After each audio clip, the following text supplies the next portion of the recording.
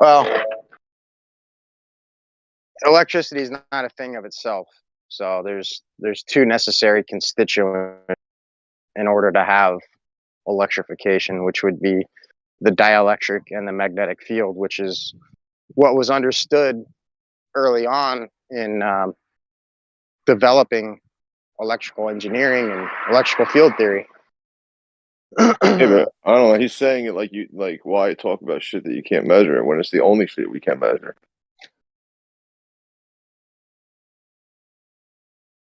Even the guy talking about his testing at different latitudes, you know, what are you you're saying you're testing gravity, but you're just testing the the magnetic pull or the shit like that. I was going to bring up earlier about the you've seen the Pacific and the Atlantic Ocean, where they meet.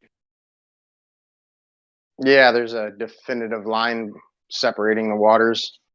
Right. I mean, it's kind of comparative. There's no need for this hard shell barrier or something like that. Right. Well, I was trying to point out, like, for example, like the wind. Like, we can't necessarily see the wind, but in contrast with something, we can see the wind. Like, if you have a leaf blowing in the wind, that, it's contrasting what the wind is doing. So, anyhow. Yeah, I think it's a bad thing to get away from, because part of the thing that, opened me to flat Earth realization a little while ago was that there's no gravity. It's all electrical and magnetic. There's no other forces. There's just this electrical force and this, they're measuring and applying. You're measuring this and applying it towards fucking Saturn, like from Earth. Like, it's ridiculous. So it's a bad thing to get away from. You have to call it ether. I don't know.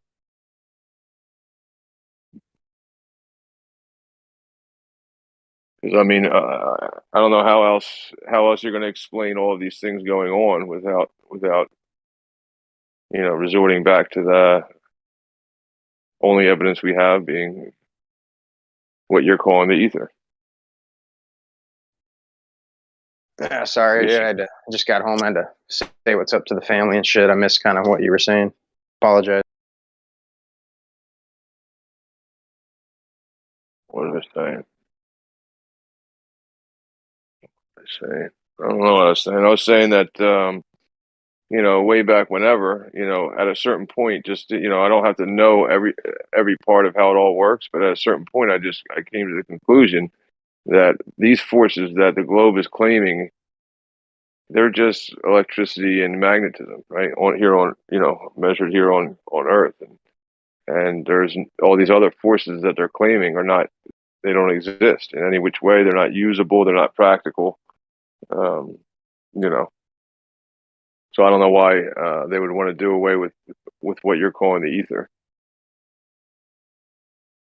since it's what to most flat earthers kind of like they come to this understanding that those other pseudo forces don't exist. The only real forces are the ones that we use, which are the ones that you're trying to kind of pull back in. Right, and pretty much all of the claimed proofs of rotation, like precession of gyros, Foucault's pendulum, the weight at different latitudes, even Cavendish.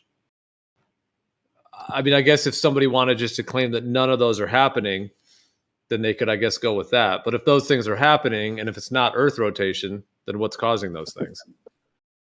Something is causing it. If you want to call it, call it any name you want to call it, but there's something within the medium that's causing those movements, and they've attributed that to Earth spin. So if you want to try to eradicate that there's something like ether going on, then now you'd have to explain those, and then you're kind of up shit creek without a paddle, as they say. Like, you'd have no way to explain those things in any other way. And the other guy said a second ago that the pseudo forces aren't real. They're not actually forces. So you're telling me that centrifugal and centripetal forces aren't real? We just imagine these things happening.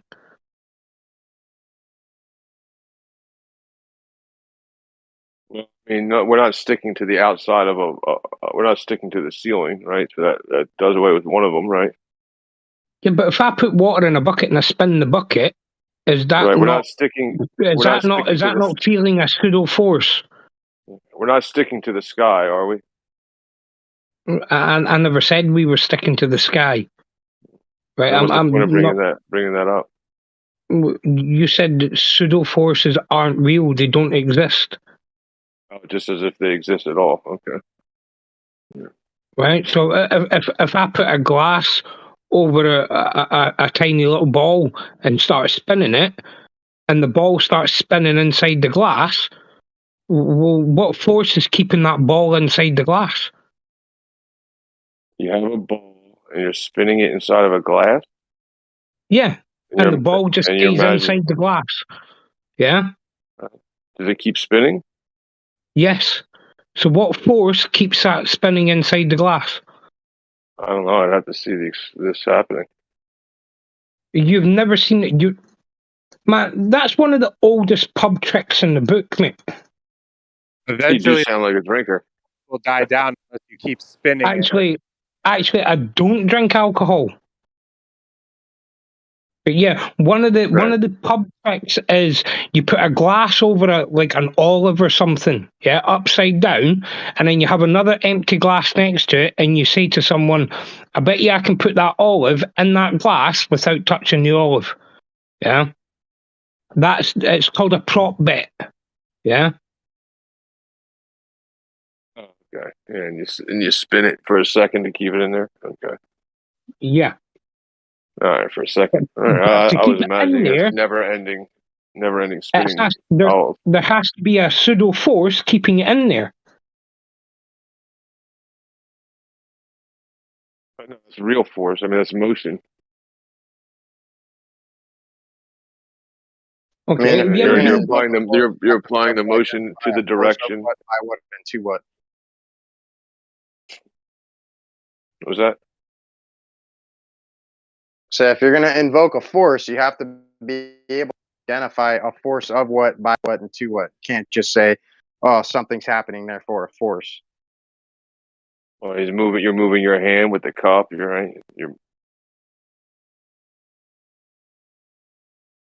Well, a whole force is an demonstration. action done. It's not a thing of itself. Yeah, you're applying force to it. You're moving your arm with the olive with the cup. You're pushing the ball, whatever, right? Or olive or ball, whatever he was using. Or let's say you go to the shows, or you call it the fair, yeah, and you stand inside. Over here, we call it the sticky wall, yeah. You just stand inside it, and it starts spinning, and then all of a sudden, it throws you back against the wall, and then you're stuck there. Yeah, you can't get off the wall. Yeah, hence why we call it the sticky wall. Yeah, the gravitron, right? We call it. Yeah. Yeah, right. Right. But there is a force keeping you stuck to that wall. Yeah. Right. From the spinning of the ride. Right. Right. So we're not walking on the ceiling of Earth, though. We're not walking on the sky. But I hear what I guess if we're not talking about. I know, but you keep using examples of sticking to the outside of a container. So yeah, but that's because you said pseudo forces aren't real, and I'm giving you examples of pseudo forces. Forces only happen, right? Because when that thing stops spinning, the force goes away. Yeah. That's why we call it a pseudo force, because the force only appears when something else is happening. Yeah. But when that something else stops, the force goes away. Yeah. That's why it's called a pseudo force or a fictitious force. Yeah. Doesn't mean the force isn't real. It just means that to have that force, something else needs to be in play. Well, I would say centrifugal divergence is the force and motion vectors of magnetism. And I would say centripetal convergence is the inertia and acceleration vectors of the dielectric towards counter space.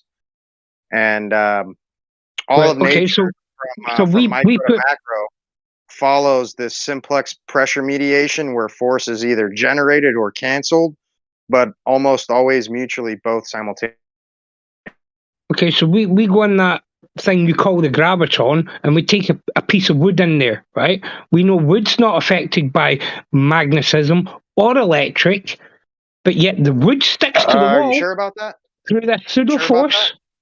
I Yes. can take a wood pencil and stick it to my wall using electrostatics. Are you saying that electrostatics has nothing to do with electro or magnetic forces? You just said a pencil. Yeah. What's Yeah, in the a number middle of 2 a pencil. pencil? What's in the middle I could of the take a piece of pencil? wood. I could take a piece Why of are wood you and do not it. answering the fucking question? What's in the middle of the pencil? Well, in America, it's not Is lead it like not you're lead? thinking. Is it not No, lead that's in the middle of the no. pencil? We don't use lead. No. It's graphite, but Yeah. See. Yeah. but you can make so wood float. I mean, yeah, you that's can make wood float, wood chips float. But you're both right. I can take rubber, I can take plastic, I can take wood, I can take metal. All of these things will adhere to electrostatic cling or forces. So, I mean, you don't need something rotating in order to defy gravity.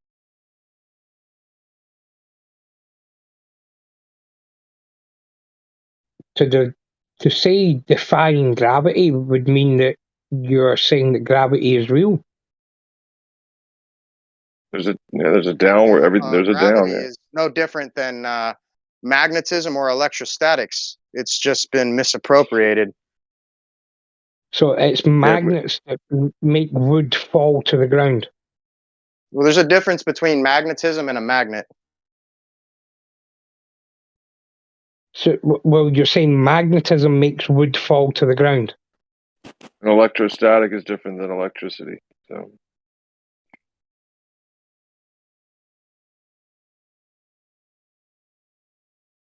So if that's the case, then why don't the lumber trade use powerful magnets to pick up trees and shit instead of other machines? Probably will one day. Well, technically, I didn't say magnetism, and if I did, I might have misspoke. But I said electrostatic cling, which is essentially similar. Electrostatics is similar, but it's not quite the same. So, what do you want to talk about? You want to talk about that, or you want to talk about gravity, or you want to talk about magnetism? What do you want to talk about here? Well, I just jumped in because the other guy said pseudo forces aren't real. Yeah, but they are. The fact that we know them, yeah, we give them names, and we know what causes them, or what we have to do to cause one. You're making a claim because you can swing a bucket of water that the entire Earth is swinging.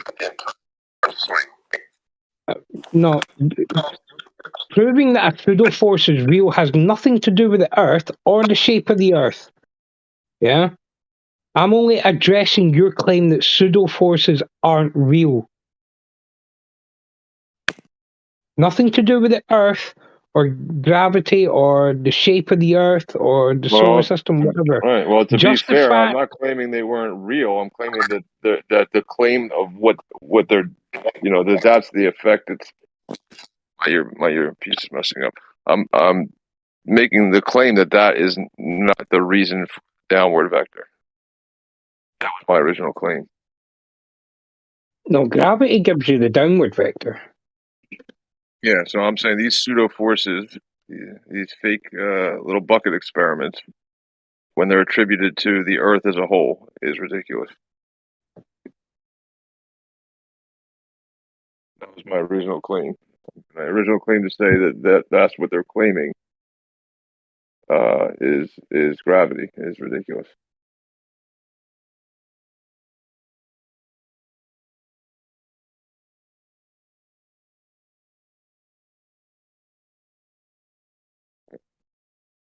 You can't do these experiments on a very small scale in like your bathroom with a toilet water, spinning clockwise and counterclockwise. It's just ridiculous that a toilet is telling you where you're standing. Yes, it's ridiculous. You're absolutely right. It's not a proven. It's not a proven fact anyway. Gravity. It's a theory. It remains in the theory realm, unproven. So Isaac Newton totally disagreed with the mass attracting mass, didn't want his name ascribed to it, and now it's Einstein's bending and warping of space-time fabric, another unproven theory. So you have nothing but presumptions, assumptions, and fantasy. It's shit world. You live in a shit world, mate. Tied to a toilet, and the way it, the water flushes. It's So taking this little ride at the, a merry-go-round, and now the Earth is a merry-go-round. It's bonkers. Like if you step back and really think about the proof, it's bonkers. Or even a gyroscope that you hold in your hand. Even the idea that a gyroscope that I'm holding in my hand tells me the entire Earth is ridiculous. Yeah, the entire Earth is moving. Now, yesterday I had a little discussion, a little debate in the Gem Panda survey. They were talking about these gyroscopes, magnetic ones that point to true north. So I was addressing the listeners in the chat room. I said, look, ladies and gentlemen, we cannot believe what we're being told here, because we can actually know. What we need to do is take that instrument and open it up. And I guarantee you will find a very clever trickery inside the engineering of that device, because that device is not proving Earth is moving, because Earth is not moving. So, if you use the Sherlock Holmes method, and that is if you remove all the impossibilities, whatever's left, no matter how improbable it may seem, has to be the truth. So we know that the Earth isn't moving. We can't prove it. They're giving us a device that's stating that fact. But let's open that device up and see what's inside. And you'll find it's clever trickery designed to simulate that the Earth is moving, but it's just rubbish. Do you know what I mean? Okay, Jen, here's something for you. Every time we move water, it eventually stops and comes to a rest. Yeah? All right.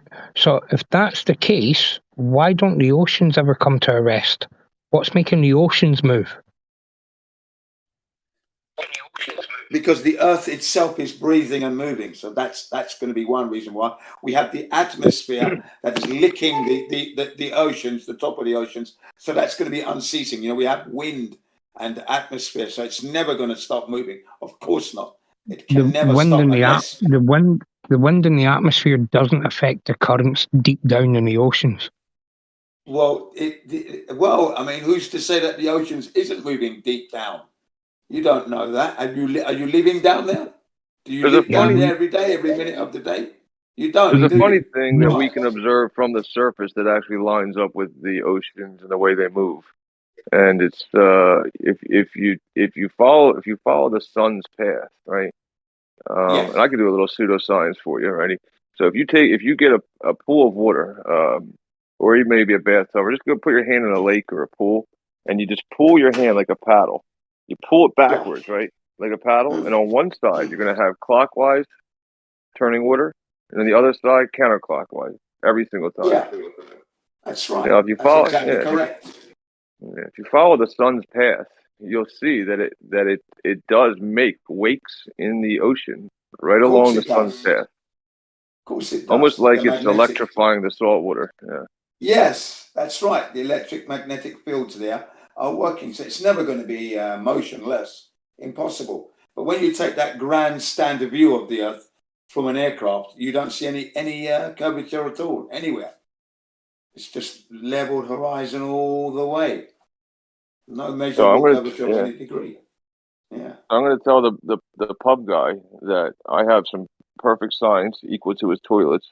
Now this one's a bathtub science. You just put your hand in the bathtub and pull your hand, and you're going to watch how tornadoes spin clockwise south and counterclockwise north. Yeah. Directly correlated with the sun's path, not the equator. Ridiculous, yeah. And also, just a few moments ago, I say a moment, maybe like an hour ago, had a discussion on the railgun again, because when I first heard about it, the headlines were, "Railgun proves flat Earth." And I thought, yeah, what's that? Let's have a look. This is back in 2016. Yeah, and indeed, the projectile that is fired from that railgun leaves the muzzle at 7.5, Mach 7.5. That's 6 miles per second, and destroys the target 120 miles away at Mach 5. So the kinetic energy there is there. They're trying to argue that it's following a curved trajectory. I said, no, it's not. Not at those speeds. At those speeds, that is a linear straight line. There can be no curve at 6 miles per second. That's impossible. It's obviously going to lose altitude, but it's not due to it curving. It's dropping. It's going to drop. But that is not a curved drop. That is a straight line linear drop.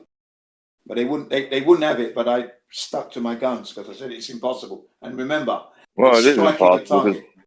Say that, go ahead. Yeah, well, to them, like flat is curving at the same time. It's it's strange to wrap their head around it. Yeah. Like when I realized that that's what I used to believe, it like blew my mind. I was like, oh my god, wait, flat, wait, horizontal, wait, but curving at the but to them they come to grips with it and they embrace it. I don't know how. That's right.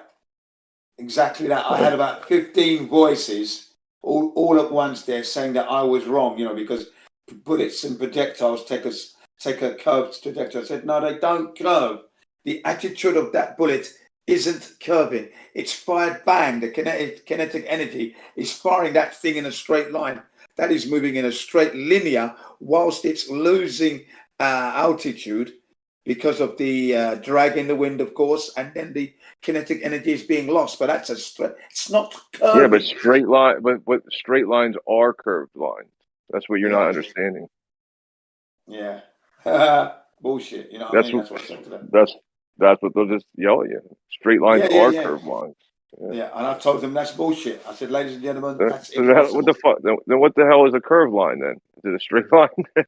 If I curve the line, is that a straight line? Yeah.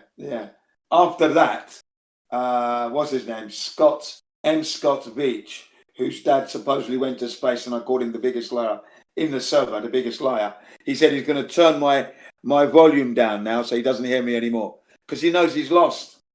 He lost it then. He lost it yesterday. He's lost it ever since I've known the guy. Did he go on a podcast with Dave Weiss? I'm not sure. Yes, I know there's an ask. Yes, he did. He did. That was the Flat Earth podcast. Flat Earth podcast. Yeah. Absolutely, you're correct. He seemed like a pretty nice guy on that. Is he not nice anymore? Well, he's not. He's a liar. He's an amicable liar. That's what he is. That's what I told him. Told him that straight to his face. Yes, I watched and listened to that podcast. Brilliant podcast. He was still pulled out. Generism was still pulling him out on that, calling him out, wasn't it? Generism wasn't fooled with his nice as pie demeanor. No. Wait, people. You're saying M. Scott Veach went on to David Weiss's Flat Earth podcast? Yeah, that was back in 2017, I believe. Yeah. Well, he didn't have that podcast back then. You might be thinking of a different. Okay, 2018 then. 2018 for sure. I might be thinking of somebody different. So all I remember. No, it's him. Scott. It's definitely him. It is. Yeah, because it was Dave Weiss. It was Dave Weiss, Generism, M. Scott Veach, and one more. The other guy that was with them. That's not there with them now. Curious J. That's it. And Curious J. And Curious J was always being sarcastic in that podcast. Yeah, and I remember I just remember the Glover dude was like pretty happy go lucky. I just think so. That's right. That's right. He had to put on that demeanor because he was under pressure from all three of them. Remember, he's in the Flat Earth podcast, and the questions were coming in thick and fast. Yeah, that was good. And now he's like an ex-NASA guy who's just hanging out on Gem Panda's server. Like, what's he doing with his life? Gem Panda server, and he's like, he's trying to be like the voice that knows all about everything. But I shoot him. You know me anyway. I'm just shooting him down, talking through him, destroying him. I said, your dad is a liar. You're a liar. Don't give me that nonsense. Ladies and gentlemen, you have no right to believe this man. Unless you can go to space yourself in that rocket, you have no right believing in that nonsense. And they don't. Hold on, Jen. According to that logic, therefore, America doesn't exist because I've never been there. Not necessarily. What do you mean? You just said. Hold on. You just said that we can't believe space is real because we can't go there ourselves personally. So if I can't go there personally, right? Therefore, it does not exist. That means America does not exist. Brazil does not exist. That's what Australia you're saying. No, that's what you're saying. No, I'm not saying. I would I'm say not that saying combined with the issue that it's in contention, along with the issue of the physics, is a problem. Like, there's no physics issue in America. It's not in contention that it exists. It's not like privy to only a few people. That's right. I've never been there. I've never seen it. Therefore, according to Jen's logic, it's not real. I've been there. I've been to America, so I know it exists. I've been there. Right, but you said that if I don't go there personally, then therefore I can't believe it exists. You have no right in saying that they went to the moon when you were not on that rocket. It's secondhand information. We know that the physics and the technology, we don't have it. Not to mention God's natural law. It's a violation of God's natural law. God hasn't given us that permission to go. We don't have it. Yeah, but you're telling me that you've been to America. That's second-hand information, and that for you according to your logic, I shouldn't believe you, and I shouldn't believe America exists because I've never been there. I can give you evidence that I have been there. You can watch a video of me in America. You can see me eating American food. You can hear American voices. Hang on a second. You can hear the traffic. You can see the hotel that I'm at, and you can check it. And if you're not satisfied, you can actually go there yourself. That's the thing. So it's verifiable. It's provable. It's repeatable. Fake CGI. It is. No, America doesn't exist. Now you're being willfully ahead of a dick. Yeah, Highlander, if you want to think America doesn't exist, obviously, if that's your level of discernment of truth, that you think the United States doesn't exist, obviously that's your prerogative, that's your choice. However, it is very different because the claim of an outer space is a completely different form of physics, first of all, that they're claiming is out there, and totally different, you can't breathe air. It's essentially like an alien environment. So to make that claim that there's this different physics, this different environment is much different than saying there's just another section of land very similar to the one you're on now with the same physics. So those are pretty different claims. Yeah. No, I'm just using Jen's logic. Yeah. My logic is sound. And showing how his logic is flawed. It's not flawed at all because it's one of integrity. That's what it is. It's not. Of course it is. It's a high standard of integrity and honesty. You know what I mean? Especially when you know God's laws. When you know God's laws, and then you know that NASA's lying. For example, they had to contend with cosmic ray particles. Now, cosmic ray particles are supposedly leftovers from stars that have exploded and died, and then they throw this matter out into the universe, supposedly, yeah? And now these things travel at almost the speed of light, which is to the tune of 670,616,629 miles per hour. Now, in order to contend with that condition, that environment, you would need 2 meters thick of shielding, the experts said. And they said for every second, there are 4 particles striking 1 square centimeter of any surface there. So, that's like it's like being in a monsoon. So how did they contend with that? Not to mention the vacuum, not to mention the radiation, and then the radiation belts, of which there are 3, with no shielding at all. See? Now you're quiet. Now you're quiet, Jock. Yeah, that wasn't his logic. His logic, it's anybody's common sense logic that, hey, if only 10 people have ever gone to this place, then there's a problem. Globers have the same problem with Antarctica. There's something sneaky going on there. We don't know what it is, but not enough people have been there to verify what's going on. There is there's a fantastic video out. It's only 2.5 minutes long. It's called the Foucault pendulum hoax. And you watch it, and everything they tell you about the Foucault pendulum is that it's being perpetuated with a magnetic motor energy. That's how they keep it going all day long. So how is that proving that the Earth is spinning? Ridiculous. 2-minute video. Well, I'm going to post it shortly. I still say if the Foucault pendulum proves that the Earth is spinning, then I can just fly a helicopter up and just let the location come to me. Only if the Foucault pendulum is real. That's right. Exactly. Jin, how are you? Oh, I'm very well, thank you very much. And how are you, sir? Not too shabby. Good to talk to you again. How's it going? Yeah. Oh, it's been a while. Yeah. I'm on firing on all cylinders as per usual. Yes. How about yourself? My fellow courier. My fellow. Yeah. Haven't seen you in a while, so yeah, it's been a while. I've been busy, but good to talk to you. How is everyone tonight? Oh, everyone's okay. Cool. We're talking about the hideousness of the heliocentric model and how why it doesn't exist, and and space travel, for example. Yeah, we were, and then the competition ran away. All right. Yeah. Oh, someone. Okay. All right. I was basically saying we don't have the technology, we never will.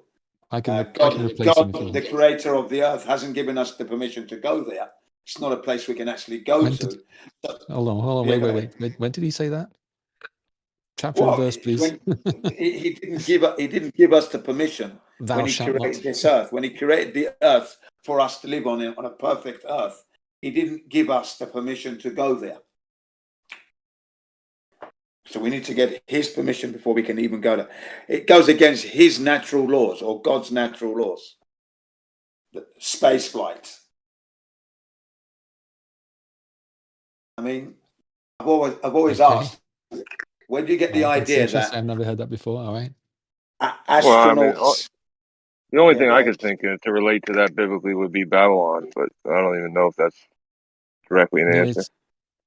From my perspective, it's just exploring somewhere else, like exploring on a big ship and going somewhere that no one's ever been before, and it's impossible up to that point, and then they figure out how to do it and get there. No, that's just the thing. They haven't figured out anything. So it's all one massive deception. Right. Well, that's the claim, right? So yeah, we can. Well, that's we the can fact. argue about that. That's the fact, because, like I said, where do you get the idea that a human being can float in space, for example? There's spacewalks and they're floating whilst they're moving at 17,500 miles an hour in a linen suit. In orbit, yep. No, it's not in orbit, because we don't have no globe there. That's not been established. So if someone does that, would be in orbit. So it would be a supposed orbit. It would be a supposed orbit because, like I said, Earth as a globe hasn't been substantiated to any degree. We haven't got any curvature, no spin, and you can't have air pressure without containment. So these things have to be fact proven, locked in. You haven't got that done yet. What's more likely? Can you float when you go really high? Do you think you might float? I mean, I think you might. I don't know. It gets thinner and thinner, right? No, no chance of that at all. What would happen? Okay, if you disagree with that people have done that, that's one thing. But then the other thing is to say that's not possible to do. And I don't know why. We don't have the physics or the technology to do that. We don't have the tech. I understand the technology there, and we don't have that technology at this point. We never will. Secondly, when you go up and you keep going high, when you go high, what makes you think suddenly you get buoyancy? How do you know this? Because orbits are not out of the realm. We're not talking about physics. Orbit here. I'm not talking about orbit. That is what we're talking about there. I am talking about going just straight up. Leave Earth, go straight up. So we're not orbiting anything here. We're just going straight up. All right. And then suddenly you're going to start to float. Okay. No, that's not possible. That you can't right now. We don't have the technology to do that. That's true. Straight up. Well, you don't go straight up to orbit because you need to go sideways a lot. You need a lot of sideways. Yeah, you need to do orbit velocity. No, he doesn't understand orbital mechanics. He doesn't fucking understand orbital mechanics. He refuses to. You can't just go straight up. No, it's not that I don't understand it. No, you don't understand. It doesn't exist. It Yes, it does does. not Right. exist because we Yes, can't it does. replicate that down here on Yes, Earth. we can't can. replicate it. Yes, we can. No, you can't. You We can't. do it. can't. We do it like true. once a week out of I've never Kennedy. seen anything orbiting a spherical ball. You can't. Show You me can't that. replicate orbiting. Oh my the God! Earth. You want to have do it on orbit the Earth? Show me that in a vacuum. Oh, You you can't, want of it course in you a can't. lab? You want it in a lab in a bucket? I want it in a vacuum chamber of In a lab, something in a a bucket, spherical ball floating in a bucket, in the vacuum. Show me that. No, that's not. Show No. me. in a vacuum, in a bucket, in a lab, I want you to show me that in a vacuum chamber, in a bucket, something orbiting a spherical ball. In a lab. You can't. in a lab, on Earth, in the gravity well of Earth. Gravity has nothing to do with it. You show Yes, me it that. actually does. Has everything You to do show with it. me that. You That's see, you what- can't. You that's see, you what- can't replicate it. You Yes, we can't can. replicate it. You've got a Yes, problem we can. That's It We can cannot be that's really a replicated. case of You what can't. happens Show me. once you've rejected basically all the physics. You can say that, but if you accept any physics, you have to accept. I'm not saying you have to accept all physics, but you have to accept a bare minimum of physics to be able to figure it out. And if you don't, you'll never figure it out. And that's kind of As that's far as I'm understandable. concerned, I understand physics to the point where it's No, going you against. When No, you're you talking don't understand about physics orbit, anywhere near well enough. when you're talking Let me about finish, let me orbital finish. mechanics and the speed of 17,500 miles an hour, we have nothing that can travel that fast. Yes, we do. Hang on a second, Yeah, please. we do though. That's the thing. I will finish. Okay. Falling around an object that hasn't been proven to exist requires a belief. Rockets? There is Rockets no don't- confirmation of this. Yes, there is. The Apollo rocket could do that, and that was in the 60s. The Apollo rocket didn't do that. If you look Yes, at the it did. physics of how much fuel they had, the power of the rocket, the weight of the rocket, and just work it out, that's not impossible. According to That's Stanley Kubrick. very doable. According to That Stanley isn't Kubrick. No, there are That's what I people mean. who. That's not out of According realm to of Stanley physical- There are Kubrick. people who watched it. physical possibility.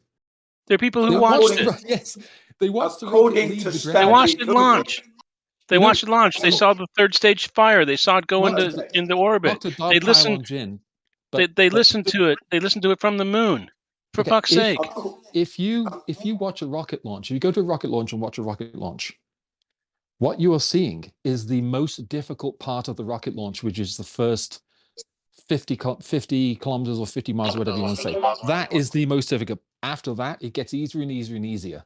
But just actually physically getting that huge, massive rocket, a foot off the ground, that's the hardest part. So if that can happen at all, then there is, once you get to that point where the rocket is now off the ground, then there isn't any reason why it shouldn't be able to complete its journey. And people watch it just do just that. Ladies and gentlemen, rockets do not go to How many space. rocket launches have you gone to, Hugh? How many launches have you seen? I've been to quite a few. Yeah? And quite a few. Yeah. First of all, at no point did you ever see them actually fall into the ocean. You see them go into orbit. But the fact is, no. It's the most expensive You see them part get and out most of your difficult range part. of vision. They get angularly too small for you to see. I live in Florida. I do it all the time, my man. Okay, There well, you go. here's the thing about that. Have you ever filmed a rocket falling back into the ocean? And if you want to go and do that, Nope. then Have I'll you believe ever rockets fall back into the filmed ocean. from the ground a rocket breaking through the Kármán line and going to the moon from the ground? Have you filmed that? No, I haven't filmed that, but there are some people who have Well, filmed there that. you are then. SpaceX has unbroken video footage, for example, and people go there and watch That's it. all bullshit. But That's all the BS. problem is you're skipping over the first part I said. You're skipping over it. No, we're The not. first part I We're said not is, at all. We're once you not at get all. the rocket off the ground, that's the most difficult part. And what you're saying is, Cool story, it's man. literally, Cool story. and then cool story. So what's the point? So once we got the rocket off the ground, now everything just magically takes place because that's the hardest part. So ergo, the rocket gets off the ground, meaning it goes to the fucking moon, just because it got off the ground. Is that what you're trying to imply? Since we got past the hard part of getting it off the ground, it's automatically going to the moon. Is that what you're trying to insinuate with this line of logic? And we actually have, ladies and gentlemen, we have Stanley Kubrick informing us that the Saturn V rocket couldn't carry the payload to get them to the moon anyway. It was impossible. And then we have Don Petit. Stanley Kubrick is what now? A movie maker? That's correct. Yes, he made. So what would he know? What would he know about rockets? I am. He made the film called 2001. Yeah, he's a movie A Space maker, Odyssey. not a. It's the best science fiction movie of all time. Yeah, but he's still a movie maker, He also not a scientist. made a film called The Shining. Yeah, he also made The Shining. He made Barry. He made Barry Lyndon. Are you on to Kubrick now? Okay. Yes, he made. Someone saw a photo with Kubrick with some NASA people. Therefore, Kubrick filmed the moon landings. So he made what was that movie in World War One? It was really good. Yeah. Here. The moderation might be necessary. I'm just going to keep. Sorry, I know we were talking. Like I said, Stanley Kubrick in his film called The Shining now, which is a Stephen King psychological horror. I don't know why we're talking about Kubrick. Because he informed us. I'm telling you now. He informed us that he was the one who instigated and directed the moon landing hoax that we watched on TV. That's complete nonsense. There is no evidence of that. You saw a photograph of Kubrick with some NASA people, and that's your evidence. That's such shoddy evidence. It's laughable. There is a scene. There is a scene. Oh, you right. will let me finish this, so you will actually learn about Stanley Kubrick. He also made Eyes Wide Shut. Listen clearly. He also made Eyes Wide Shut. We talk about that for a while. Oh, right. I require 30 seconds. That one's a lot more interesting. I require 30 seconds to articulate. It's so silly. How about we talk about Barry Lyndon for a while? That was filmed all in candlelight. Does that mean that the Apollo rockets were in candlelight? Okay. 30 seconds. Jen, you can't just equivocate that. Scene where he's talking where you see the yellow Volkswagen Beetle. Where you see the yellow Volkswagen.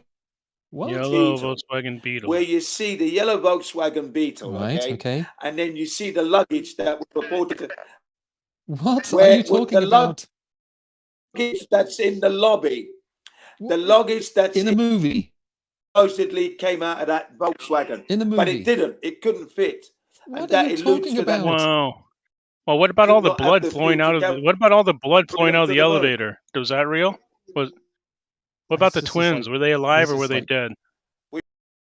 Dear me. All right. Well, this is all right. No problem. This is good. His evidence is something in a movie. No, his evidence is not only that, but it's a ghost movie. Use The Shining as his confession vehicle. That's okay. Yes. That's too. That's correct. That's too silly to even answer. Sorry, I want to talk about Eyes Wide Shut. How's that fit in? Did they have sex up there? Or that purports to the deaths of the astronauts. That goes beyond science. You see, what's the trouble is you pretend that you understand science.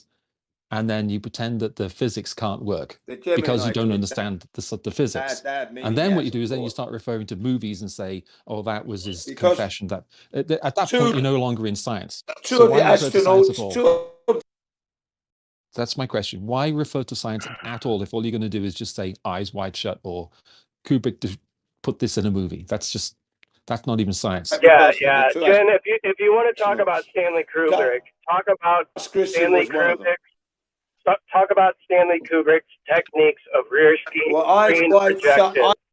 If you want to talk about Stanley Kubrick, talk about his techniques of rear screen projection and how this helped him within the filming of 2001: A Space Odyssey, the precursor. It is very interesting. Yeah. So, Jen, can you give me a second, Jen, instead of talking over me?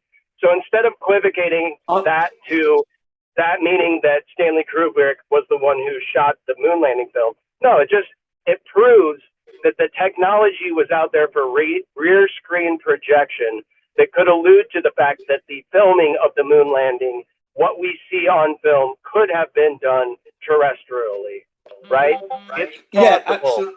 Yeah, I wasn't talking to you. That wasn't me. That was the other guy that spoke over you, not me, man. Okay? All right. That's still not true, but okay.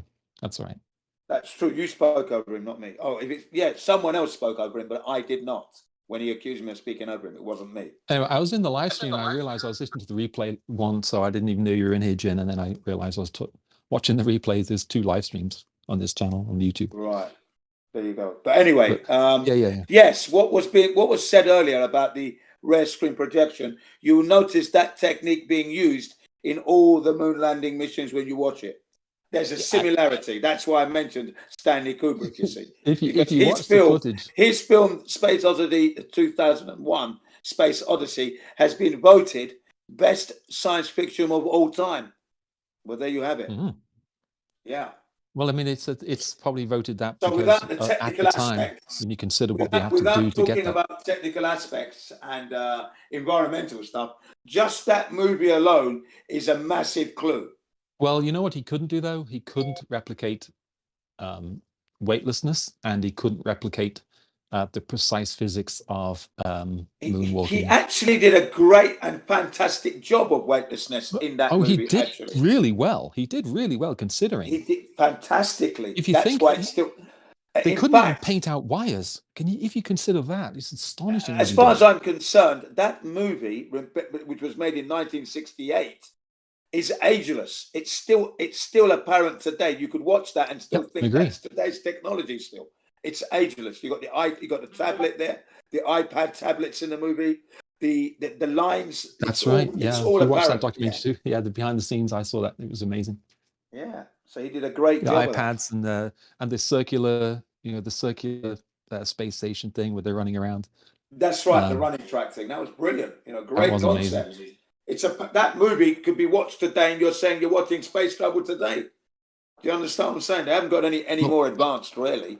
So what you'd need to have a really, really good, compelling case is you'd need behind the scenes photographs that someone would sneaked in using a pinhole camera or something on their tie or something like that, right? Taken with Stanley Kubrick and Neil Armstrong, with the helmet off on the moon set. Anything like that would be really, really good. We've got Von Braun. We've got Von Braun walking on the moon set. Oh, he was on the moon? He was on the moon set. He's walking on the moon set in the studio. We have him in his suit walking. Yeah. So, we do have that. No, what I mean, though, is caught in the act of actually filming it. We've got the closest, the closest we have to that. The closest we have to that would be Von Braun, actually a picture of Von Braun walking on that set. We have that. Yeah, so they didn't hide and we've also got clips of people walking onto the set and then just being clipped out, white shirts, assisting the astronauts. Right. Okay, but what I mean by is you don't have anything that's sneaked out, like someone photographed Von Braun there on the moon set of some kind, right? Okay. Yeah. That wasn't someone sneaking in and just saying, "Haha, I caught you." This is them showing this and making it public. Yeah. It's the same thing with the neutral buoyancy lab. You don't have a situation where people have discovered it because they found out somehow and then it's a whistleblower. You actually have NASA showing you the neutral buoyancy lab and then using it. Right. So that's correct. But we've got video footage of them when they're supposed to be out in space. But we break down this video of that. But I don't know about you, but if I wanted to fake something, I wouldn't show you how I faked it. Divers are dressed in black, assisting the astronauts in their moonwalks. But I wouldn't show. If I was faking that sort of stuff, I wouldn't even tell anybody about the new the NBL. I wouldn't mention it at all. Because you would never hear about it. It's too big to hide. It's too big to hide. Too big to hide. It's a lot of money. How do they train? Everybody wants to know how they're trained. So it's too big to hide. But they hid the set where they filmed the moon how they train their astronauts. They have to show it. They have to. But there's no.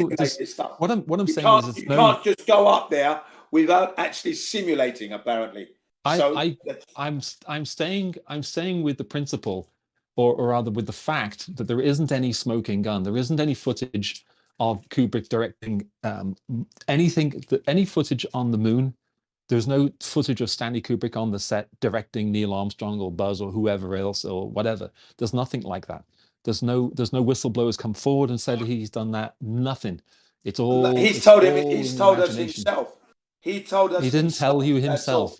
He's told us himself in the yes. He's told us himself through his movie known as The Shining. That's where it is.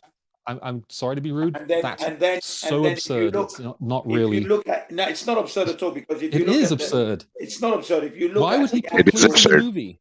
Why would he put it in the movie? If you look, if you let me get this out, if you look at the similarities between the moon landings missions and that 2001, the similarities are uncanny. They're right there in your face. Don't tell me why he would put clues in a movie. What sort of criminal? I mean, have you been watching Bond movies or any of these type of movies where there's, where the criminal leaves a card, like the Joker or something? Yeah, like Raffles, Raffles. You know Raffles, the burglar, the jury thief. Yeah, he leaves his card behind in a glove. Okay, I'll give you that. But here's the thing. So here's the thing. Something as massive as the moon landing, you would not want to do something like that. Especially not put it in a nationally released movie. What is somebody's objective when they're writing a movie, right? You think it's to just write a fantastical story, or you think it's to maybe to really express their truth and their perspective on something? If you believe everything is a conspiracy, then everything is a conspiracy, including just when you write a story. When you write a story, isn't it to express your truth and what you find meaning in and what you think is real and not real? No, Star Wars wasn't written for that purpose. Yeah, that would be Lucas films in that. But listen, it'd be an extremely suggestive. It's an extremely suggestive suggestion. They can put in elements. They can put in elements of morality into movies. For example, in Aliens, you have the guy who's instructed by the Weyland Corporation to allow some of the crew to get impregnated with the alien and bring them back. That was part of his plan. So that's immoral. That's part of the movie, and that's part of the message of the movie is that this guy did something immoral. Don't do stuff that's immoral. And the other one is taking care of Newt, the little girl, right? That's part of Ripley becomes a mother figure to this little girl, as well as being a kick butt, I don't know this movie. What is it?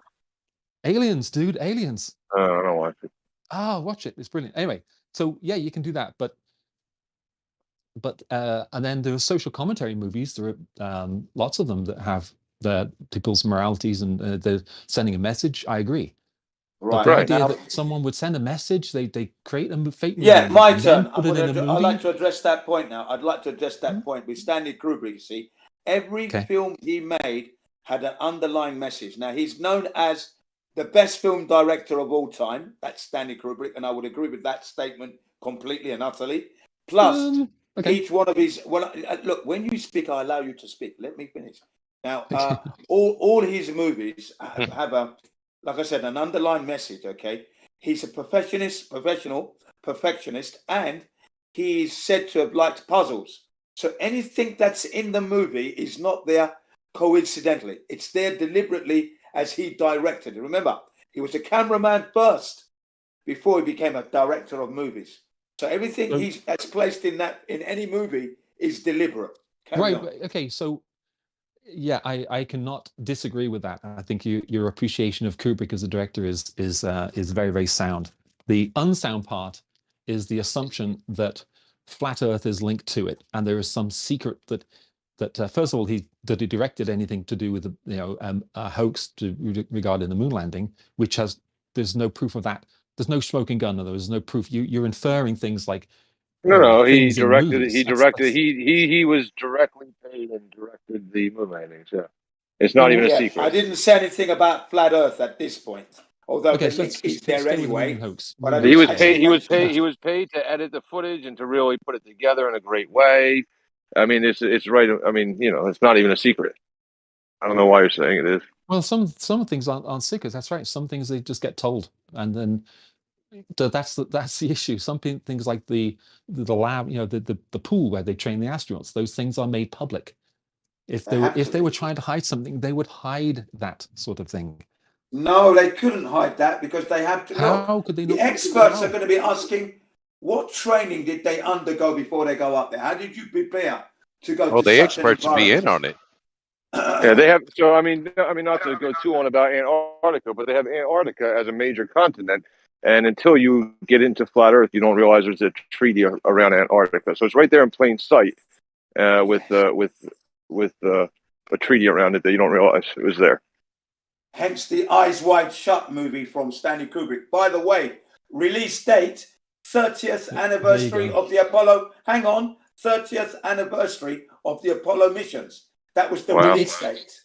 I'm not going to be. That's I'm not, good. you know, I sound That's like like I'm that's like the trying to planet be Pluto mocking, and the but dog Pluto. Yeah. it's. I'm not trying to be, and no one should. I don't want trying to be mocking or anything, but that's so circumstantial that It's not. It's not. It goes Not at all.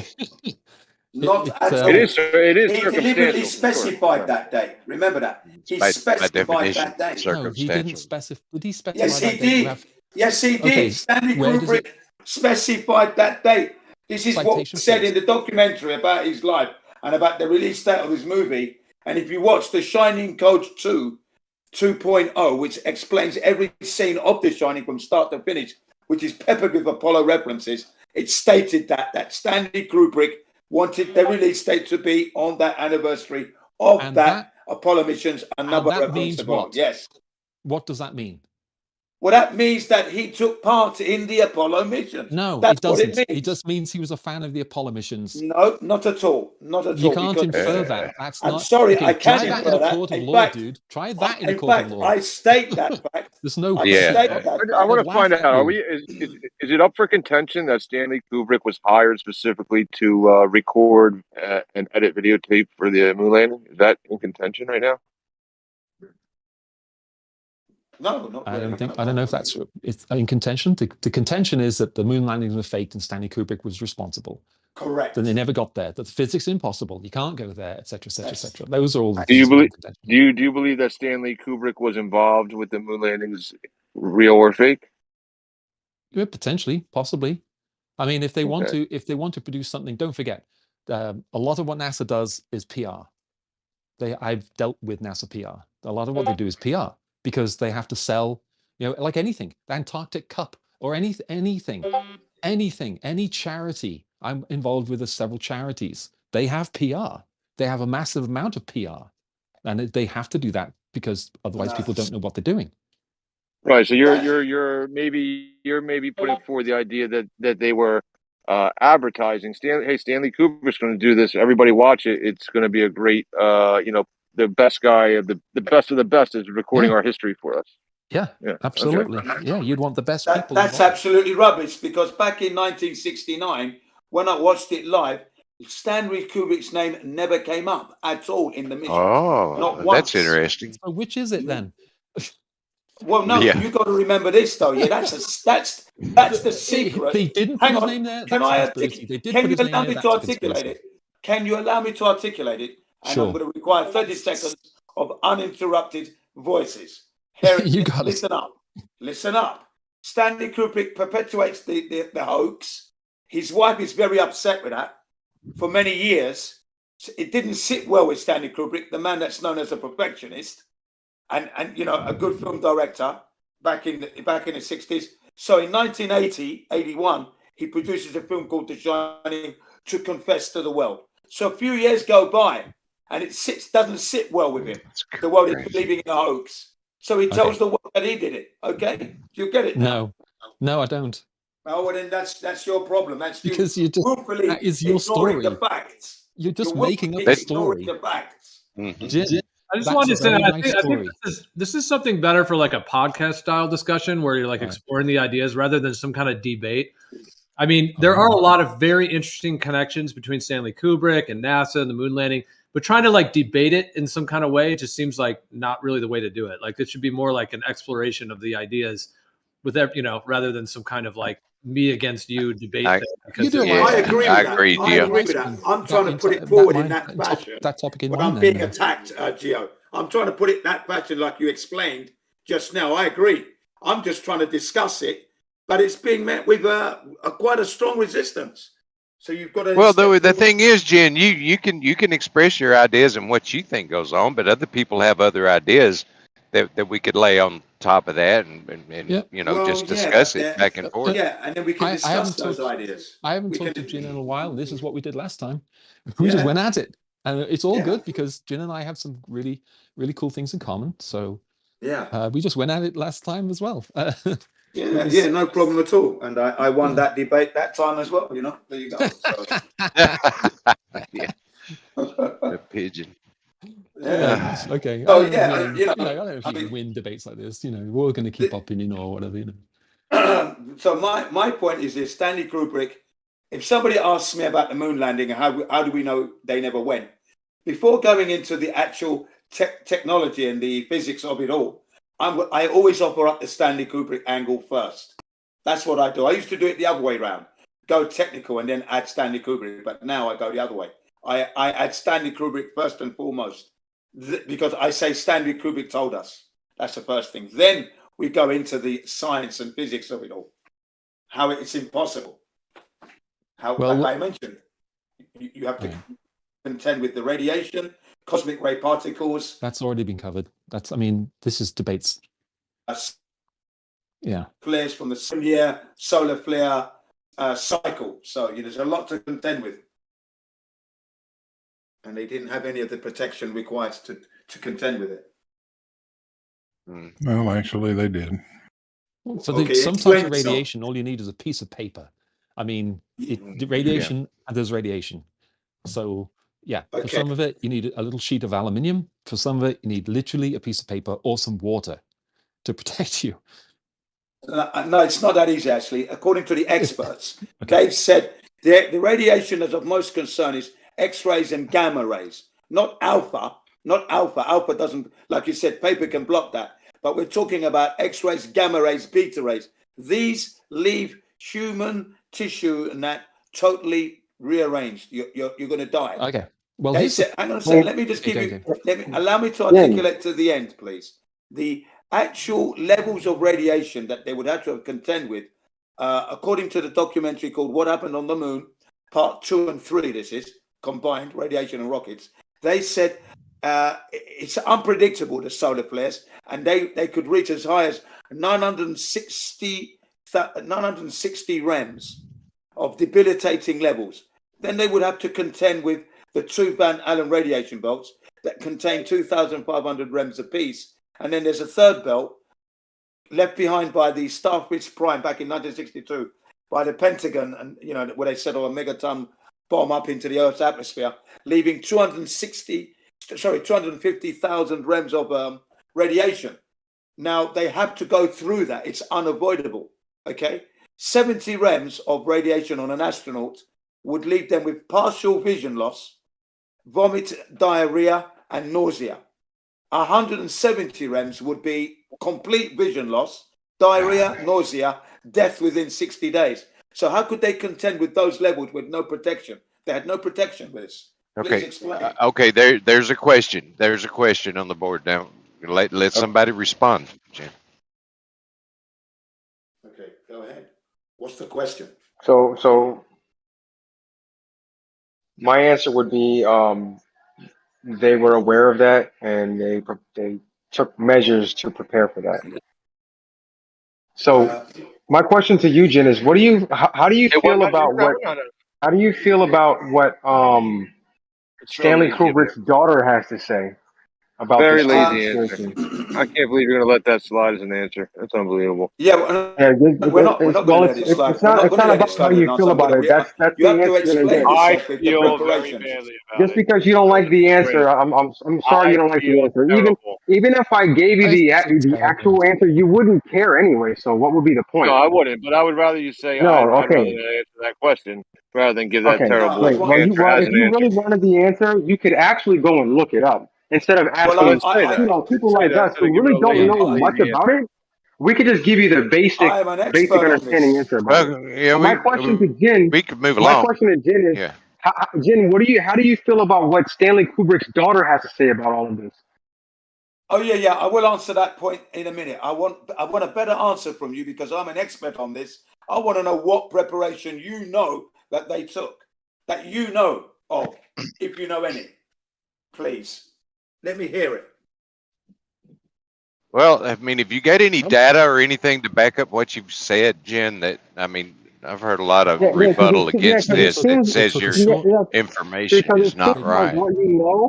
It seems like what you know, you've kind of just taken from what you've heard from other conspiracy websites about the Van Allen belts. Yeah.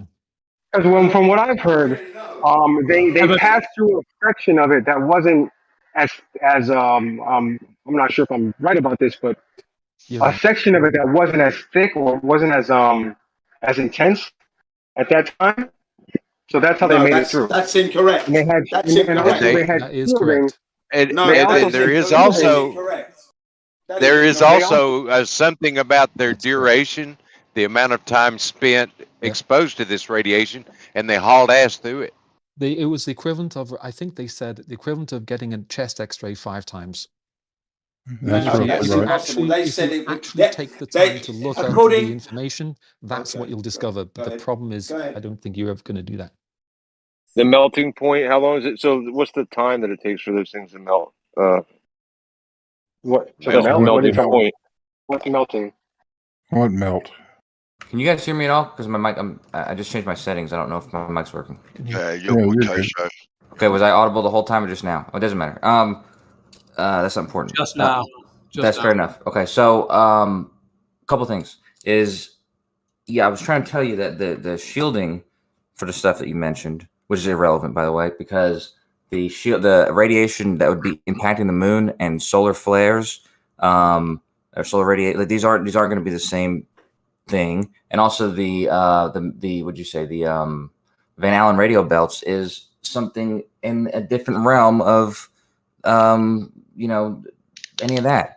So what you're going through when you go through the Van Allen radiation belt, when you go through the radiation belt, you're going through a bombardment of charged particles that are trapped there. Okay, that's fair enough. It has nothing to do with solar flares or anything like that, though. So what I think B-Baller had said though is they went through the thinnest part, or the part with the least amount, and this is true. Impossible. This is not impossible, Jim, because if you've ever seen out of the magnetic field on Earth, Jim, if you've seen a layout on the magnetic field on Earth or any magnetic field whatsoever, you can see how they're diagrammed, and you see where there's the part where most of the magnetic field would be, and then you see that the poles where there's almost no field there. You're talking about Florida here. Florida. Cape Canaveral, nowhere near the poles. Out the north or south Cape Canaveral is nowhere near the poles. If you were to leave, they didn't leave. Nowhere near the poles, Cape Canaveral. Nowhere near the poles, Cape Canaveral. If you actually do the research, and the Van Allen radiation belts, let me give it to you straight ahead. This has been answered You've got for one 40 belt. Hang on, years. can I not finish my point now? You're just saying stuff that's not true. You're talking out your head. The first radiation belt, radiation belt is 247 miles from the Earth's surface. That's the closest one. Okay. Then you've got the next one that comes up at about 300 miles after that, and that goes on for at least 20 to 30,000 miles. That's two belts combined. It would require at least 5 hours of traveling time, including the third belt. James Van Allen belt's only 4 hours. Yeah. So you're talking a long time traveling through. And because they are dangerous, it would require a countdown as you enter that zone, and then close monitoring, and then a countdown when you exit. That never happened on any of the missions. Okay? How do you know that? How do you know that? Radiation belts are dangerous. They are so why would there be a countdown? Why would there be a countdown? And how would you know if there was or wasn't one? Well, because I watched it live, and I've since watched it again, and I've since read the transcript. That doesn't mean anything, Jim. It doesn't mean anything. Jeez. No, you weren't at NASA when they were doing this. It doesn't mean anything now. Why would there be a countdown? You weren't watching the entire mission, dude. You were watching the landing. Yes, you're going to have a countdown. Of course you are. Are they not? You have a countdown for the takeoff. No, okay. A problem? They shouldn't be a problem, or they are a problem, and you have to exit at a certain place. They understand. They understand the problem. They didn't back then completely protect against the same sort of things that we would protect against today for several reasons. One of them is mentioned what protection they had. One of them is lack of understanding of the consequences. But regardless, they even still did try to mitigate these issues. And as you see in the images, how did they? Jin, if you stop talking, I'm going to be very brief. But you're not giving us anything. You're just speaking words. Jin, I have a question for you, and so that'll be your time to respond and talk. But you need to answer my question. Hold on, Jin. I'm temporarily muting you just because you keep interrupting. So just go ahead, Coach. Please try. Very brief, Jin. Very brief. Just letting you know, me and Blue Marble had posted images that are very similar. Okay, and I'm asking you, as a very smart person as you are, Jin, very wise and smart, could you tell me how you would leave this planet if you wanted to not go in the area that had the most radiation and you wanted to maybe leave where there was going to be the least radiation? Would you be able to see on that image where you would leave? Yeah, before I answer any of your questions, you're going to have to go back and address the fact that they had all this shielding. I want to know the name of the shielding, the thickness of the shielding, who made the shielding. I want to know all this. Yeah. You're going to have to produce some evidence yourself, there, Jim. Sorry, you're going to have to produce some of your own. You're making an evidence. accusation. I'm going to post it to you, and I've done it before. It's called Ralph Renee, NASA Moon America, Bill Casing, Bill Woods. I've got a whole list. Fuck. Don't worry. A 2 or 3 hour video, probably. Oh, well, of course. So what are you, Kosha? What are you proposing? Was Say again. Sorry, you proposing for what? Sorry. Yeah, you cut out. Oh, sorry. So the weakest area of these radiation belts that you're imagining they didn't know about okay, so at the weakest areas, right? What is that effect? Quantify. What is that? Yeah. As you can tell, if you had no idea where the weakest part would be, and you left obviously in that middle part where the fattest amount of radiation would be, and you just went straight out that way, that would probably be the worst idea. However, if your goal was to mitigate against it, you may go in orbit a couple of times, and then when they go in their orbit to leave to go to the wider part and like go towards the moon, you would probably leave. You would probably leave. Say again. I'm looking for an exact number. So at its thickest part, it is 10 quadrillion radiation lumens or something, right? And at the weakest part, it's this many. That doesn't mean anything. What you're saying. No, I know. I mean, it was a made up word. But I'm saying that what you want to protect against is obviously the least amount of time. Blue Marble's about to jump in. Let him, because I gotta go anyways. Go ahead, Blue Marble.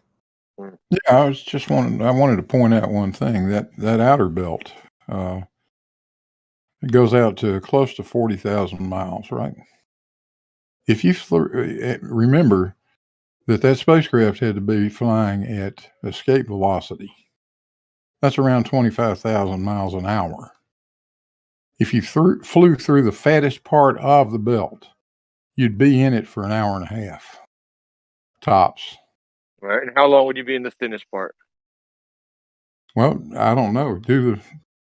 Well, I'm saying if somebody was claiming that's where they went through it was the thinnest part. So I don't know what the thickness of it is. Where they did what they could do to to fly through the thinnest part they could. I know, to minimize what? I've heard to minimize this scorching minimize the amount of time 10,000 degrees. I mean, to minimize what? To it. Minimize the time exposure to the radiation. That's all you're doing. Right, and the radiation is measured, right? Is it measured?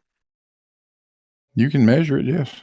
Okay, so at its thickest part, it's measured as A, and at its thinnest part, it's measured as B. I mean, we can keep just saying, well, it's just the thickness of the belt. Right, so it's the same amount of radiation then. So it was just the thickness then. So it's just the time. That's the amount of time that you spend in it. Okay. Yes. So do we know the amount of time at the thinnest part that Kosho is proposing that's what they definitely did, was went to the pole, got through the thinnest, which doesn't affect how strong it is. It's still just as strong, but the thinnest only affects the time. Does he have that time figured out? I don't have it. A couple hours. It took a couple hours, but Blue Marble just said it would take less than a couple hours at the thickest. I've heard a couple hours. I mean, I don't have it on top of my head. I have a paper I can present to you, which goes over the radiation during the Apollo missions. However, I don't have the exact numbers on top of my head. I don't have time to look over it right now, but I'll show it to you and maybe you can peruse it. Sure. So these things are the things that would make the difference. Instead of saying, well, thickest, thinnest, little bit of time, they went through real fast. You're going to mitigate it as best as possible. Is the whole idea? None of them died of cancer. There are some astronauts who develop cancer and stuff like that. There's people who swim, in the pools, like they have to get in the water or the pools of the reactors and stuff like that. And the water itself is significantly shielding from that radiation. The radiation in the Van Allen belts, if you were there for like every day, all day, I could see how that would be an increase. But if it's like being in an X-ray, like 10 times more than somebody else, which is still not as often as really not enough to kill you or something. It's not a significant amount. It is true that a lot of it is harming, but being more being imparted by more particles than other people doesn't necessarily mean that it's dangerous enough to kill you. Hey, so the answers to all of the questions you guys have, I have posted links to resources in the chat. You can check them out if you like. They will probably answer some of your questions.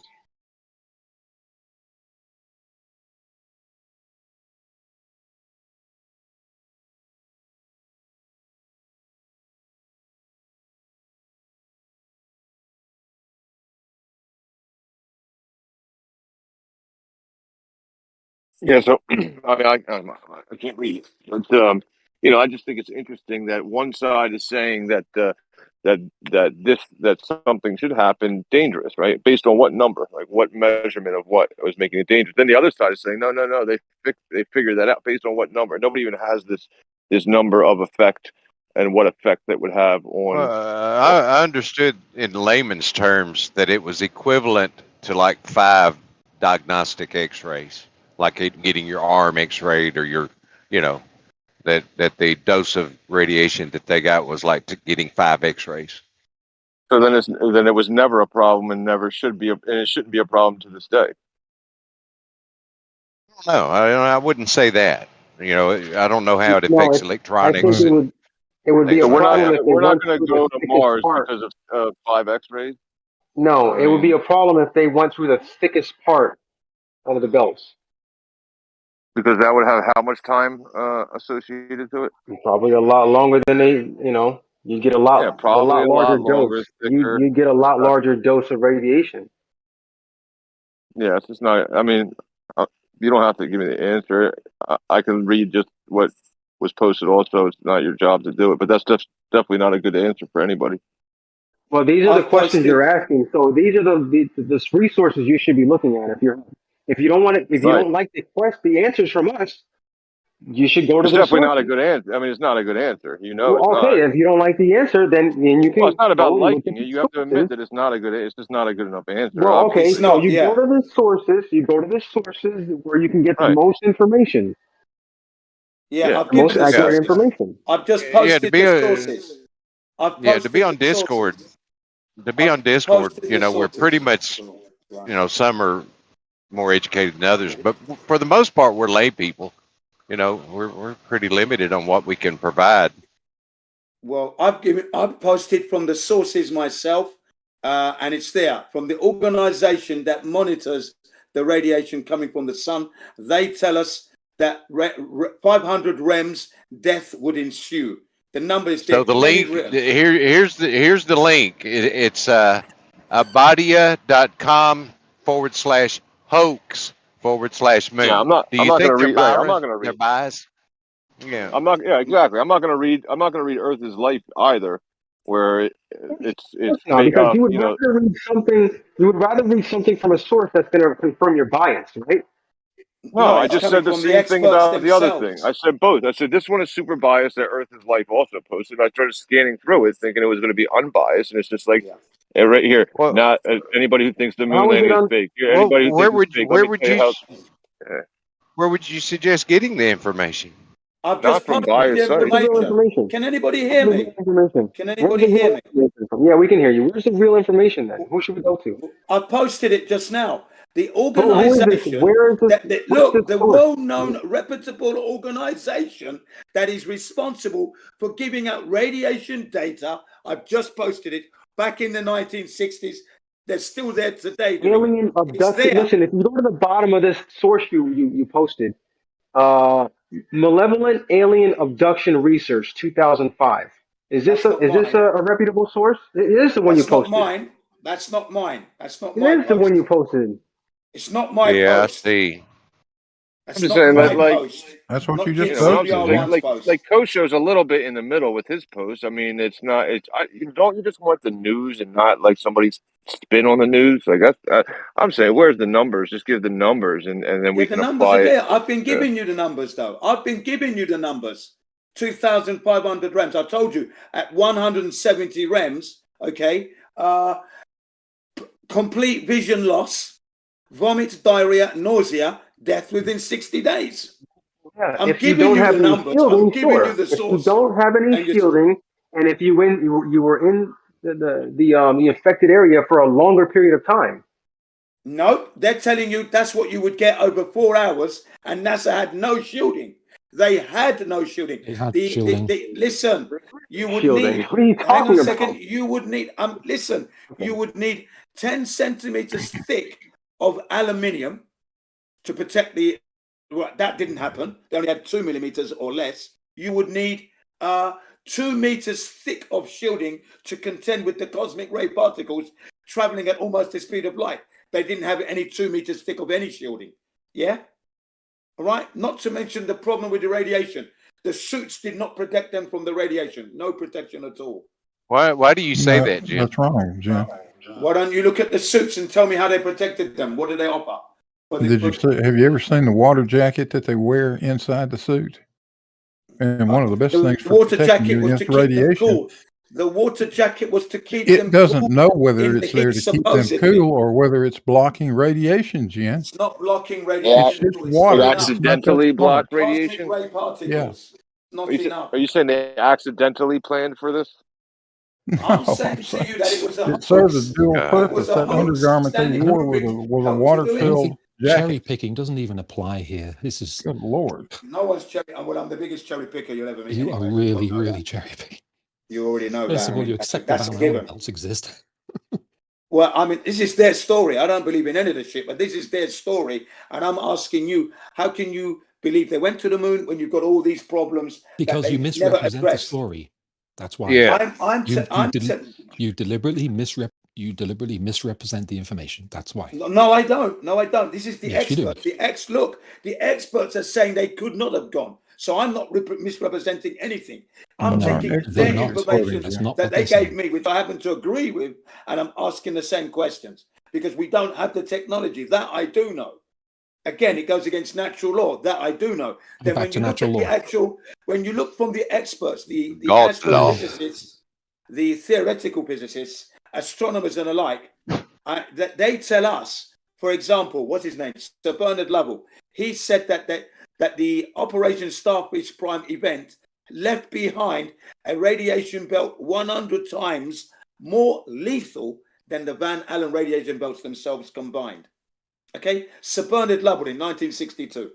Okay? British astronomer. Okay. Right. So, they're the experts. What are you to do when they tell you? They're the experts. Okay. Yeah, the experts are the ones saying that we can't go back to the moon because there's a problem because of the radiation belts. I mean, there you are. But they went 6 times prior to this one, didn't they? Before they said, supposedly. I haven't heard anybody say we couldn't go back. We haven't gone.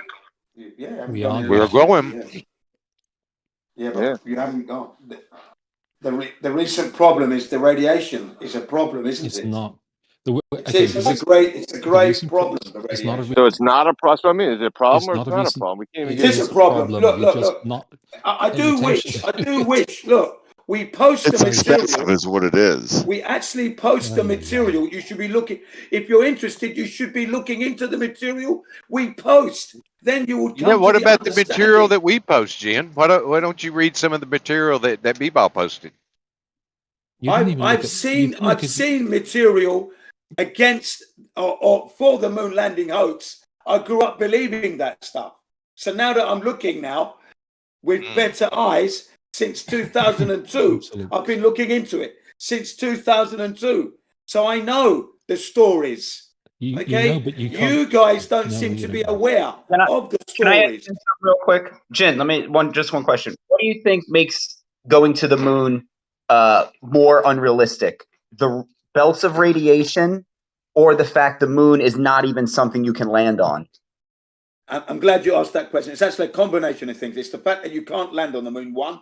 2, we don't have the technology. 3, the physics, it goes against natural law. There's just so many. The environment is just impossible. And hang on a second. They say that they could control a rocket taking off and going through the finished part from Cape Canaveral. That's bullshit. They didn't do that. And they didn't have any monitoring of going through the Z zones, yeah? You have a countdown for the takeoff, okay? And then you check that everything's going well after takeoff, everything's fine. Then when they go through, supposedly go through these radiation belts, you're going to have a countdown because they pose a threat to the equipment on board and the astronauts. Why would you have a countdown? Themselves. Because you're going to go, because it's time management.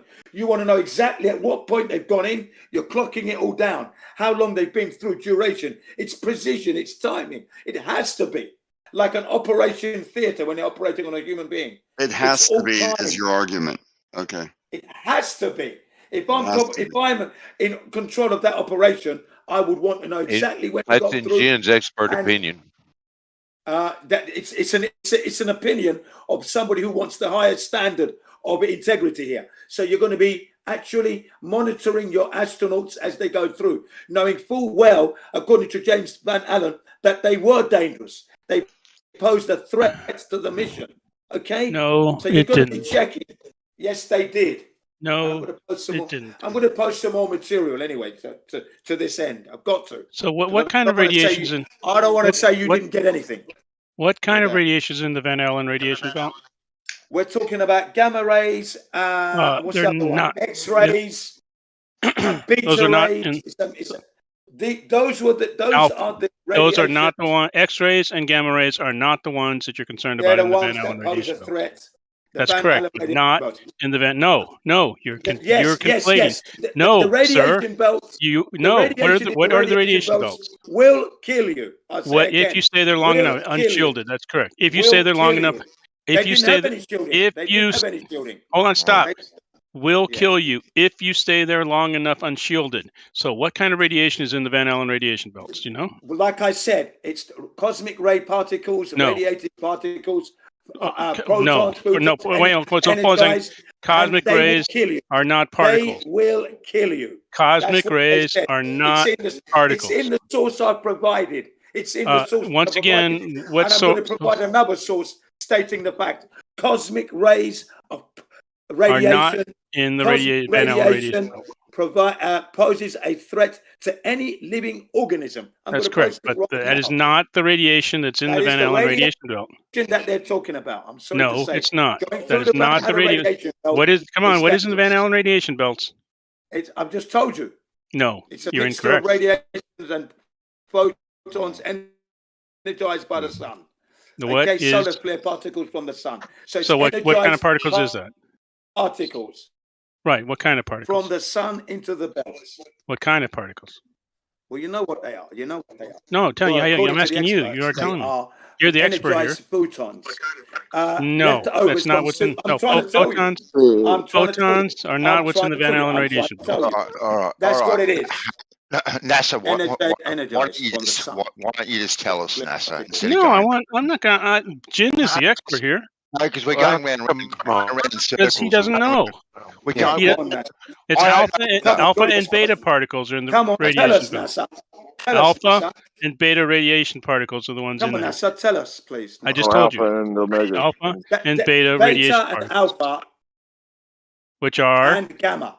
No gamma. Gamma is a different story. Gamma and the radiation is not a particle. It's in space. It's in space. Yes, correct, but it's not in what space. we're concerned about in the Van Allen radiation It belt. poses a danger. It's all a danger. It's all a danger. Yes, it's all a danger. How if to an Beta poses a unshielded threat. person? Ah, so it is a danger. I'm glad we got to To at least an one. unshielded We individual. already said that. You have no shielding. There's 2 sources there, NASA. There's only 2 sources. How do you protect you? There's 3. Actually, there's 3. 3. 3 sources. There's, and Yeah, okay, you it's consider cosmic rays, and they might be 4, but You've got so gamma ray alpha as well. particles. And you've how do got you can protect yourself? You can protect yourself from alpha particles with a piece of paper. You can protect yourself from They beta had particles. no shielding. They did. They had the aluminum vessel. The whole thing was made out of All aluminum, the sources, all the which sources that protects I'm you posting from tells alpha that's and dangerous. beta particles. What is it in the paper that's doing the Just work? stuff. Stuff does stuff. All right, Yeah, cool. the Science. stuff. Gotcha. The paper, the mass of the paper itself. So Is it the mass? Well, you know, the what I particles see as an issue. in the particle. Can I jump in 1 second? What I see as an issue is that when we get laymen like us coming in, telling you things we don't know exactly. We haven't got a clue. You're lying. Okay. Just haven't got a clue Okay, on what's I'm going to turn going you on. down. Hey, Jen, chill. Well, hold on, NASA. If paper can I was in the protect you. mid-sentence, by the way. Oh, sorry, Hugh. I didn't hear. Okay, I appreciate Yeah. it. What I see as an Yeah. issue, Jin, keep your peace for a second, please. What I see as an issue, when we as laymen come in and explain things according to our level of understanding, you just call it BS. But then when someone with more understanding, who is an expert in the field, says something, you say, they're shill liars. Well, so no matter what we do, you have posting to keep control of the from this flow of I'm information posting my sources. and filter out any information Posting my sources. and any I'm data. posting the experts. I'm posting all the experts. Jen, you gotta hang on and let a man finish talking. Come on, man. Okay, so the problem is, it's what I see it as. I see it as a defensive mechanism. No matter who comes to you and gives you information, it's dubious, and it's to protect. When you hear because answers of like, honesty. "Hey, we're holding paper." Awesome. Okay, can I direct your attention to an image I just posted from a documentary called "What Happened on the Moon," No. Part 2 and 3. There's an image. Can you see the image? Because Excellent. you're talking about beta. Hang on a second, yeah? In space, allow me 20 seconds to articulate this point. In space, you are just proving my point. Thank you very much, Jim. Can I not do this? No, Can I not because you do didn't this? allow me. You were speaking. I let you speak. You I heard interrupted exactly and what talked. you said. It's not really valid to just interrupt him because he interrupted you. So that's not. I know it's childish, not right? good for the listeners. Go ahead, Jen. Sorry, yeah. Basically, in space, you have cosmic ray particles, you have radiation, you have the vacuum of space, and then this is a breakdown of some of the radiation that you're going to encounter. Okay? Which Now, shows you look the at it. information Please I look told at- you before. Well, I can't even finish, can I? Please look at the image and see the problem there. And remember, NASA had no shielding. They did. You see that piece of paper that stops the alpha particles? That, my friend, is About called the beta shielding. and the gamma. What's beta about can the be beta and the gamma in space? The beta, you can protect yourself with a quarter-inch of aluminum. And guess how much aluminum was in the on the Less service than module? 2 millimeters. Is it aluminum Less than paper? 2 Are you millimeters making the claim that the paper was made of aluminum or the No, aluminum? shut up. The piece of paper Bro, will you're stop alpha claiming a particles. piece of paper will do A it. piece So of then are you paper will claiming stop that it's alpha. made of a piece of paper? Alpha particles. A How piece does of a piece of aluminum. paper apply to what Because they a piece of aluminum is bigger than is thicker than a piece of paper. Is yes or no? What is it? Paper- What is it made out of? The paper- paper that's reflecting it. What's doesn't what's matter. The, It's just the stuff. density? It's Is it the paper. density? There was No, no something. paper. What is it? The density? What is Yeah, what the is amount your of the claim? amount of molecules, the amount of stuff. Basically, the alpha particle is a helium nuclei. It can't pass through paper; it bounces off it. Basically. Now the beta particles can be stopped with a piece of aluminum. The gamma particles are an issue. However, the Van Allen radiation belts are not gamma rays. They are alpha and beta particles, mostly alpha, if I remember correctly.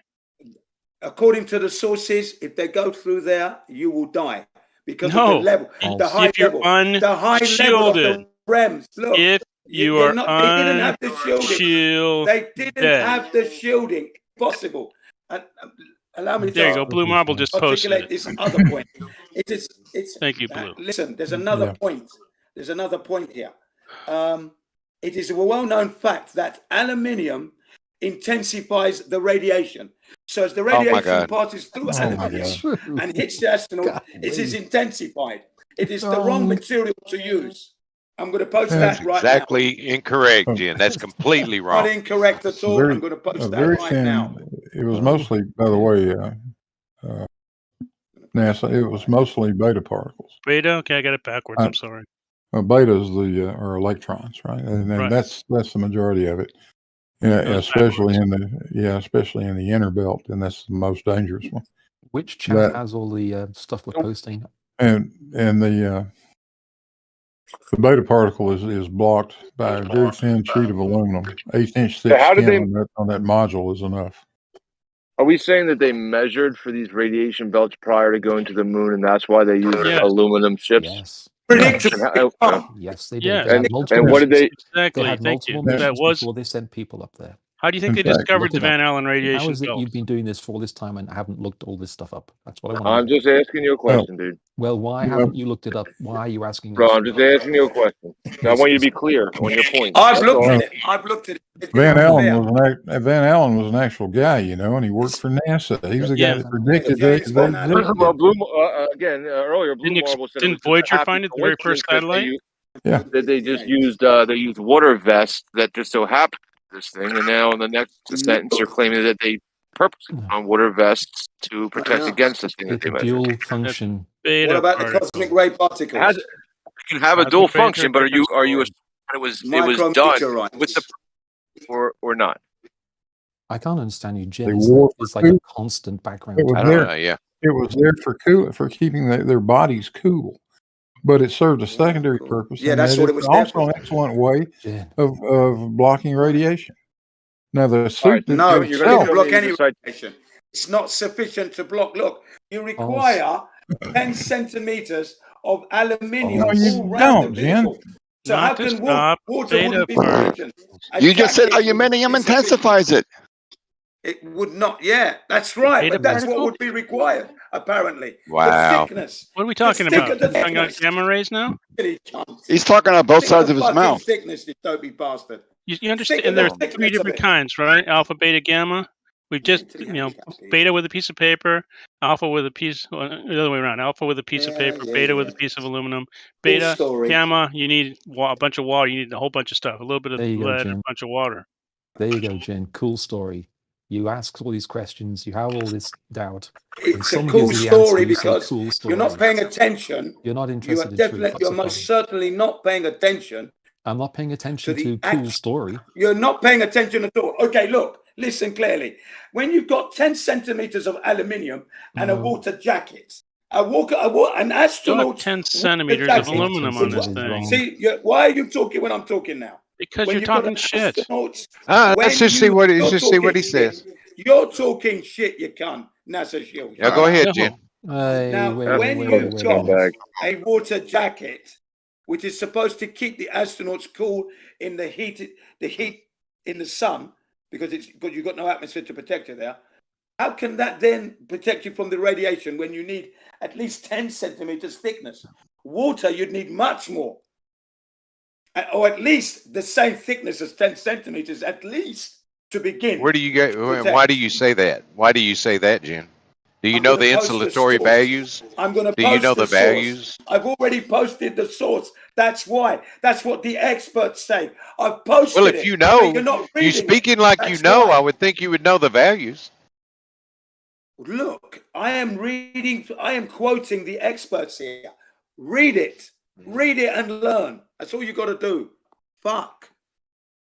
I'm going to spoon feed you everything. Read the bloody thing. You haven't read this. They're just going to backwards engineer it anyway. It doesn't matter. They're going to pretend that first they didn't know about the radiation, then they did know about it, then it's not a problem, then it is a problem, then they can't exit, then they can exit it only at the thinnest part.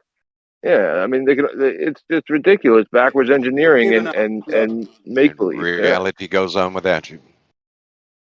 Yeah, for sure, man. I mean, it's really not subject to your guys' idea of a fake moon. It's obviously fake. I hope so. I mean, I hope they give up on it one day. They're not interested in any information at all. Like, you can see what was the point? What was the point that somebody made yesterday about terra firma? They were saying, and oh, I this thought isn't it was even just a real journal. The journal you posted here is a piece of shit. Your voice is such shit. Your voice is like nails on a chalkboard. It's the internet. It's an open journal. You have to pay. All right. Well, you completely interrupted No Tanks. Go ahead, No Tanks. I'm good. We're all paying to hear the spiel. Yes. Hold on, let me mute. I'm sorry, I thought I was muted.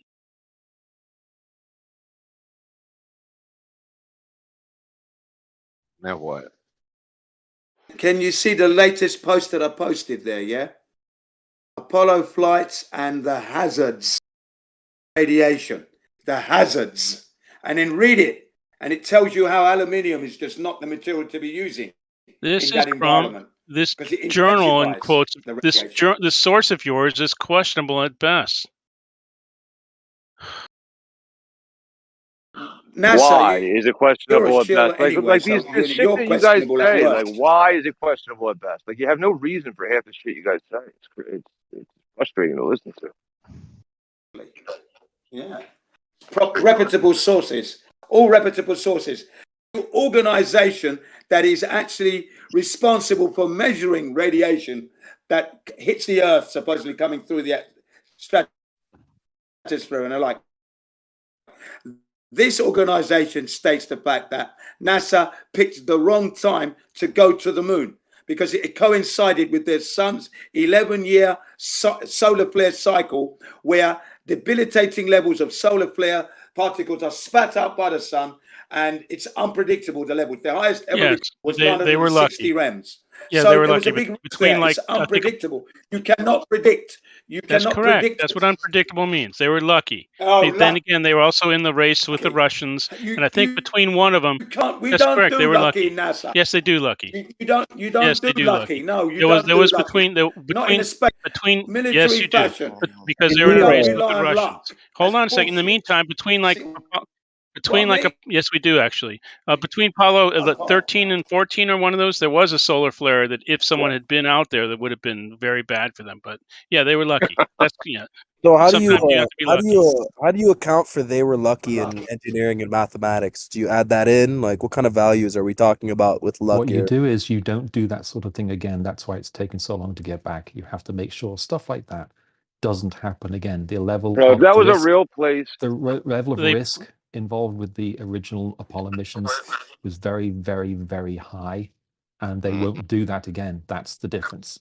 And the other difference, if that was a real place that you could really go to, it wouldn't matter. It wouldn't matter. These people so high, they didn't go back for 50 Well, hold on a second. They only took like they only took like a rad. 1 second. Blue Marble. If you look at one of the charts.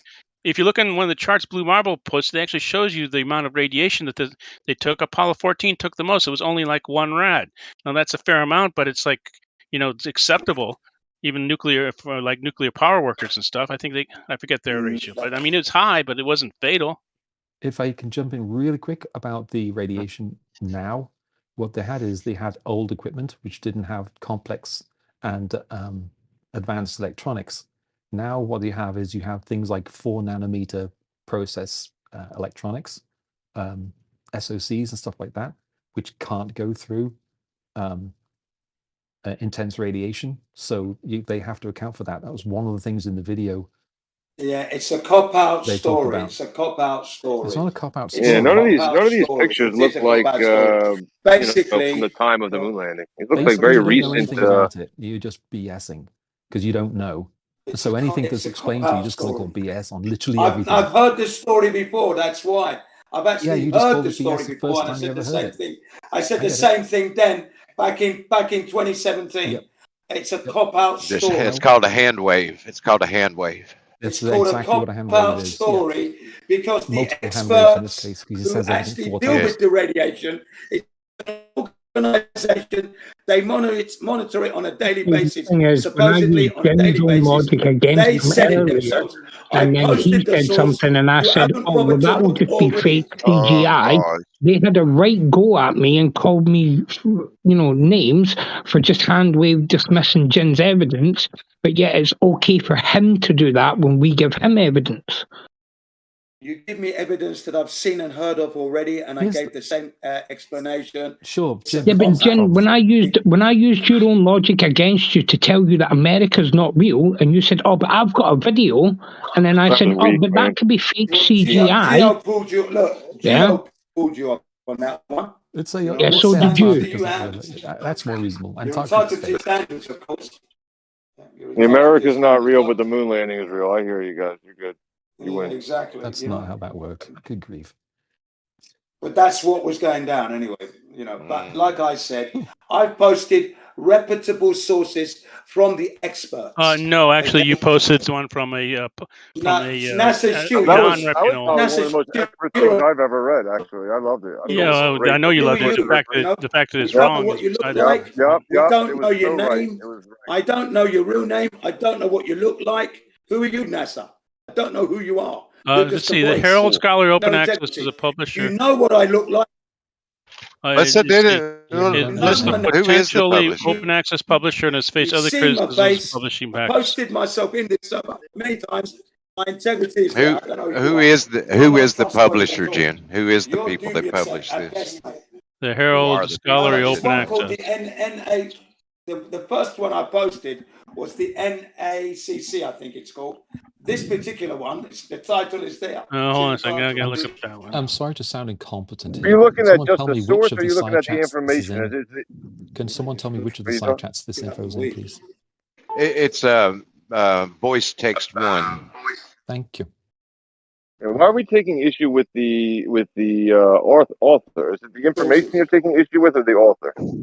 Or are you just going to hand wave all the information? Yeah. Why is it that they're not addressing the actual? Why is it that they're not addressing the actual criticism? Let me correct myself, Hugh. It's live stream 1 text is what I meant to say. Thank you. It's right above the voice channel. Appreciate that. Yes, sir. Yeah. What I'd like is why they're not attacking the actual content of. Because content. I would say it's honestly a pretty productive conversation, because at the beginning, maybe not the same people, but at the beginning, they said the radiation belts weren't a problem for anybody ever. I mean, it would never be a problem. That's not what we support. Or an unshielded person. Not what we said at all. Now, then we went through and talked about made protection. some progress with them. We talked about protection from alpha and beta particles, which are the components of the belt. So the aluminum in the spacecraft offer protection from alpha and beta particles. Yeah, that's not the beginning, but yeah. Sure. Right. So there's no gamma particles. And the fact that they went through the belt, they went through the radiation belts in an hour, 2 hours, something like that. No, that's a lie. The thing that It gets takes me. 4 hours. According to the experts, it's a 4-hour ordeal. 4 hours, not 1 hour. Depends on what path No, you take through it. It took them 4 hours. He doesn't. Like I said, yeah. They went to the North Pole, you guys said when earlier. you Or did they go to the watch South Pole? the moon landing missions on a video, there is no countdown of them going into the Van Allen radiation belt 1 or exiting and going into Van Allen radiation belt 2. There's no signs up there, and Jen. there is no monitoring. There's no reading. And there is no monitoring and how they get the readings. of the actual. Yes, they did. They had radiation monitors in the spacecraft. Okay, so then there is an indicator the of where you are. conditions they are. You don't hear that on the transcript. According to this whole fantasy story, I mean, that we have to all buy into to debunk. There was then something something to make readings for that countdown to be exiting and entering. Then okay. According to people who know what they're talking about. You'd have to. They know where it is. See, they knew about this. They knew it was there. They planned for it. You know what, Alan Bean? They knew it was where. Alan Bean from they know it was there. In the path they were going. Astronauts. They actually mapped it pretty good. They were able to make this countdown. Then the second satellite launched, Voyager, was the one who discovered the Van Allen radiation. So then they were able to make this countdown. worked for NASA. They knew right where it was. They were. They knew it's right funny where it you was. guys always say that NASA a bunch of shills and that nothing NASA says ever done, but yet you use the Van Allen radiation belts discovered by Van Allen, who worked for NASA against NASA. I mean, it's kind of like double speak. NASA debunks NASA. We understand. No, they Yeah, don't. fuck That's the them. problem. We Yeah, it's understand. double You know what you're speak. talking I Yeah. believe that's I'm what gonna leave before I get I banned. believe that's what you Yeah, call I was internal thinking the Be same careful, contradiction. man. It's a proof by contradiction.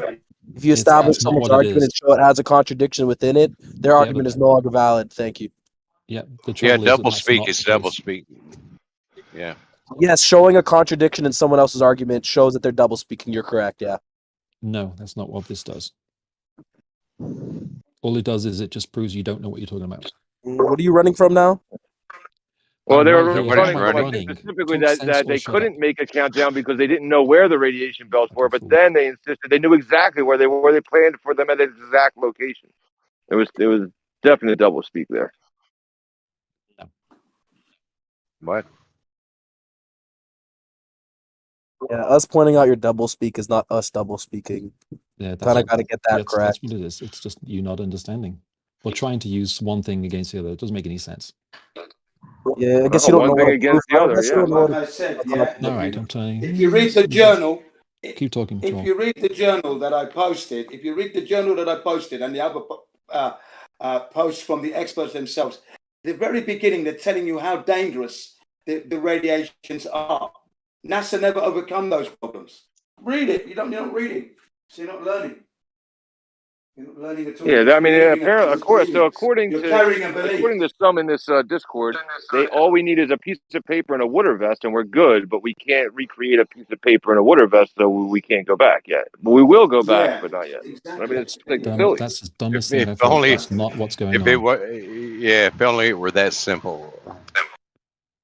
Apparently, all we need is aluminum, paper, and a water vest, and we're all golden on the moon. Yeah.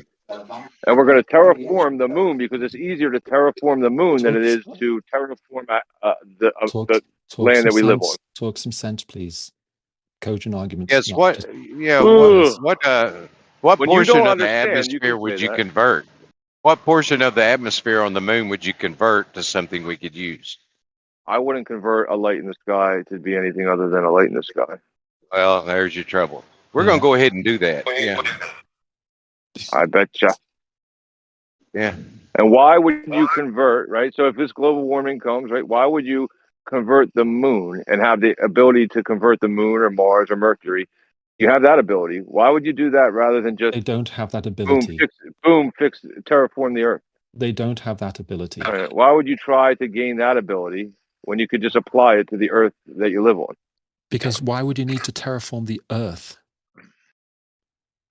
The Earth Makes is some terraformed. Right. So, Makes So some if we get sense. yeah, dude. So if you want to just listen up, then listen up, right? So if we It destroy the just Earth shows- to a point with this global warming issue, right, to a point where we need to go find refuge on other I voluntarily planets, came right? in here. Bro, then voluntarily It bounce. just shows he doesn't know what terraforming means. I know. He's making. I mean, it's a legitimate question, just because that would, before we would terraform another planet to live on, because we can't live on Earth anymore. It would make sense to terraform Earth, but I don't think that's the reason of terraforming other Well, we planets. don't need to terraform the Earth. We're not planning on terraforming the moon. Elon Musk has specifically in his sort of manifesto, if you will, he stated he wants to terraform Mars. Right. And NASA Shield spoke. But no one NASA else Shield wants to. misspoke. It's just his idea. NASA and he's Shield got the opinion, misspoke. Yeah, NASA Shield misspoke because it was Explorer 1, not Voyager 1, that supposedly discovered the Van Allen radiation belts. Not Voyager. Voyager 1 and 2, that never really existed, were the ones that went out into the solar system, and they've gone beyond that now. Good grief.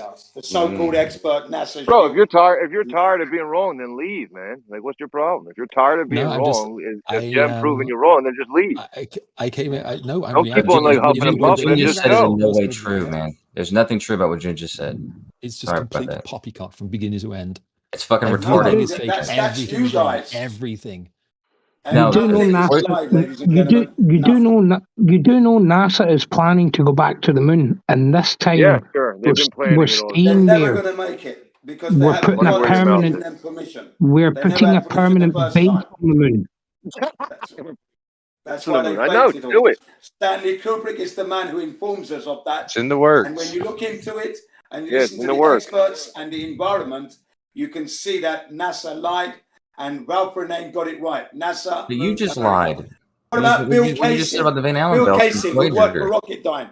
Bill Casey, he worked for Rocketdyne. He said there is no way NASA went to the moon. Bill That's Woods, fantastic, dude. I know another guy who worked at NASA, and he says they did go. Bill Woods, a rocket engineer, right? He said, no way did NASA go to the moon. Impossible. Okay, well, if So maybe we'll just talk it up to like I maybe can that tell you guy. another engineer who said they worked for NASA. Oh,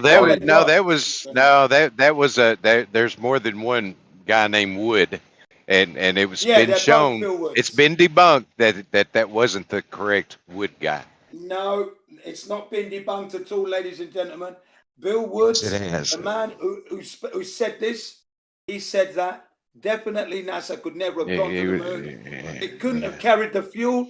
And when you look at the exhaust fuel, when you look at the exhaust as the Saturn V rocket took off, you could see that it was running rich. He said that is They not can't how carry rockets enough should be fuel. They going can't to the carry. moon. It doesn't have And enough he's a oxygen. rocket It doesn't engineer. carry enough fuel. He is a rocket And there's nothing to engineer push off of. technician. I mean, that's it. It's not possible. It's not a Doesn't need possibility. anything to push off of. Oh, what are Doesn't we need doing? anything to push off of. Push off of Yes, sir. bullshit. Right.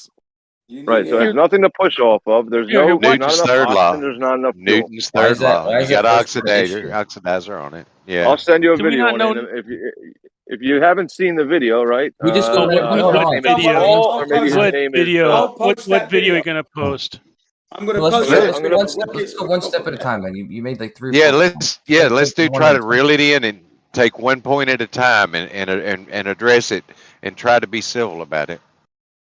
Yeah, you said that we, what would you say? There was not enough fuel. There's nothing to push off A of. video for you for the rockets push off of it. Shin, did you hear Kosho was talking? I'm asking about the guy who just brought up all those points. Like, we addressed each of those one at a time. So what was the first point you made? There wasn't enough fuel. They didn't bring enough fuel and oxygen to for these. Why? Where are you making that claim? Like, where's that coming from? Is he talking this shit? Let me do this. For the amount of fuel and oxygen that they proposed to have brought. Yeah. Yeah, but why are you? On the missions, on the stuff. Where are you getting that information from? Like, why do you believe that that's true? They didn't have enough oxygen or fuel. I'm looking up the videos for you. What's the next claim? Because I mean, that just sounds like a. I don't know. I don't know where that would come from. Like, we didn't have enough fuel, but we went to the moon. Like, why would that have even been a claim they made? And the third one was there's nothing to push off of. And there's nothing to push off of. Yeah. You don't push off a vacuum, right? Yeah, you don't need to. Right. So what was Simple. the new claim? They just they get the weight or something from just push it, it slams on the bottom of the rocket or something from inside the rocket. There's like a constant explosion blowing out the ass of the end of the rocket, propelling it forward. Yeah, and the vacuum doesn't fill the void of that opens when the fuel comes out. I got it. No, it's an explosion. To seek its equilibrium, it doesn't fill that opening. Gotcha. Have you shot a gun before? Yeah. Like a powerful weapon, like shotgun. I mean, every gun has a kick to it. Not in outer space, right? Yeah, that's the new right. That's the new kick. You understand how that kick works? That's the new proposed space travel. No. I'm just asking you. I'm asking you if you understand how the kick in the gun works, because this principle is important to understand what's happening. The kick in the gun has nothing to do with the bullet pushing off of the air in front of it. It has to do with the explosion itself, which is allowing the bullet to come out the front of the gun. That explosion is happening in all directions, and the direction that's pushing the bullet out the gun, that same amount of force is acting on the gun, which is the reason why you feel that kick in your hands, because you feel that same force is happening in both directions. Right. So they're claiming that they're doing that in outer space with rockets inside of the rocket and not on the outside. Yeah. That's pushing off why the would that be an inside. issue? If it's not an issue when it happens with a gun, why is it an issue in a rocket? How long has that been the claim? That what you mean? Since Isaac Newton was around, I guess, every force has an equal and opposite. Every action has an equal and opposite reaction. Isn't that the third law? So that is the third one. That is, and you can prove that. You actually can demonstrate it. You're the guy in the You can skateboard who's doing demonstrate it well. You can prove it. You ever seen the Newton's cradle? The one with the balls that swing back and forth. The 5 balls. An opposite, equal, and opposite. You can prove it every time. Yeah, every time. Well, that's Kosho just did a good example of the shotgun. That was equal and opposite. Yeah. Who measured it? Come on, man. Your shoulder did. Right. You come on. You can measure it. I know. I'm being honest with you. You could measure this. Are you disagreeing with us just because we're being adversarial or something, or because this concept is not something that it's not a disagreeable thing? And who measures the? It is a disagreement. And who measures the equal? Who measures the equal? It would need to be you. It would need to be you to measure that it's not equal, because everybody else agrees that it is. And we use this. Well, where's this one measurement of equal? Physical mechanics. And so, if someone were to find out that it's not true, you could pull it up. So, to ask, has it been proven? It hasn't been proven. It's only been shown to be true every single time. So it is perfectly equul and opposite. You can do that. And every action is equal and opposite. Everything. I got you. You can postulate all day that it's proven to be true. I mean, you can prove this. They do this in physics lab, in middle schools. This is not a difficult. And that's your example. Gotcha. Well, you can fucking do it yourself.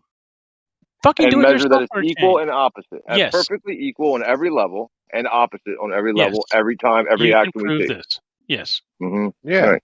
It's called a universal law. You can measure this. You can keep calling it a law, but I mean, fucking do it yourself. Do it yourself. It's not that difficult. Good proof. No, but it's called I'm on board. It's called a law because it is universal and it happens that way every time. What is it that you're claiming? The equal and opposite reaction. When you explode the gunpowder, it propels the bullet out the barrel and pushes the gun back against your shoulder. And you can measure that shit if so you the bullet wanted goes 1,000 miles an hour and the gun goes 1,000 miles an hour. Is that what you're saying? No, the force is the same. No, of course not. The force is the same, but the object that it's acting on is not the same object, is it? A bullet is not as big and heavy as a gun, and the gun is being held by a person. So the force that's propelling the gun out of the rifle and the force that's acting on the heavy gun into your shoulder, it may be the same force, but the force is not going to do the same thing to both objects because of the fact they're different objects. So I'm on board with reality. I'm on board with reality, right? Yeah, this is big gun every little explosion bullet. works like this. I'm just asking I'm just asking who measured the force on every single situation that's what I'm saying. This is what I'm saying to you. This isn't how science works. That's not it's not a requirement for me to say I'm going to try out everything to show you that this is proven 100%. What I'm telling you is that this is true. This is true because it hasn't shown to not be true, and it's shown to be true every time it's been shown. It doesn't look. I mean, a gun it's not true, but it's as of right now, it's shown to be the case. So you think which part looks equal to you? I mean, you're saying it's just shown. It's just evident in itself. You shoot a shotgun. So the gun. If you shoot a shotgun, what's coming out of the shotgun? Pellets, right? Right. I understand. Right. They're tiny little. The mass is very small. The inertia of those pellets is very little. And the force acting on them, is enough to propel them out or whatever. If you take that same amount of force and you apply it on the heavy gun itself, it's not nearly going to do the same thing to that gun. And the fact that you're holding it and securing it is even more reason why it's not going to be, doing the same thing as those pellets. I agree on resistance. It is the same force, and this can be measured, absolutely. And the examples of measuring it are. Well, when they make these guns, need to go to labs. You need to go to a lab to get all the measurements. You see that show Sports Science? And they've done on how many different objects? Millions, probably. Yeah, this is people who test materials and people who test, like I said, sports science. There's so many instruments to test this, like forces, for example, and impacts. And if it's not equal, we're just going to crash test. A crash, they know the impact of the crash is equal on both both parties. I mean, it's about equal. If you hit a wall with a certain amount of force, but who measured the amount of force, and where are these measurements for different materials? I mean, I'm not going to argue too much. I'm just saying you're awfully willing. It seems like 5 people to say no. We all know it's equal, perfectly on every level.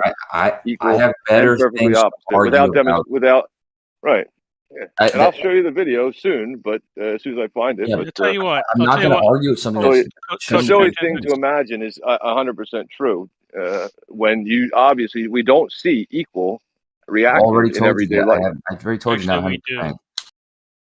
We don't see equal reactions to everything. You imagine we do. Yeah, you imagine that they're all equal. I understand. Every reaction has an equal opposite reaction. You imagine this, yes, but you don't. I'll tell you. Name one that isn't equal. There's cases that I don't know. I'm saying you're imagining you know, and I'm imagining that not everything is equal. Yeah. Well, we can prove it. Everything is equal. I'll tell you what, Tanks. If you could prove that the third law is not true, please do so. And when you accept your Nobel Prize, please invite me. I've always wanted to meet the king. You'll get that. Anyway, it doesn't matter. Listen, I'm not claiming it's proven. I'm not claiming it's 100%. I'll actually even tell you that there are cases that are outside the realm of anything you'll ever, work with or whatever. There are cases where those laws aren't entirely true, but in the realm of everything that you'll ever experience, it is 100%. It is shown to be true. And as I said, the claim is not that I'm saying it's 100% true. My claim is that it's a law because it's shown to not be untrue. It's shown to be true in every case where it's where it's relevant, and you have the opportunity to show at any point that it's not true, and it would be very easy to do that. You just create some force or create some impact and show that both parties did not experience the same impact or same force. But it's really weird to argue against that right now. Like I don't know why it's not easy enough to just say, okay, well that does seem to be true. Like, it doesn't seem to be perfectly true. I mean, that's all. You say it is. I don't see it in everyday life. But name a case where it seems to be untrue. If I can quote Alan Bean from the Apollo 12 mission, when Bart Sibrel asked him, "What about the Van Allen radiation belts? No radiation effects from that I thought we'd moved on. And hang on, he said, "I don't think we went out far enough to encounter the Van Allen radiation belts." Fantastic. That's the astronaut.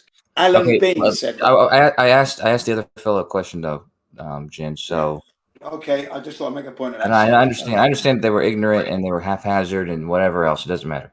But you wouldn't be. It doesn't matter. I'm sorry I responded to even what you said because I was trying to ask the other fellow, I think Tanks, a question. Okay.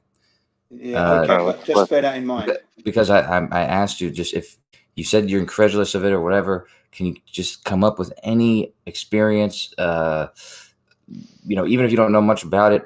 But I'm gonna kick this slide over. I'm gonna kick this ball and this slide over, and I'm just kicked it on the ground. It doesn't look like equal and opposite. Just hit it around and bobbled a little bit. What happens when you say kick the ball? It's equal and opposite? It doesn't look like there it is. Do you not feel something? I get that you're postulating that it's equal and opposite. I hear you, but it doesn't feel equal and opposite to me. Have you ever? I'm kicking it a little harder. Have you ever known someone to kick something and break their toes? Or kick or punch something. What does that prove? How does that prove something to you? I don't want to go too far into it. How does that prove equal? It proves I'm kicking it harder.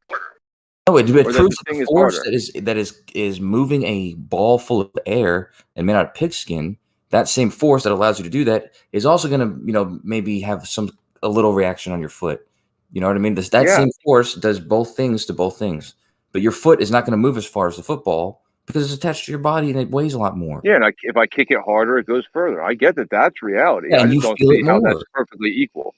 And the harder you kick the ball, does it hurt your foot more? Does it hurt your foot more? Yeah, therefore perfectly equal. Yeah, I hear what you're saying. Right, therefore perfectly equal. I hear you. It's strange to even say such a thing. I'm not going to, I'm not going to cement this in or anything. I'm just letting you know. It's not. Maybe you're just not familiar with it, but this is kind of one of the fundamental laws of physics. and it's Right, I is accept that. It is a there should be fundamental truth. law. Yeah. I'm just saying if maybe like just take it on, with a grain of salt or whatever. But this is shown to be true, and if I were you, I would maybe try to find some evidence that it's not true before, really, going with that. What's being postulated here? What are you saying? Well, they're saying they have equal measurements for every action that's ever been taken, and I'm saying that should be doubted just a little bit. Yeah, you can't take that. As That's not what's being said. Exactly, you can't. What's being described is that when a force is impacted on something, there's an equal and opposite force. Right. If we say opposite, we could say opposite resistance or Yeah, but force. it's not just the action. equal part really is a little bit suspect. It's still questionable. It still Again, comes if under you law. can disprove, if you have proof that Newton's third law is invalid or wrong, please write it up, submit it for peer review, and become like the most. And you're right. You want to blow the king. I heard you. Yeah. Basically, it comes You under bet. question I'll blow in the area known as space that no one has been to. There's a Actually, let me ask you a there question. are 10 people in Newton's space right laws now. come under question because it hasn't been proven in that. There are 10 people in There's space a right question now. mark there. That would be an assumption and a He doesn't presumption on believe your there's 10 part. people in space. So But Newton's third law doesn't prove anything in space. You say that every That's damn experimented. time, and there's still 10 We people in haven't gone space. to the moon to prove that. Tanks, you're not a scientist, so I'm not gonna hold your feet to a fire. Well, you don't need to be a scientist to understand. That's fine, science. Gene. That's fine. You do got to be a listener to know even It's not a questions. requirement. So, It's not a requirement. that's fine, dude. It's not a question for you, Gene. It's a question for Tanks. About an It's a question explosion. for me as well. No, it's I'm not for here you, Gene. listening. It's not for you. But Tanks, do you know how I'm here explosions? listening. Do you know how an explosion generally works? Like a pressured explosion, like maybe a grenade or some pressure, fucking. You understand the idea, right? There's let's say you have a pressure cooker or pressure in a bottle, and enough pressure builds up, and then it pushes the walls of the container in all directions or whatever. You understand the basic concept? Right. Okay, so if this were to happen in somewhere where we didn't have the downward force, if you had somewhere where we didn't have a downward force and you didn't have any atmosphere, could you conceptualize what would happen to an explosion in this environment? Would it still create this pressure and push these walls of this container or whatever it was in Yes, it would. directions? Of course, This it is would. happen, It would right? go in all directions. It would go in all directions. That's fine. Yeah, that's fine. But it would do exactly the same thing. It just wouldn't be it wouldn't be obstructed by the atmosphere, and it wouldn't be compelled downwards. It would just do that same thing, though. And if that were to happen in the vacuum of space, or any vacuum, or any place where we think of space of, I mean, wouldn't it just do that same thing? Wouldn't an explosion work just that same way? Yeah, we would assume so because we can't go there to test Well, it. if you assume so, then why not? Why would you think rockets wouldn't work in the same environment?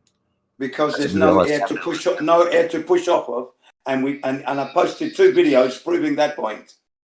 I just posted Let it me see what for you posted. I've been trying to search this other freaking video for a while. I am all close to it though, so let me go look. Yeah, I I'm posted getting it close. already. You Globers are lucky because you have all your lies like easily accessible, man. Like I have to dig so hard for the truth stuff. It's ridiculous. Yeah, I posted 2 videos already on Rockets Push Off of Air from Rockets Push Off of Air's channel. So I've done that already for them. You need a medium. Without it, it's not going to work. No, but and all the experiments that I've seen in a so-called vacuum chamber, as soon as the rocket is ignited, it's creating an atmosphere in there already. So to push. So what does that matter, June? June? It's nothing. I'm 10 more seconds. What I want to see is a vacuum chamber the size of a 10, 20-story building, that big, vacuum, get a rocket scaled down with all its fuel, take it off. You said 10 seconds, Jim. In that vacuum. I want to see that. Yeah, that was about a minute ago. That was about 10 seconds, honestly. That was like a legitimate 8 seconds. There you go. Finished. Okay. Okay, did you hear what I said? That's also a problem, I see. We could probably play it back. I bet you I'm closer on my 8 seconds than you are on your minute. We'll bet the globe. I actually counted to 30, so you're wrong. Liar. This is outright lies now. Did you count? Did you count? Let's get on past that. Man, these guys make a lot of fucking videos. I'm going to be looking through this for a minute. You may have heard of maybe the one guy named Peter. The other guy's name is something with a P. Peter and Pete. Peter and Pete. There you go. Oh, God. Poor fellas. You mean Dumb and Dumber? For sure. And then we have subject matter. We have H.J. Arnold talking about the Kodak film that he received from NASA, and he's very grateful for it. But he said, notice there's no radiation impingement on any of the negatives. They're all picture perfect. That would be impossible if they're on the moon with all that radiation and what do you call it? Cosmic ray particles, micrometeorites. They would have impinged because the camera wasn't protected from the radiation or anything. And we have David Groves, who's a computer analyst, a photographer. Yeah. Jen, 1 second. I would stay away from Kodak if I was you, because Kodak a few years back released a statement saying that the moon landings could not have been faked because we didn't have the technology to fake that kind of thing back then. Well, I'm sorry, I'm not going to take Kodak's. I'm going to take the managing director of Kodak, H.J. Arnold, assistant managing director, should I say. And he makes the point that they couldn't have gone to the moon because they would have been bombarded with all the radiation. And then David Groves, who is a computer analyst, photography specialist, he said that he subjected some negatives to 25 rems of radiation, okay? 25 rems. And the image that he had, I can post it so you can see it for yourself. It was all fogged over, mist. The contrast was all gone. He said, I suspect if they were on the moon lunar surface, radiation as little as 5 rems would have destroyed the film. And you'd recognize it in the areas of the frame of the negatives, the black areas between the negatives. You would definitely notice it. It would fog. 5 rems only, he said. And yet they're dealing with 960 rems, 250,000 rems, 2,500 rems for the Van Allen radiation belts. It's impossible. It's just impossible. No protection for the camera. Hasselblad. Yeah? Giving you some names and sources. Yeah, we're destroying you. Destroying your dream.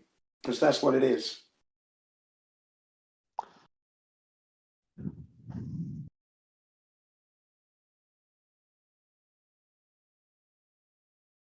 That's what we're gonna. I'm gonna start. That's what I'm gonna start calling you, Jen. Jen the Destroyer. So, Jim, what are you gonna? What excuse are you gonna come up with once NASA are actually back on the moon and have established a permanent base? Do it. Why talk about? We gotta do it first. You can't. What are you gonna talk about? Nonsense. Yeah. God hasn't given them the permission to do that. So they're gonna But I mean, really, I mean, just think about it, though. Just think about it, though, Jen. I mean, yeah, 10-9-8-7, countdown blast off. 2 days later, they're on the moon. What are you going to do about that? Right. So if you were able to prove that the moon is a physical place, what we do about it? Yeah. Prove it first. Let's see it happen first. Yeah. I think you could see the freaking moon. You could look at the moon. What do you mean it's a real place? A physical place that you can land on that's a sphere. Yeah. Absolutely. Looks like a big rock to me. Right. Yeah. So you believe. I mean, it's really.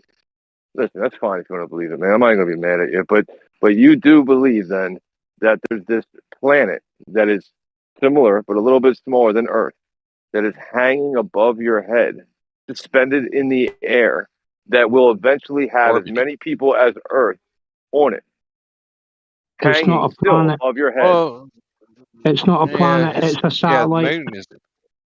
I hear It's you. orbiting. And then one day, you imagine that you're going to look up at the moon and you're going to see people like scurrying and going to work. It's unbelievable. No, that's not going to. It's like borderline. That's not going to happen in my lifetime. I know. I don't think. To think Right. you can walk on the moon because you can see whatever the moon is, the same logic could be used. Oh, whatever the black stuff is around it, we can walk on that too. Right? You're just looking up. That's not true. How is that it? That doesn't follow. Okay. So you look up, you see something, you say, I can walk on that. See a white thing, I can walk at that. You look up, you see a black thing, you say, I can walk on that. How does that not follow? Maybe that's what you say. That isn't what I would say. Okay, so how do you, other than just looking up and seeing the quote unquote moon and saying you can walk on it, how do you know it's something you can walk on? Because it looks like a rock. Because of the features it's got. Again. So, and I could say that the black stuff looks like dark dirt that I can walk on. So where do you? Well, hold on, left lane. Go give it a try. But wouldn't you have to give it a try walking on the moon? See, so hold on. Very interesting. So I have to demonstrate that the black stuff can be walked on, but you don't need to demonstrate that the moon can be walked on. You could just look at it and believe it. That's very interesting. You can bounce radio waves off the moon. You can bounce radio waves off the moon. You can bounce lasers off the moon. That's not what he said. You can send up a rocket and strike the moon, which the Indians, the last time you've done that? The Indian Space Agency tried to land something on the moon, and all they did is crash on it. So I think something went wrong thing there. called the Ionis. Was that not the Israeli Space Agency that done that? Was it the What's it called? Israelis? You can bounce. I'm pretty sure that was the Israeli. Okay. Well, the right? So you believe that Chinese energy in the have sky, rover you on the can moon, bounce didn't things go off. very Why far. can't you bounce things off of that? all Off of those an energy things, in the the sky. Why Russians- couldn't you bounce things off? I'm just curious. Why not? No, let them talk. Let them ramble with like different space agency names. No, yeah, you got to let people talk. If you expect to talk without interruption, you have to let other people talk without interruption. Was that me? I Just apologize. It was you. Have you I got apologize. It's still the same thing, right? You don't have your firsthand experience of walking on the moon, right? Like that was where we were going. We're like, hey, where's your firsthand experience? You're like, well, this other party in this other country, they've done it. Therefore, I believe I can do it, right? That would be like me. I could again. I would make the same argument. Well, this country said they walked on the black stuff. Therefore, I can walk on it. No, that's not what we're saying. Okay, so then that's what I didn't say anything about black stuff. You did. Well, you but said you're black talking stuff. about I the didn't white. say I know. black stuff. Well, What's I'm only about the bringing black up the black. I'm only bringing up the stuff that's around the moon, that black stuff, because you're talking about the white stuff, right? You talk about the moon. It's white. It looks like a rock. The black stuff looks like dirt at night. Why can't I? So I'm just trying to say, if the standard is looking at it, I just want that's what if the standard's looking at it, then I answered you. It should work both ways.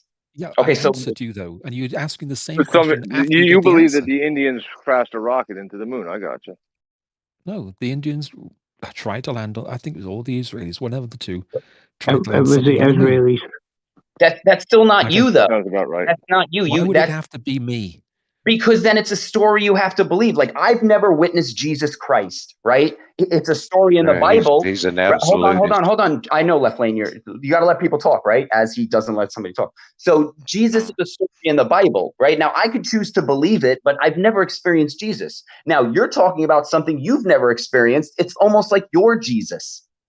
The moon. But yeah, hold on. That's gone back to Jin's logic, right? Again, I've never experienced America, and I've never been to America. Therefore, America does not exist.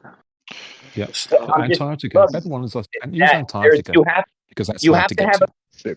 You would need a consistency in logic, or else you create a double standard. You're like, oh well, I've never been to America, therefore it exists. Never been to the moon, therefore it exists. I have been to my country, I know it exists, but there's no separation between the knowledge of where I've been and the belief of where I haven't. You clump it all together. Yeah, but the big difference between the moon and America, I can actually see the moon. I can't see America.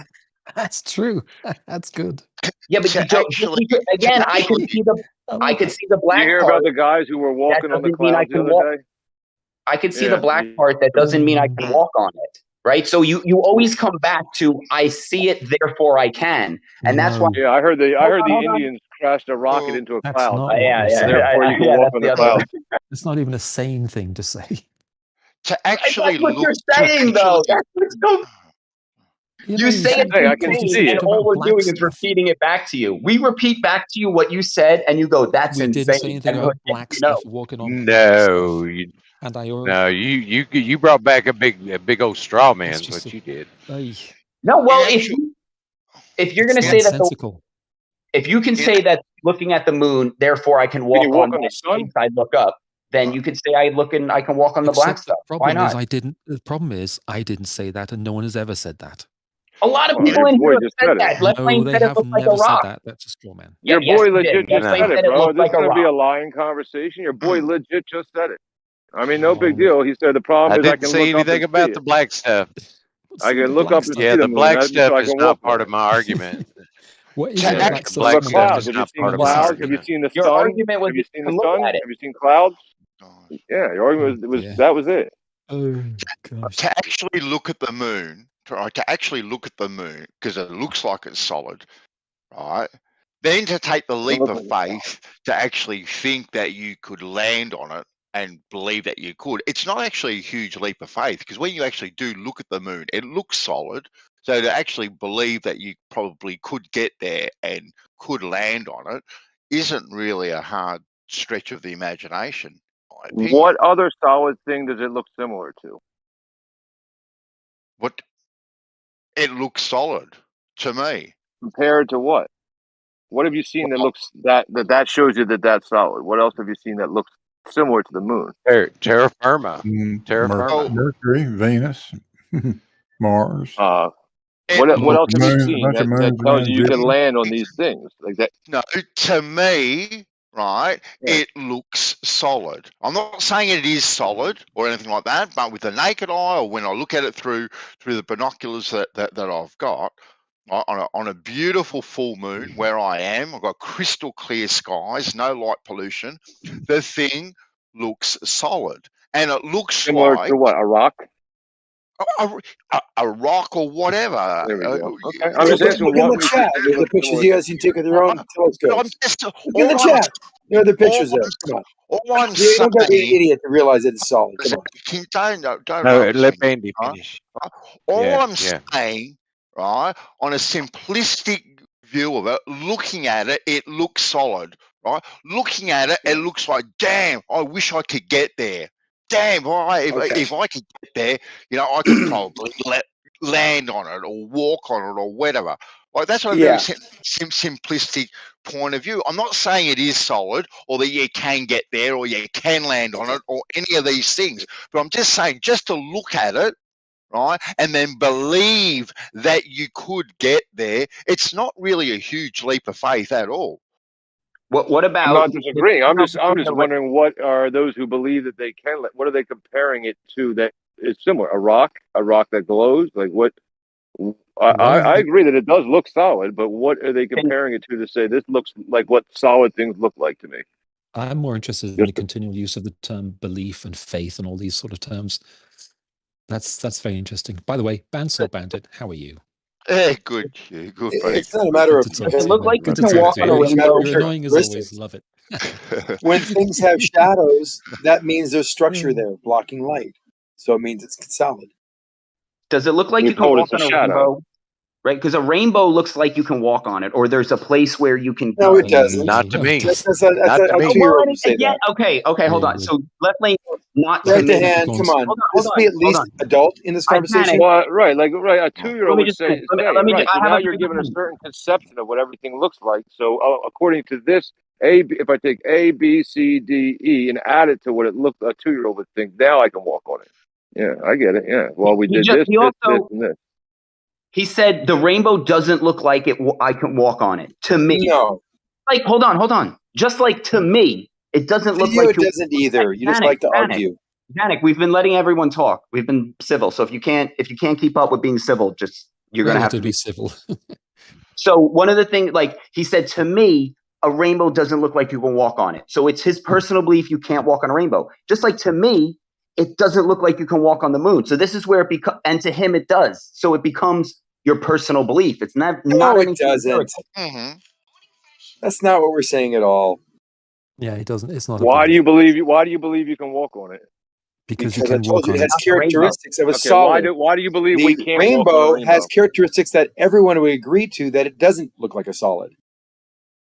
It looks semi-solid, right? So why do you think we can't? You're just walk saying on a rainbow? that. You're just making like you're talking like a 2-year-old. Oh, it looks like a solid. I No. want to go to the rainbow and get the pot of gold at the other side that I think I can see. Come on. Right, so the information you've gathered and now allows you to discredit walking on the rainbow, right? So the information you've gathered, right, and now the information you've gathered, according to the moon, allows you to believe you can walk on the moon, right? So it's not just looking at it. You can't bounce. It's the information that you've gathered that goes with it. Yeah, right. Yeah. So the radar, You can't right? The bounce radar a helps you radar believe it's a off a solid. Lasers, radar, radio waves, all sorts of things allow us to not believe, but show that we can go there and land on it and walk on it. Can you go to because the it's solid. ionosphere? Can you walk on the ionosphere that you also bounce these same things off of? Can you walk in the ionosphere? Yeah. Can you see does the ionosphere cast shadows? Does it have craters and? That wasn't my question. Can you walk on the ionosphere? No. Okay, so then all of those other proofs that you put forward are out the window then. So now you just got like a shattered. 2-year-old again. No. Now you just got shattered. That's a great point. If you can't, if you can bounce quote unquote a radar off the ionosphere, but you can't walk on it, then you can't use that as proof that you can walk on the moon. No, that's not what we're saying at all. We're not saying it because you bounce radar off of it. And that is exactly what you said. No. It's what the image tells you. You get an image back. Convergence of the evidence. It's a convergence. You don't know how radar works. You don't want to even learn about it. You don't want to know this. You just want to say, I can't understand it, so it's not true. That's the point of this. It's not. We're not just saying one thing. What we're saying is a multitude of different things that you can do to prove and show that the moon is solid. One of those things See, now you is got radar. shattered. Another one is That's out the lasers. window. Another one is however you want to do it. But the moon is. Those are all out the window. I don't believe that. Janice, they said. Can I? Let me have the floor for a second. 1 second. Lasers can go because of the fact that I can bounce laser or radar off these objects, therefore they are the same. No, that we get a whole completely different image. When I want to shoot a laser into the sky and to see what the CO2 content is at a specific altitude, that bounce is very different than what I'm looking at from a bounce from the moon. They're completely different images. Radio waves have different wavelengths. Okay, well, I don't believe that. My turn now. I do not believe. I do not believe that we can send laser beams to the moon and get them back. Lasers won't bounce off the ionosphere. Hugh, if you can be watching the live stream text over the next 10 minutes, I'm going to be posting excerpts from the Shining, okay, which reference the Apollo, okay. Just as you're talking, browse through. I've started one already. Have a good look and read what it states. And I'm going to be posting a few. We're using Hollywood as our source of scientific knowledge now. This is awesome. Absolutely. You say that as if you haven't gotten everything that you believe from Hollywood already, but good. No, we haven't. I absolutely have not. Sorry. So please watch. It's fine. It's all right. John, and look. Yeah, they put clues in slowly movies. but surely, over the next 10 minutes, allow me to do that. Sorry.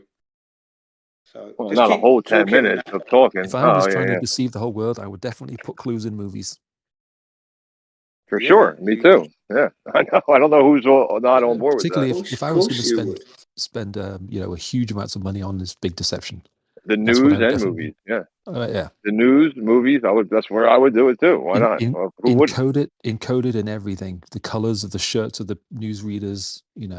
If you want to, I guess. If you want to take it to that next level, but of course, if I want to get into everybody's house without getting into everybody's house, I would do it through the television or the radio, news, or the movies for sure. Remember, you got to buy. If you wouldn't, then you're never going to be able to blow the king. Never. You're never going to do what? Well, sorry, were you being You're never ironic? gonna Or you're never gonna get to that you're never gonna get to that level if you don't tap tell if into the technologies. Yeah. I can't tell if you're serious or you're being ironic. That's the big mystery, isn't it? Sometimes. Was he being ironic or serious, saying that that's what you would do if you were trying to hide something? He's just being silly. Oh, okay, okay. Good. No, I he's being, don't of think course he's he's trying to being be, but he honest. is being silly. Yeah. I'm But just saying. yeah, no, to imagine that you wouldn't want to control people through getting into their house via technology, a television, an iPhone, or the radio, right? It's absurd to imagine that people would not use these devices to control a narrative is To ridiculous. encode, That's not clues as to what you did. So you're a criminal, or so Yeah, you're so a at criminal some point, enterprise, and what you do is you broadcast clues about your criminal activity on the radio and on the TV and in news and in movies. That's what you're saying, right? right. So what I'm saying is that at some point, yeah, right. At some point, you'll. Hello. You're here. Yeah, Go you're here. ahead. I was getting feedback here, there. Yeah.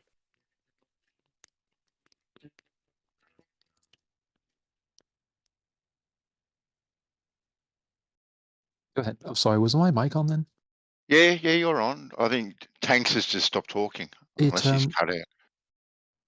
If I hold the button down, it You're breaking up a little bit. yeah, if I hold the button down, it stays on for some reason. Like it's staying on right now. My finger's not on the button. That's weird. All right. This is It's a why having conspiracy. the You're line. right. This is why the line between knowledge and faith is so big to set the standard. So once you remove, once this has to be personal experience, then it's just like, hey, you've never been to space, bam, that's gone. Never been to the moon, that's gone, and so much that's thrown out. This is why they don't want to admit to their beliefs. They don't want to set that standard. This is why it's like, oh, it's 5 things. So a proof would be one thing. An apple is an apple because it's an apple. You don't need to go, well, we got to look at it from here and then over here, and then maybe we can convince ourselves it's an apple. That's not proof. That's not the only way to show it's an apple, though. There are ways of supporting an argument by using a convergence of evidence. That's basically what every investigation is. You gather evidence and see where the evidence points you. You don't go to one source. God, right? Isn't that how Christians get to God? They go, well, look at all this. All of this earth, this life, it points to God.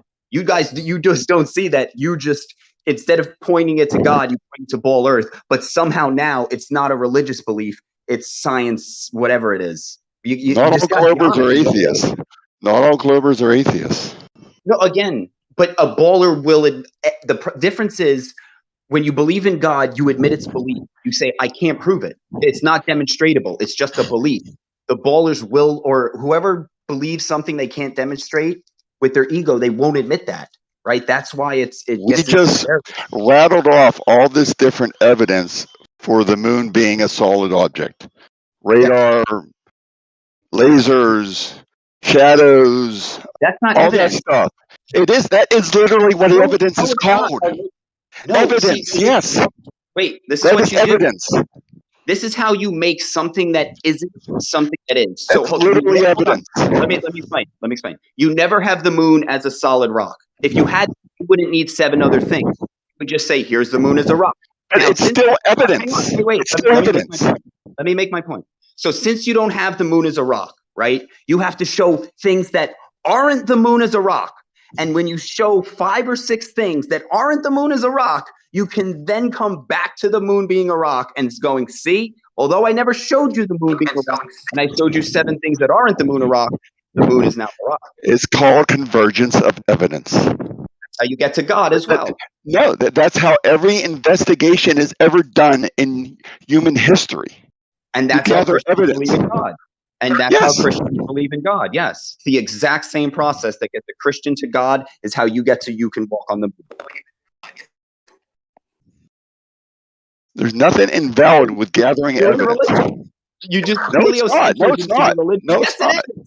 You just No, you believe. there's no faith in. There's no faith in any of this. If you've never been to the moon to walk on it, you believe it. How is that not true? Everything about God is faith. Everything about walking on the moon is faith. No. Yep. There's tangible evidence. There's tangible evidence. No, not of walking on the moon. Of everything. It doesn't have to be of walking on the moon. Well, then it's faith that you can walk. Look, if you can prove walking on the moon without walking on the moon, then a Christian can prove God without God. What we're proving is that the moon is a solid object. No, you're convincing that to yourself. That's what you're doing. No, evidence. Yes, you are. All evidence. No, but evidence again can point to God, just like a Christian does. Again, you're going back to this thing of if you don't experience it yourself, therefore it can't be done. Yeah. Therefore, I've never experienced America. Therefore, no one can ever experience America. That's your logic. No, all I'm saying is the exact same process a Christian or religious person gets to convince himself that God is real. That process, that's not the same process. A lot of that process is faith, because you have no tangible evidence. Okay. You've never bounced a laser off the moon, right? You just have faith that somebody did this thing, right? So again, I've seen it done in front of me. You've seen a laser hit the moon and then come back. I've seen people doing it. Hold on. Amateur astronomy gathering. You saw the laser bounce off the moon. So you saw it go hit the moon and then come back. You saw this. There is nothing. I saw them performing the test. No, that's not what I asked. See hold on. See how he's skating? He said, I saw the laser bounce off the moon. No, I did not say that. My entire statement has been, I've seen someone do it. I haven't changed my narrative at all. You've seen someone do what? In the scientific method, there is nothing in the scientific method that states that every single human being has to conduct every single experiment for those experiments to be valid. If you literally watch someone bounce a laser off the moon or a radar off the moon or whatever it is, you are not required to then go out and do exactly the same thing to prove that they weren't lying. There's no reason to do that. No reason. Hey, I want to add something. I only have 1 minute. I just real quick, I'm going to add something to the conversation. Whether the thing bounces off the moon or not necessarily, that could take some faith. Whether it actually works, whether the moon's solid, all of that is kind of superfluous when you really look at what they say they did when they went to the moon. And I put a couple screenshots in the thing. They had 72 kilobytes of memory, and so most of it was analog directory when they actually went to the moon. And then they orbited the moon 10 times while the guys were down there playing golf or whatever before the rendezvous. That takes definitely a leap of faith to believe. And Jesus walking on water is very similar to Neil walking on the moon. I can put it to you like this. It's I believe them or I believe you. Yeah. Now, Hugh, can you hear me? I reserve the right as to what standards I want to take as gospel or not. I reserve that right.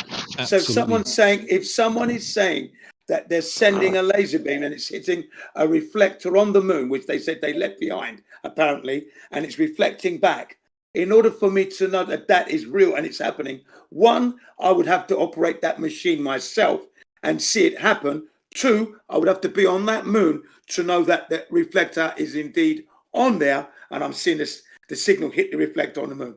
That's what I would require. Jen, let me ask you this then. Have you ever been on an airplane? I've been on many times. Right. Did you, before that airplane took off, did you demand to fly that plane yourself before you sat in that seat and let the pilot fly the plane?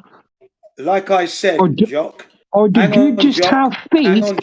Or hold on. Did you just have faith? Did you just have faith that the pilot knew what the fuck he was doing and sat in your seat and enjoyed the flight? It's not analogous. Jock. Yes, it is. It's not analogous. It is very similar. It's not. Like I just said, I reserve the right to whether I take things as gospel or not. I reserve that right. Yeah. My standards. So if I say that I want to be on the moon to see the reflectors, because that takes, I can't believe it's on there. That's going to be my choice. I want to operate the machine to see it hit the reflector and come back. I want to see that. That's my level of faith there. That way I know. I've been to the moon. I've seen the reflector. I've seen the laser beam hit it and go back to the Earth. Then I'll be satisfied. So you talk about pilots. That's an unrealistic standard. Yeah, it's an unrealistic standard.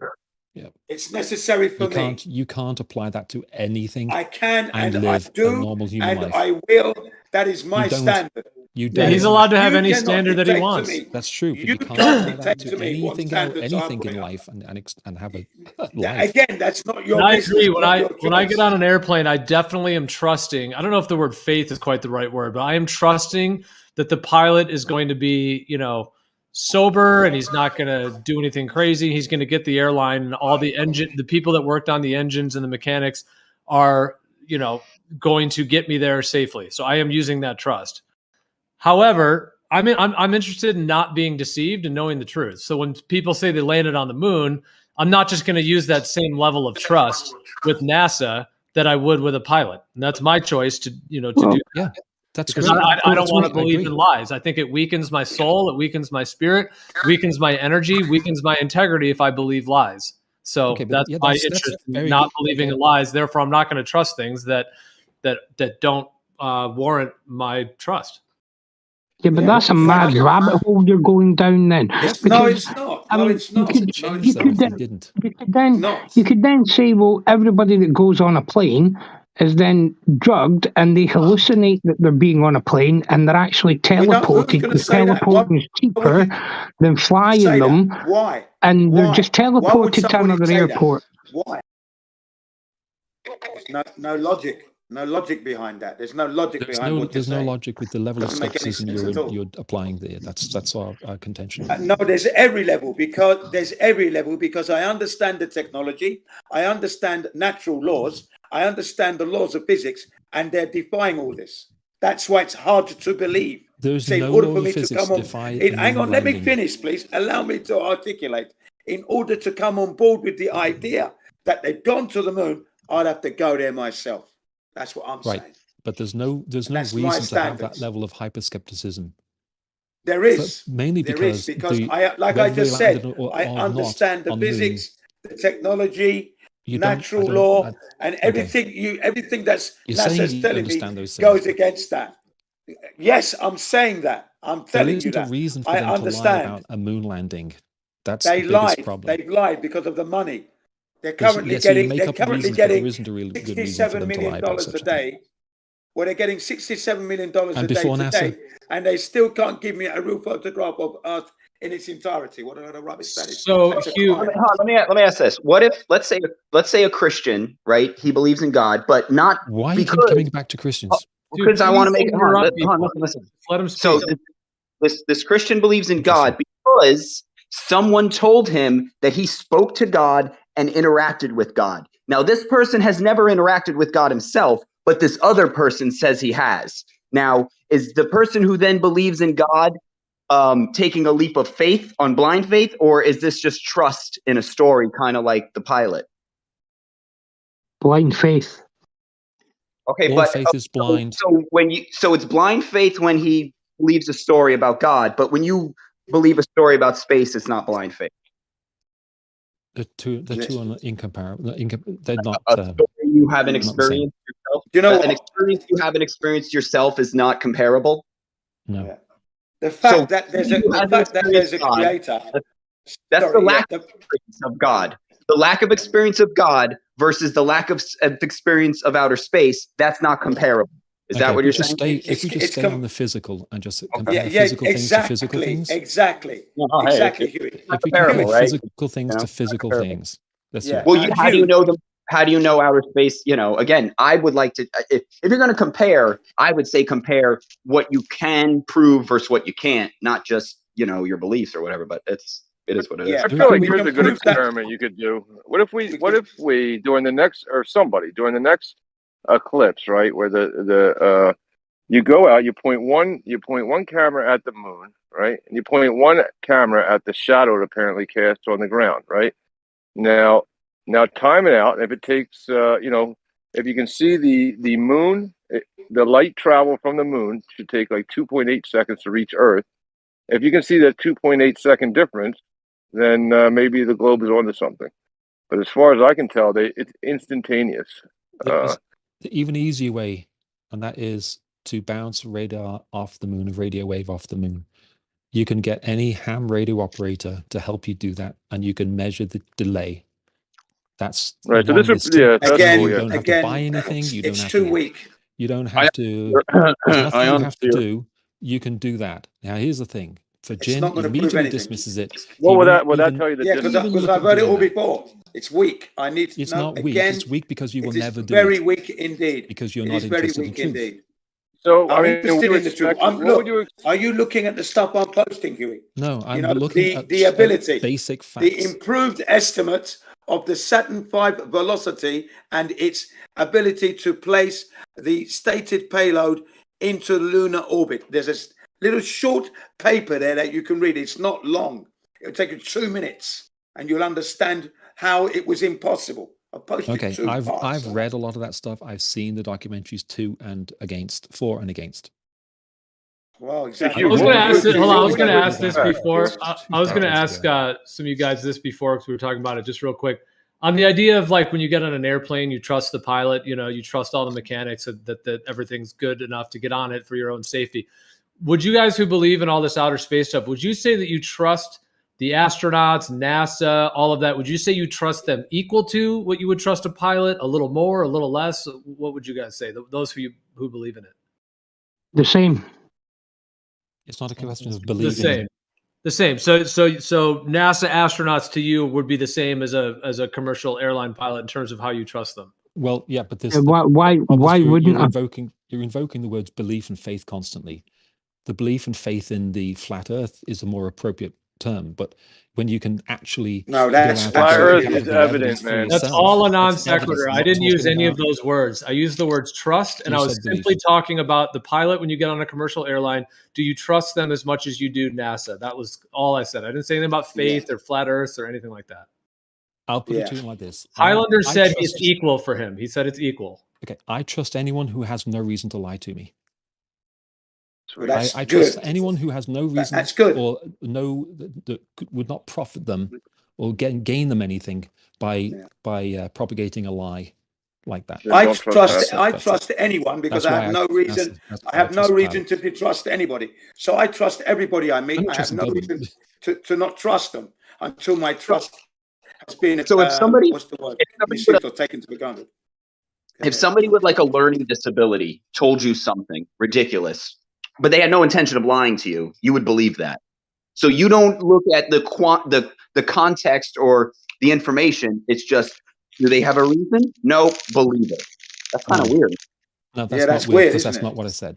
That is weird. And when they tell me that Goku is the best Super Saiyan, I do believe them.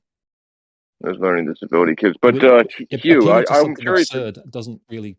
Doesn't really take away from what I'm stating. If they don't have a reason, a pilot would have no reason to take the whole plane to a different location or to drop us off with some captors and then imprison us all, right? So we can trust the pilot's going to take us to our destination. That's basically what I'm saying.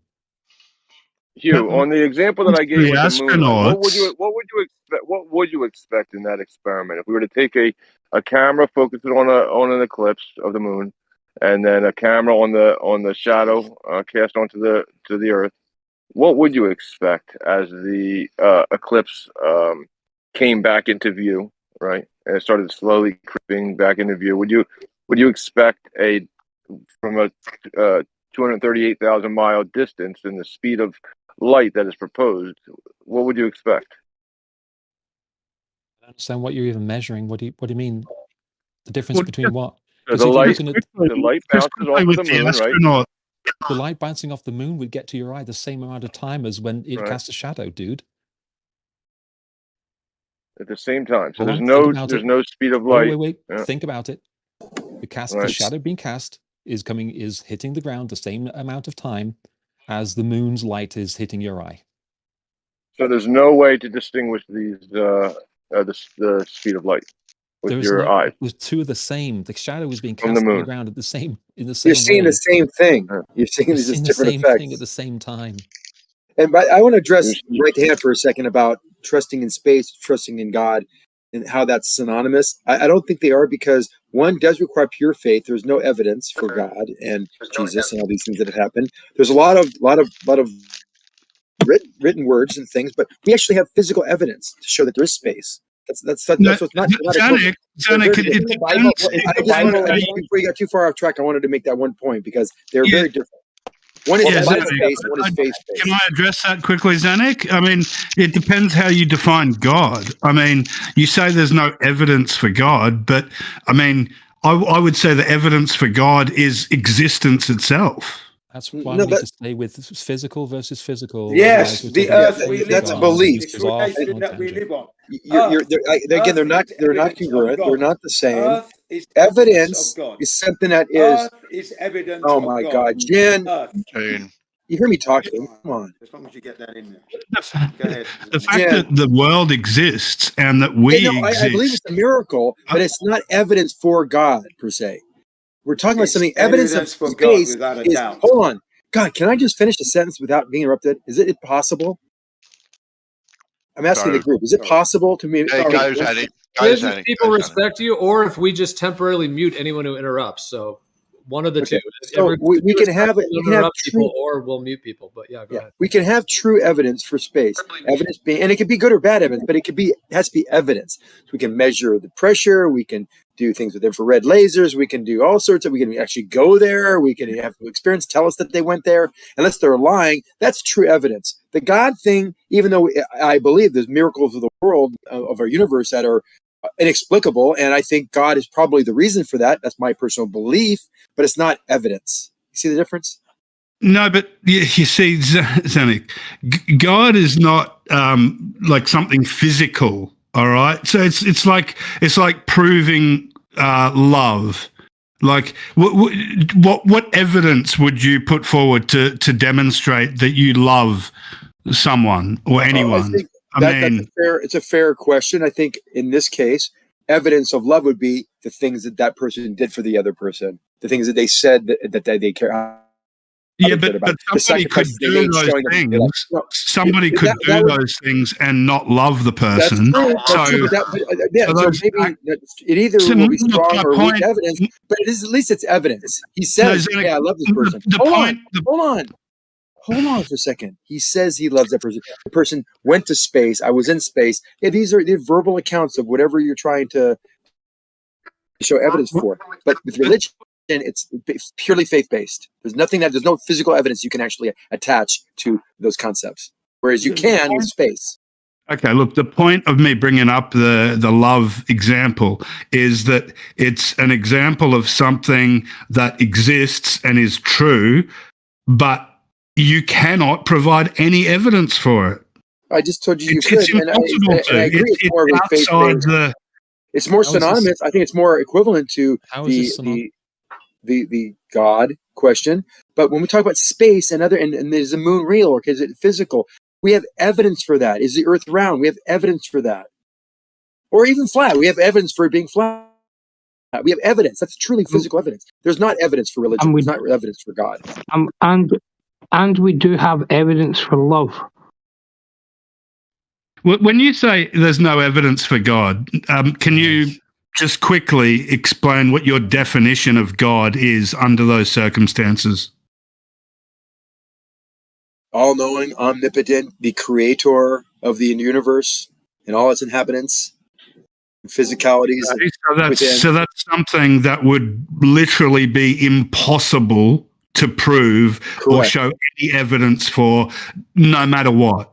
Correct. Well, if we could possibly exhaust all other reasons why the universe was created, the Big Bang and all the things that we've come up with, right?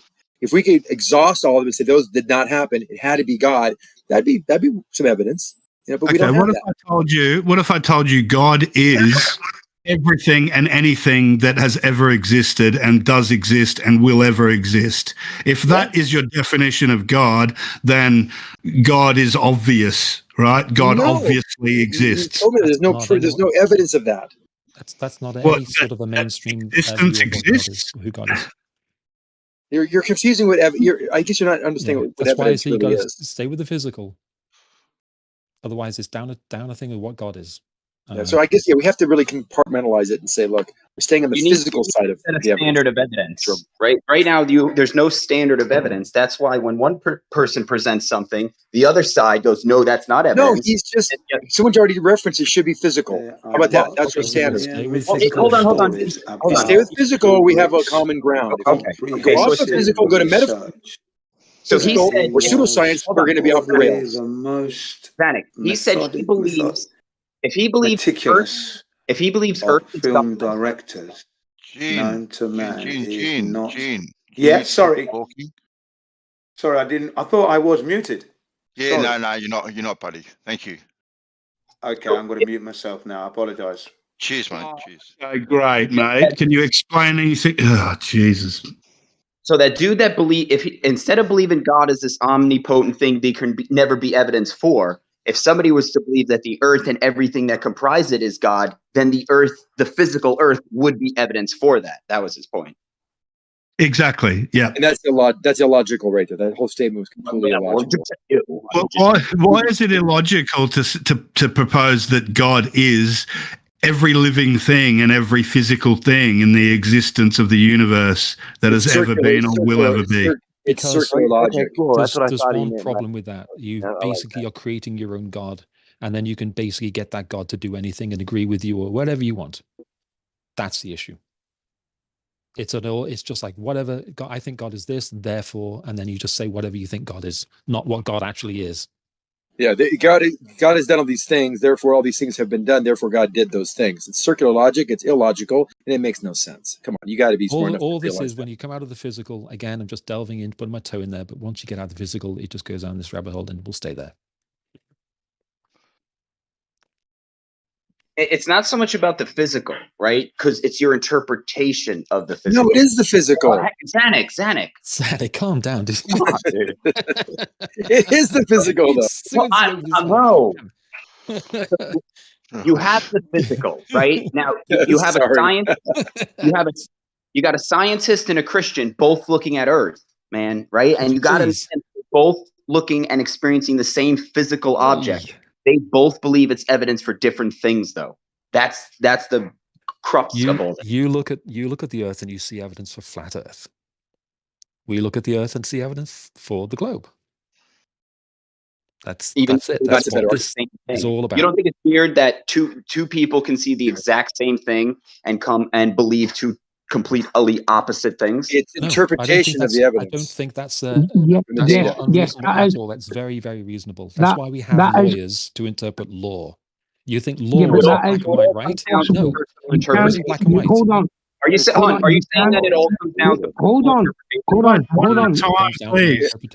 Hold on. It comes down to the data. Hold on. You can have the data. Hold on. He said it doesn't come down to the data. Hold on. It's not possible.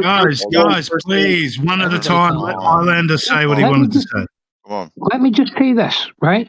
You can have people look at the same thing, read the exact same information, and believe different things. Yeah. Take religion, for example. Yeah. Yes, because Catholics and Protestants read the exact same fucking book. But Highlander, that's not what we're talking about. The same thing. They even kill each other over it. Yeah. We're not seeing the same thing. We're not getting the same data. Remember the data that flat earthers will use would be like something. I see the black swan. I measure this position in my field of view. Therefore, that data shows me that the earth is flat. That's good evidence for their side, their argument. The round earther won't say the exact same evidence. They'll say, yeah, I see that evidence, but I give these other reasons why you're seeing that. Here's another day where I see a horizon drop and I heard drive and drop reports with other observations and other measurements I've made. So therefore it's round. See, this is not the exact same data. It's not the same interpretation of the data, not the same correlation of the data. That's where they're both. Hold on. Let me summarize real quick. But they're both evidence. That's both physical evidence. But I think the difference is that a flat earther will say that there is evidence that the earth is not round. And to claim that the earth is flat is like I wouldn't wouldn't say that the Earth is flat. It appears flat, but there's no way to know. I mean, for me to say the Earth is flat, I would be doing exactly the same thing that I criticize heliocentrists for doing.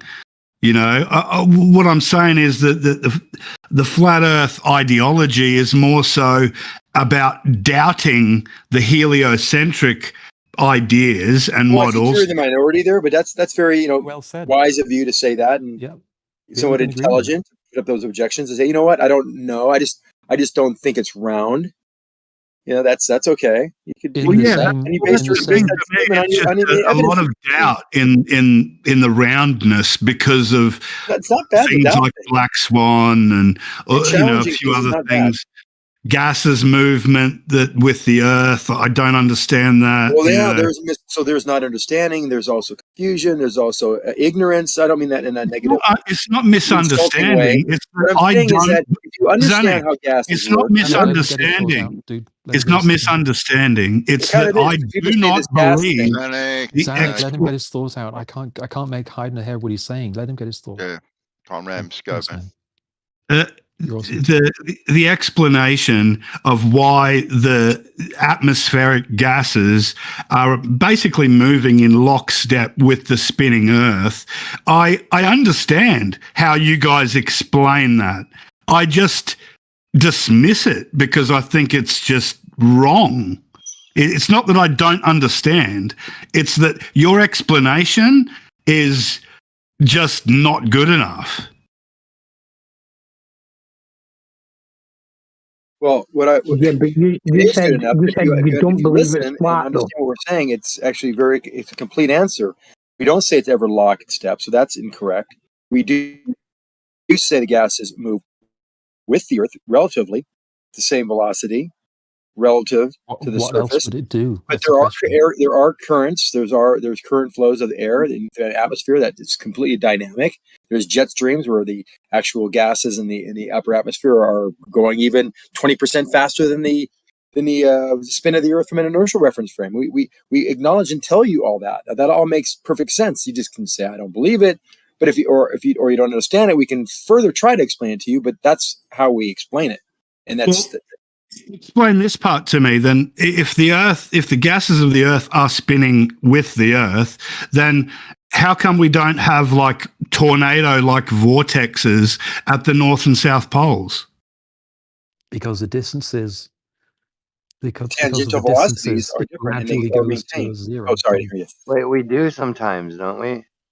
Yeah, well, there are tornadoes and stuff. No. There's the distances involved. They're too great to create such a thing. Space hurricane, the plasma hurricane over the North Pole. That was kind of a big deal. They discovered it in 2014, but they didn't announce it to the public until like 2017 or some shit, or maybe even later. I like to think of this example, right? Imagine you've got a basketball and you've got an ant sitting on the basketball, and then you spin the basketball on your fingertip and the ball's spinning. Now, that ant on the surface of the basketball, it's going to be feeling the wind, right, blowing against it as it spins around. Now, how long will that ball spin before the air around the ball starts moving at the same pace of the ball? Several billion years. Yeah, never. No, never. It would never happen. The air that is released from the ground will have that exact same tangential. The only other one of the logical arguments flat earthers come up with when we talk about this is that as the air goes higher, that tangential velocity should be faster. So we should see a general hysteresis of the air as it rises. And we actually see a little bit of that, but it's far exceeded by these air current flows by convection and these cells. If you look at how storms are formed and how air feeds in low pressure and high pressure zones and why they rotate, and that's due to Coriolis and more complexity to the model. There's a lot of dynamic factors that are going in here with temperature and pressure and Coriolis and the different tangential velocity. For your information, there's a lot of things that are going on. Once you just talk over me. Almost done. You're just completely wrong. That you're not okay. You just go ahead. I'll be done. No, finish up, Zanuck. Quickly finish up. Just let Zanuck quickly finish up. He was nearly done. Right. So we have this tangential velocity that all these gases will be given once they are released from wherever, where exhaust pipe of a truck or a leaf releasing oxygen. It's instantly given the tangential velocity wherever it is, whether it be near the North Pole or at the equator. And then these temperature variations and these pressure variations will determine where the air moves. Coriolis creating these magnificently fast airstream high up in the atmosphere, going 20% faster than the spin of the Earth statically. I mean, that's due to Coriolis. That's what feeds these jet streams in the southern and northern hemisphere. So there's a lot of dynamics that are going that you can't discount. You got to at least take them into consideration before you say none of this makes any sense to me. That's all I'm saying, Highlander. So the other part can I just address the basketball thing, right? Because if you put the basketball in a sealed room and have the basketball continually spinning, eventually, after several billion years, the air will spin with the basketball. Why not? Yeah, Why would it do I that? suppose. Why would it not do that? No, it's not how physics works. The basket, the friction with the air on the ball. I'm sorry, would no, cause- basketball really doesn't have any of its the own. basketball thing is weak. Let's hold on. Let me just cover one thing. By the time you get up to extreme altitude, the air is no longer following the spin of the Earth. It gradually decreases. The higher you go, it decreases even more. It decreases even more. So there's a drag. Are you saying that there's sort of a atmospheric drag? All these molecules are always going to be bouncing into each other. Remember, you guys all say that. They're going in all directions with a higher velocity down, and they're bouncing off each other. Yeah, but they're elastic collisions, and that's why I don't see how they would ever clump together and start moving. That's not what it means, clumping together. Elastic interaction means that there's no energy. So when you have an interaction between these two molecules, change of velocity, that change requires a force. That impact gives you the pressure wherever you are. And the more those collisions are, the more the pressure is pushed. Hold on, almost done. The more collisions there are, is the greater pounds per square inch of the pressure. That's why the pressure is less, because there's less air as you go higher. If you were right, Zanuck, then if the winds, like you say, get slower as higher you go up, then why do all the wind maps show the winds rotating faster and even faster than Earth's rotation the higher that we go up? That's due to the jet stream. That's in very specific corridors in areas above the equator and below the equator. I was talking about extreme altitudes, like 400 miles up. Specific. It's a black swan, is what I'm saying specifically. No, he was talking about something completely different. With the basketball thing, the difference I would think between air would be that, say you were to put the basketball underwater and start spinning it, then the water that's close to the surface of the ball, I can imagine that might start spinning and moving with the ball, because of the way the particles of water interact with each other. But it's the lack of elastic collisions in gases that I don't think would allow that to happen with gases. No, the same reason that you just mentioned. And that's very analogous. Liquid, they're both fluids. One's a liquid, one's a gas. You still would have these collisions, elastic collision, whether it be elastic. Isn't that the difference between gases and liquids? They're not going to lose any. They're not going to lose any energy when they collide, but they will change direction. So if they run into one into another one, they will bounce off in some random direction. That's what wind is, isn't it? It's air bouncing off other air. Yep.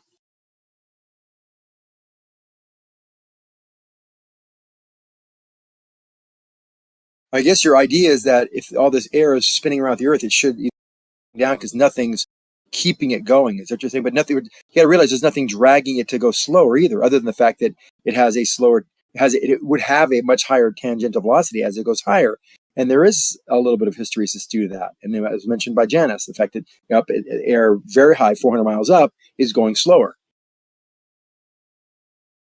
I should throw a grenade in the room by unmention the fact that the atmosphere has actually been detected as far out as the moon. Yeah, don't do that. No. How dare you say that, you? Well, that's just basically a statement that there are gases as far as the moon. Yeah, exactly. Yeah, particles. Yeah, particles like feet apart, one little molecule. I think it's Yeah, but have you been that far out to experience that gas? Actually, no. I trust the people. I trust the people who say that, because again, why would they make something like that up? See, this is the big mistake that's made, is this assumption that they wouldn't lie to you. Now, where do you get this from? Like, where does this trust in these authorities come from? There's a lot of independent studies and measurements of all these things we're talking about. Kindergartners will send balloons up and measure the atmosphere and measure that we have space not too high above the surface where there is almost zero pressure. It is complete vacuum. They measure this. Well, if I was in charge of a program to deceive the world into believing this model, then that's exactly what I would do. I would give them all these studies and all of these research and blah, blah, blah, blah, blah. Yeah, but the difference is... on their own. I mean, independent people in independent countries all studying the same thing and come to the same conclusion. You have British scientists observing things on Mars. You have Russian scientists observing things on Mars. You have, name a country: Canadian, American. I agree. I agree. And I understand that point. Lockstep. There isn't some big conspiracy. I agree. I agree. Look, I agree with that, but I understand that all of those people from all of those countries, they're all the research they're doing, they're all doing it with the presumption of that the Earth's a ball and that we're in space. And the measurement of the Earth being a ball, it's not a their observation. The other thing as well is that when these people do tests and experiments, there is data, there is results, and they document everything so that other people can go and do these tests and experiments. It's all done in the context that the Earth is a ball spinning around in an empty vacuum-like space. Let's put in the context of the moon. Let's look at the moon. You can have any number of independent people study the moon to the point where they actually send a rocket up and strike it. Okay, so all of those people would then conclude the moon is a solid object. Okay, every independent study, the distance to the moon, its orbital, whatever, every single aspect of the moon can be studied and can be corroborated independently of other people. So the Indian Space Agency and the Aussies will all come to the same conclusion, independent of each other. Same thing with the shape of the Earth. There's no presumption of anything. There's just simply people looking at the data and drawing conclusions. Unless they're all colluding. If that's true, then this whole conversation is futile, because if they're that powerful, there's nothing you can do to stop them. That's not true, because there's more of us than them. I beg to differ. So at this point, it's a matter of enough people being aware of it. Now, you could get into some story that they're going to use the military and just blow us all up, but the thing is that we, the people, are their military. So if enough of us realize what they're doing and don't listen, no offense, to people like you defending their lie, then we will actually have a chance to break free from this. Offense taken, Gio. I'm offended. Yeah, it should. Yeah, what you're doing is pretty dark. What do you think? What I'm doing is dark? Yeah, you're defending psychopathic liars that are murdering people on my turn now. I mean, you're not really doing. You may actually believe it. I should hold on. Let me just say, I shouldn't really pin that on you because you may actually believe it. So I'm not saying you're purposely doing it, but indirectly you are. Well, then I consider what you're doing. You're saying that good people are psychopathic liars. So what you're doing is dark. We don't want to go there. We just want to keep the chat. Not at all. That is not doing it. That's a baseless claim. So you're telling me the governments are good people or the good guys? Is that what you're telling me? I'm telling you that independent people, independent of the governments, study things.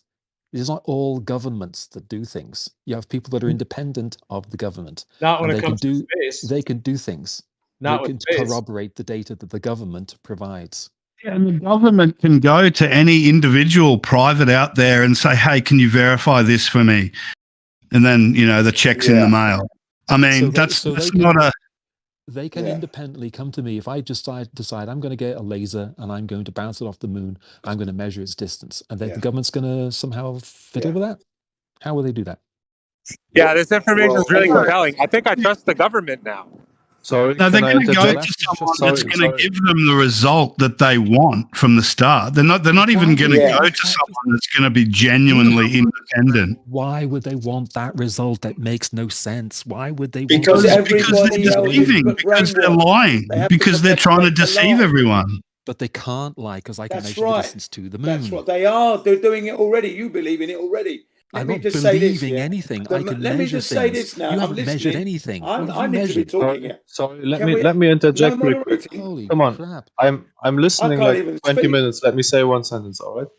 So it's not a measurement. It's like a calculation from the speed of light, which you're also obtaining from authorities, right? Yeah, that's all I wanted Wrong. to say. Yeah, thanks for that. Now, let me just Yeah, say except that something you can now measure before the you speed get of in there, light. Huey. I may say something. Is that possible? Thank you. You have said that the moon as a rock has been confirmed. It hasn't been confirmed. You haven't confirmed it. I haven't confirmed it. And I'm not going to be trusting the NASA's. Unless I go there for sure, that's when I know the moon is a rock. It appears to be a rock, but I don't know it is a rock. I don't know that. It's not Jin, confirmed. I know that you believe that. What I'm saying is that I can know do that. things that independently confirm very, very basic things, such as the It's speed of light. impossible. You can't do it from Earth. It's You'd have to impossible. go You're there. saying it's impossible You to. would have to go to. You'd have to That's go not. to That's the not an moon argument from for the knowledge. confirmation. You have to. There's no two ways about it. You can't confirm it from your armchair on a machine. Sorry, you'd have to go there, pick up the No, you won't dust. have The to go moon there. There's rocks. nothing in the This is scientific rock, method that ladies and says I have to do gentlemen. that. It is. And how are you can't- claiming it's that you never can been measure done. the speed of light? I don't know. Look up how to measure the speed of light. How I'm else asking would you do You it? said you can measure. When Flarek said that you're using calculations and an assumed speed of light given to you by authorities, you then said, "No, I can measure the speed of light." So I'm Yes, asking. you can measure the speed of light. How would you measure the speed? Hold on. Let me jump in here. You can measure the speed of light with a microwave and a bar of chocolate. Or some grapes. You can make. Was it grapes? Or no, that's plasma. Microwave. You can measure the speed of light. All you have to do is look up how to measure the speed of light. Then go measure the speed of light. Yeah, but that's Yeah, what but I'm what saying, does that right? mean? I mean, What does that will mean? you ever do that? Say you measure the speed of light. What does that mean? It means that then you can do things like shine a laser at the moon and get a reflection back and measure its distance. But you won't do that. You won't measure the speed of light. You won't measure. You don't do moon Calculate bounce. You the won't do distance, right? none of those things. You will do. You'll just say basically it's all a lie and comes to the government. But I can independently. Great question. I can independently confirm the basics of everything that they're saying, and I can go even further than that. That's It's why I more asked you. so How can what- you how have you measured? How can you measure the speed of light? I just asked you to tell us how. I haven't the slightest idea. You'd have to look it up. I looked it up like, oh gosh. Yeah, I just but told okay, you. okay. Four, I five mean, years Use a ago. laser. Sounds Use a like laser it. gun and have some Yeah, run there's for all I you. just sorts of told things you. you can do. A bar mean- of chocolate and a microwave. chocolate You and a can microwave, measure there the you go. speed of light with a bar of chocolate and a microwave. Fucking hell. Okay, I heard you say that. That doesn't really explain it. So When go ahead and well, explain how you're doing when that. someone when someone from chocolate Scotland and- says it, it sounds better. Hold on.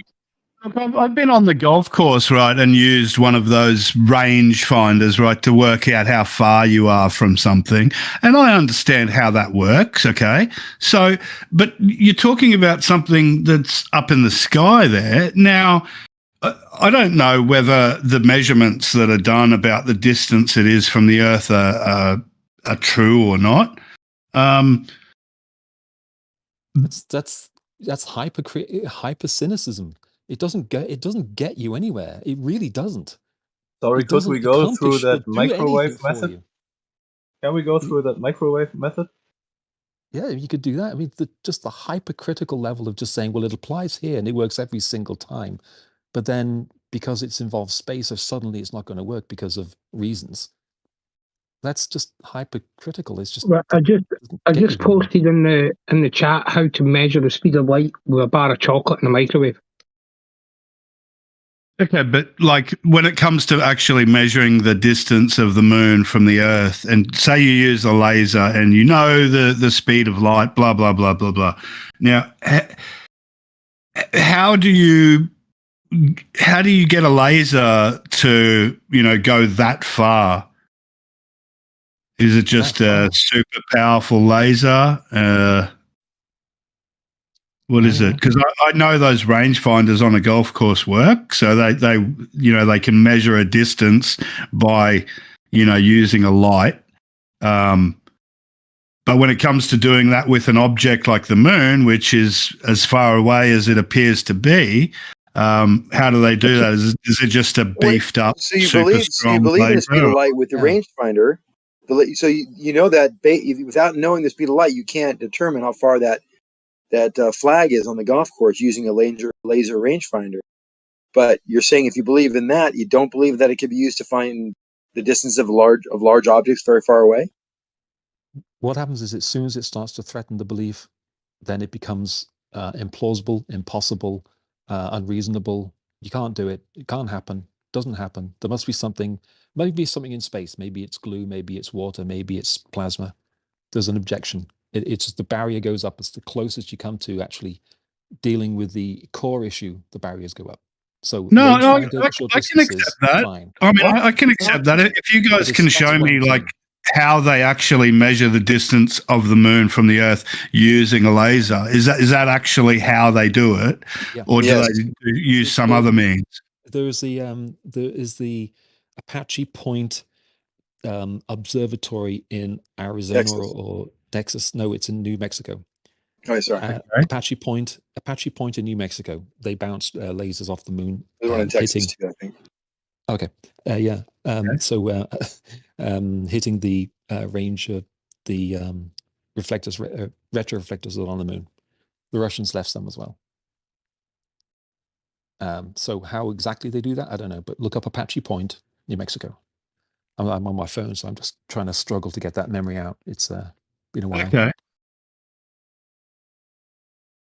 But I mean, it's something you can do. There was a girl on YouTube, and she made a video, and it's basically her. She was a ham radio operator. She got her radio dish, and she pointed it at the moon, and then she sang into her microphone and got a reflection of her voice back from the moon, bouncing off the moon with whatever delay it was. Now you point the dish, 10 degrees to the right, you get nothing back. To the left, you get nothing back. But pointed directly at the moon, you get a reflection back, and it corresponds with the distance to the moon, because sound or the radio travels speed of light. That's amazing that a radio signal can actually bounce back off a rock.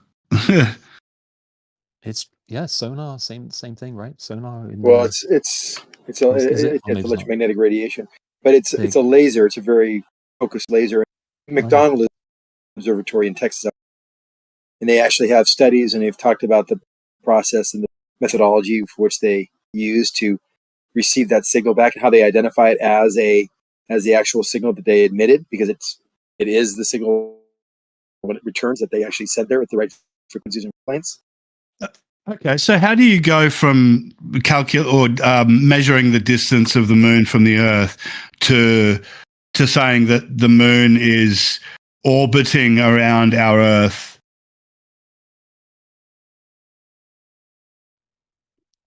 Dozens and dozens and dozens of observatories and amateur and professional and government astronomers all observing it. But is it not impossible to interpret the moon's movement over a flat plane? If there was a mechanism by which that would occur, is there? We can work out the mechanism later, right? But can we assuming that the Earth is a flat plane and that the moon is moving around above a flat plane, can all the observations do they make sense under those presumptions? Well, no. Remember, we go back to the celestial navigation.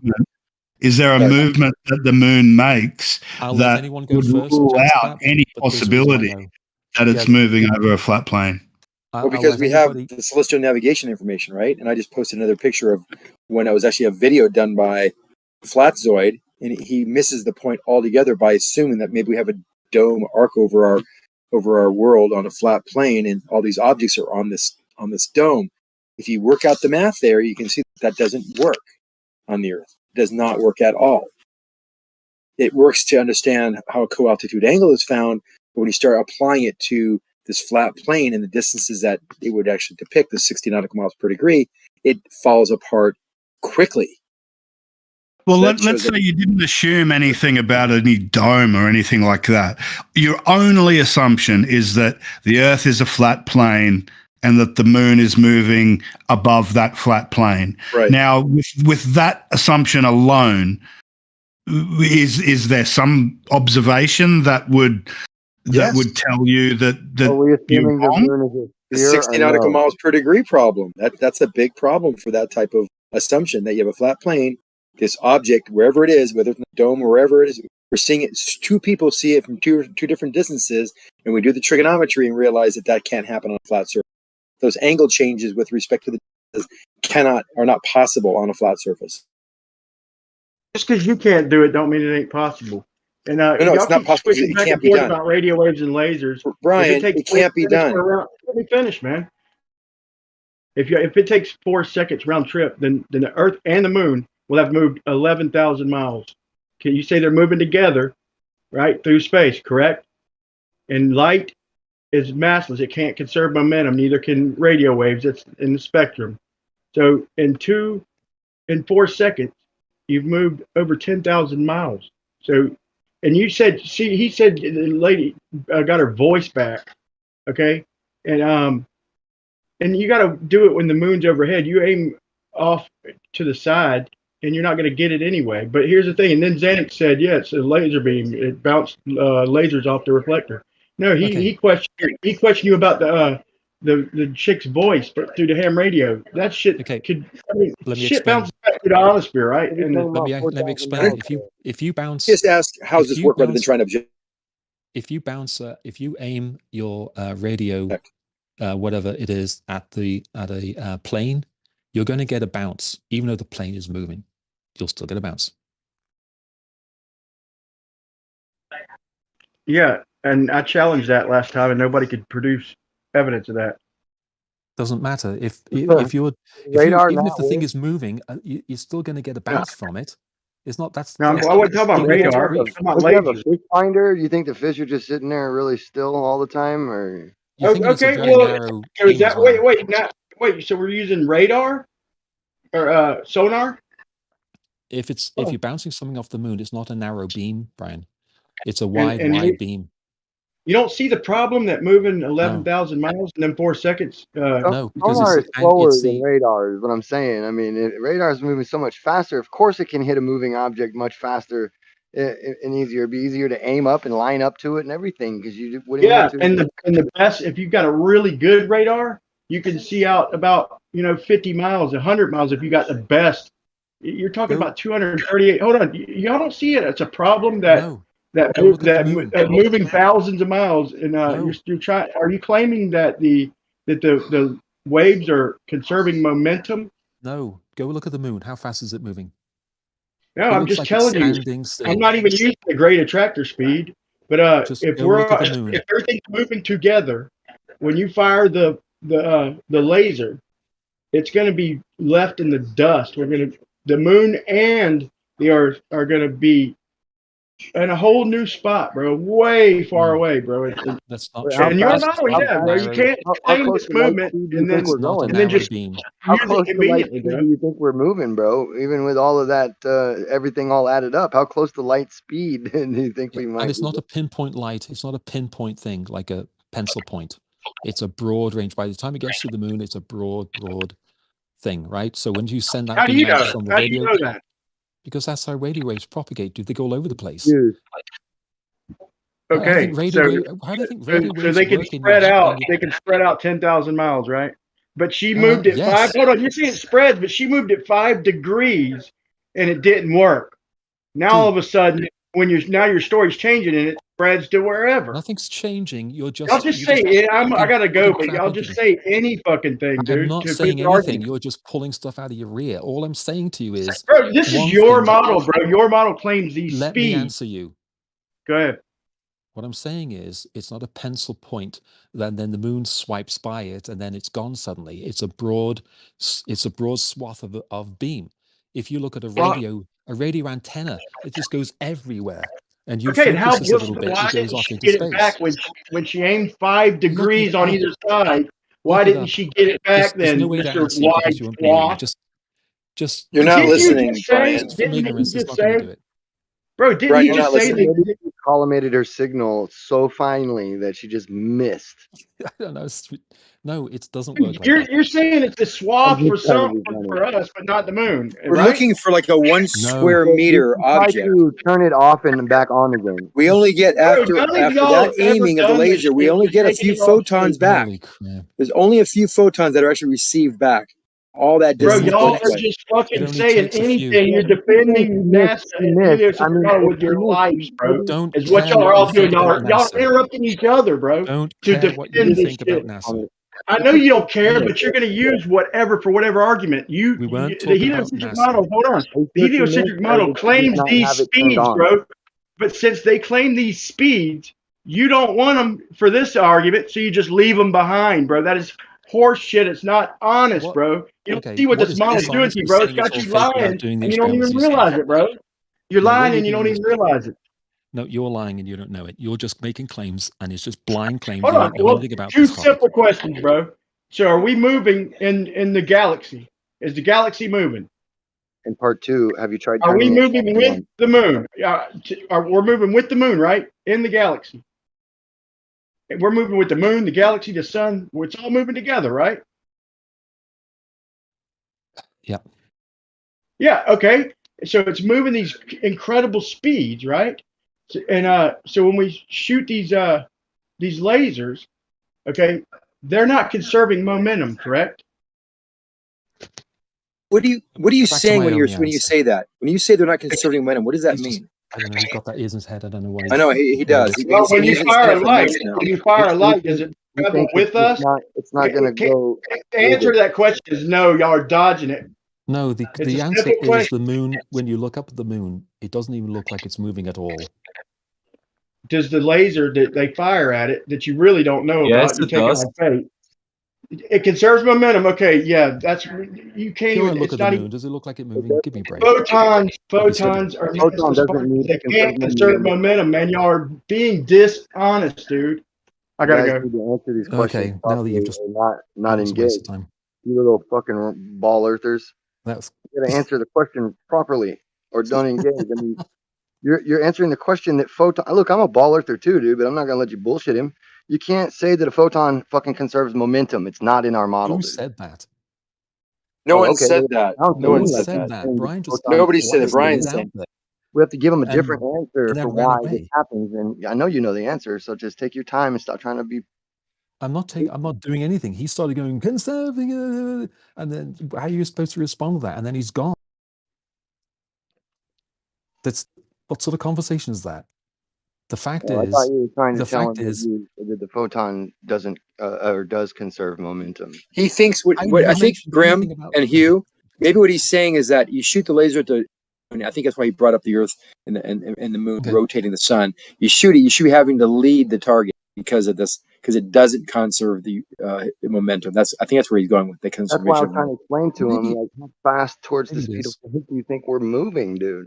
He's calling these but it's great yeah. speeds. I mean, we're not moving at the speed of light or anything. We're not going It's not that faster fast. than It's the not that object. fast. I don't have to aim ahead, right? So No, you much don't. You just look at it. because It that's doesn't. It right there, doesn't. right It between doesn't. me and that. Yeah, It right. doesn't But he's fly talking about across the that lateral sky. motion. Since we're moving laterally to the direction I'm looking, like if I was, looking at the moon and it's, to the west, and we're following the sun in the other direction, then why don't I have to lead, above the moon to go into the direction that the moon's actually going with the sun? That's his Well, that's a question. good point. So It's just isn't a question? I don't dumb. have the answer. I think we've talked about this before, but I forgot.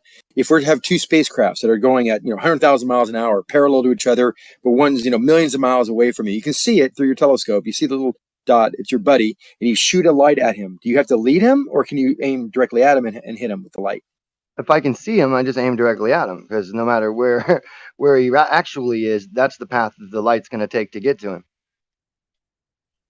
Well, that's I forgot. We went over this before, and I completely forgot what the answer was. I'm correct. Don't worry, Zanuck. And solar wind is a plasma.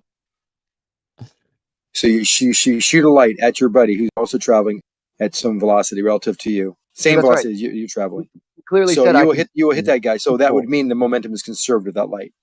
No, you said he's visible to me. He's visible to you. You can see he's 100,000 miles away. It's have to Therefore, just like in the refraction experiment, you may be visible to me. I point my my light in the same direction, and then my light bends towards the direction that your light's bending towards across that same whatever it is. And that, you know, if we're being lucky here and using some simple Snell's law type shit or Fermat's principle, but I mean, if we're talking about some sort of other thing, then it would become complicated as fuck. But for Well, I that, guess though, I would just follow he's the line of asking. sight that you gave me. You said I can see you. Well, yeah, because the light doesn't know that these two objects were going the same speed. So in our whatever the universe is, however fast we're traveling through this universe, or relative to something else, planets near us, it doesn't really matter. The light is traveling directly to this object, and even though we're traveling at any speed, not moving at all, or at some speed, it will travel directly to that object. Yeah, exactly. Right, It doesn't, I can see the regardless object. of the medium. Right, Zanuck. But you said I can see the object, so all I have to do is choose a radio wave close enough to visible light speed. Right. Yeah. Well, if you were in a submarine underwater, you fail miserably. Same thing. Because no, right? I wouldn't. No, because it's visible to me there. If I can see No, you, using sound waves, using sonar. Oh well, yeah. Now or even a torpedo. You have to lead the target, right? Yeah, but now we're moving off of the because photon. because the light is not like the torpedo, which actually uses the medium to travel in, and that medium that's traveling through is stopped, is not moving. You are moving. So in space, it doesn't matter how fast you're going because it's all relative, right? You're talking over me. Well, I think you didn't hear anything I said, did you? That's because you're using sonar now, which means you either are trying to explain an ether because we're talking about in space and how photons. Well, yeah, there's no ether, so to your point, it wouldn't matter. You shoot directly at it, you would hit that person. Okay. As I talk, you just got to talk over me. You just can't control yourself. You're confusing me though. I'm trying to stop you for you. That's carry on not about being something I don't even know where confusing. you're going. There's no medium. You see the object, you shine the light. It doesn't matter how fast you're going. You don't have to lead it. It acts like it. The momentum is conserved. Correct. That's it. Okay. Right. That's it. That's the end You of the story. excluded a medium. Where in what? Oh my environment- God! Did you not hear what I said? Next. Yeah, you excluded a medium. I got it. You said there's no medium. Yes. So therefore, it performs and acts like the momentum is conserved. Right. And did you hear what I was about to say before you interrupted No, because me? you're talking over me the whole time. All right, you guys, with all due respect, I can't hear what either of you are saying. If you guys can't go one at a time, I guess I'll mute you one at a time, which means I have to stare at my Grim is Discord new to panel. the You new can't see rules my here. work. We've all been doing it. He just kind of jumped in and just blah. It's right. I think we established what we believe to be the case. It doesn't matter whether you think you won. I was wanting to hear what they both were saying. No, I'm just saying. I think we got there. I don't think so. It sounded like a jumbled mess. It did. That's why I was trying not to jump in. I think part of what happens is that one of the guys says something, the other guy doesn't agree, and instead of just holding his mouth closed and let the guy finish, he just feels like he needs to blurt out and interrupt. Yeah, two alphas. Well, that's what I was doing. I swear you're wrong, and I'm righteous. No, we were actually, Gio, we were saying the same thing. God damn it! Yeah, I wasn't saying he was wrong. I was saying I didn't understand. We actually were saying the same thing. I think we're in agreement that. And the reason I brought it up is because I know what Brian was saying. Because he used that term conservation of momentum, and that's why I explained it the way I did to understand where he was coming from and why he was using it as an argument. Right, and I got that. I understood. I think Brian came in for one reason. I think that was just to call us all liars and then leave. That was it. Exactly. He got what he wanted. You're all liars. You're all deceivers. Okay, goodbye. Yeah, Zanuck, I wasn't actually getting mad with you. I was confused. Because I couldn't. I thought we were saying the same thing and just using two different mechanisms. You're killing me, Smalls. Yeah. So well, it just makes, as Gio said, people want to listen, and you got to give each other, time to talk. So no big deal. We're learning. You two sound identical. I just want you, as an Englishman, just want to say that. That's funny. Midwestern. Grim, where are you from? Well, you don't have to say. I went to high school in the Midwest. Okay. And also in Florida and Georgia and all different kinds of places. But I'm in Georgia. I'm near Atlanta. Oh, really? Yeah, I was born there. I love it here. Yeah, really cool. I love it here. How about you, Thinky Man? Who? Hold on. Zanuck. Me, Zanuck. I'm in the West Coast. I'm in the Silicon Valley area. Oh, Silicon Valley, fantastic. Yeah. Is that where you grew up, though, Xander? Carlsbad? No, north. North. The San Jose, San Jose. Okay. Stanford, Palo Alto area. Yeah. Oh, cool. That's grow really up Silicon Valley. Yeah, Where'd you pick beautiful up area. your accent, Really. though, Janik? My accent? Dude, it's the Yeah. same as yours, Grim. I love it. I'm actually in California too, but I don't sound like Californians. Not that I realize. Where you sound like? You sound like more of a Midwest thing. Just a little bit of a hint, but not much. Right? That's yeah. It's I used to have a Henry Higgins thing going. I could pinpoint an accent, but I can't do it anymore. There is kind of a thing that when people move to California, they all kind of take on the Californian accent a little bit. It's great accent. It's why people take it on is because it's such a great accent. I don't. California has an accent? Yes. You know what a lot of people do, That's like the new almost one to me. anywhere they go, like they pick up the. Like I know when I've been around people with a certain accent, I caught myself a few times sometimes just mimicking their accent because I don't know, just you know, it's That's like when exactly people speak right, to yeah. like an Asian person and they start talking like Asian person, you know. And they bow, and then they bow. I started bowing. I was around some Asians. I started bowing. isn't it like the Oh, purest you form of you flattery? never guess where I'm from, then, would you? Southeast London. Uh-oh, Terry. got it. Terry, it's Terry Bullseye. in the house. I tell you a little story. I had a long lost aunt and uncle. I don't want to go into the whole story. If you're interested, I'll tell you because it's a fantastic story. But I had a long lost uncle and aunt, and they lived in Wales. And they came. We discovered them again, and I went down to visit them. They were very, very posh. And when I got home after a weekend there, the first thing my mother says is, "Oh, my brothers, they just looked at me. They just looked at me like I was speaking Greek." And they said, "Why are you talking like that?" I'd picked up their accent in the matter of a weekend.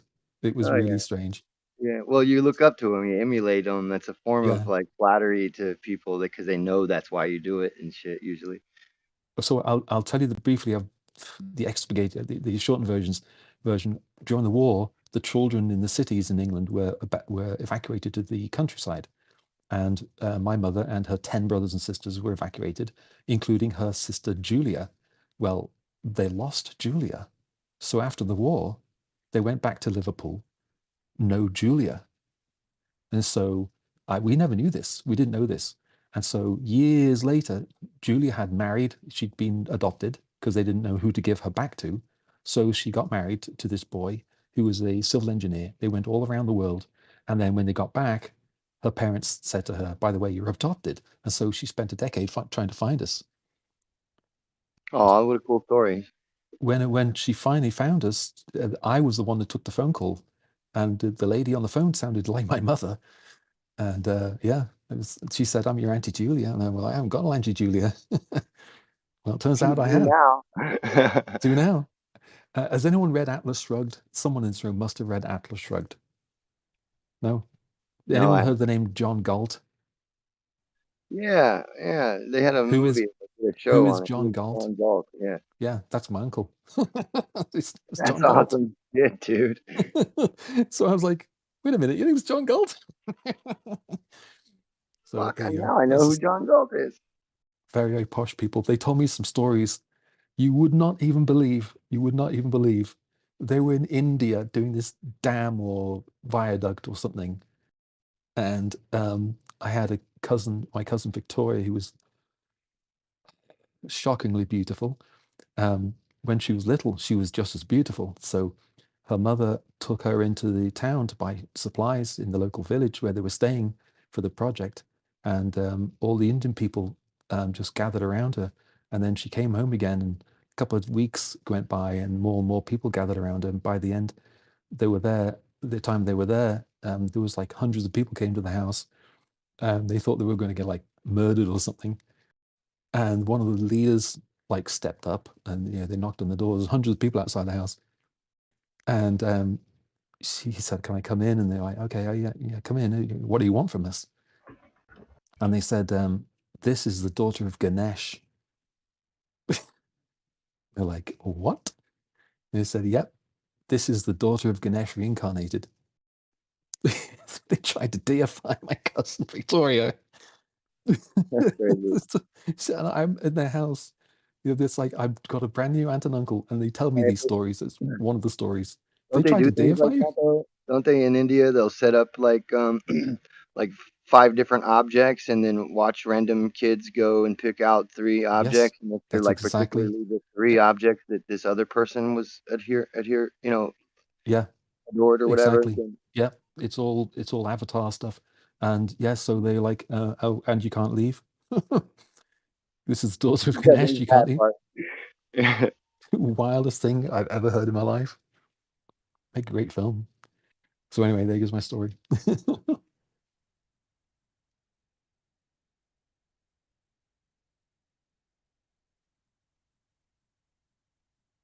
She was, though. She was shockingly beautiful. It was very annoying. Have a cousin look like that. I'm like, holy crap. Ay. It's not fair.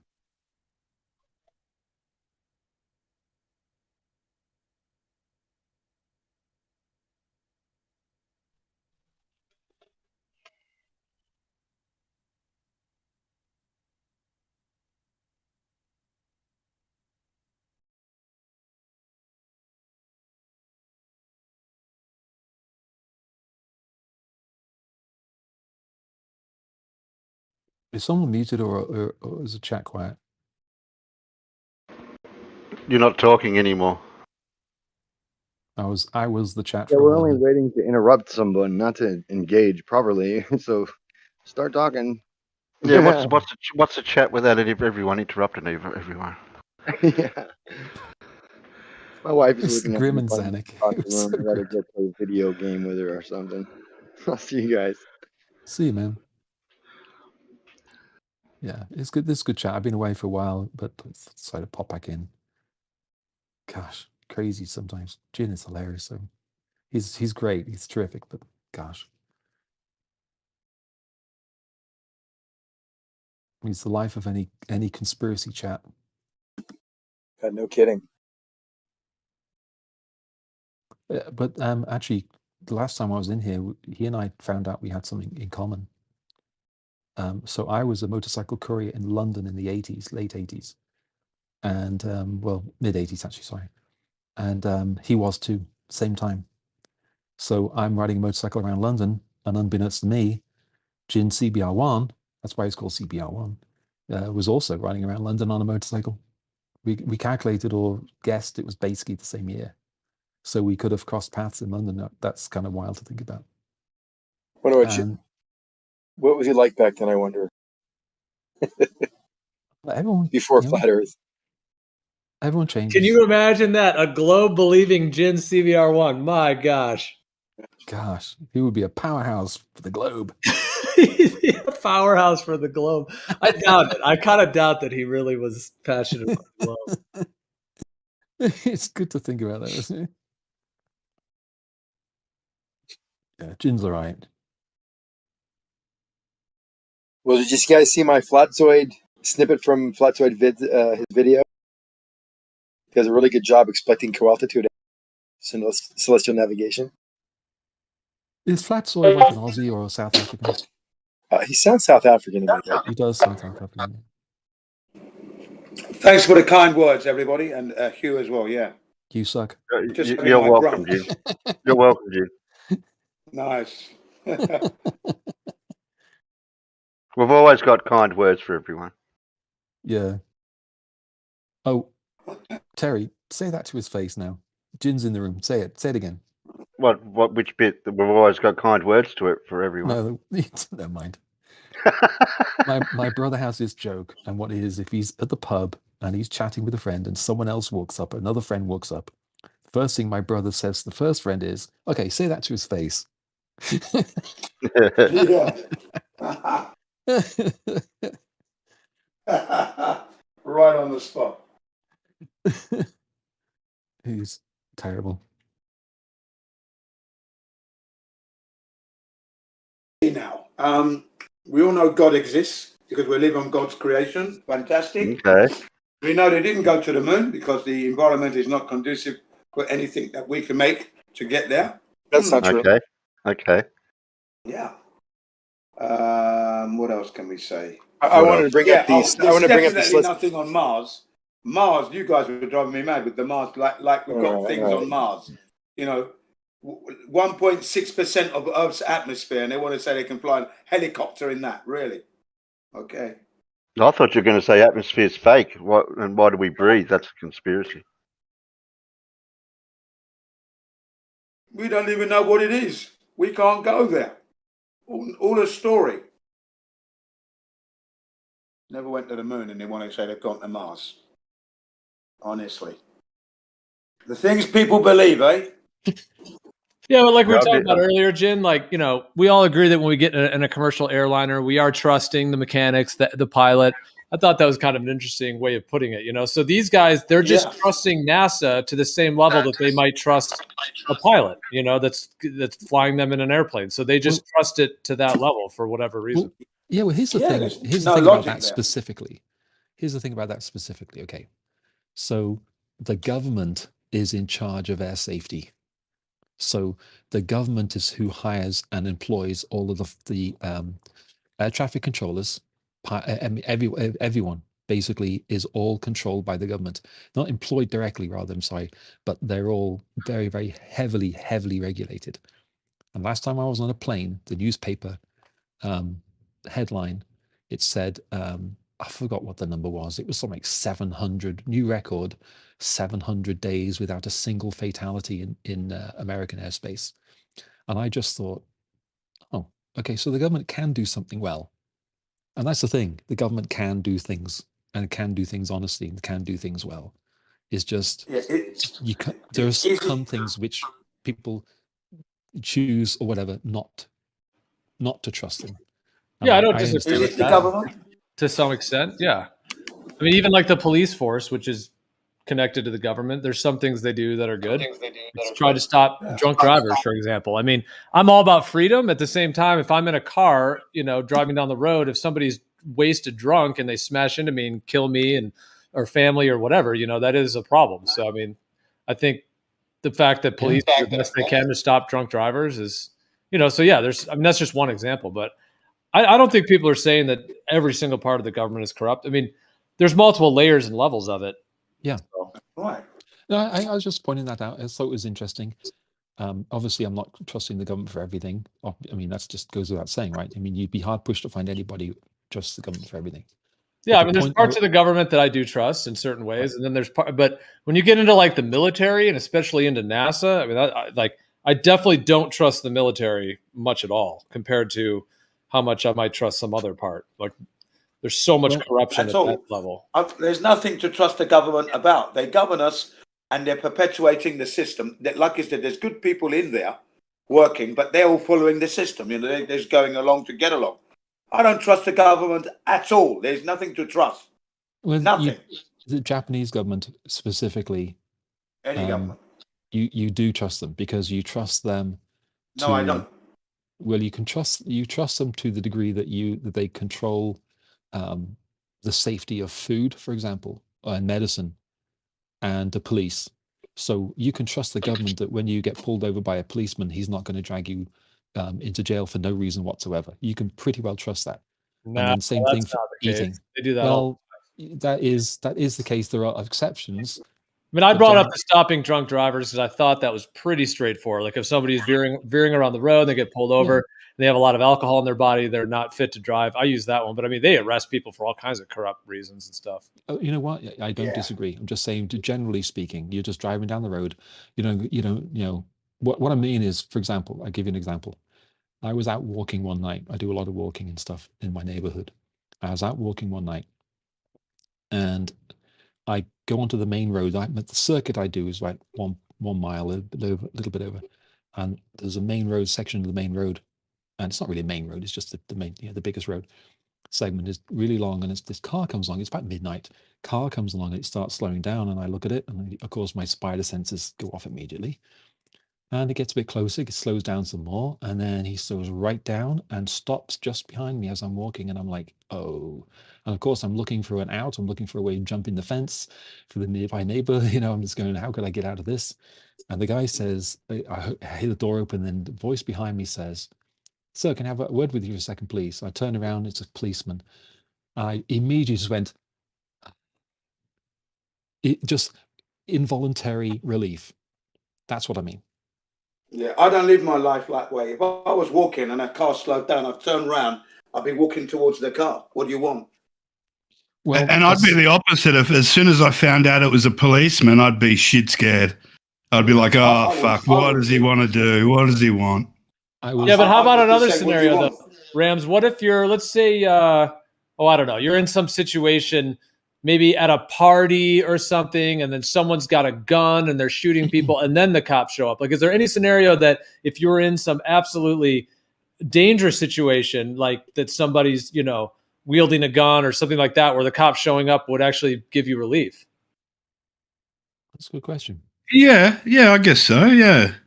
But I mean, even in that situation, I mean, I see it as a matter of personal responsibility to ensure my safety. Exactly. You're not really dependent on them. No, not at all. Absolutely not. Well done. That's right. That's why I live my, like I said, when you've been in the military, it affects you in the way that you know your rights, you've been in the system, you know what it's about. Like those police officers, I am their boss. So I'm not in deficit. They're beholding to me. So I'd be saying, what do you want? Oh, dear. And if I don't want to answer any questions, I don't ask, I move on. I'm off, mate. Telling you, man. I mean, yeah. When you get to 60, you just know what's going on by now. I've heard of people that have that sort of attitude, but if you were a policeman, I don't want to think about that. Think about that. I don't need to You're think an honest. that. You're an honest policeman, and someone says that to you. Well, they have their right to say that. And that's incredibly rare. Yeah. And opposite if is somebody incredibly spoke like that to me and I was a police officer, that individual would be correct because he is my boss. That's how I look at it. I am there to serve them, right? I'm not my own boss and my own this, that, and the other. I'm beholding to the public. But see, the problem with the police, most of the police, is they see themselves as a them versus us thing. Yeah. They don't see themselves as so much protectors of the public, but they go out there to protect themselves, and they have this ideology that the most important thing is that they get home safely at night, when their job is to make sure that I get home safely at night. And that's the issue of most of the time. A lot of the cops are almost like a bunch of gangsters. I just watched a show recently off HBO called We Own This City, which was all about the police in Baltimore and the corrupt way that they did their job, basically. They'd just plant stuff on people. They'd steal from people.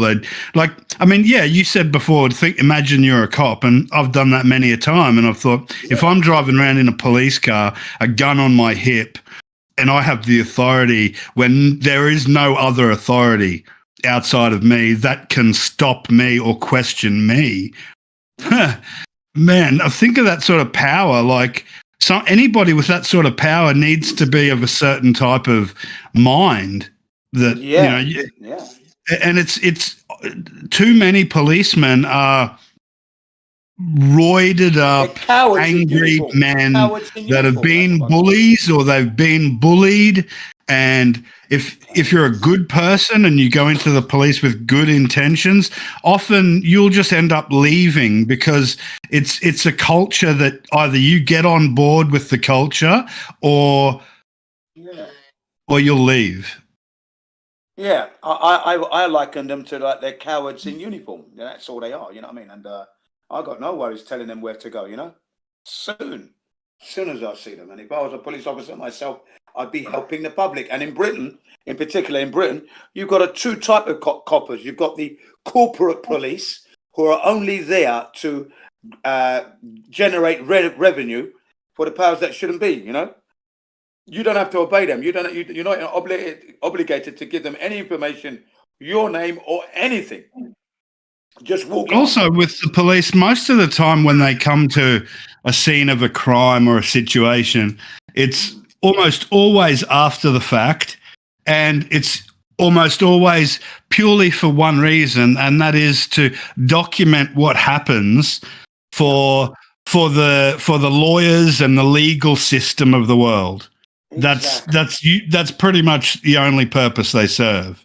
Yeah. So you're better off just saying no comment. I don't consent. No, thank you very much. Am I obliged to do that? You know, that's what you got to do. You got to know the law, and when you know the law, there's nothing they can do. You know. Or even then, they could do whatever they want. They could just say that you resisted arrest. They could just punch you in the face, knock you out cold on the ground, and then jump on your back, knee first into your neck. And, you know, they could just do that if they wanted. Yeah, but that can happen. I mean, look at George Floyd, for example. Look at that knee on the neck. What would have to happen before then to make that happen? I was just thinking about, because someone said that to me, and I just imagined, frankly, my mother-in-law being in that situation, my wife, or my, you know, I just trying to imagine someone I know being put in that sort of situation where you got a cop with his knee on your back. What the heck would you have to do to get there? It's like, that doesn't just happen, dude. In America, you don't have to do much. I mean, I saw a story like a week ago where this guy called the police because he was assaulted by someone. And when the police arrived, they went up to this guy and they basically just smashed him into the ground and then jumped on top of him knee first, like I said. And they thought they could get away with it because in the press conference they stated that the officers never struck the person. And then it turned out there was a security camera nearby that caught the whole incident. And yeah, this guy called the cops for help because he was assaulted by someone else. They show up, they attack him brutally, and then they arrest him for no reason. Wow. There's like the amount of times that would happen, I'm not going to believe. I don't believe it. I don't believe that is something that just happens for no reason whatsoever. It's the same thing as when someone gets done for, you know, wife abuse or whatever. It just doesn't just happen for no reason whatsoever in a vacuum. There's something that leads up to that. I had a gun drawn on me by a policeman, so I know exactly what that feels like. And so I don't believe that just sort of just happens out of nowhere. There's always something that leads up to it. Yeah, but that's exactly what they want everyone to believe. Right, like what's the real truth of whatever may have happened, you know, because like, I mean, this is like not really that correlative, but like even in here when people are interrupting, you're like one guy will interrupt someone, then the other guy will, or the guy who basically interrupted a minute later, he's saying, I was interrupted. So anyways, that's not really the best example, but what I'm trying to kind of link to is that for whatever happens between cops and people when shit goes down, who really is in the right? You know, was somebody triggered or activated, like the cop, let's say, and then he wanted to be a bully and kind of exert his power. So like, yeah, you were saying like something probably led to it, but what really is the truth of what happened and how many times are the cops in the wrong? I would say it seems like if I had to estimate, like 70-80% of the time, it seems they're there you go. Generally having, because I know not plenty, I know several, I know a few cops, 4 or 5 or 6 more than that over the years. And generally speaking, the idea that they would be forced, for example, I'll give you an idea. I asked a cop specifically, what would someone have to do to get them to draw a gun on you? And he laid out the scenario. I don't remember exactly what he said, but he laid out the scenarios. And it wasn't just like walking up to a cop or whatever. It was nothing like that. For you to actually get a cop to draw his gun on you, you have to do something, you know, those circumstances which have to happen before then. And then you have to make very, very bad decisions. In the UK, it's different. Isn't it different in the UK? Because Oh, yeah, police don't usually carry guns No. unless they're special patrol, the That's Queen's right. coming by, SPG. and, you know, special protocol there, or at the airports. What with the 9/11 thing, we noticed how the police now changed their stance when they got machine guns and everything all around the airports now, you know, That's in the right. security. That's the first time I saw a cop with a gun. Was at a police. Was right after 9/11. We were at Heathrow. Yeah. It's that exact thing, Jen. That exact thing. Yeah. So that, all I'm saying is that, you know, it'd be a very special case that you would bump into a police officer with a gun, you know, in general in London. You have to go to these special areas. Very, very rare. And but it's the same sort of thing here. I mean, I've been around all sorts of little situations and stuff, and you know, anyway, I hit a it's police all officer. according to people's experiences. I hit a police officer, just like I kind of like hit you guys with words in this server. That same reflex action, I hit a police officer. And what happened was I'd made a delivery and I'd got onto my Dominator, lovely bike, put the keys in, started the engine, and I was riding off. And the police officer just jumped out in front of the bike. I had to hit the brakes. The back wheel comes up. I've done a stoppie. And I said to him, "What the fuck are you doing?" And he goes, "Is that bike yours?" And I shouted at him. I goes, "That I wouldn't be on it if it wasn't mine." And he went for the ignition key. And I don't know what happened, but you know the Bruce Lee 1-inch punch? Yeah? The Bruce Lee 1-inch punch. I did that into his chest and he took off. I couldn't believe that he flew in the wall. And I said, "Take my number plate. I'll see you in court, you cunt." And I rode off. It's in Japan, Jim? No, in London. In London. Okay. Yeah. Yeah. You probably wouldn't want to do that here, but then again, just having that general attitude isn't a winning attitude if you're going to deal with cops. I don't give a shit, mate. You're going to get it. Well, I know You're that's going to fine. get it. I don't care who you You fucking haven't are, man. been. Fuck that shit. You're really Risk lucky my you haven't. life, almost causing me to crash. Yeah, I don't think. I Ask me think if the bike is mine. What's he doing? I think in the United States, if you had punched a cop, he would have tackled you, arrested you, and you'd be in jail probably still today. I doubt it. I doubt it because first of all, you would have been on the floor. I've ridden off. I said, take the number plate, so they'd have to catch me. Yeah, he would catch you. To my, I don't want to be your dad or anything, Jim. You're a little older than I am, but good grief. you know, they You're a come lucky to my man. address. Are you the guy who hit the police officer? Blah blah blah. I would say yes. I am that man. I wouldn't lie. I'd say I am that man. Why? He jumped in front of the bike. Why did he do that? Do you know what I mean? And then I'd have to go to court and argue my case. Yeah, but see, that's the thing. Like in court, your word. I mean, they're gonna believe the cop, right? The cop can just say, he can just make up some shit, right? Yeah, if you run, of course they are. They're going to go with what you do, not what you necessarily say. Is what you do. Yeah. Because people lie to the police all the time. They lie and lie and lie, and the police are trained. Long story, but I know how the police are trained. But they're trained to how to detect when people are lying to them.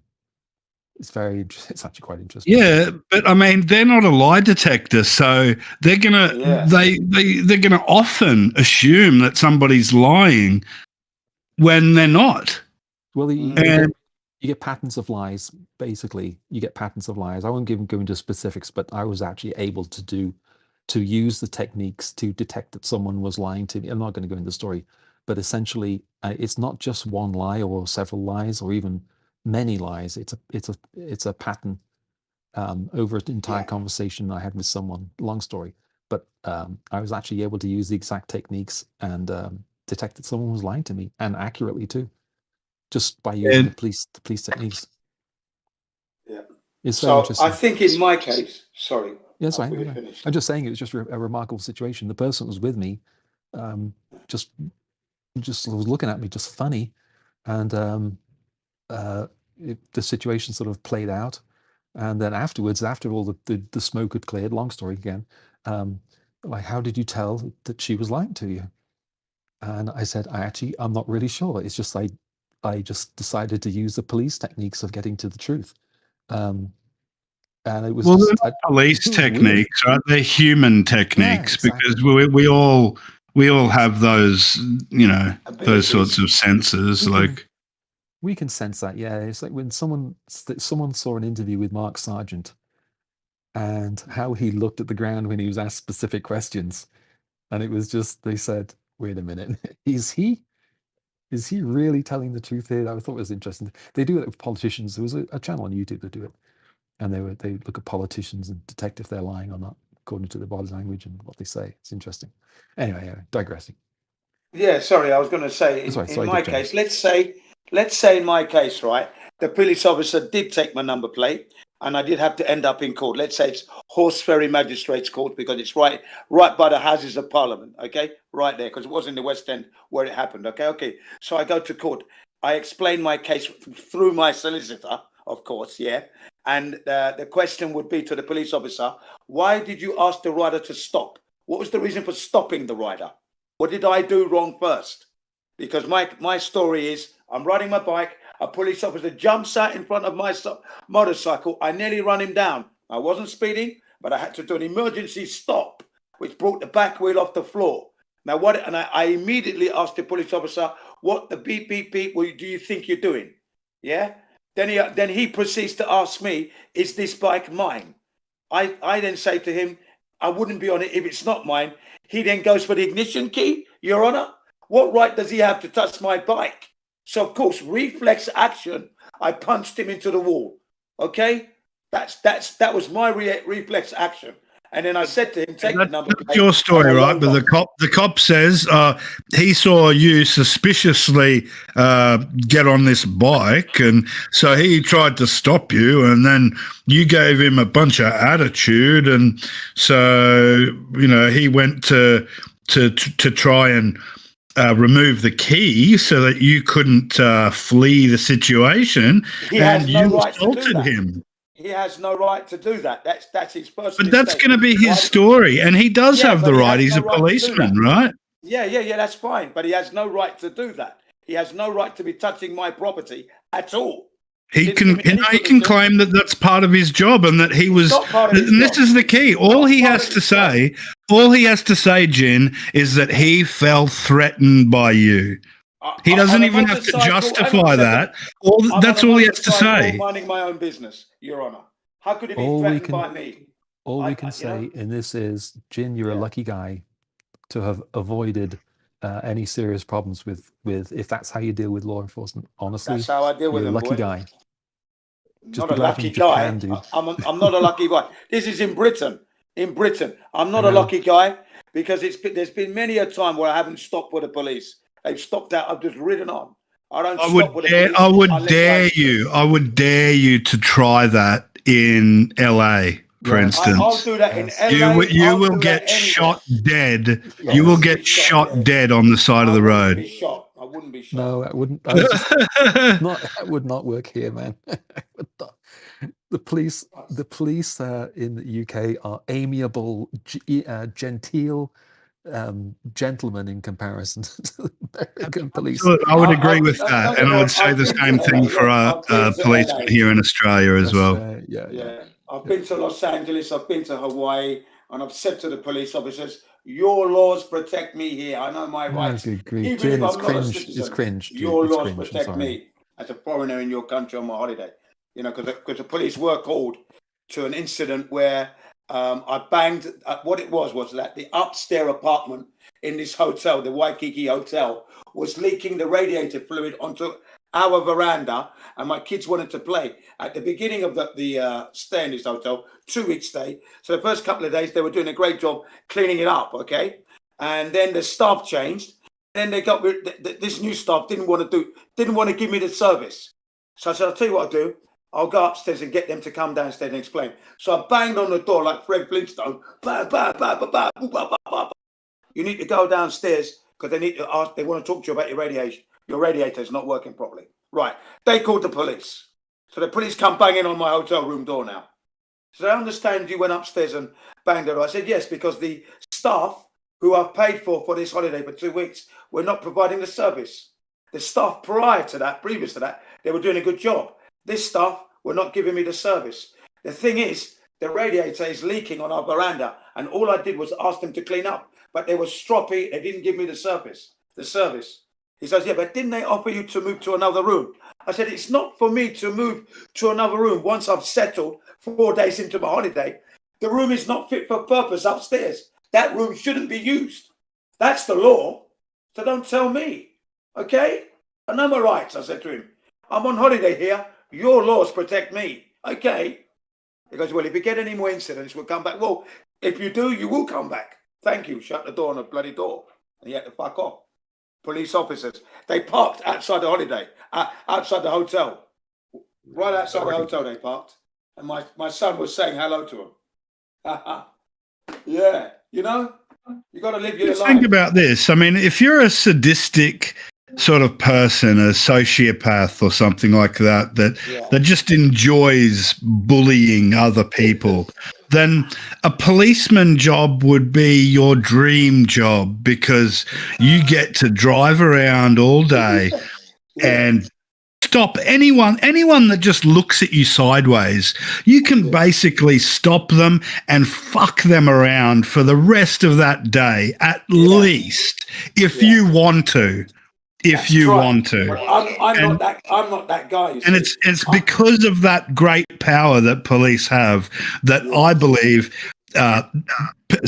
policemen should be covertly psychologically tested and analysed at least once every year or two. Yeah. To make sure that their character is... Every 3 months. Yeah, because they carry weapons, and I think every 3 months would be suitable because of the psychological pressures that they're under with that job. Every 3 months would be suitable, definitely. I agree with that. That policy would be great. I mean, how many stories have we all heard, right, about a policeman comes up on someone and that person is wielding a knife, okay? And the situation ends with the person that's holding the knife dead on the ground.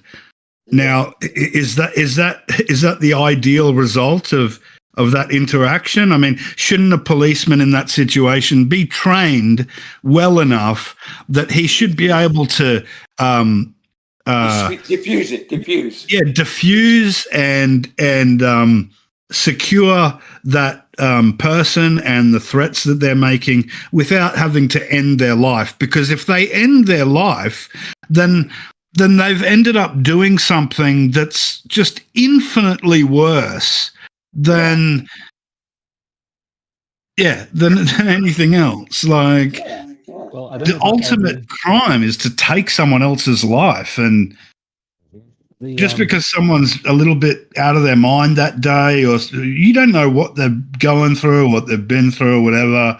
You know, they're holding a knife. I mean, God, I'd grab a T-shirt or something and just get it around their knife hand. And you've seen people disarm knife people in movies and TV shows all the time. I mean, are police trained to do that, or? Yes. Yeah, they are. They get trained in combat, unarmed combat, and that, and disarming. Of course, they are trained in de-escalation primarily. Is what it's called. De-escalation. That's it. Yes, but not in America. Yes, in America, they're trained in what they call de-escalation, and the primary tool that they use is called verbal judo. Yeah, and I think they try to use more of the tasers these days, but I saw this one clip. That's the last resort. It's true.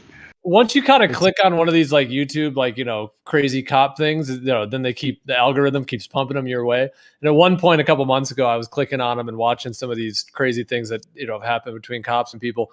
And there was this one where there was this guy, he was, I don't know if he had a knife or a gun. He had something. I think it was maybe only a knife, but he was in his car and he was like suicidal or something. Somebody was on the phone with him and he was suicidal. So he wasn't even really hurting anyone else. He was in the car by himself. And in this scene, it was somewhat recent. I mean, maybe within the last decade or something. I mean, it's not like it was back in the 80s. And this guy was in his car and they had him on the phone and they were trying to talk him down and all that stuff. And they had about 15 cops surrounding the car, all with their guns pulled. And this guy got out of the car and tried running away, basically. And they just shot him dead. And I was just like, wow, that's so sad. I mean, here's this guy, like, suicidal, he's got whatever going on. He did have some kind of weapon. I mean, he didn't come out wielding a gun or anything, but I think he did have a knife or something on him.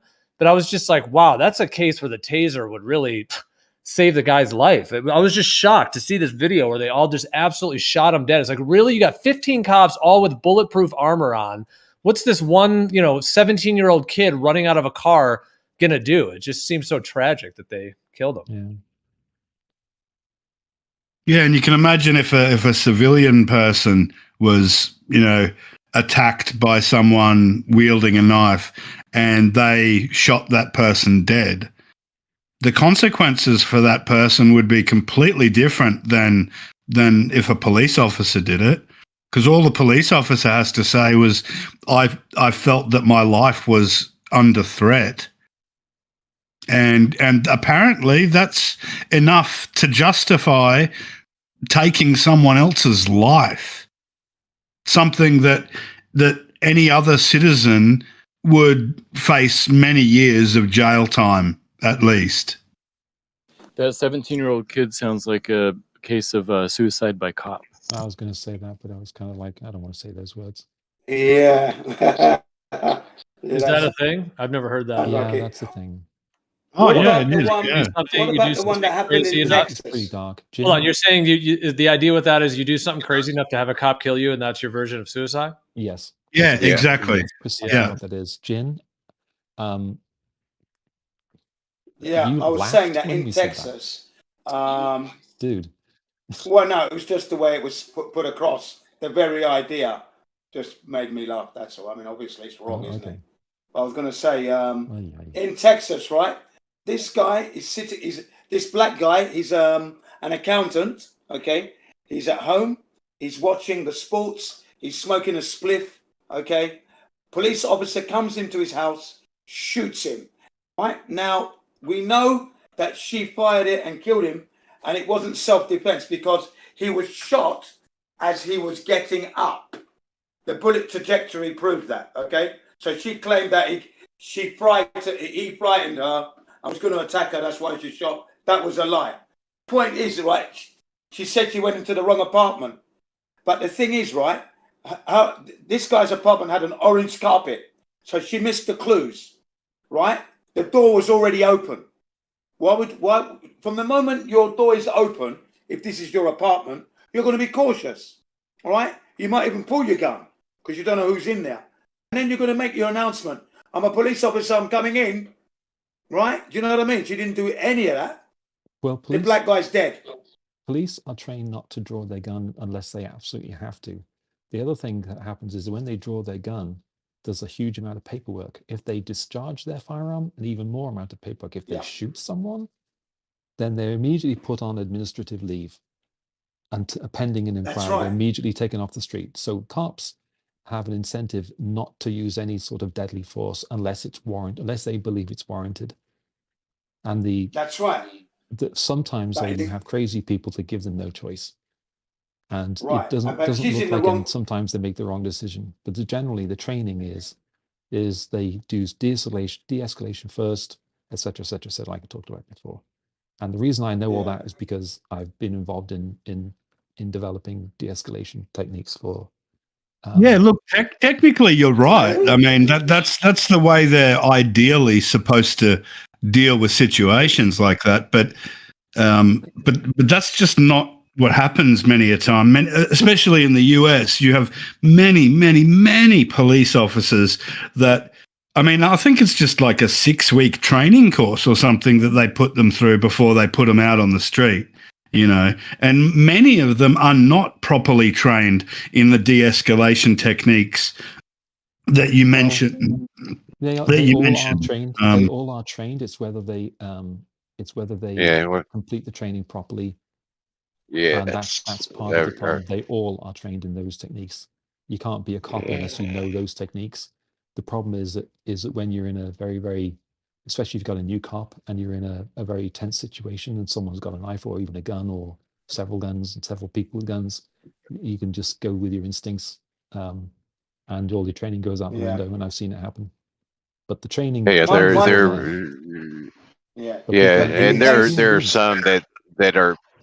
are some that are policemen for the wrong reasons. Yeah, absolutely. This was a police woman, right? Now the woman doesn't smoke spliff, so you can smell the spliff smell is there. The little hallway leading to the main room. In her apartment, she's got this little fancy little half moon table, beautiful looking thing on the left with a clock on the top. So as you're going in, you're going to notice that your furniture's not there. just as you open the door. So why didn't she pick up the clues? Yeah, I know the deal he's talking about. Yeah, you remember that one, yeah. How did she miss all the clues? The other thing Yeah, that how happens could she is miss all those clues? when the That cops doesn't make shoot any sense somebody, at all.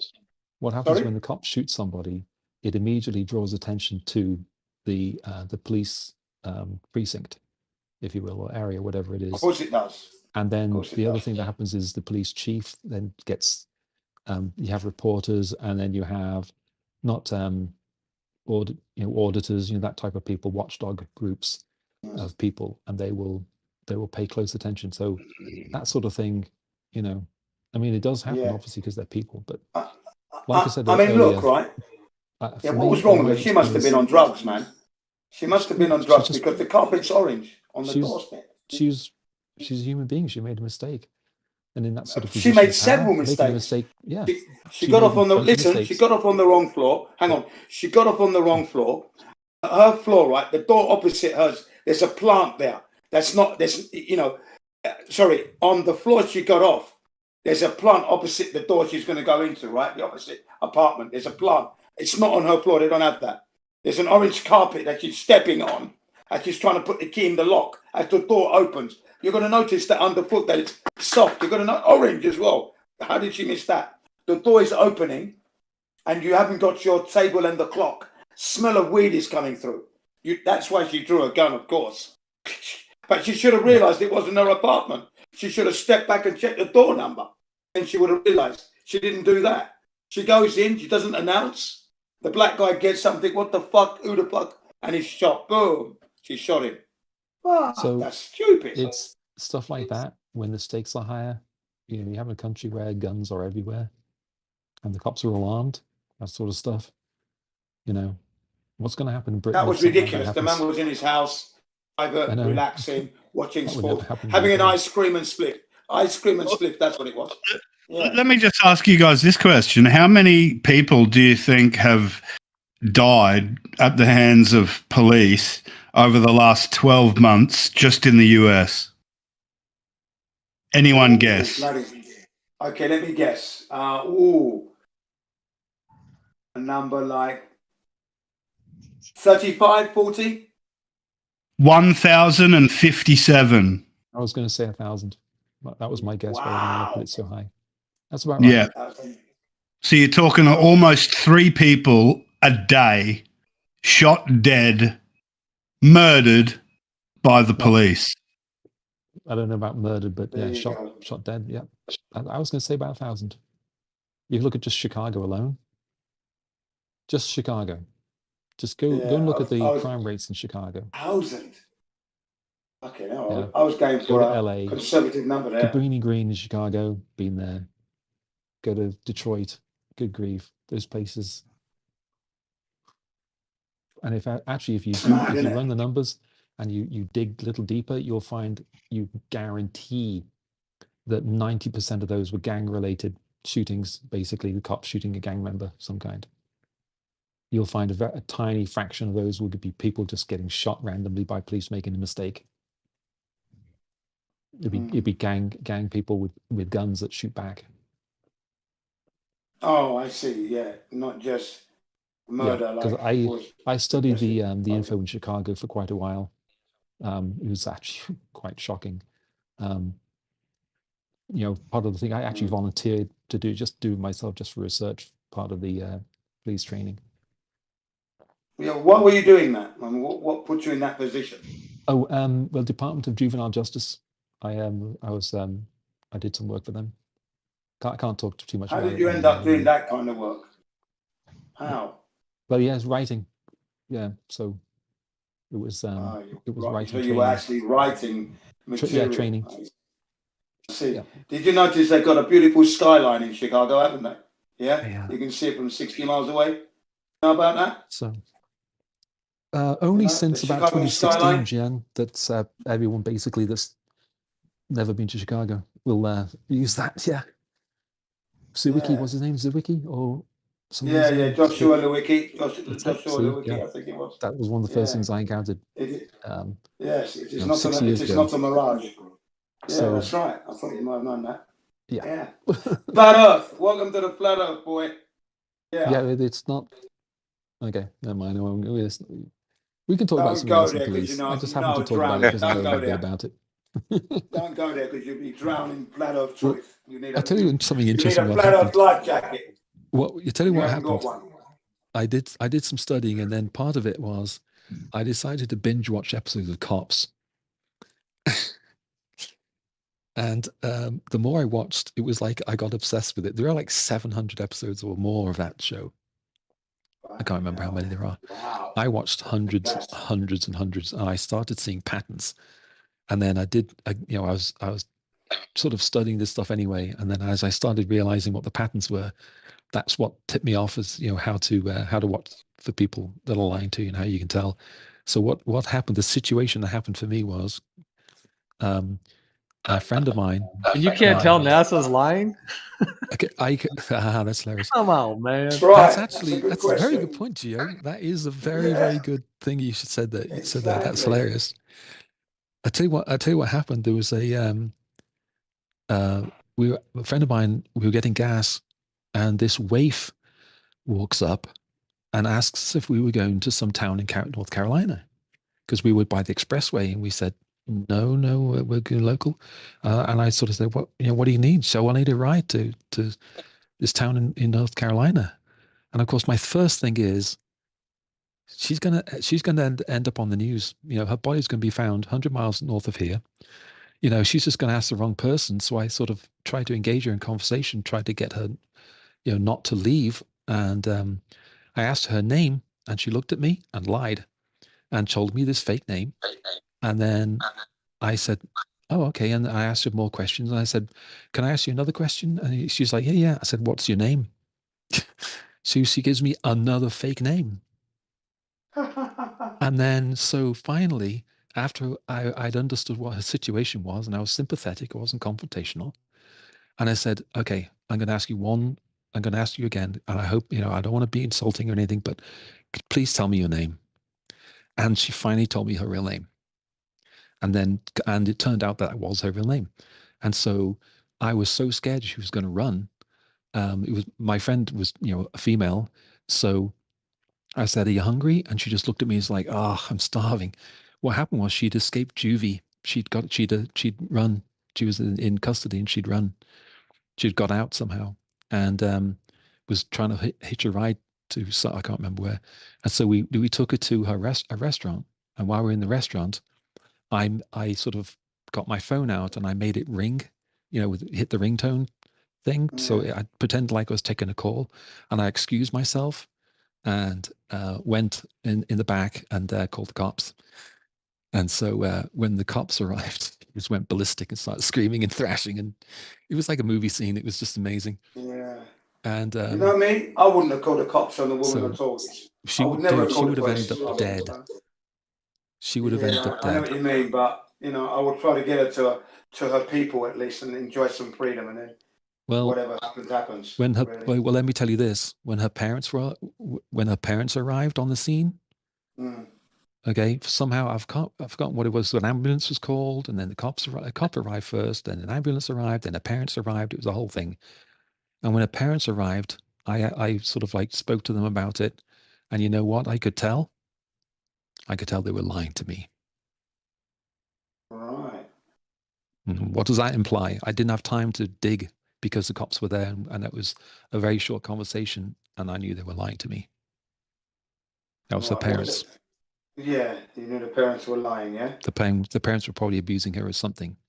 So I couldn't figure it out. Who knows? And I said, please let me know. I gave him my number, and I said, please let me know, she's safe and everything. I just you don't have to, just like a year from now, just say, hey, thank you for whatever, and she's safe and blah blah blah. I said, you don't have to call me or anything like that. I just want to know that she's okay. And they said, oh yeah, we will. They never did. No, they won't. They won't do that. There's no Nope. legal obligation for them to do that, you see. I know, but it was just like the mother looked at me, and I could tell she was lying to me. It was really tough, really, really tough. But yeah, I don't know. I mean, I'm surprised you called the police, though. I would never have done that. What would you suggest? You give her back? What would you suggest? I would have. Look, if she's on the run, then it's her business. I'm going to help her That's to not get okay. to her safety, and that's it, done. Wow, Jin, dude. And wash my hands of it. Remember, I don't trust the fucking system at all. So I'll give What if she was your daughter, Jin? Yeesh. if she was my daughter, oh, she would not be going back. I'd be looking after her, of course. Of No, course, but what if no, your parents are abusing her? He can't put himself in the right position. Dude. Anyway, how many boys you got? 4. Wow, I got 3. Yeah. Cool. One's working at Honda. Oh, not working. He's at Honda Technical College. All right. Yeah, look at that, eh? Honda Technical College. Yeah, Oh, man. Honda, really? Yeah. In Osaka? No, this would be in Saitama. Oh, okay. Cool. Yeah. Did you see James May in Japan? Yeah, I don't like James, mate. I don't like James, mate. He went to the Honda factory, but they wouldn't allow them to film James May helping build any of the motorcycles. That's right. And they did this thing where they showed him putting this cylinder head thing together, and then obviously they didn't know it, but after he was done with it, the camera was still running, and they showed them picking up the cylinder head and throwing it in the trash. Oh, really? Because they couldn't use it. Yeah. Now, the reason I don't like James May, I did like him at first, yeah, but when he went in the aircraft and said he saw the Earth's curvature, we watched that, and he lied. That's when I decided to take a disliking. And of course, he promotes the moon landings and stuff. So, nah. Off him like a bad habit. Dropped him like a bad habit. Jen, I have a little bit of experience with people that are lying, and Right. I can tell when people are lying. If I can see I'm the sure you face. can. So can I. Okay. So can I. I have can tell as well. definitive evidence, proof, if you will. I can spot a liar. Anyway. Oh, that's fine. I'm not lying when I say they didn't go to the moon. That's for sure. Well, no, there's 2 different types of lying. There's deliberate deception. Is there? Yes. Pray You can tell. say something. Go on. You can say something you believe to be true. That's not lying. If you watch Aaron, in my case, it's not belief. I know to be true. Well, for example, I'll give you an example. If you watch the debate between Jaren and Aaron Ra on the non-sec show. Yeah, I saw that. Okay. I don't like Aaron Ra. Okay, just No, to be clear, I do not like Aaron Ra. No, However, if you try and look past, the fact that he's Aaron Ra, and just look at the techniques he uses. Yeah, I would have destroyed him. You see, Jaren is not a good debater in that situation, and he's often said that. And I've actually said that to him himself as well on Skype. I've said that to Jaren. That he let the side down there because he's not very good at debating. I'm not either. I'm not, because what happens with me is I get flustered, and I've got a crappy brain, a crappy memory, and I get flustered. Now you're lying. So in a heavy duty. Now you're lying now. What? Because you don't display that here in this server, not once.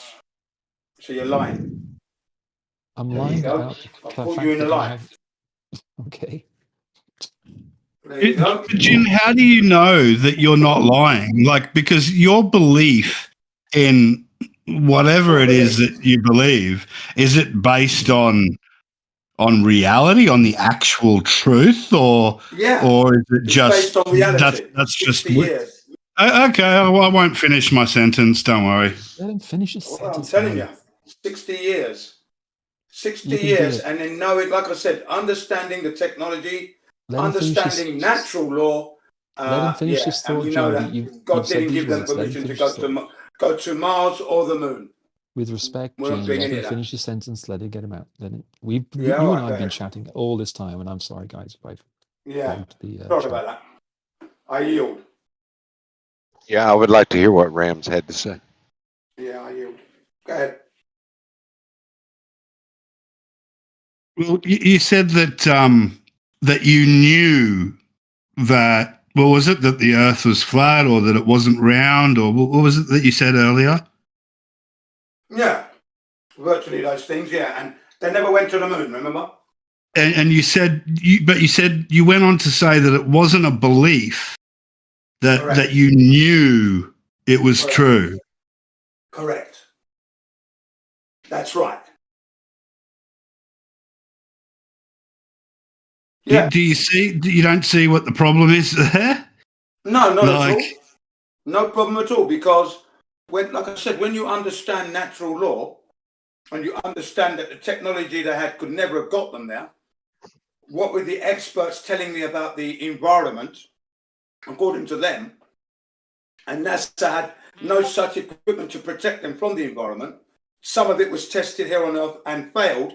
None of it succeeded, especially the lunar excursion module, you know, the one at the LEM, that didn't survive here on Earth. Neil Armstrong crashed it. So they never successfully landed the thing. There's too many things. I know they never went. Yes, that's knowledge. You think that. You think and you believe that, but you can't honestly say that you know for sure. I can. I'll place my life on the line. No, you can't. You're being dishonest if you do say, because it is impossible to say that. It's not impossible to say that. I know. I don't operate under your standards. You don't dictate to me what I can know and not know. That's the problem there. That's your problem. There are things that you can say that. Of course I can say that. There are things that you can say with that the information I've got, I can say I know. And no one can tell me otherwise. Because I operate under my standards. My standards, not anyone else's.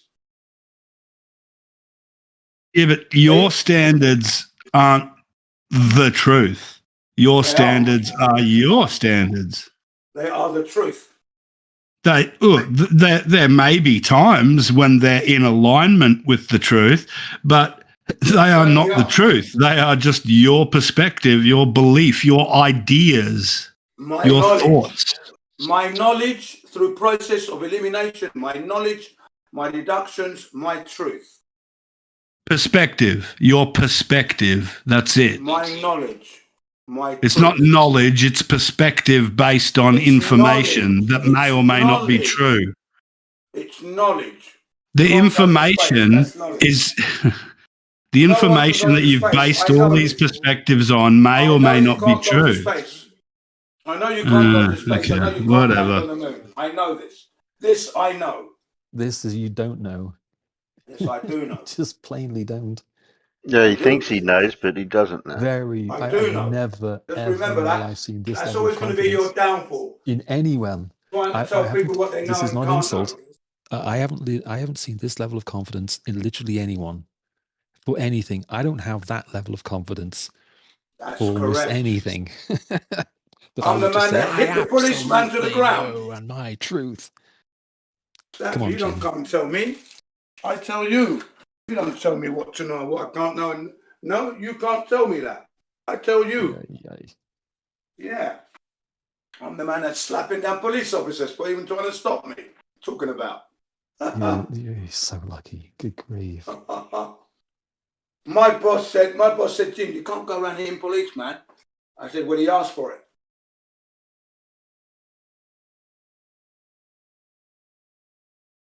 If you want to be free, you have to take it. A man takes freedom, doesn't ask for it. That's not how it works. Good grief. Jen, you know what, bro? You know freedom.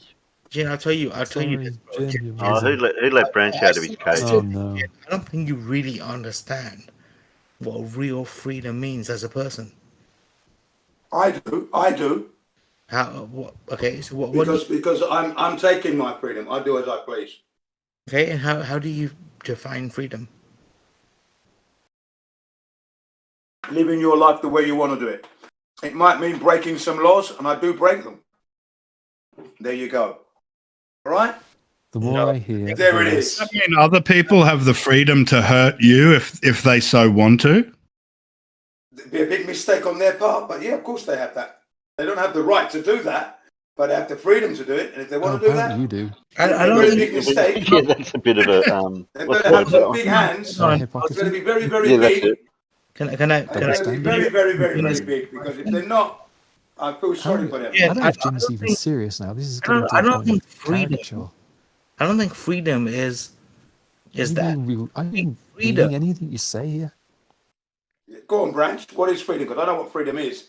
I believe I'm living free on the land as it is because I'm doing things my way, as it is at the moment. Freedom is something. Even though I know I'm being devalued by the governments of the world. Yeah, Freedom sounds to me like you have your own definition for everything. Do I not I have can the agree right to that have you- that? I think all I this. have the right to have that. Do I not? Do I not have that right? That's what you're forgetting. Jen, you think any of this is true. But I think that even though you feel How could you raise 4 boys with that Jen, attitude in your life? hold on. Way of You thinking for everything. want to see how the boys come out? Oh, Black hold belt in on. judo. Hold on, Hugh. I think Hold on, guys. Branch is trying to speak. Please give him a moment. Hugh, you probably have Branch muted. Just I think everybody has Branch muted. True freedom is just not giving a fuck. That's what true freedom is. Like, you don't have to care about anything. And that's right. You know, it's like it's not even about. I get it. When you've got kids and shit, you got to give a fuck about them and Of course worry you do. and shit. But true freedom outside of having your kids and stuff is just knowing, is spending time to know yourself. Exactly. And that's what we don't do. I do that. That's the thing. That's why I said I'm a free man on the land. Jin is a free man on the land. You know, the I'm thing not is with wearing, Branch, I'm he's not, right I'm at not the the man bottom, wearing a and mask. I can't see I don't him wear as a well. mask, for example. Never will. No man will ever make me do Again, that. what have you done to know yourself? Well, what have I done to know myself? Well, it's the life that I've lived that helps me to know myself. So my life's experiences And when I say over 60 years. Self. Over the 60 years. But Jen, get it straight. When I say yourself, I mean really know who you are. Yeah, I really know who I am. I really know who I am. Of course I do. And it part of knowing who I am has been has been molded by the societies that I have lived in over the 60 years. All right, Jen, you the fucking man. Of course I am. I know that. You don't have to tell me. I tell you. I keep telling you. I operate under my standards. My standards are what count at the end of the day. Because I have to live with myself. I wish my standards. It's my way or the highway. Definitely. Jen, but I think there's this peaceful side of you that when I'm sleeping. Every time you talk, right? You're always so. You got this enormous amount of negativity and need of fighting within yourself, and I think that. No, I don't have that. I'm the man that's doing exercises 4 times a week, proper circuit training, maintaining my health, at the same time maintaining the family. People. What are you talking about here? Why can't we as people just chill the fuck out? I am chilled. I'm the man that's listening to house music as I'm exercising. You'll find me dancing on the streets. You'll find me dancing in the park. Now, is that a man that's imprisoned his mind, or is that a man whose mind is free? Think about it. Jen, I think that Jen, you may have understood this shit, but like, and you may be on that level where you do understand what I'm talking about. But what I'm saying is like, I hate the negativity with conversations that people have every day with people, and then essentially, we're all fucking people, and we should just be people. Well, I tend to try and have positive outcomes with my conversations here in Japan in particular. It touches on flat earth, it touches on what's going on with the jab and the mask wearing. Bro, governments. don't bring flat Earth into this because No, I do because that's my life. You see, flat Earth is my life. I mean, what I'm trying to say is like I'm talking about just being you, right outside. Yeah, I am being me. I am being me. I know, but what I'm saying is, what I'm talking about is like, what we all need to do is just chill the fuck out and just be, because you're not peaceful, bro, with this whole flat Earth shit. Oh, I am. I'm peaceful, man. You better believe it. No, you always. Why do you think I exercise? Of course, I'm going to shut down the liars. Anyone trying to deceive someone. Jen, Go on. the crux of flat Earth is an audience to argue, right? Like the only reason you talk about flat Earth and shit is to argue with someone else. No, not at all. No, it's not at all. You've got it wrong. Don't presume to know why I come to the server. I'll tell you. Don't assume that shit. I'll tell you why I come to the server. I'm a member of several servers. They all know the way I operate. Okay, and I'm here to neutralize the lies. That's why. Brent, most people hate the truth, mate. Most people really hate the truth. I think you guys are still getting away from the truth. The truth is, right, that we're all fucking people and we're all the same, and we should have love for each other because and I do. And I do. The one thing I've seen is that because of society today, we found reasons to just not be friends. But in society, right? People don't no longer want to hang out and just be friends. People want to have these social divides between them. These are a lot of generalizations, Branch. Is this in your life? You're experiencing this, or what context is this within? Well, is this just like a particular server you hang out at, or something online, or something in your real life? Like, is this happening for you? Real life shit, right? Like, okay. Well, it just sounds like situational to you. To assume when you keep making these broad statements like, all right, and this is all happening, it's not really the case. Do you want me to fuck off? No, that's not the attitude. No, I mean the way Gio's talking is like, hey, Branch, you're saying all this shit. Well, Branch, he's trying to understand what's motivating what you're talking about and what specifically are you talking about. I was just asking for clarity. Like, I was just asking, is this in your life or Gio, you're seeing in your environment? I was just asking that. No, Gio, what I'm talking about is like, it's something you already know, bro. Like, and that's why it took me a while to answer you, bro. It's what you already know. Like, the only thing in life that matters is love. And that's correct. That's the only thing that should matter. Yeah, that's the only thing that should matter. And some people have got that situation under wraps, like me. I'm quite happily in love with my wife and that. The family's okay. Children love me. I love them, and I've loved my students. They love me, so we got that. I'm spreading love around. So I've got no problems there with the love thing. It's easy. But then we're under tyranny now. That's where Jin gets angry. Because I know that the government is trying to divide me and my family and my brothers. It's not just about it's not about loving the people that you teach. What I mean is like, go ahead. There's this deep down love we have, right? Which we share amongst people that we want to share it with. But the hard thing is sharing that love. Well, how do you do that? Do you do that? I mean, I do it with my nieces and nephews, but I can't do it with adults. Well, then you need to work on it then. I mean, like, bro, you know the craziest shit, my man. Like, my niece, like, whenever she comes over, she's just on me always. Like, she just jumps on me and fucking, she's just like, hey, buddy, I love you, and I'm just gonna show you my love. And she loves me, right? Yeah. And the reason she does that is because it's not because I show her love back in a in a monetary or any type of way. Yeah, She you're our does uncle. it because she just does it because she feels it. Yeah, She she's feels your niece, you're her uncle. That's like a second dad kind of thing, and she's happy, of course. no. Happy about that So, situation. yeah, and my nephew too. Don't get my nephew twisted, but my nephew loves me too the same way. But he just doesn't like the huggy and fucking. He doesn't jump on me.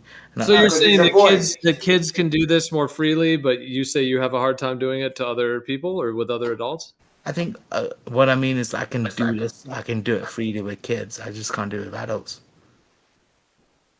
Oh, that's a you problem there. I can share my love with kids, right? I can show my love with them, and you know, honestly, Gio, when we do have kids and shit, right? It's like it's not even like you don't have to try. They just feel it. They feel your love. You know what I mean? Yeah. Like I don't try to get my niece or nephews to love me. And I'm probably one of the weirdest cons because like I don't even want them to really love me that much. But they do because I don't know why they do. I've never thought of me as a nice person, but my niece and nephews think I'm like the nicest cunt in the world. Well, maybe they don't call you a cunt, do they? Yeah, wow, your use of that word is just silly. You just devalued the love. I've never understood why these people like me. Like, I don't know why anyone likes me. I'm such a fucking dick.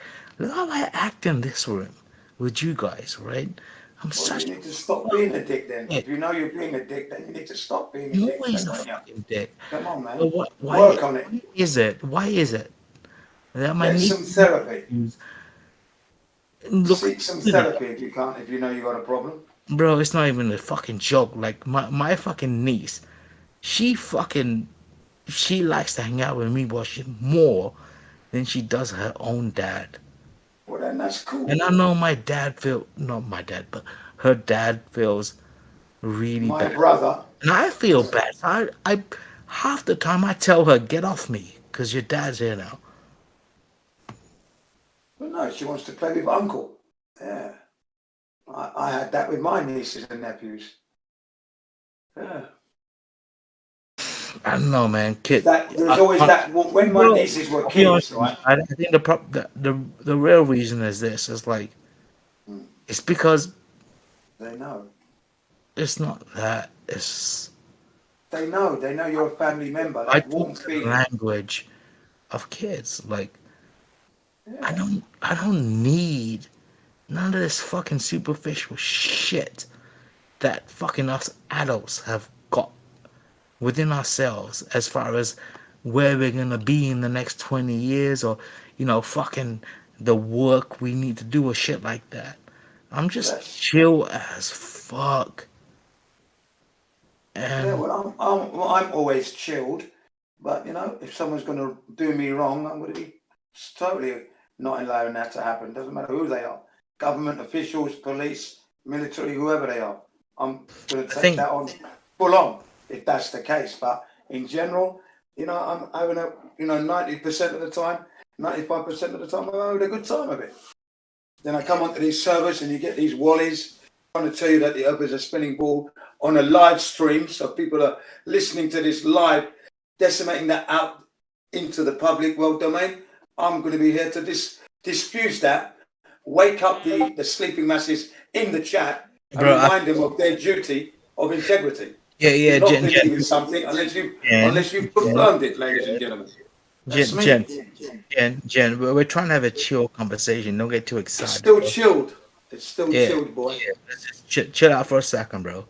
Because we're just chilling. Like, don't get all Jen. We're chilled, man. All right, that's just talk. Just got to remind you, though, yeah? We don't need to be all fucking aggro, right? Yeah, but where are we going with this fucking conversation anyway? You finished? Nowhere. There's there's no need to go anywhere to conversation. I just hope we can keep talking at the same level. Well, anyway, it's boring. It's boring. It Good is luck. boring, but it's real. Someone isn't else take over. I yield. There's only so much boredom I can soak up, and I've soaked up enough. There you go. I don't have any problems. Did you know?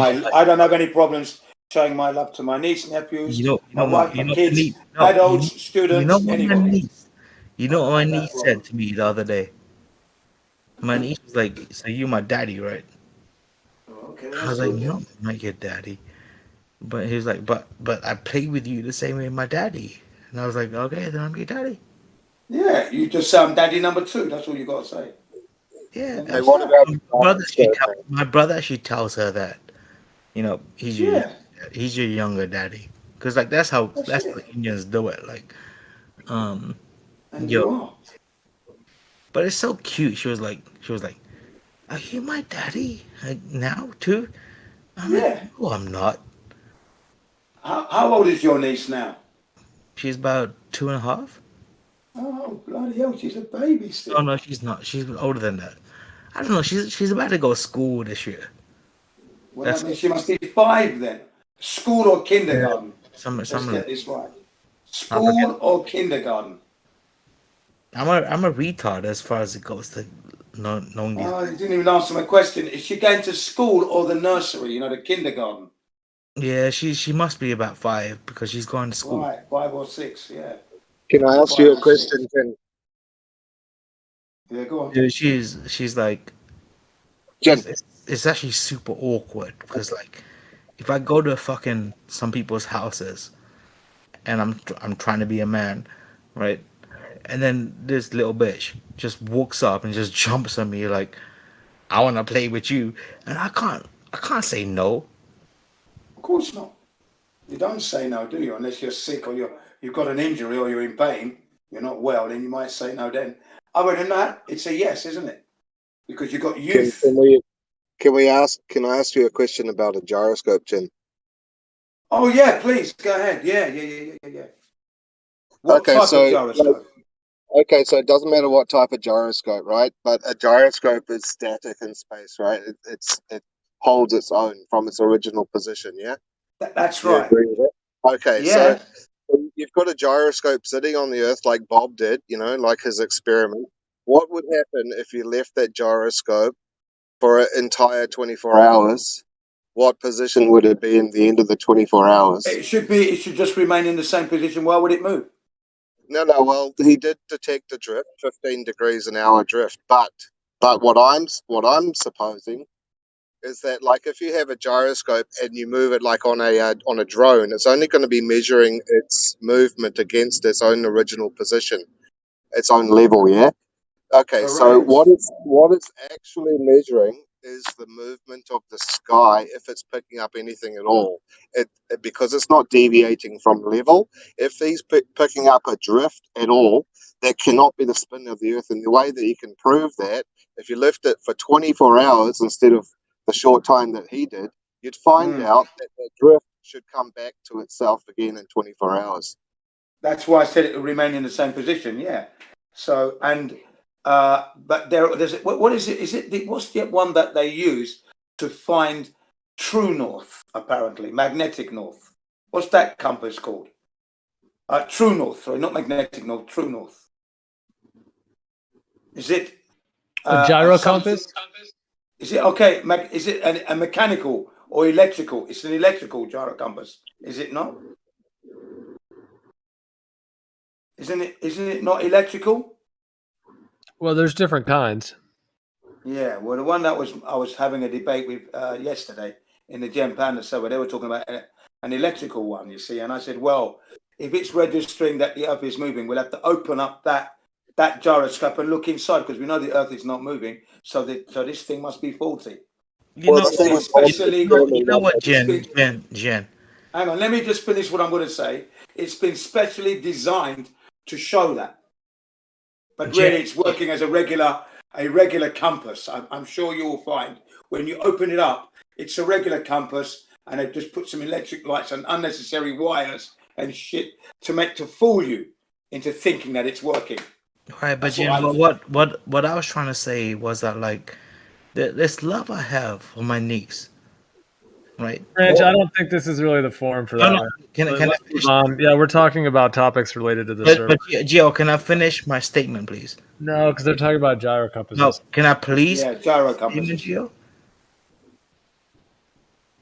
Yeah, come on. Your niece is a I lovely mean, it girl. sounds like You know. maybe like I don't know. You could talk to a therapist about it or something. No, what? I'm sorry, Gio. Do you think I need a therapist? No, it's just I was going to that, say that. Gio, that you know, category. Gio, I'm sorry, dude. Like when I joined your room fucking grew in people. I mean, when I left your fucking shit. Go ahead, guys. Yeah, thanks. Yeah, so I often feel that sometimes these electrical equipment that they say is showing Earth's rotation, I just think that it's clever trickery within the equipment itself, specially designed. Unless you understand it, you're being fooled. That's what I Well, think anyway. the thing is, Jin, when you've got the gyroscope, which is static in space, and it's sitting on a moving object, like a ball spinning, it has to be measuring itself against something else, another reference point, which obviously they're measuring it against some type of a magnetic energy, or maybe the maybe the frequency of the Earth itself. How could they be saying it's in comparison with the sky, the heavens? What's its actual reference point to it moving, if it has a drift at all? Right, exactly. That's why I say there's something suspect about the equipment itself. If it's an electrical gyroscope, if it's an analog mechanical one, then it would, like you said, it would just process back to the original position in 24 hours. That won't be due to the Earth's movement, though. Well, there might be something mysterious and unknowable, and maybe unknown at this stage of whatever that 15 degrees hour drift that Bob did find. But it's obviously in reference to something else other than what it's sitting on, which is the spinning ball. And how can it be in reference to the sky when you cannot actually measure or explain what that is? I said, like I said, that ball, that gyroscope, one, it could be down to misuse by Bob and Jenna and that lot. So they misused the equipment, set it up wrong, or the equipment itself is set to do that, but really it's functioning as a normal gyroscope. Like I said, I'm very suspicious because I know the Earth isn't moving, so I'm now very skeptical about the equipment, and I'd like to open it up and let's see how it's working inside. That's what I want. Or the Earth is moving. There could be some other suppositions, maybe that it's detecting the ether. That's a possibility, but is the ether actually going to be able to affect the gyroscope? You know, this ether is like a mist in space. How could that have any bearing on the actual? I don't know. That's sensitive. You know, what sensors is being used to pick that up? No, I would say it's not the ether. I would say the equipment has been specially designed to trick everybody and keep us invested on the spinning ball when we know the ball isn't spinning. That's what I think is going on.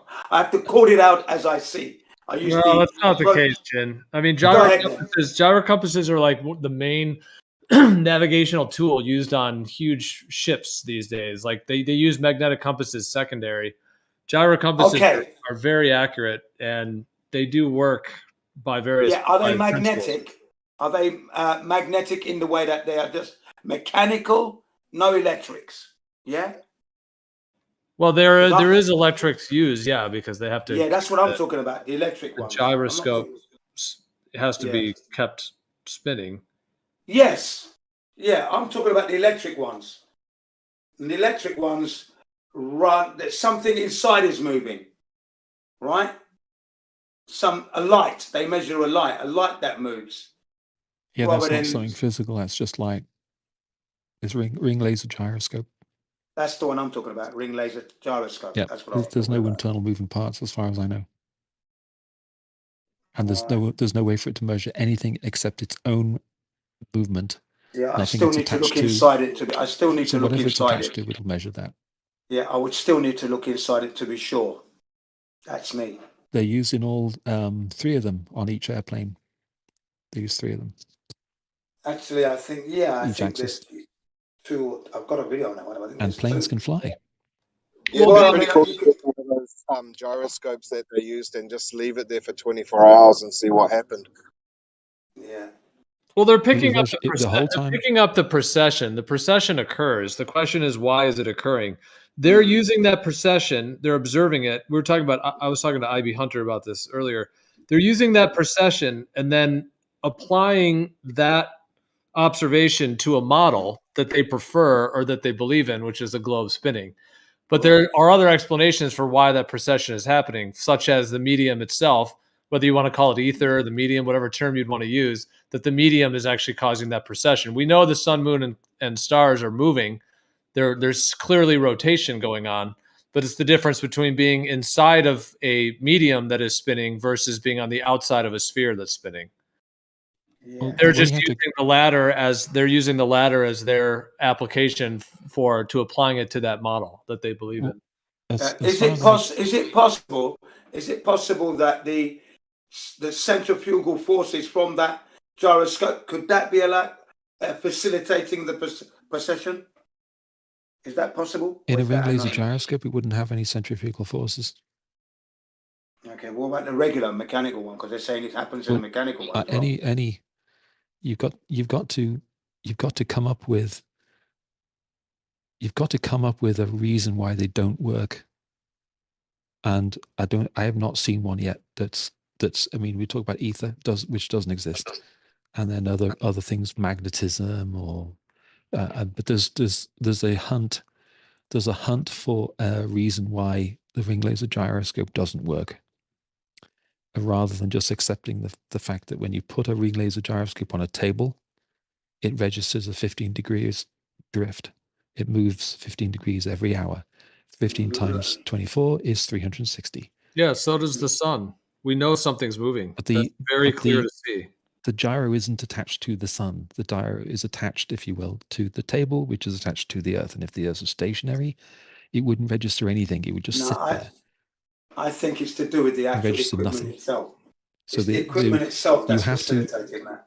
You have to invent, and you have to create in your mind, you have to sort of figure out some way of explaining away that 15 degree per hour drift, rather than simply accepting the fact that the Earth is moving, because the gyro sitting on a table, sitting on the Earth, is registering movement. And when Bob did it, his words were, obviously we were not willing to accept that.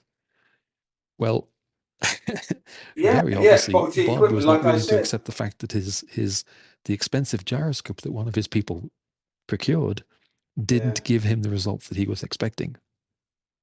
I say that he should have done That it over isn't and over. scientific in any way. He should have repeated it over and over and over and over again. I think he did do a couple of times, and he still didn't get what he was expecting. So. Yeah, even close to in a.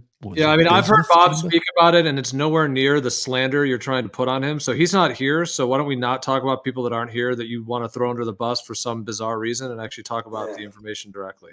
Yeah, I think. Okay, Gio, but here's the thing: he didn't talk about it until like 2 years after they did that test, because when that footage was shown. No, that's wrong as well. It didn't take him 2 years. He spoke about it. No.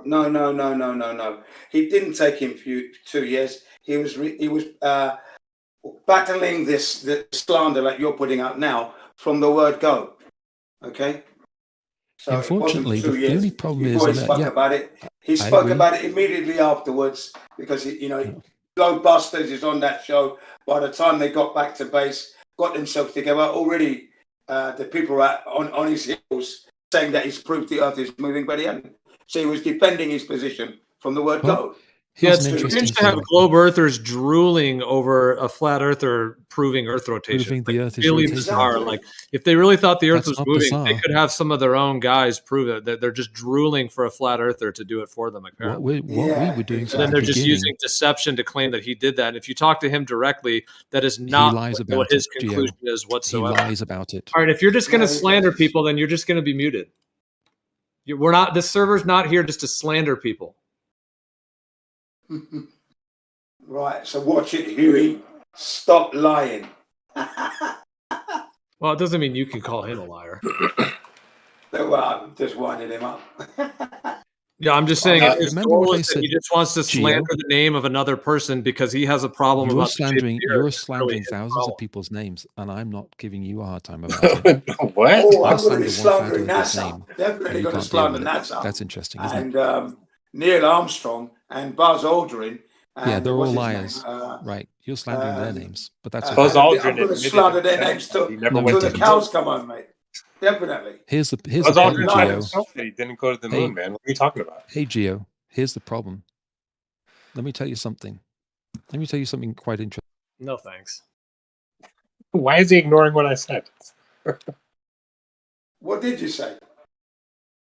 Buzz Aldrin admitted himself he never went to the moon.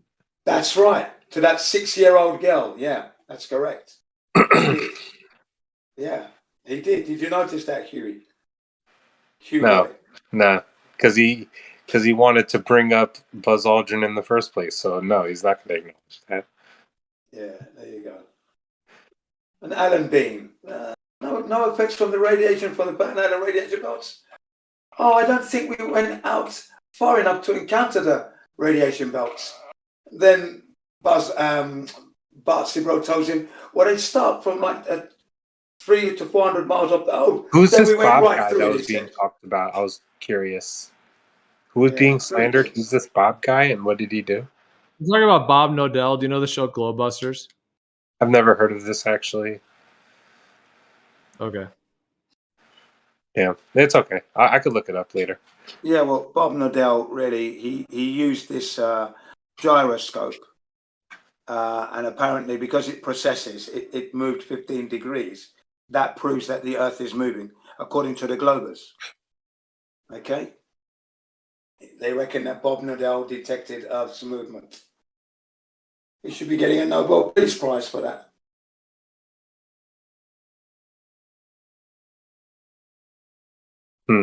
Yeah, it all started. You know that Behind the Curve or whatever it's called, Beyond the Curve. Remember, you know that Netflix documentary? Yeah, Behind the Curve it was. Yeah, on, they did some National deceptive Geographic. editing with Bob when Bob was doing some things with a gyroscope, and then Bob did some things in the later with a different form of gyroscope and so on. And the Globe Earthers use this as like their number one guy to slander. They go after him. They make all kinds of false claims. They call him liars. They do all this stuff. And regular guy, as it were, he's like has a YouTube channel and stuff. So yeah, a lot of these Globe Earthers just make it like their number one daily effort to just kind of troll and slander him in multiple ways. Meanwhile, saying false information about how he used the gyroscope, and then trying to claim that they even have a meme about it. They call it "Thanks, Bob," and they just spend a tremendous amount of time trying to kind of troll him and attack him. Yeah, but he's defended himself very well. I mean, all this came just shortly after NASA announced that the moon was in our atmosphere. Do you remember that? Do you remember that, Gio? NASA made that announcement that the moon was within our atmosphere. No, wait, did they really? Yeah. When did they do that? That was in 2017, 2018, yeah. So this is what they do. This is, I swear to God, they sprinkle the truth in, just so they could point to it later and say, "Well, we told you the truth here, don't you see?" Yeah, that's right. Yeah, they just need a little bit of the truth to get away with a whole lot of nasty stuff. I remember I was listening to the news and that I was coming out of 7-Eleven and I heard That's that funny. and I went, wow, no, let me get onto 24/7 pretty quick. And go and tell them the news. Did you hear what NASA just said? The moon is in our atmosphere. NASA. Yeah. I watched a video that said NASA was started by a Spanish saint occultist or something like this in the 1930s. And the name NASA was thought up by some smart religious characters. Yes, deceptive. With an agenda, yeah. I should find that video again.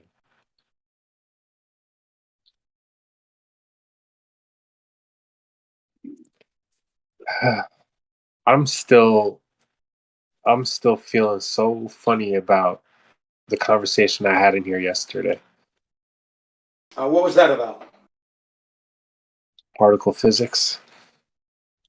But we don't gotta talk particle about it. physics. We don't gotta talk about it. Yeah, that's enough to drive anyone mad. Particle physics, of course. Together with quantum physics as well. What do you call it? I'm just so glad that like I was here when all of that was happening. Like I feel like I'm lucky to have been there. Right. If you guys want to move to that topic, we could, but I just want to say on the gyroscopes, the thing about it is that the precession that occurs is one thing. It's the explanation for why the precession is occurring.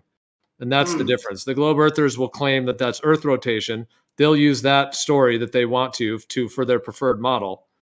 But that's still just an explanation. It's not that different than the Foucault's pendulum or any of these things that are occurring. They're using a particular explanation for why they think it's happening and then asserting it that that's why the Earth is rotating. But there's other reasons that things happen, and they're just basically using that one explanation as some kind of validation of the Earth rotating. But they actually haven't isolated the Earth rotating, and then they just try to slander other people and try to bring Bob into it and try to claim that that's a valid reason for Do you not agree whatever that the agenda they're trying to push. a gyro would be a good way of testing physical rotation?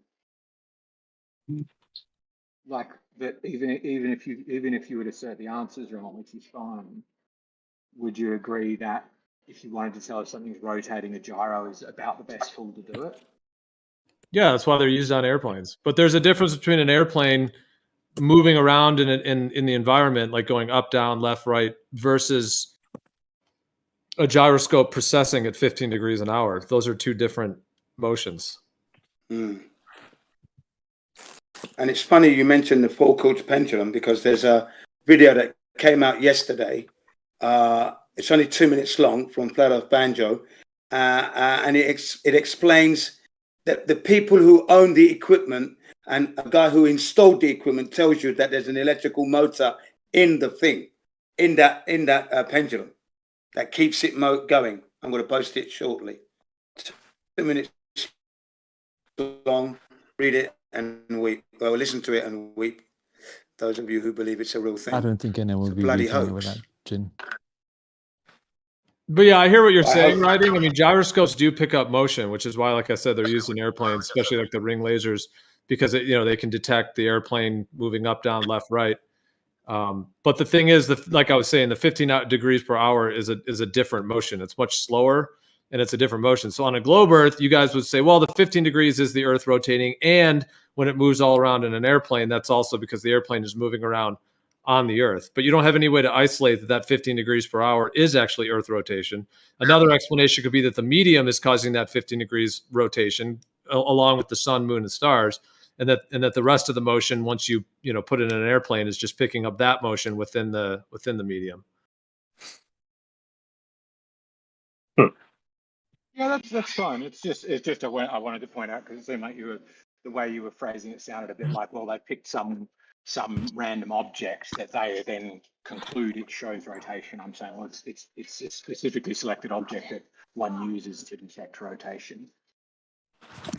What would be interesting is if someone got another ring laser gyroscope and did a live stream and got to do the same thing, and then removed it from all the impact of whatever else you want to call it. You put it in a Faraday cage or whatever you want to do, and see if it gets the same results. But that's still not removing it. The problem is it's still not removing it from the medium. Exactly. Yeah, a couple of people have done that, but the retort is always essentially, and this is somewhat exaggerating Reasons. or strawmanning to make a point. How have you controlled for absolutely everything? And, if you control for this and this and this and this, they'll pick a new thing that it hasn't controlled for. Well, no, it's just that putting it in a Faraday cage is assuming that a Faraday cage removes ether, or removes whatever you want to call it. If you want to call it the medium, call it anything you want. That's assuming that the Faraday cage removes that. Is ether falsifiable? Is there a way you could remove ether from something? You cannot remove ether from this realm, no. Okay, so it's not a falsifiable claim. To say that it is ether, it's not a truth claim that could be falsified. Well, how do you falsify something? Like if something's absolutely true, let's just say it is ether, and you can't remove ether because we live in it. How would you prove that false if it's not false? No, I'm not saying I'm not saying prove it false. I'm saying falsifiable, which is different. Something is true can be falsifiable, right? But the Newton's Walk laws us of through that, motion Riders. are all falsifiable. Walk us through what falsifiable means, Riders. It's that if you make a claim that's testable and you say objects in motion stay in motion unless they're acted on by another force, you can test that in ways to see if you can make an object in motion stop or change its motion without effect. And if you can construct that test and you fail, it's still falsifiable even though the thing's true. Thank you. Right. It's not about saying this thing definitely is false, but like to me, a truth claim to be meaningful must be testable. But if you say it's ether, but there's no way to test it, then it's a Hail Mary attempt. It's a Hail Mary. It's an attempt to get around the most obvious explanation. So how do you test if it was actually the Earth spinning that caused this? I agree with the last statement. You got to test it. How did you test that when you used the gyroscope? It was the Earth movement. You can do it in a variety of ways. You're not going to ever get to a point where you prove it, but can you get rid of enough other variables or test it in enough other ways that you can go, right, well, this is the most probable presumptive. How do you know it's the Earth moving? So you agree that you can't prove it. You cannot prove it. Yeah, we've had this discussion many times, SE. You can't prove things. In a scientific sense, things aren't proven. Okay, fair enough. Good. I like that. You gather evidence and then you come up with the most likely. Very often, if you've got a whole bunch of evidence, you just come up with the most likely explanation for all that evidence. And then if the counter evidence doesn't, if you've got but no you still need to counter prove evidence, it, you though, just go with whatever that's how you do anything. Yeah. I That's can how you agree with boil that. water. But I've seen, guys, I've seen both. I've seen tests that show them the precession, and I've seen other tests that show no precession. So which ones do we go? First of all, have you guys done this yourself? Done what myself? Like have a gyroscope and observe it process? Yes. Yeah, I've there's a guy who builds them, who comes on here Sorry, doesn't build them. He refurbishes them. He's used them extensively.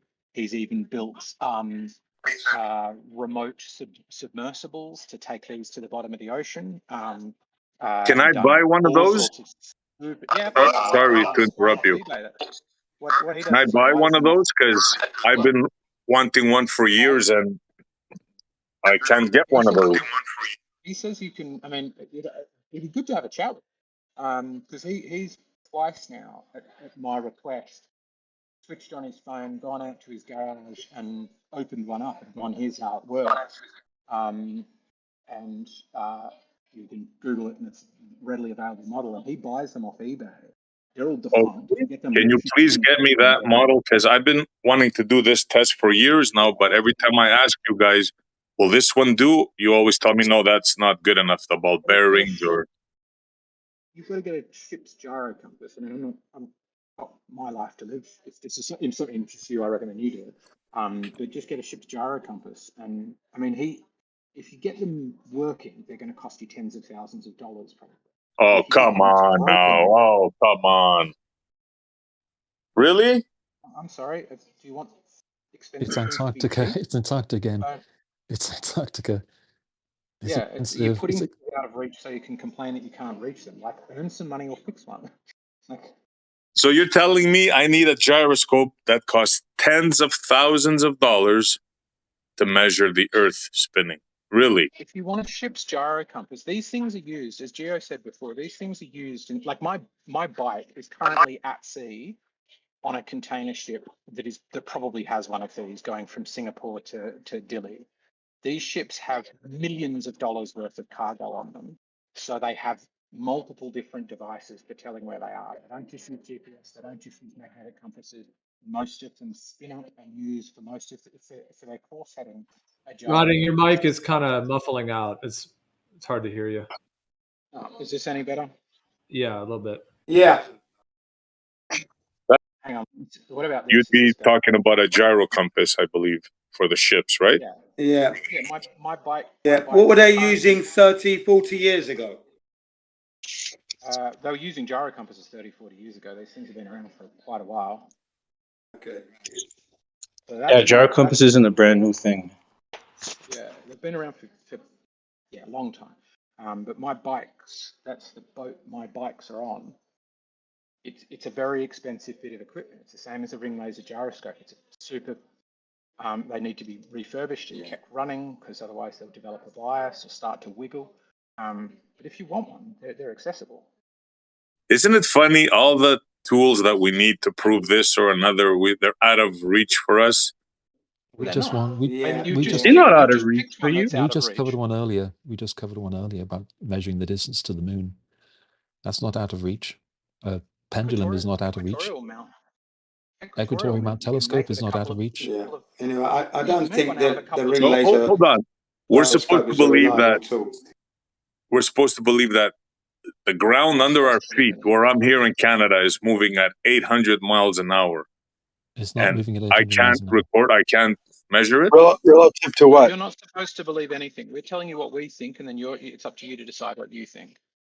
Well, that's it fair should be enough. what you Okay. know, not think. You should know this. It should be proof. And what evidence. they also do in SE is they're telling you what they think, and they're telling you how you can test if what they think is true or not. It's up to you to go and falsify it now. You know. Yeah, the So thing you is, think it's justifiable not that what you know then.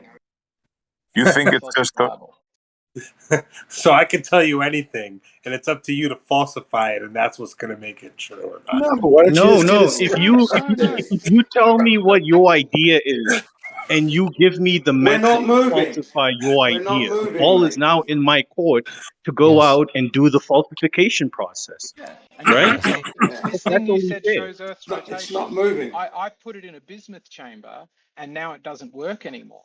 Therefore, it's obviously something about the bismuth is changing it, because nothing about the bismuth should change the Earth's rotation. Therefore, I falsified your thing. But like, I'm just giving you why many methods, I think, seem to suggest the most neat and simple and comprehensible and explanation seems to be that the Earth is rotating. If you don't And the want problem to is, believe that, that's when fine. we give you guys the methods to falsify us, you guys come up with excuses as to why you're not actually going to even attempt to try and do it. Oh no, it's too Dude, you expensive. gave me a $20,000 gyroscope. Like The seriously, South what's so Pole special about this for our gyroscope? sun. Oh no, that's too expensive. You know, like you guys have excuses up the ass as to why you're not going to even try and falsify it. All you need is a weighted string and a protractor. You go just look at the 1 degree per 60 nautical mile relationship, and that shows the Earth is round. And if you don't believe it, Hey, you can sell your stories to somebody else. You're telling me something is rotating under my feet at 800 miles an hour right under now, your feet. and I It's not can't under your detect feet. it With your feet. with a Say it- gyroscope. I need say it a. correctly. Why are Yes, you talking over a me, Zanik? gyroscope. Why a are you gyroscope. talking over me, Zanik? Well, you're not letting. Yeah. Maybe I can finish a sentence. Only if I temporarily mute him. It seems the only way he'll let you do it. So yeah, go ahead. Thank you, Gio. I was just merely saying it was going to take me 5 more seconds. You're going to tell me something is traveling 800 miles an hour under my feet, and I can't use a regular gyro compass? I'm willing to spend like up to $500-600, you know, for one. That's not good enough to measure something that's rotating 800 miles an hour under my feet? It's like I'm saying, hey, all I'm asking for is a car, but I want to pay $20. You're selling a Well, no, car. he can. Let me answer the question since I was muted. Hold on a second. So yes, you can use an old Cessna, 1950s, 1960s Cessna gyroscope. Remove the pendulous vanes, and you can measure Earth rotation that way. It'd be an easy, rudimentary way to do it. And as far as the speed, yes, a fold-called pendulum will determine how fast the Earth is rotating at any latitude. I of course disagree it with that. does. Of course it does. I just posted. Hang on. I just posted a video about. I saw it. It's all 10 minutes baloney. ago. You know it. Everyone else knows it too, It's not. Jim. You're Just because you post something doesn't mean it's because they're true. actually telling. They're telling you, the man who installs the actual pendulum my God, it's tells like you when you talk to himself. pilots and you They've say got pilots think electric the Earth is motors flat. running in them. No, you don't need to have the motor running. You could do it just by swinging The a same can be weight said to on a you, long. Danny. Jen, I'm talking. Jen, listen. You can. There are unmotorized versions of the pendulum. They only last for 20 to 40 minutes, but they will show the exact rate of rotation at any latitude on the Earth. Now, if you don't believe the Earth is round, and you go back to this 1 degree for 60 mile I know it's celestial. not round. Jen, Doesn't require belief. Jen, not quite come on. finished. Come on.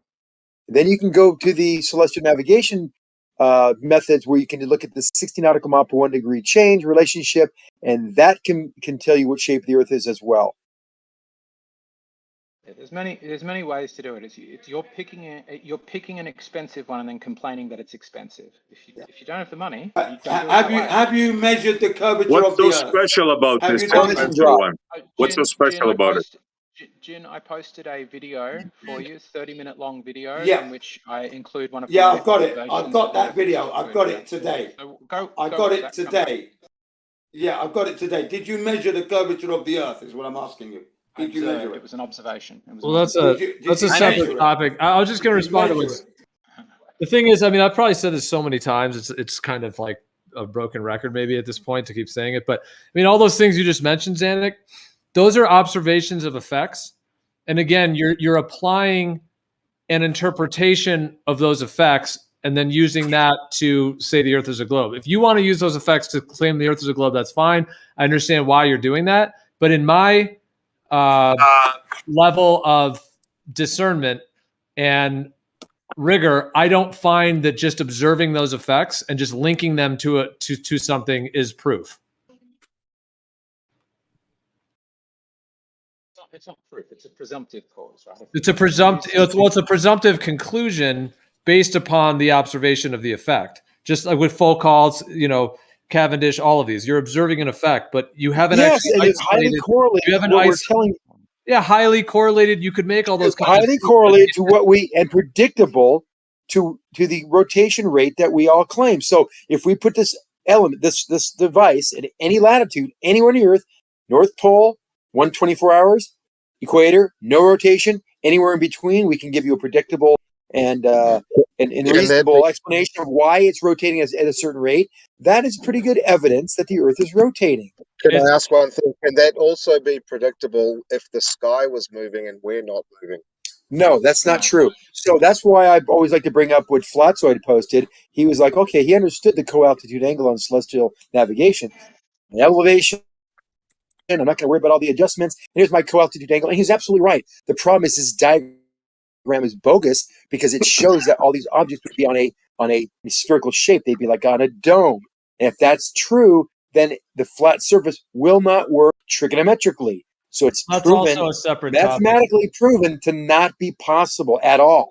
All right, so that's also a separate topic. The problem is, yeah, we could jump topics, but I wanted to actually respond to the thing you said before.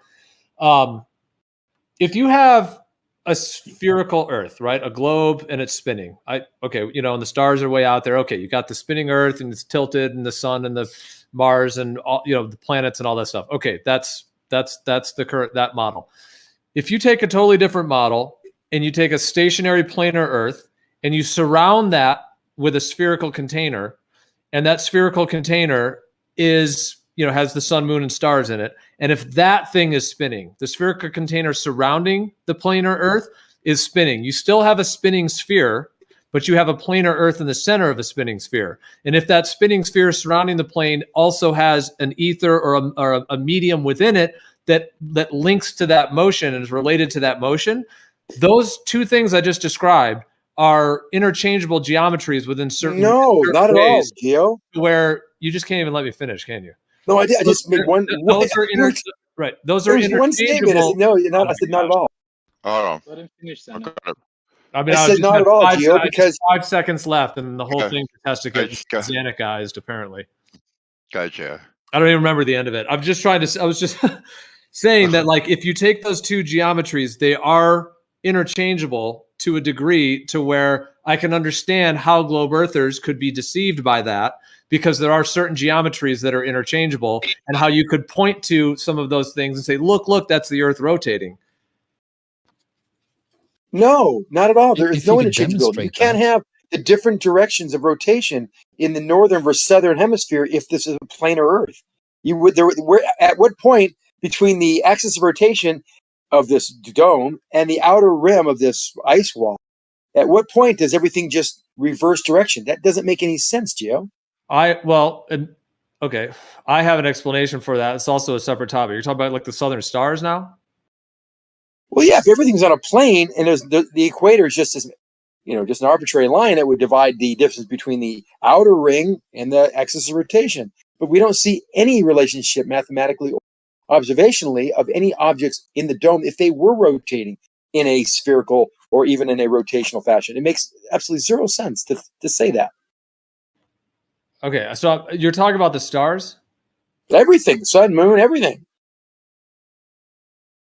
Well, the sun and the moon don't change direction. I think you're trying to talk about. Yeah, if you watch the sun set on the equinox or on the on the equinox, due east, you're not gonna. It won't work on that particular model. We've shown that picture of it many times. Yeah, but Zanik, you had your argument. Your argument was sound, and you should have kept it at Foucault's pendulum and the hemisphere, because what you're saying is correct. Everything you're saying is correct, but it's only relevant for the rotation rate and the affecting thing when you're talking about the pendulums. Right.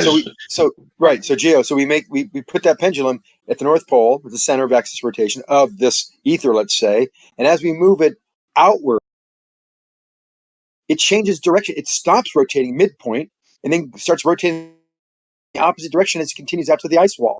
So that makes no sense either. So the Foucault pendulum really is a determinate factor that the Earth is spherical and that it is rotating because of the fact that it has such amazing predictive qualities of how it can tell you where you are latitudinally anywhere on the sphere based on I couldn't rate. follow that, bro. Like, what? Yeah, that wasn't really worded in a way that was comprehensible, but what? No, it was. I used very comprehensible words in terms. I thought a lot of sense logically. I'll do it real quick. I'll do the abbreviated version. The correlate to that is that the medium, like the idea of a dartboard, like going out from the North Pole.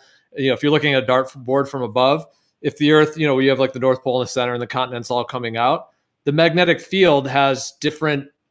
It's like a spectrum from the center going out, and the equator is clearly a midpoint line. It's like where the sun and all of the wandering stars seem to pulsate in between. They go into the Tropic of Cancer inward, and then they go outer to the Tropic of Capricorn, but they're focusing on that equator line. So that would be like the midpoint of the field, the horizontally, the field, the electric field. So it's all correlated. You would just create. It's just that the medium itself has a spectrum to it from the center moving out. Don't match either, Gio. They're going to be orders of magnitude larger around the southern areas, which would really be the outer Antarctica wall, whatever that is, that ring, versus the northern area, which is this little teeny small ring. In reality, we've traveled these distances. We've actually flown and we took jets. We see flight paths. They all can be verified that these distances aren't as large as they would have to be if it's a larger circle. And there isn't anything special about a mid-circle that is halfway between the outer wall and the center axis of rotation. But we notice a change in rotation rate that is predictable for the latitude based on a sphere, not on a flat surface, not on a rotating dome above it either. Nothing would to do that to allow the Foucault pendulum to result in those rates of rotation that we see. But because there's no rotation at the equator, that midline, none. No Coriolis, nothing.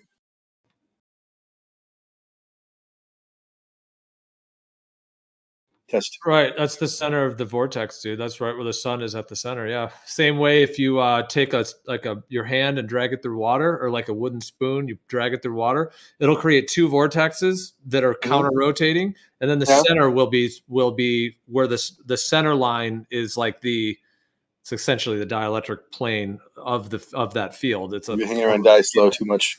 But so the center of those two vortexes will be I don't know what the right word is, inertial, essentially, like of the field. It's inertial, meaning that there isn't rotation at the center. It's where the two vortexes meet. And that makes more sense than a rounder. Come on, really? Yeah, no, It I mean, I doesn't. realized the Earth wasn't a globe many, many years ago. So You didn't realize it. You that one's think off. it. You might be. You think, but you're not realizing it. That one's But none of beyond that has off been the quantified beyond or off the table for me. measured. Well, when you have the measurements like the 60 nautical miles per degree, anyone in this whole chat here can look up at a celestial body that we can all identify and see what the angular distant or angular position is with respect to vertical, i.e. co-altitude angle, and then we can look on a map and see how far we are from each other and see that 60 nautical mile per degree relationship will be representative of reality. And if that's true, the Earth cannot be flat because on a flat surface, these angles cannot have a one-to-one relationship, which absolutely positively defines a spherical shape. Not a spherical dome, but a spherical shape of the land. And I've already shown Flatzoid why that's not true, and he didn't get it. He kept on, I don't care about the heights of this. He had all these little baloney arguments, but I gave him all the tools he needed to figure out that he was wrong. He couldn't concede. That's when you get into plumb lines not being parallel. Yeah, that's measurable as well. It'll never be measured. Guarantee it. Also, the size of the moon, if it's a physical object, seems to not follow the laws of perspective if it were on a flat Earth. It doesn't change. It just keeps the same angular size. The moment it rises, slightly, isn't it? It changes very, very slightly. That tiny, not enough, but we should see proportional. We should see a direct proportional change in size with distance. Directly proportional. It should get smaller. Distance is the mean distance is what 238, whatever it is. But it has elliptical orbit, so it gets slightly larger, slightly smaller. Right. Well, yeah. Okay. Not So how anywhere. about this? The apparent size of the moon does not change all night long during a full moon.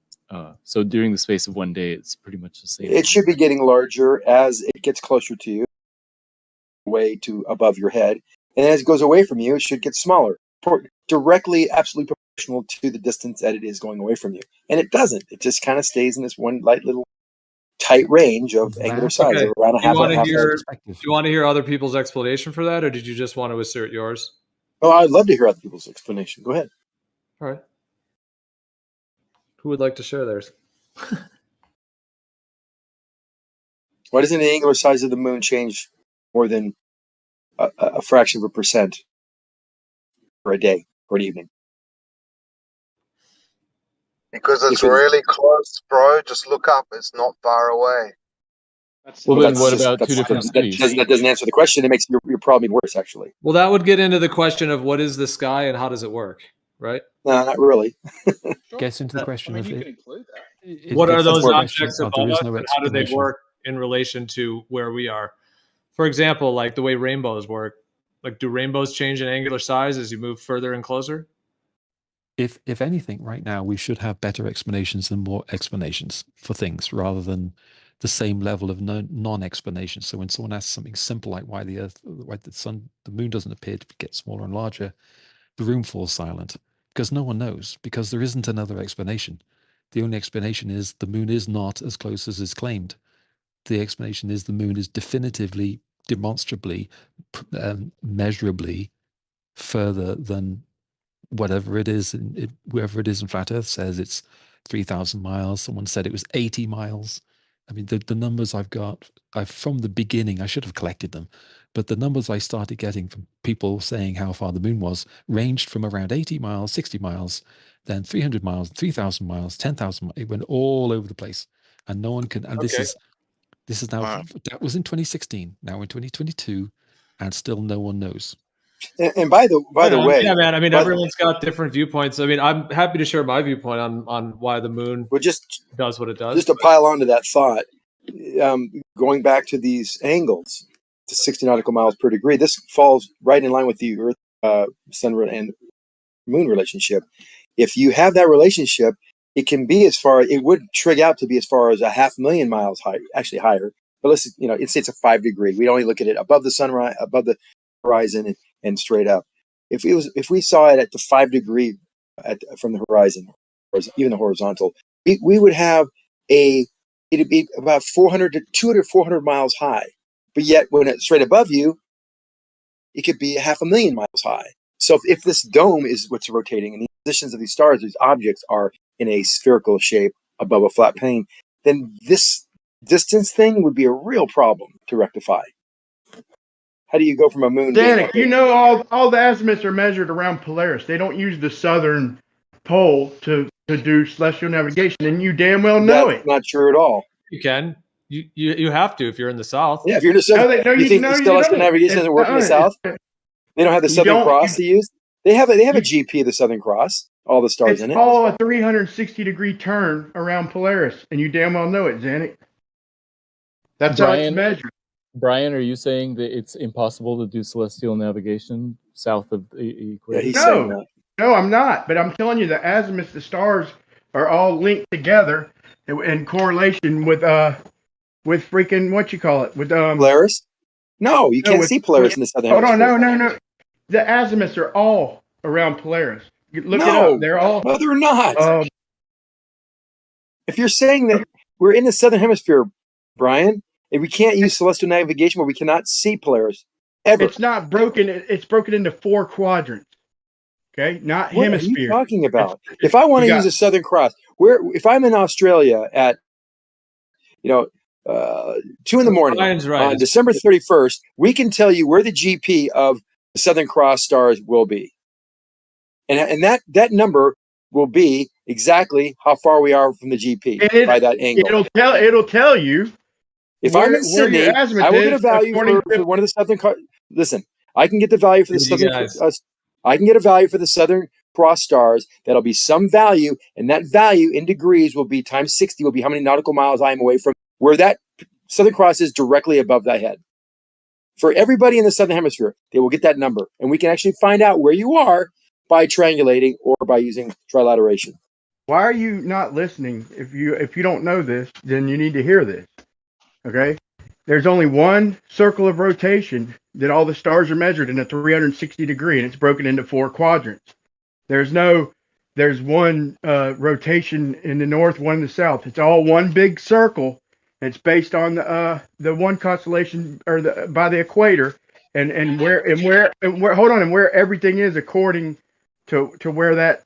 And I'm brain farting on the name of it. You're just Brian, digging a hole I for live in yourself. Australia, and I'm not following that. Deliberately observing the Southern Cross as I travelled from Sydney, and I'm now up near the equator at East Timor. I can tell you with 100% certainty that I have observed, whatever that observation might mean, what I have observed is the stars absolutely turn in the Southern Cross turns in a tight little circle around a central point of rotation that is always due south of my location. You're not, but the stars are not. My own personal experience says you are wrong. Okay, the ephemeris doesn't measure stars around a solar celestial rotation. It's all one circle, one circle. I don't know what ephemeris is, but if you're saying there is one point of rotation and it is in the north, I'm telling you I have observed since I was a little boy that there is one that is in the south. I'm telling you that ephemeris opposite. And it's opposite I'm not direction saying as that. well. I'm not. All this stuff is not even on topic. It's freaking what you call it. It's not. It's confused by you. It doesn't apply. It's non sequitur. It's non sequitur. I think a red. It is, man. You were thinking of red. Yeah, red herring. A red herring. I was brain. There you go. There's your start. They're all doing a central circle. Look, it's logical I would say you guys are both right. Like Brian's right that yes, the stars, like in terms of the zodiac, you've got the center and then all the azimuths, like you're saying, going out from the center to where you're creating those concentric circles, sort of like looking at a dartboard from above, and it goes out into those 12 sections. However, it's also the fact that in the south, the southern star observations will look to be rotating around a center point. Well, it's like this though, Gio. Okay, it all starts with Greenwich. Okay, and if it's one degree east of Greenwich, okay, that's where it all starts. Okay, and then once you get 90, then once you get 180, then you call it west. And it goes to basically 1 again, or you could subtract from 180. It's the same thing north and south, but it's all based on that circle around the equator, basically. But really, Polaris is where the azimuths come from. It's all just one circle. They're all based on one circle. Right, but due to perspective in the south and the way the southern stars work, you would agree that those are also focaling to, like you said, 4 quadrants. As you guys know, I think we live in a quadrupole system. So you've got literally there's the 4 quadrants, the 4 corners of the Earth, which all have their southern star center point. Yeah, it's confusing. Has this whole thing just crashed, or it's confusing me as to whether, Brian, you're saying there is a particular system from the north that only looks at it as if the North Pole is the center, which absolutely makes sense, versus the South Celestial Pole doesn't exist. Could you help clarify that for me? He's not saying it doesn't exist. It sounded like it. That's why I'm asking.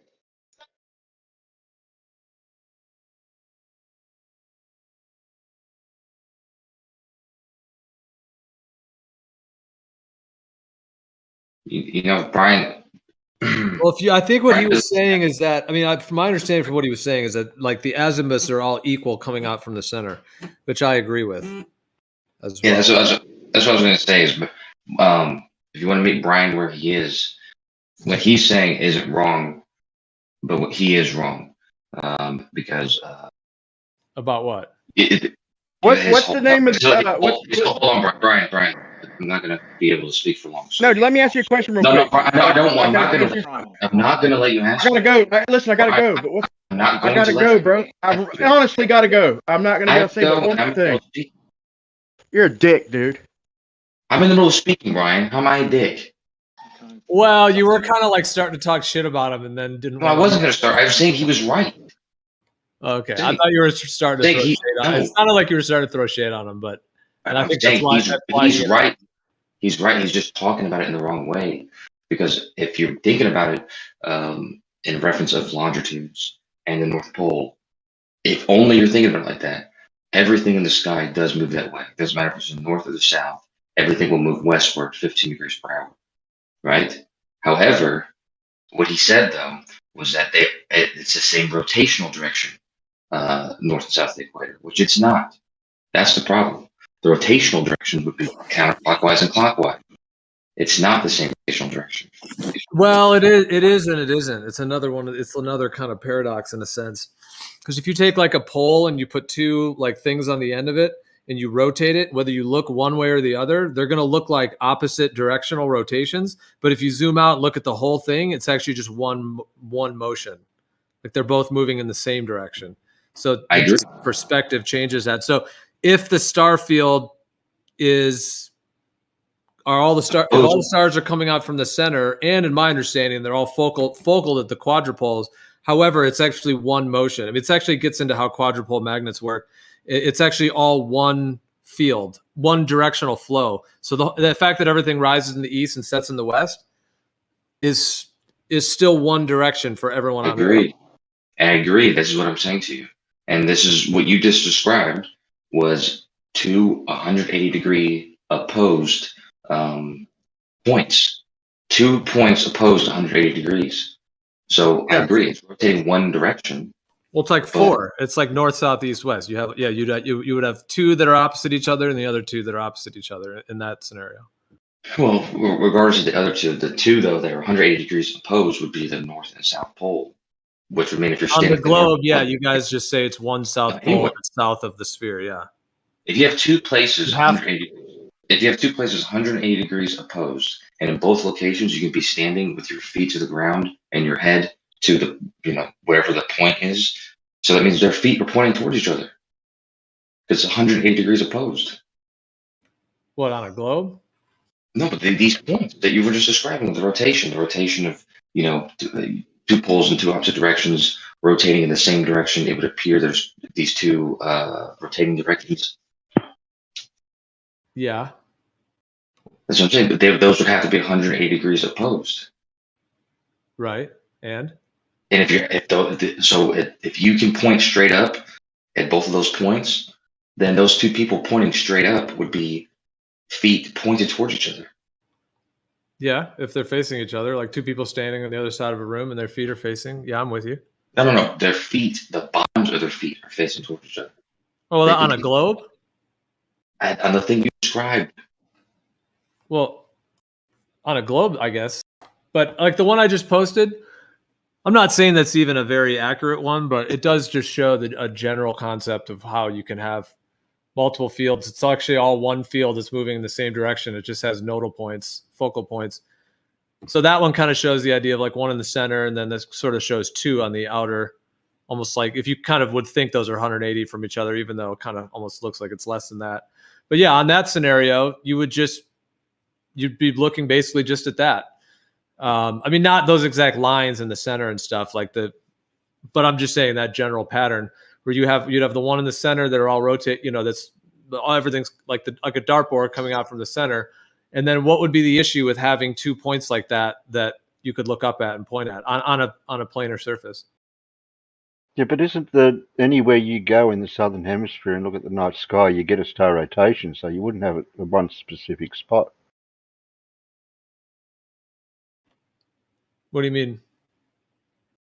When you're looking towards south at the star rotation at night, at the Southern Cross, no matter where you are in the southern hemisphere, you're seeing the southern rotation. You're seeing the same stars, you're saying? Yes. Yeah. Right. And I can understand how that would fit a globe idea because it's the same field of stars. I do understand that. My understanding of it is that there's 4 corners of the Earth and there's 4 poles, 4 southern poles, and they're all the same looking stars. What is that Sort based on? Sort of like the 4 corners of a room that all look the same. So each star, so basically there's 4 southern cruxes essentially. So what is that? But if there was relatively recent, like 1200, I reckon. But all of Polynesia has inhabited islands that there's good evidence they would trade between, and they used coconut sextants to do it. And they are a giant. I mean, if you just Google Polynesia and see how much of the globe or the map, whatever you want to call it, Polynesia covers, they should be seeing everywhere from they go America's way. Yeah, they go America's way, don't they? So like everywhere from what Sydney sees pretty much, which is very close. New Zealand's pretty close to it, all the way to very close to what America sees. Hawaii, for example, they go as far as Hawaii.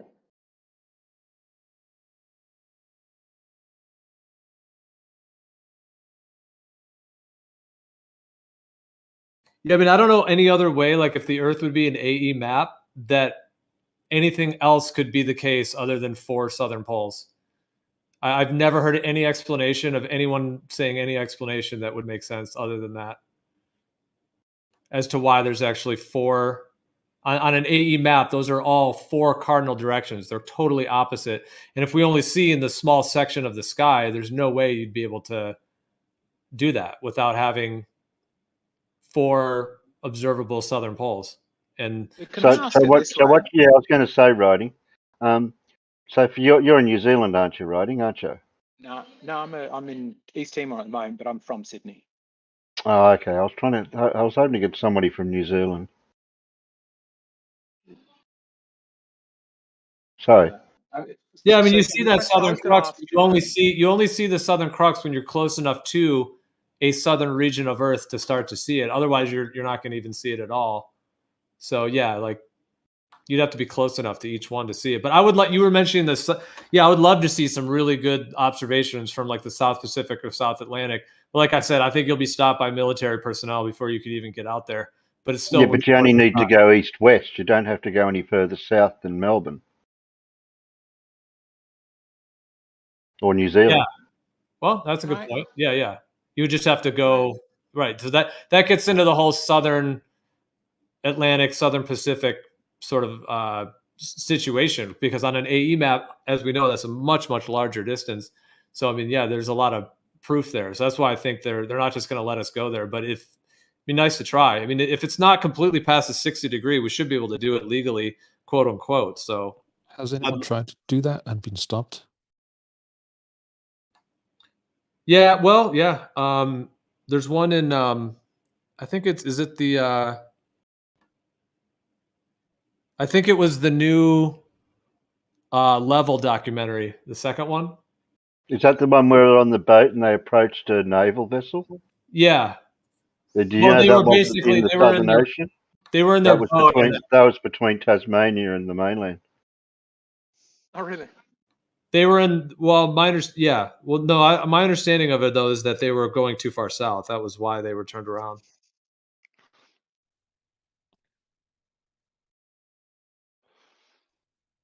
Yeah, they just radioed them on the from the military vessel. Just sent them a radio. And we're like, yeah, you must turn around now, or it was just absolute demand that they had to turn around.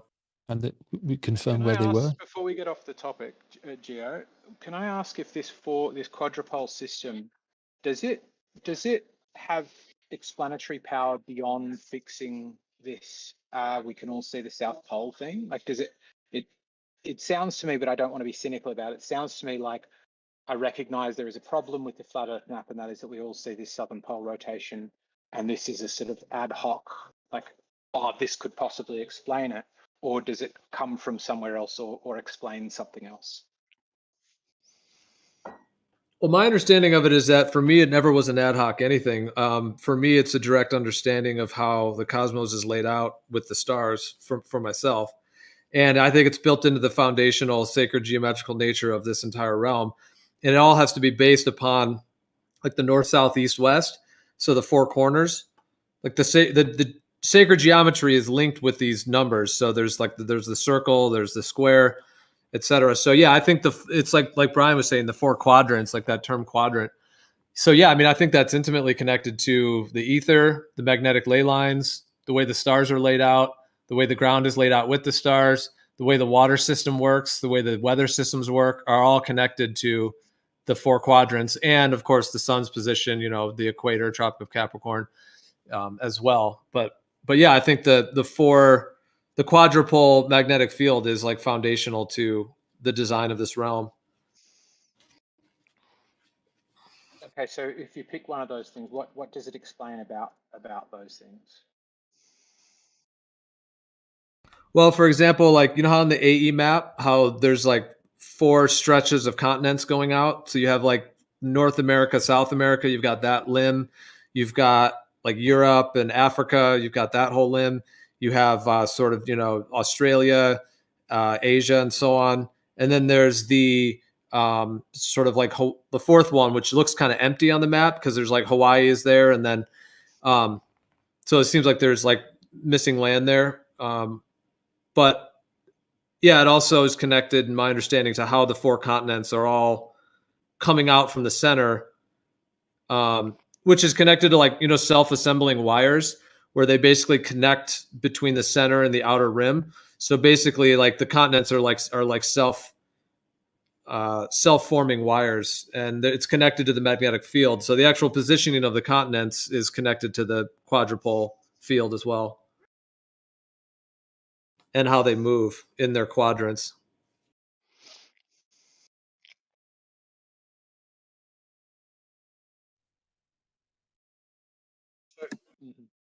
It just seems like other models are so much better explaining what is happening. These conjured. I'm just interested. I'm just interested in the truth. I'm not. Explanations are cool and all that, but I just want to know what the truth is. Ultimately, that's my ultimate. Well, I mean, we have a litany of evidence, Gio. I mean, we talk about it. So that falls right into my explanation of these 4 quadrant planar. We have a model that works perfectly. Yet we're trying to reinvent a wheel with things that you can poke all sorts of holes in it. Just the fact that you can have horizon drop at altitude. Just the fact that you can look at the equinox and see everybody in the whole entire planet is seeing the sun set to the west. Everybody, every single person on any inhabitant, no matter where you are, see it go west. That doesn't work. The sun circling around it. It just doesn't.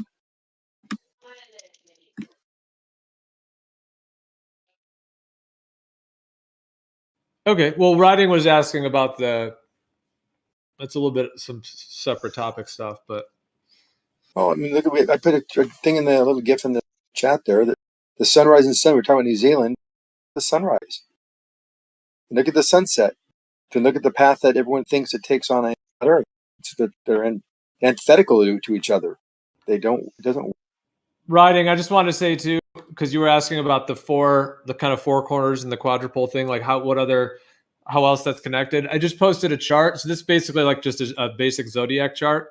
And it has like basically those 12 sections are like the 12 sections of the sky. Almost if you put an AE map under that, that would be like in a sense, like those are directly above an AE map.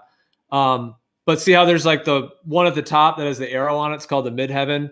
Then there's the one at the bottom, 180 degrees from it. And then there's the one on the left, one on the right.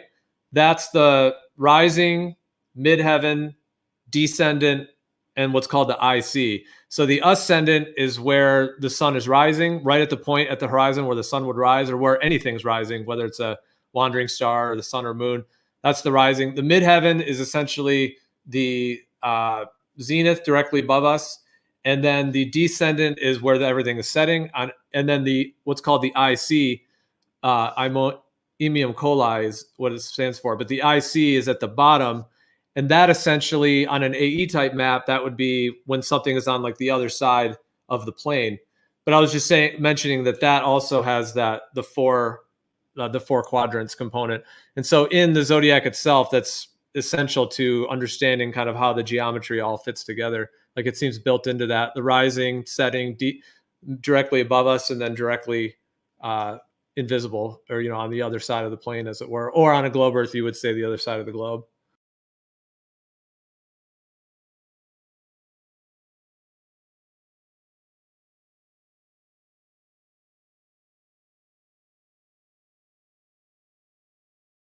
Yeah, so I guess this could help do it. When I say is there something else that helps explain, like a sort of a mystery or something else where you're like, for example, if we were to go, it's mysterious that there appears to be two central points of rotation in the sky if we're standing on something stationary and the sky is moving and we're on something flat. But then when you go, there's 2 points of rotation because we're on a ball that's spinning, it suddenly goes snap.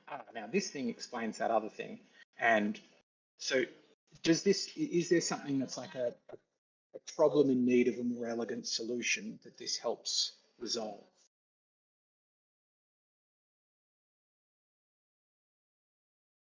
A problem in need of a more, I guess you'd have to just like give an example of what you're referring to. I mean, I was mentioning some things in my understanding in terms of like, I was mentioning the zodiac, the weather systems, the way the star field works, and then also the magnetic ley lines, the way the continents are laid out. So yeah, I think it's connected to a lot of things. So perhaps let's take the weather systems then.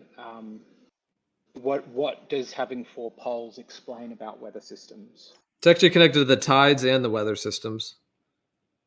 Okay. Which So are either also of those, what's the relationship or the explanatory power that the 4 poles have over either the tides or the weather? Well, in the tides, it would be the like the areas of water, which like Atlantic Ocean, Pacific Ocean, Indian Ocean, etc. They already have their labels, and so on. So you would have like 4 basins essentially, and then the continents are in between. There's continents, there's land in between each of those 4 quadrants, and so I think the tides are connected to that, to the center. Yeah, they're connected to those 4 like pools essentially of movement. Right, that's sort of like if I were to say the sun rises because Apollo deems it, and you said, okay, how? And I said because Apollo deems it. I'm just sort of reasserting the thing that I believe. How does this pole system relate to the tides? Yeah, well, that's getting into deeper parts of it. I mean, my understanding of it is that under the ocean, there's massive intakes and outtakes of like deep in the oceans where water comes in and out of, and that water coming in and out of those different cavernous areas deep in the ocean create partly is what there's multiple things related to the tides, but this is the one part, which is the water coming in and out at deep levels. And so in the idea like of the quadrupole, I would say that because of the way the continents are laid out, in between each continent, you have a massive area of water. So like the Atlantic, South Pacific, etc. You have all that water divided by the continents. So the intakes and outtakes of the tides going in and out deep in the ocean of course, would be in those huge areas because they're not going to be on the land because there's no water on the land. So they would have to be in the, depths of the oceans, especially out in between the land masses, like 60 degrees south, southern Atlantic or something like that, like going way out there. So that the intakes and outtakes within those 4 quadrants are, I think, electromagnetically sustained within the Earth system, connected to the 4 poles and connected to kind of the whole quadrature nature of it, to where the tides and the way that the tides functions are connected to those 4 quadrants, and how those 4 quadrants are all moving the water between each other and through the center, because there's a huge intake, outtake in the center as well. But the sun and the moon and the actual star field and the quadrupole nature of that and the position of the sun and the moon are also charging and charging the water and moving the tides as well, I think. So there's like the sky field, the sun and the moon, and the deep underwater components of it are kind of the multiple things happening there, in my understanding.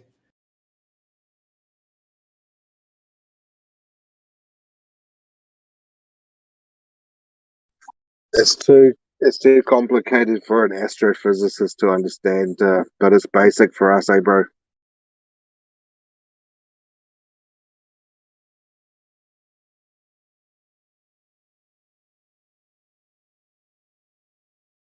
If you guys are done with this topic, I'd like to ask about the gyroscope. Yeah, let's move to that. I guess just the last thing I was going to say, Riding, since you had asked, I would say with the weather, the way the quadrupole is connected to the weather, I would say hurricanes are a big giveaway there, because hurricanes form in the different quadrants. And basically they form between the land masses.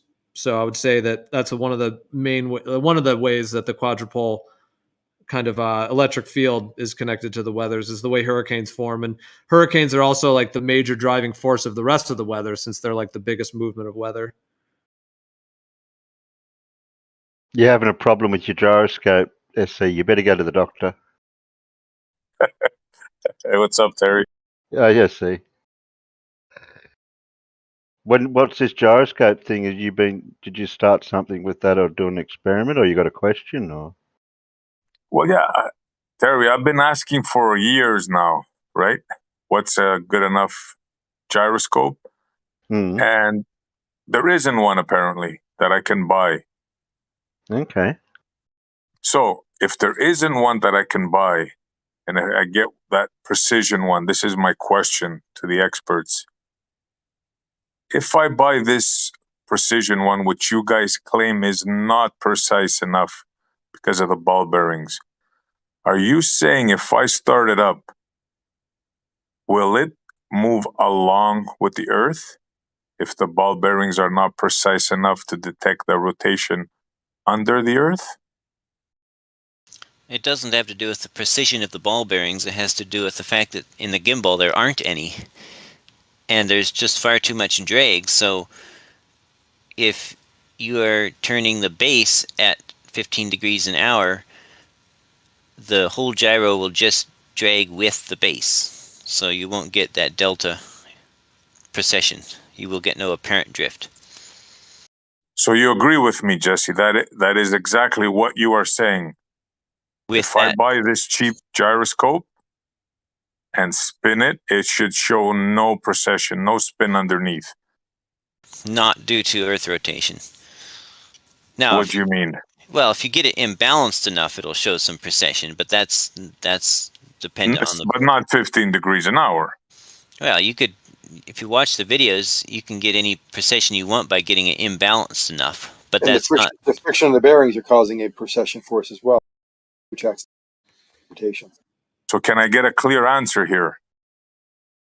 It's on the gyro. What frictional forces on the gyro will manifest themselves in some type of precession. That's just that is not what I asked. That's just a characteristic of a gyroscope. Yeah, that is not what I asked. And the torque of the flywheel. Yes, of course, that as well. Against the torque of the flywheel, because the flywheel is on bearings, and that bearing.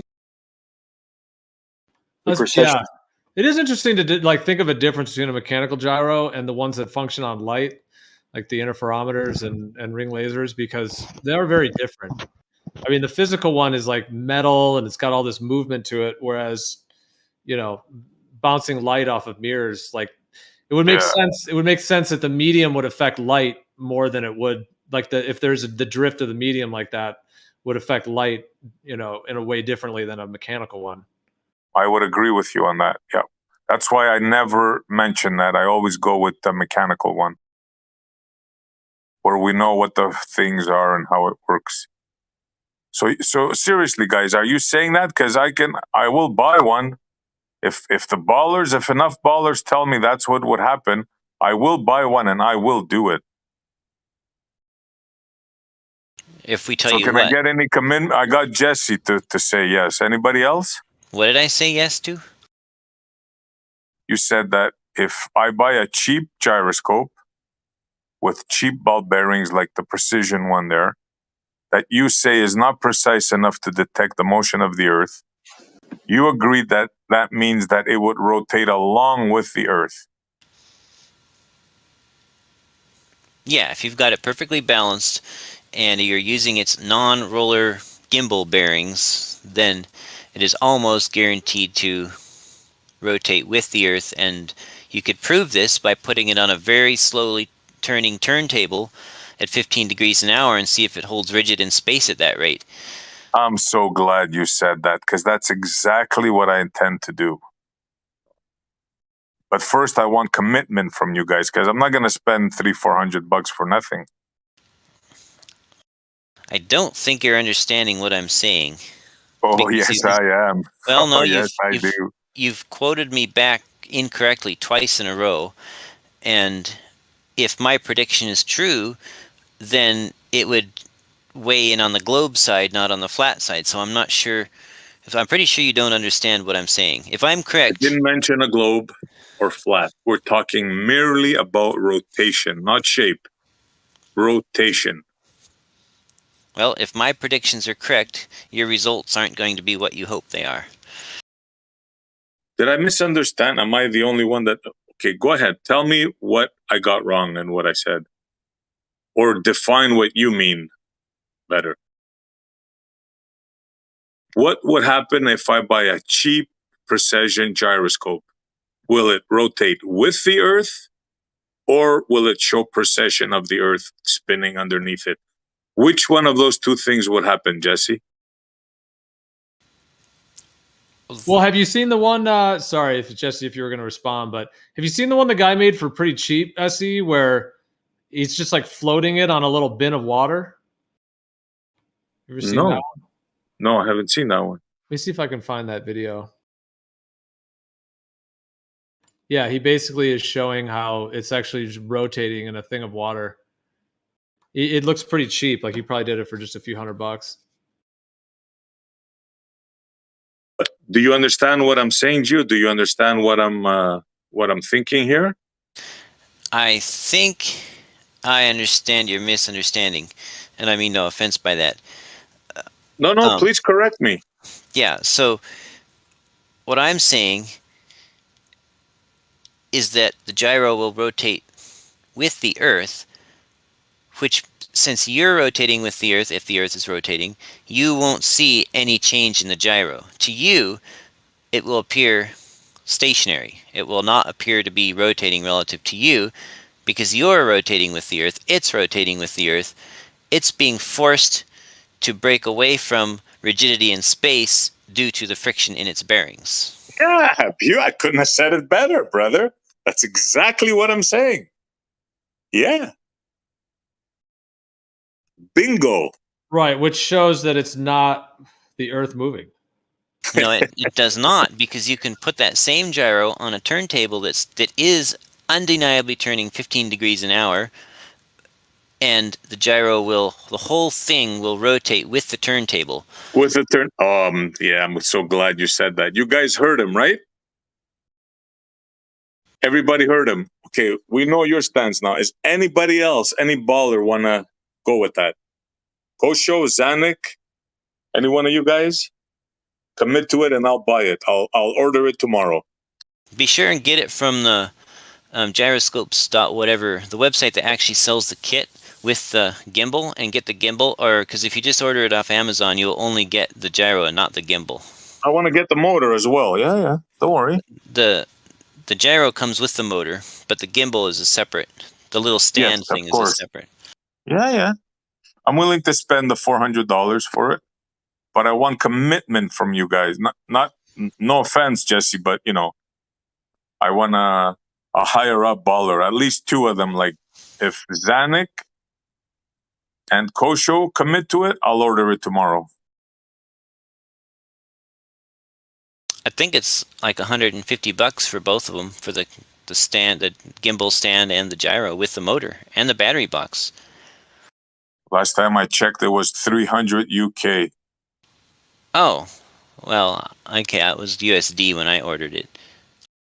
Well, hold on, Jesse. So you were saying that if the gyroscope was keeping its rigidity in space, if you're on a spinning globe, it wouldn't move at all. Is that what you were saying? It would, if it's because you're moving along with the Earth and the thing's moving with you. Is that what you were saying? You kind of just debunked the globe, but I'm trying to... He doesn't realize what he said. Yeah. No. And the fact that it does move means that there's something in the medium moving it, and that it's not on the Earth the way you just described it. It's not on a spinning Earth. I mean, no. When I say moving with the Earth, I'm saying it will be violating its desire to maintain rigidity in space if the bearings are too stiff. If the bearings have zero drag, zero friction, then you will see apparent drift, and it will be maintaining rigidity in space, but to you it would appear to be rotating because you're rotating around it, and its platform is rotating around it, but it would be maintaining rigidity in space. Dude, I just found this video. Have you guys ever seen this? I've never seen this before. This is like a big gyroscope that's in like a big boat. I'm talking, what is this, 30, 40-foot little yacht? Oh, the stabilizer? They have a gyroscope in it that stabilizes it. Yeah, it's incredible. I've seen those on trade show floors. Yeah, those are freaked out. Rakia was explaining how that works. Yeah. Yeah, this video I just posted, it shows like they do have a little like RC boat thing, but actually a lot of the video is showing the actual big gyros that they're putting in these big yachts and how they make it more stable. Yeah, that's incredible. That's amazing technology. Yeah. Cool. Yeah, I haven't seen these. I didn't see like these animations before. Yeah, a gyroscope is a simple but amazing piece of technology.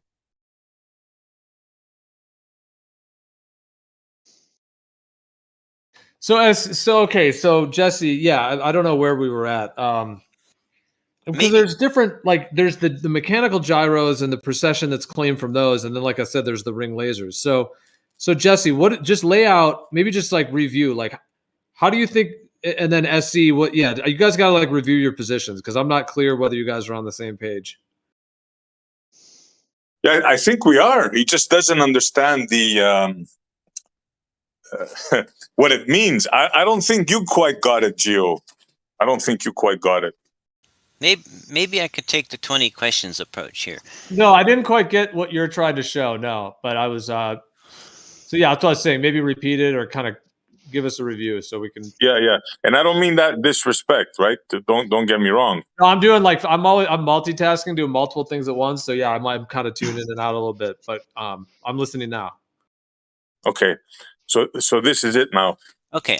The question is, if they say that this gyroscope that Jesse just posted, right? They say it's not precise enough to detect the Earth rotating underneath it. So I asked him, okay, that means if it's not precise enough for the base to turn, that means the gyroscope itself would break its rigidity and turn along with the Earth. You follow, Gio? Yeah. And he said yes. Right. So do you see that picture? Yeah, he even repeated that a second time. Yeah. Right. So, yeah. So do you see the picture I just pasted? Yeah. Okay. Can we all agree that if it had perfectly zero friction bearings in a gimbal, and the Earth was rotating, that would maintain, that the gyro wheel would maintain rigidity in space, and if we started it out pointing at, say, a certain star, it would stay pointing at that certain star as the Earth turned underneath it, right? The base would turn also. Be clear now. The base would turn, right? The base of the gyroscope would turn. Well, to the observer, it wouldn't be, but if the Earth was turning and the base was sitting on the Earth, then the base would be turning with the Earth, but the gyro wheel would be remaining rigid in space, right? Exactly. Exactly. Right. Oh, You get that, Gio? You get that so far? Yeah, but there's a contradiction in that, which is because when they say space, like in their globe, they have like inside the globe, right? Remember, we can't feel it moving or anything. So we're inside this thing, as it were. And, you know, you have these effects that are just like the Earth is stationary. And then you guys have to kind of explain that. And then when you're talking about this gyroscope thing, you're now referencing it to quote unquote outer space, essentially. No. When you say space, no. Just the ground. Different meaning of the word space. It just means not referenced to Earth.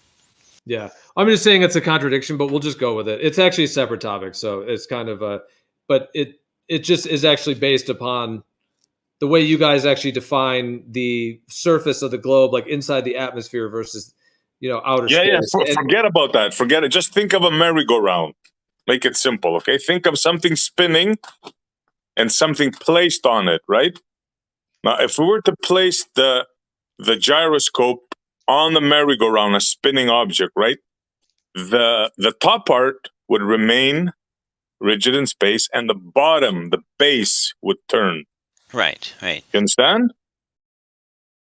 Has nothing to do with space the way you're thinking about it, Gio, like affecting the light and that. Forget that. We're talking about just kinetic motion. No, I didn't quite mean that. What I actually was trying to bring up is almost a separate contradiction in their model, which is the difference between, for example, if you were out in outer space, you would be in what they would, I don't know, space, whatever they would call that is. Like that's the actual like XYZ kind of coordinate system. Whereas if you're on this globe, now you're spinning, but we don't feel like we're spinning. So if you imagine us as a gyroscope, we're just still. So anyways, I was more alluding to a different contradiction, which is between, they're basically using the outer space medium as their base medium for how their gyro works on the spinning globe. So there's just contradictions within that, but it is a little bit of a separate topic. But do you see what I mean with that? I think I get what you're saying, but yeah, this is separate. Okay, but let's just go with it as they describe it. Yeah. So repeat it again. So if you're on a globe, and then go ahead. Right. So if we're on a globe, and if the bearings in the gimbal are zero friction, then if we had started out the axle of the wheel pointing at the sun, it would stay pointing at the sun as the Earth turned under the sun if the Earth was rotating, right?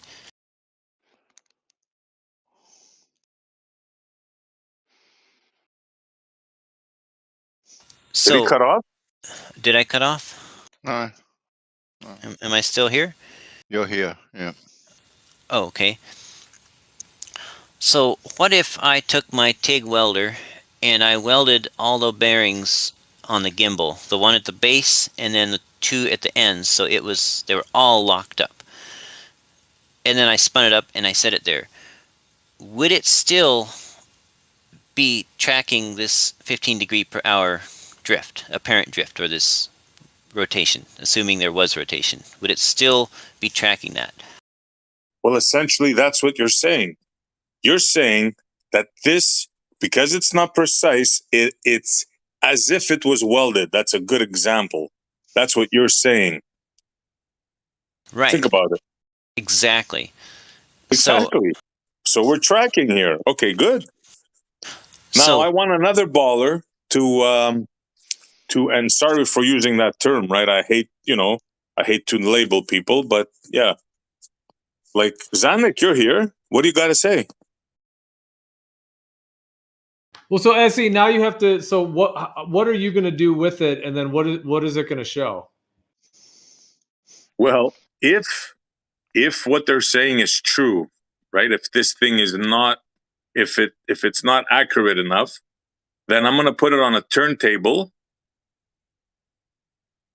and make it process slowly, 1 degree per minute, and see, will it actually track? Me, I'm saying that it won't. I think it's going to stay rigid in space. How about 15 degrees in an hour? Mechanical gyroscopes don't process, is what you're due to anything. I mean, okay, if you spin up a gyroscope, there's a couple reasons that we could think of why it could process. One would be like friction, like we were saying, the ball bearings, etc. Another would be the torque of the flywheel and just the torque of the whole thing. But if that was the case, you would expect to get pretty varying, like a fairly wide range of different amounts of precession. Some might be 10 degrees, some might be 20, some might be 30, based on like the weight of it and everything. So then there's the idea of actually, whether, being able to isolate or get one sensitive enough that in what they're claiming, this rotation of the Earth. I mean, somehow we can't measure or detect the Earth at all, but this tiny movement of a gyroscope is what they're trying to say. Of course, if it's the medium causing it, then that would be that understanding of it as well. So it's like with a mechanical gyro, it's like the torque of the actual wheel itself, the ball bearings, the friction, and then whether there is actually, like I said, their claim Earth rotation or something in the medium moving it. And that's what you have to dial in with it. And so what would you think you could get dialed in terms of the potential of that? Well, I know for a fact that if you keep a gyroscope spinning at a certain RPM, like this one, I think it's 10,000 RPM, it keeps its rigidity in space. So no matter what the slight precession is due to the ball bearings or the friction or whatever, it's still not going to equal that amount. You understand what I'm saying? There might be some slight precession due to those things, but not 15 degrees. Okay, so you're claiming that if you had let's say you had a $15,000 to spend on a gyro, 20 grand, you could a mechanical one. If you had, because I'm not really sure that you would need hundreds of thousands. You could probably get like the best one, or getting up there. Although, you probably could spend hundreds of thousands. But for 15, 20 grand, like, so you're saying if you had one spun up and you accounted for everything as much as you can, you're claiming that there's not a 15-degree precession that would be detected. Your claim is that it would stay rigid in space. But then, like, how would you isolate between the other factors, the friction, the flywheel, But you're claiming it's not going to move. You're claiming that all of that combined, it's going to stay totally still. Is that what you're saying? No. If we get an accurate enough one, right, that can detect this, right, then it would be simple. It would just show a 15-degree precession underneath. You got to understand, it's not the gyroscope that processes. Keep that in mind. You have to understand, right? It's the thing that turns underneath it. The gyroscope, the top part, its job is to keep rigidity in space. The gyroscope does not spin. It's the thing underneath it. You guys have to understand that part. Well, it's either spinning gyroscope if it's on stays rigid. It's either spinning, like it's spinning if it's on a stationary Earth, but the Earth is spinning in their model because they're more or less saying the Earth is spinning underneath the gyro is one way to kind of... Exactly. Yeah. And because it stays rigid, if you put something underneath it with markers, right, degrees, it'll show. Like if you put a turntable underneath it, it stays rigid, and underneath, you'll see the precession. Like a lazy Susie, right? If you turn it, it's going to turn underneath it, but the gyroscope will keep its rigidity in space. Well, the frame that the gyroscope is attached to is what's processing. Yes, exactly. Yeah. Technically, that's not precession. It's called apparent drift. Call it whatever you want. Movement underneath the gyroscope. Not a precession of the gyroscope itself caused to friction and whatever. That's a separate issue. You could always have the wars of the gyroscopes, and you could have a little competition against each other. You could put a ring laser gyroscope on top of a mechanical, and then mechanical on top of that again, and you can see one against the other if there's any sort of like any differences over time. I'd love to see that. The War of the Gyroscope, 2022. Yeah, but this is an easy test to do. You know, the thing is that I think they're afraid. I think they're afraid of this one because, I mean, come on, $30,000, what, for a ball bearing? Sensitive enough? I mean, come on, it's a piece of metal. Why does it cost $30,000? Why? I mean, you can buy a freaking car for less than that. They're going to continue to put hurdles up in front of your SE, and they'll turn around and say to you, "Well, the cheapest way is just to get a pendulum if you want to do it cheap." That's what they're going to say, SE. Oh, yes, man. Yes, sir. You have to And ask then while yourself you're at it, why- you might as well buy some sticks and put them in the ground. Yeah, do some shadow work. Yeah, Call yeah. it a day. Case closed. That's funny, but why hasn't any of that been done? On You can the get the flat whole Earth side? kit mailed to your house. But why hasn't any of that been done on the flat Earth side? Why hasn't no also one have got to sticks in the think ground? Why has no Well, one it's been delivered done anything? on the Earth. Are you? Why is Louis Vuitton so expensive? Right? It's never been Hey, done. Stu, are you backing Jesse on this one? I'm not backing anyone. I'm just saying it is. It is. I'm doing I three didn't think things at so. once. I'm not backing anyone. Jesse, You're they're gonna leave you gonna buy a hanging on this one, gyroscope. bro. Sorry, Hugh. I thought you were done. You believed in flat Earth since what, 2015? You haven't bought a gyroscope yet. I'm not gonna waste money. I want a commitment. I'll tell you. I'll keep my word. I'm a man of my word. I'll order What do you one mean commitment? tomorrow. A commitment for what? I want two like a Kosho or Okay. a Bob or a Blue. I want a commitment from them that they'll accept the results, and then I'll do it. What would that? I'm still not getting what that will do. I'm sorry. I'm really not understanding what that will accomplish. What that will do for you. Well, have you been not listening to the conversation we've been having? Well, like Geo, I've been listening, half listening. I'm Now sure all of a I sudden, think gyroscopes aren't smoking gun for the globe. Tell you what. Well, I just came up with an idea. I mean, you've been here it's before. I'm just saying that for all these years we've been, you've said that pendulums are fake, but you haven't built one. The No sticks in one's the ever ground is said. ridiculous, but that you haven't built. Who said the pendulums are fake? Has said a pendulum is fake. Everyone in flat Earth says pendulums. Said Pendulums a don't pendulum reflect is a you. fake. Right? Everyone in Pendulums are flat Earth has very said real.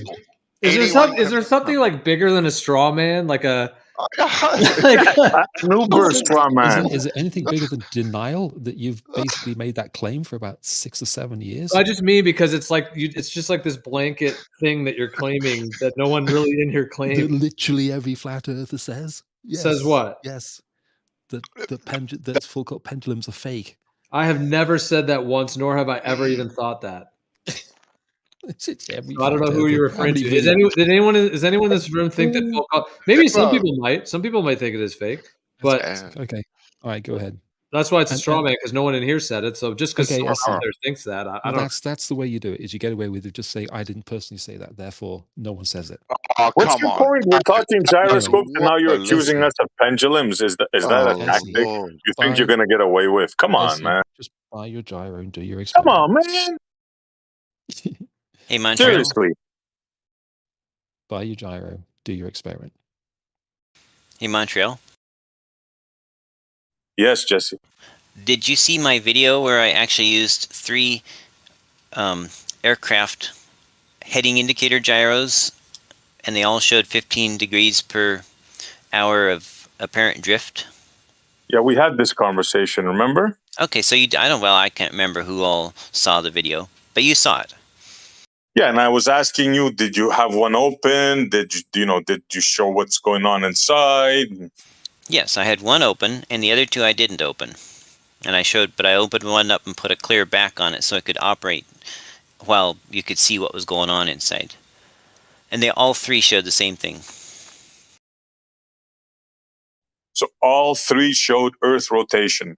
Well, they all showed a 15 degree per hour difference in drift, depending on whether they were at right angles or lined up with the North Star, and they all showed it in the same direction, which was also the same direction that the stars go over. Boom. That's it. This globe. There you have it. I'm convinced, Jesse. Moving as the stars That's are it. moving. It's It moving, doesn't matter, Jesse. It's moving It with does the not stars. matter. I mean, the thing about well, okay, it doesn't matter. On an idea that the Earth is a globe and moving versus the idea of a stationary Earth with a moving medium, in both of those scenarios, you're going to view the same thing, which is just the stationary environment and the precession. You've got to come up with explanations for it. We have an explanation that just simply involves the Earth rotating. That's it. What you have to do is come up with a whatever the thing is about like quadrupoles and things that you'd never measured, never seen, never had anyone else measure or see or quantify or identify in any way, shape, or form. That's your explanation. Rather than So just your simply saying the explanation Earth is rotating. It's very, very, very, very, very, very simple. Really? 15 degrees As I'm per hour. standing here now in Canada, the Earth is rotating 800 miles an hour under my feet. And you expect still me to think believe you that should- on your word? You still think you should feel that, Sorry, even sir. after all this time. Sorry. Even more than that, Doesn't work SC, you're moving at 2.4 million miles an hour through the That's ridiculous galaxy. because you Oh don't feel it. yeah. If we take that into account, yeah, for sure. Absolutely. You are SC just will never cooking buy a right now. gyroscope. You're flying, dude. Yeah, that makes Is this ad hom night? We're not in the same place we were a week ago, SC. We are billions of miles of where we were just gone. last week, dude. I mean, It's so scientific. look at the And stars. the stars are changing. exactly, they look exactly the same because, they're moving along with us. Yeah. It's so scientific. They're so far away that You believe in fantasies, man. I mean, seriously, No, you believe in a flat religion. Earth is the most preposterous and idiotic idea that has ever been concocted by any human being ever in history. Which one? My gyroscope idea? You will never buy a gyroscope. I think he was talking about the globe Earth. I mean, the globe Earth. It's interesting they've gotten people to believe it because, like before, Now you're just mocking. like That's when there just wasn't stupid. a point where there was a globe Earth.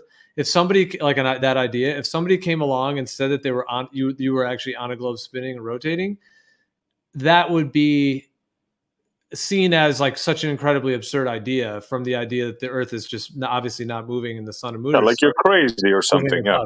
Yeah. There's a reason people think that. It would be seen essentially almost like a form of schizophrenia, like a complete That's how people see disconnection. flat earthers. A complete disconnection from reality. Yes. That is exactly how people see flat earthers. Right. So it's a projection. The globe Earth, the people that are in the globe Earth that are already kind of in that program, as it were, they then project that onto flat earthers and they call flat earthers crazy, even though actually No. flat Earth is just the sane truth. No. They observe how The you Earth is behave, exactly they what it observe you is, say. which is as we experience it, which is instead of being a disconnection from reality, because to believe in a globe, you have to disconnect your reality. You have to go on something you've never seen, you've never felt or experienced in any way, shape, or form. Whereas to go off a stationary planar Earth, that's just You mean direct like reality. the So that's being in quadrupole. line with reality, in my understanding, versus being in a sense detached or in kind of a separate conception. Well, see, that's projection. Hey, Montreal. Yep. Because the Earth, a globe is never anything you experience. Except that it is, because every time you look up, you see stars rotating. And if in the southern hemisphere they rotate the opposite way, which you can't explain, or you have to Exactly. explain it Stars using rotating, some not story the about ground. quadrupoles. And then when you look at ring laser gyro, you set it on a table, it registers 15 degrees per hour drift. How do you explain that? Magic, ether, fairies. You just make up any excuse except the most obvious. This is obvious kind of one like that a you can paid see. NASA shill attack right now. This is kind of No, it's no one else. No one else in here is going to say you're taking anything after like paid that NASA. But because he's they want to just be in the more chat. polite and more, more, yeah.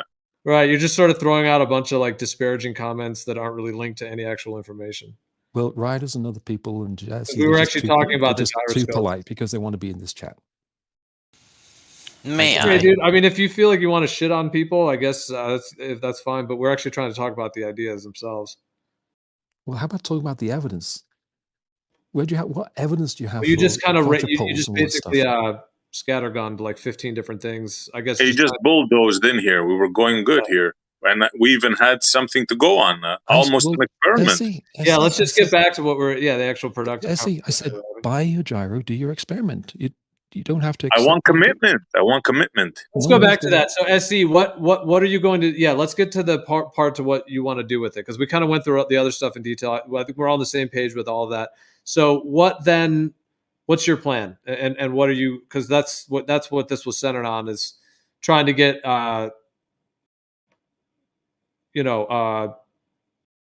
something accomplished in that sense. Right. I want to see if we can detect this so-called rotation. So since we can't spend like $30,000, I know I can't, to buy this so-called special gyroscope that can detect this motion, right? Well, we can use the cheap one, and by their own admission, the cheap one should not maintain its rigidity. It should spin along with the Earth. So if we show that, then wow, then it's incredible. Okay, so if you saw that, because like the one I was mentioning, like the guy basically put a pretty simple little gyro on like almost like a little boat, and then he put it's not like a boat, but a little floating like a piece of foam, and he put the gyroscope kind of in the foam, and then he had like a basin of water. I think it was maybe just like a large plastic container or something, and then when he spun up the gyroscope, the thing was processing in the water. Now, there's other factors. You get water involved. Was there currents? There's a lot of that. But he at least was claiming with his little setup there that he picked up the 15 degrees by just having a gyroscope floating in a little basin of water. I'd like to see that. But that's just one part of the experiment. Now, the second part is we'll put it on a turntable and make it process 15 degrees per hour, and see the results then, and we compare. So your claim is that if you do it, you're not gonna get any drift. That's what I think, yeah. Because I think the Earth is stationary, so yeah. I don't think we're gonna see any precession whatsoever. So then you don't think there's any, one, you don't think there's like a medium that would cause any precession either? Or what do you think? I'm not so sure about the medium. I know what they say about the ether and all that stuff, but I don't even want to go there. I want to stay to the mechanical, the mechanical part, the kinetic motion. Yeah, you want to see for yourself if you can pick up this 15 degree drift. Yeah. That's all I want to do. Yeah. And then if you do pick it up, what is your conclusion going to be? And if you don't pick it up, what is your conclusion going to be? Well, you see, this is weird because what I'm going to use, they're saying that I can't pick it up. So then I want to compare that.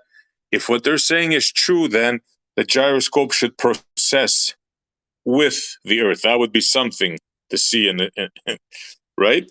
In its own. And then I want to compare it to a turntable. So then if it does pick up the precession of the turntable, that means it is precise enough to pick something turning. So that means the Earth ain't turning. Pretty simple test. Oh, I see what you mean. Now I got you. I think it finally just clicked. Yeah, that's cool. Kind of reverse the situation exactly. Like have it free and see how it functions versus actually processing it and then comparing. Yeah, that's cool. Can you hire a reasonable one, SE? Is that possible? That's a good question, bro. I would love to rent one. Yeah, then it would be a different test. Yeah. Yeah, if you could hire a good one or a reasonable one instead of just buying like a cheap one, it would leave less to, oh my God, you just bought a cheap one, it's crappy parts and all this type of stuff. If you could hire... It's a damn good idea. Like you can rent a telescope, right? I wonder if you can rent a gyroscope. Yeah. Or could you go somewhere where they make them and get them to demonstrate it for you, and maybe take a turntable with you, and because you're interested in seeing how these things work and stuff. Maybe that's another avenue to get your hands on a decent one. So go to a distributor or a manufacturer or whatever. Say you're interested in buying one, spin them whatever story, get them to show you how it works, and then whip out a turntable and whack it on the turntable and see what happens. Excuse me, sir. Can I put your 20,000 gyroscope on my turntable? Yeah, just bring out your record player. I like to play it at 33 RPM. I got the one you can rent, SE. Check out in the chat. A human gyroscope. Oh, there it is. There it is. There you go. You could spin right with the Earth. You could stay rigid. You could stay rigid in space while the Earth spins around you. Yeah. That's what I was saying before, though, dude. Because the thing is, it's like, when we're in the atmosphere, we don't experience any of this crazy motion. So that's why I was trying to say before, like, they're trying to use the fact that, like, the coordinates of outer space that are not moving, they try to make that the thing that the gyroscope is within when they're doing their gyroscope thing on the Earth. But it's not really correlated, because on the Earth, with what the way they say gravity is functioning, it's a totally different physical motion. Like, meaning you don't feel the motion because the gravity is keeping you clung along with it, rather than being actually, in a stationary thing that's moving. Do you see what I mean? I don't know if I'm even wording it right, but it's like the gyroscope should work differently in outer space than it does on the Earth, but they just use the outer space way of describing it and put it in, even though it's on the Earth. Isn't it obvious that the sky is moving? Like, what people are like wondering, what is the movement? Where's the movement coming from? Look up. Yeah, it's obvious to me. I'm still confused as to what commitment you want from other people about this gyro thing, Essie. There's the one that I want him to say. Go ahead, Gio. No, I was just saying that second one I just posted. That one looks even cooler. Oh, that's even better. Yeah, the Orbitron. There it is. I want commitment. I want them to say that, first of all, I want them to say that they think that the gyroscope, which is main function is to keep its rigidity in space, that it's going to process 15 degrees an hour, not the base, the whole thing, the top and the base. I want them to say that. That's number one. And I don't hear any takers besides Jesse on this one. Say that again? I think you changed it a little bit there. Here we go for the third time. No, I'm not doing this again, Jesse. No, sorry, man. Could I ask a question, Montreal? Yes. Have you ever ridden a bicycle or a motorcycle? Yes. How do you turn them around a corner? With that spinning wheel, it's just like a gyroscope wheel. How do you overcome the wheel's infinite power to maintain rigidity in space when you try to turn your handlebars?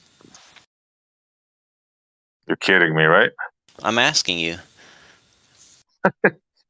What exactly are you asking? Well, if a spinning wheel has infinite power to maintain rigidity in space, angular rigidity, then how would it be possible to go around a corner in a bicycle or a motorcycle?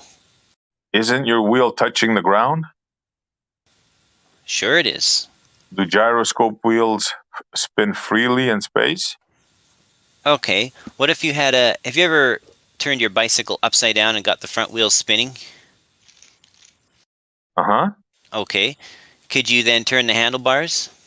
Or would they be locked rigid in angular space? I didn't say that you can't turn them. Who said that you can't turn it? You can go and touch the gyroscope wheel. No, it'll move. No, that's not what I'm asking. And it'll move in a predictable manner, as a matter of fact. That's not what I'm asking. Can you turn the handlebars with the wheel spinning? Yeah, because the handlebars and the wheels are in one piece. They're not on a gimbal like the gyroscope. What are you talking about? But you're changing the angle of that spinning weight. Yeah, but you're turning the wheel at the same time. Whereas the gyroscope, when you turn the base, you're not turning the wheel. Well, let's say you glued your bottom bearing, so you only had the point is, come on now, Jesse, come on. The point is that you're assuming a spinning mass has an infinite force, an infinite torque force to remain at the same angle. You're assuming that it cannot be moved from that angle by any amount of force, and that's a false assumption. I never said that. All I said was that a gyroscope keeps its rigidity in space. But if you force Simple statement. I never said anything more or anything less. That's what a gyroscope does, Jesse. But you can force it out of that position. Yes, you can. And the faster you try to force it, the more torque it takes, right? Okay, and? The slower you're trying to force it, the less torque it takes, right? Where are you going with this, Jesse? What is your point? This is my point. Don't forget that it causes it to precess as if you apply a force to that wheel that's spinning, it's not always having rigidity. Hey, Zanuck? It's a trying to. Hey, Zanuck? If you apply a force to it, it will precess. He takes his headphones off to yes, talk. In a predictable manner, yes. So what? Hey, Zanuck, I got to get to bed. I'll wrap up real soon, and then you guys can ride it all night. You're doing great. Anyway, the point I was making with that, Montreal, is that you can force a gyro wheel to a new alignment. It takes a certain amount of torque to force it out of its rigidity in space, or its angular rigidity, and the faster you're forcing it, the more torque it takes. If you're only trying to force it at the rate of 15 degrees an hour, it does not take much torque at all, and that's why non-roller bearings will be forcing it out of its rigidity, because the small amount of friction they have is still more friction than is needed to force it out of its rigidity at that slow rate. I see where you're going. Okay, yeah. Right. So you're saying that the cheap precision gyroscope, because the stand that it's on, it's not precise enough, the rotation of the Earth will cause it to move along at 15 degrees an hour, correct? The bearings will have too much drag, and so you will not get apparent drift, is what I'm saying. And I have a story about that. Have you heard of John? Whoa. What do you mean? Whoa. What do you mean? You just changed the story now. Yeah. What does that mean, what you just said? No, I'm going to illustrate what I just said. Well, you just said the opposite. You just said something that was the opposite of what you were saying before. So no. And then you're saying you were about to leave, so it seems like you're about to drop that. Yeah, exactly. No. You just didn't understand what I said earlier. Well, that's why. Okay, then just clarify, because that's why SE just said, "Well, what we both just said." Whoa. Because that's why I kept saying you're quoting me back wrong. I'm saying you're using the wrong word. You were misunderstanding me. No, we just reacted to the exact words you said. No one's even repeated what you said yet. Well, earlier, Montreal was repeating back what I said, and he got it wrong like twice in a row. Jesse, this is on tape. We went over it 3 times. Come on, man. Don't do this to yourself. So you understand what I'm saying about the friction in the bearings being ample to drag it out of angular rigidity. Yes. Okay. Yes. Thus causing there to be no apparent drift, right? When you say no apparent drift, you mean it's moving along with the rotation of the Earth, correct, Jesse? Yes, but you won't see it because you'll see no apparent drift. Yeah, because it's moving with the rotation of the Earth. The Earth is causing it mechanically, kinetically to follow it. Correct, Jesse? If you're using the same words, the same meanings for the words that I am, then I think you're correct. Okay, So, everybody heard that. So, have you heard of John Savage? YouTuber. Have you heard of Killer Kowalski? Very funny. Anyway, that's just. Have you heard of the Iron Sheik? Okay, so John Savage, was his YouTube handle. He got one of these very precision gyros that you're looking at, and he did a bunch of videos with them, and he did all the tests except the untethered test on the turntable. So he had it sitting on the kitchen table running, and it showed no apparent drift. So then he says, well, I'll try it with a battery. So he takes and tapes the battery up, and he gets it all balanced so that the cable doesn't anchor it. And he tries that on the kitchen table, and it shows no drift. So he says, well, then now I need to see if what it'll do on a 15 degree per hour rotary table. So he sets it up He sets it up on a clock motor so that the base is turning at 15 degrees an hour, but he doesn't put the battery on the gyroscope. He puts the battery on the table, so it's literally tethered with the power cable. So the base is turning at 15 degrees an hour, but the gyro itself is not, because he's got it anchored with the cable. But he says, no, the cable's too flimsy, it couldn't hold it back. That's ridiculous. The one test he did not publish, I'm sure he did it, but he didn't publish it, was to put it on the turntable with the battery on the gyroscope. He had all the setup to do that, and he didn't do it. Because what you got to do is what you just said and put a counterweight on the other side so you balance out. Right, I believe that's what they do, yeah. He did that he had a totally isolated setup, but he didn't run it on the rotary table because, well, he probably ran it but didn't share that video because that would have invalidated everything he was trying to claim for, because he found out, I'm pretty sure, that gyro will not show 15 degrees an hour.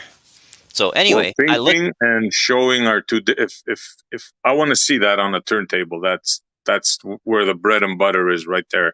Exactly. So I look forward to your results and have fun at it. And unless there's any other questions, thank you all very much, and I am off to bed. All right, Jesse, good one, man. Good night.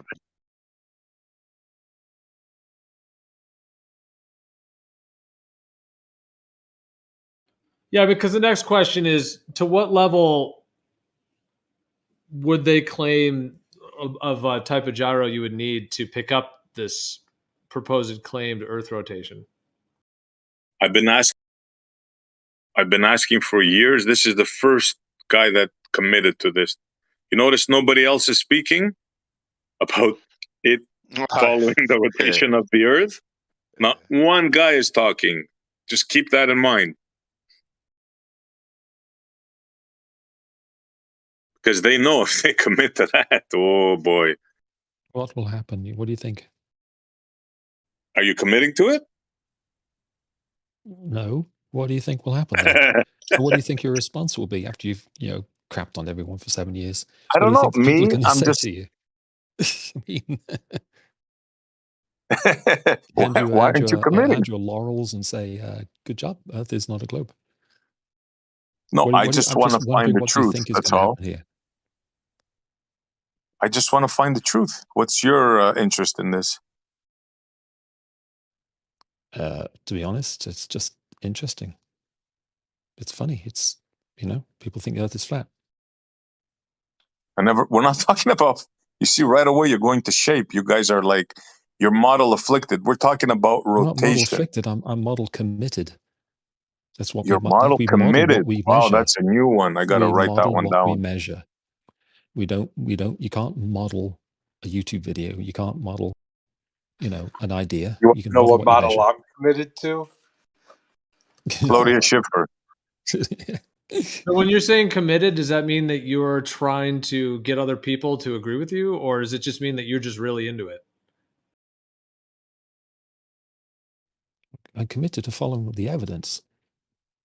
And if you've got a situation where, I mean, I can't think of almost anything that is more certain. So if you've got a situation where you have literally 100% of people in a certain field saying one thing, the probability of that not being true is very, very, very slim. It's not impossible, but it's very slim. In the debate, for example, the debate between creation and evolution, right? You'll have people debating on both sides, and you'll have 90% of the scientists saying evolution, and 10% of the scientists saying creation. Okay, because there's evidence for both, or however you want to debate that. Okay, but you will have dissent among scientists about the creation and evolution debate. Same thing for global warming. There's debate, there's argument, there's dissent, there's bickering, there's people also having slanging matches and whatever. It's shape of the Earth. It's 100% in every scientific field that's relevant. It is 100% on the globe side. There isn't a single, as far as I know, a single dissenting voice. Like I said, I can't think of any other field in medicine, in anything, environmental science, anything like that, that is that certain. Yeah, what does medicine have to do with the globe? I mean, I guess maybe to some extent, but the thing is, when we kind of look at what it is, like they were taught a particular model, like we all were, and at least from my understanding, from the way you're describing, like talking about professionals and so on, most of them are just believing it the way everyone else is. Now you can get into the people that are actually like doing the mapping, the measuring, laying cable in the oceans, so we could get into talking about those. There are some people that do work with it directly. Then when you look into like surveying, and when you understand the difference between planar and geodetic surveying, then you kind of can see how that's fractured. So, I mean, the fact that most of those people are believing it is fine, but I would say 99.99% of them have never even verified it and don't even know themselves, because they're just trusting the others above them that have done that, and they're just believing in the globe for that reason. We're not talking about most, though. There isn't anyone who's ever measured anything definitive scientifically. There's been short-range measurements. There's been Jay Tolan Media who went up in a plane, took his camera, set it for IR, and then put it in the window and shot some footage, and then made some claims about what he saw. That's the most sophisticated that we've ever had as far as long-range distances. There's no dissenting scientist in any field that I'm aware of that says, I think the Earth is flat. I mean, if that's your review of his channel, that's fine. But the actual topic we're talking about is like there was an interview that a guy did with an astrophysicist. You may have heard of it, or you may have seen it linked, where he basically was interviewing her. And when he started asking about curvature and all that, she didn't know anything. She didn't even know how much curvature there was. She didn't know anything about long distance observations. She literally did not even know what the curvature itself was. So that's just one example. So, I mean, if a professional PhD astrophysicist, and she also was like well known, like she was also deceived about the nature of the interview. But the point she also didn't know what buoyancy was. She thought butterflies. You guys are just interrupting because they were buoyant. She was caught off guard. I'll just stop early, but you guys are interrupting. So who was saying something? Sorry. My point is that the point is that she didn't even know anything about the shape of the Earth, and she's a professional PhD astrophysicist. So if she's an astrophysicist, which is already something that deals with the Earth and the sky and the whole deal, the whole cosmology, then what do you think everyone else in every other field, they're going to have as little or less information than she does about the shape of the Earth? Okay, well, here's the thing about that. First thing about that is she was deceived about the nature of the interview. The second thing is when you talk to people. Hold on, let's just address that first before jumping on. Okay, I would partly agree with you. The guy who did it, Mark Knight, I would partially agree. I think I wouldn't call it a full deception. What he basically did is he kind of posed as like as a journalist, and but see, it's not really full deception, because he actually was wanting to interview her, No, but there was some part where he actually lied because he was saying that he was like a teacher. Yeah, no, there was a little bit of deception in there, and I agree with you on that. But the thing is that from her perspective, though, whether or not he was being a little bit, because you're right, he kind of set the interview up, and he definitely was leading her into those questions. However, what's so brilliant about it is that as he's doing it, she is being honest because she doesn't see people react to quote unquote flat earth so severely, like they have such PTSD that they just react so severely that if he had just said that, she would have shunned him at the beginning because of all of the social and everything that's connected. She would never even be able to hear that. So it's sort of like he had to almost like somewhat, I'm not even saying that what he did was right. I don't think it was, but he did somewhat trick her by just pretending like he was neutral and then asking her those questions. But the thing is that he wasn't being rude. He wasn't being deceptive. He wasn't doing anything manipulating in the actual questions. He was just asking the questions. And it completely revealed how she literally knew nothing about curvature or about the shape of the earth, at all. And then once she kind of realized, oh no, it was getting to a place that she couldn't answer, then she kind of, I think the flat earth button switched, and then she literally freaked out and ended the interview. Well, what happens is you fixate on one specific topic. I've encountered this with experts. No, we were just addressing that part of it. We were addressing that he was a bit deceptive, but you were going to go on because you had another point, and go ahead. Right. Well, the point is that when you have someone who's, say, an astrophysicist, they may have learned stuff in school or whatever about the shape of Earth, but here in this flat Earth debate, you're fixating on 8 inches per mile, which is not how anyone sees the curvature of the Earth. You've got 8 inches per mile in your head, and you think that's what it is. It isn't. So that's the first thing. The second thing is, hold on, that's not the mainstream of viewpoints. So let's stop there. So where are you getting that from? I'm getting that from the fact that in flat Earth, you've got this idea that it's 8 inches per mile, and you repeat that ad nauseum for 6 years or more, and then you think that everyone knows 8 inches per mile or the Earth curve. Why would anyone pay attention to that? Let me ask you, or I'll use this as an illustration. If you decided there was some deep sea monster, and then you talked to someone who was a geoscientist or something, and asked them very, very, very specific questions about the bottom of the ocean that you had fixated on and studied and read about intensely for 6 years, that person probably wouldn't be able to answer all of those very, very detailed questions. It's like going back to school and saying trigonometry, and half the people out of school, even if they took trigonometry, wouldn't be able to remember it all.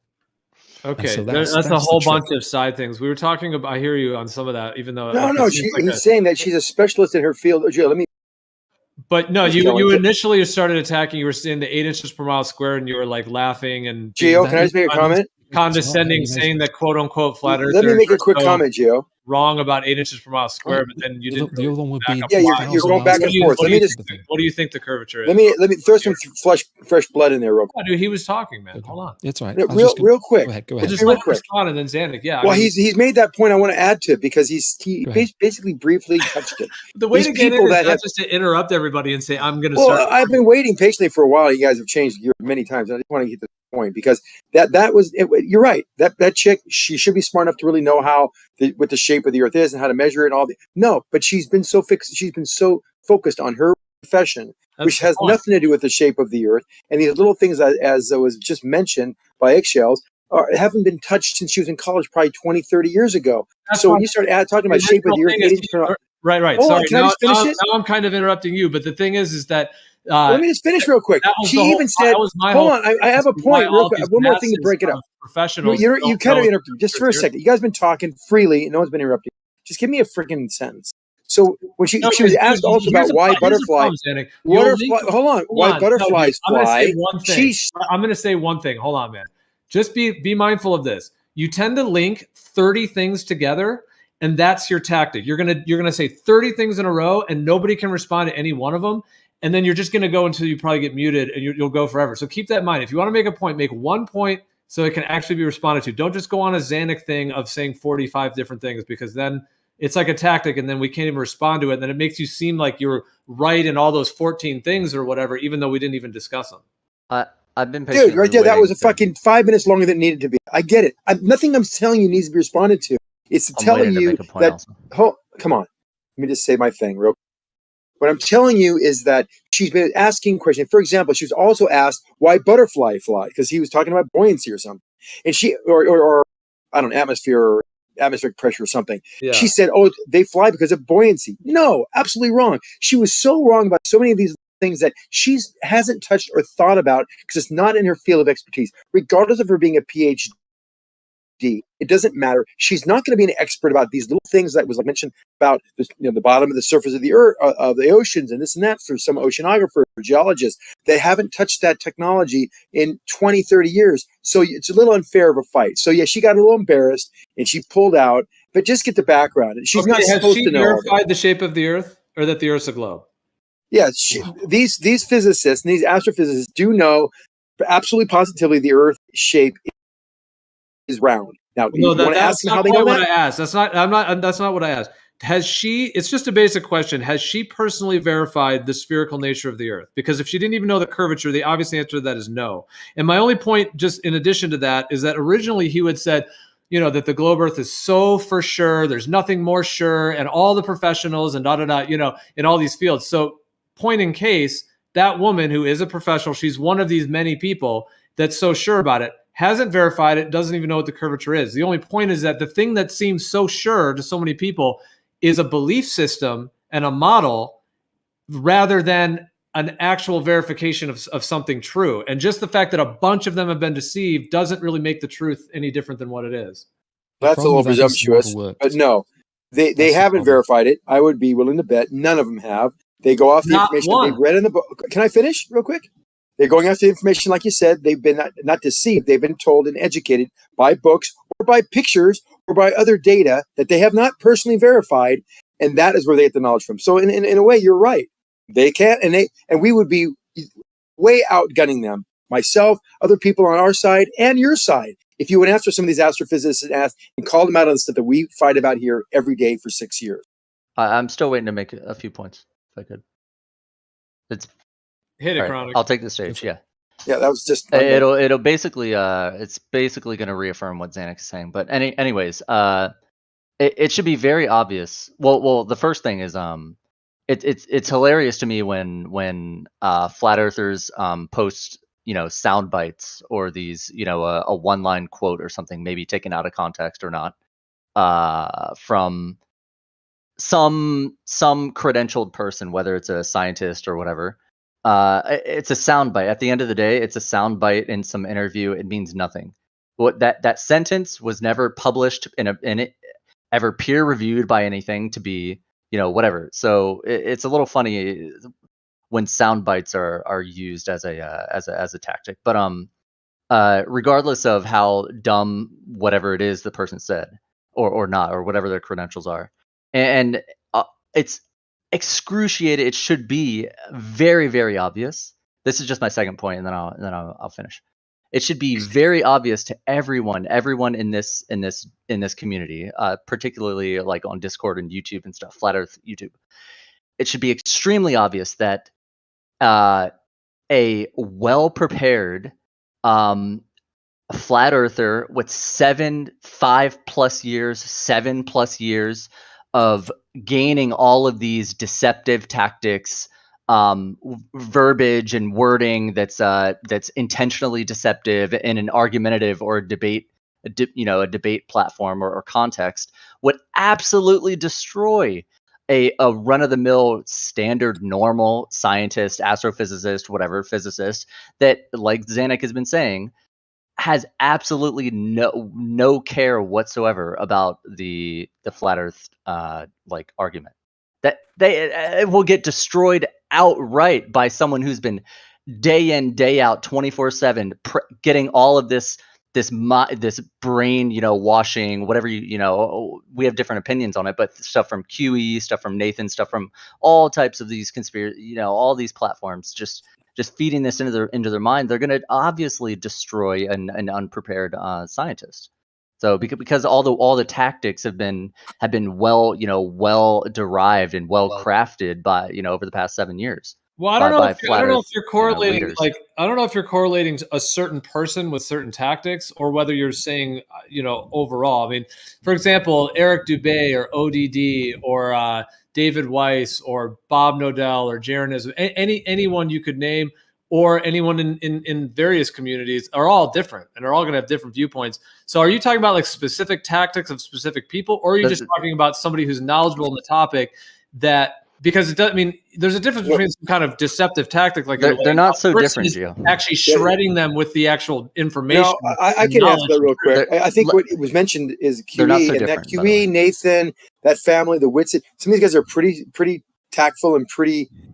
They have their rap down pretty well, and they're very knowledgeable on their argument and how to face the objections or the arguments that anyone that is knowledgeable on the Globe side be able to pose to them. So yes, those, not in the debates, those are easy arguments. You could those with my hands behind my back. The tough ones are QE and the Nathan and all the others, Witsits, because they've been doing this a long time. They have the argument down, and it becomes very challenging for anybody who's not well versed in every single little the minutiae detail. Exactly. Yeah. Okay, well then that includes the math. That includes the math, refraction, all the elements. Yeah.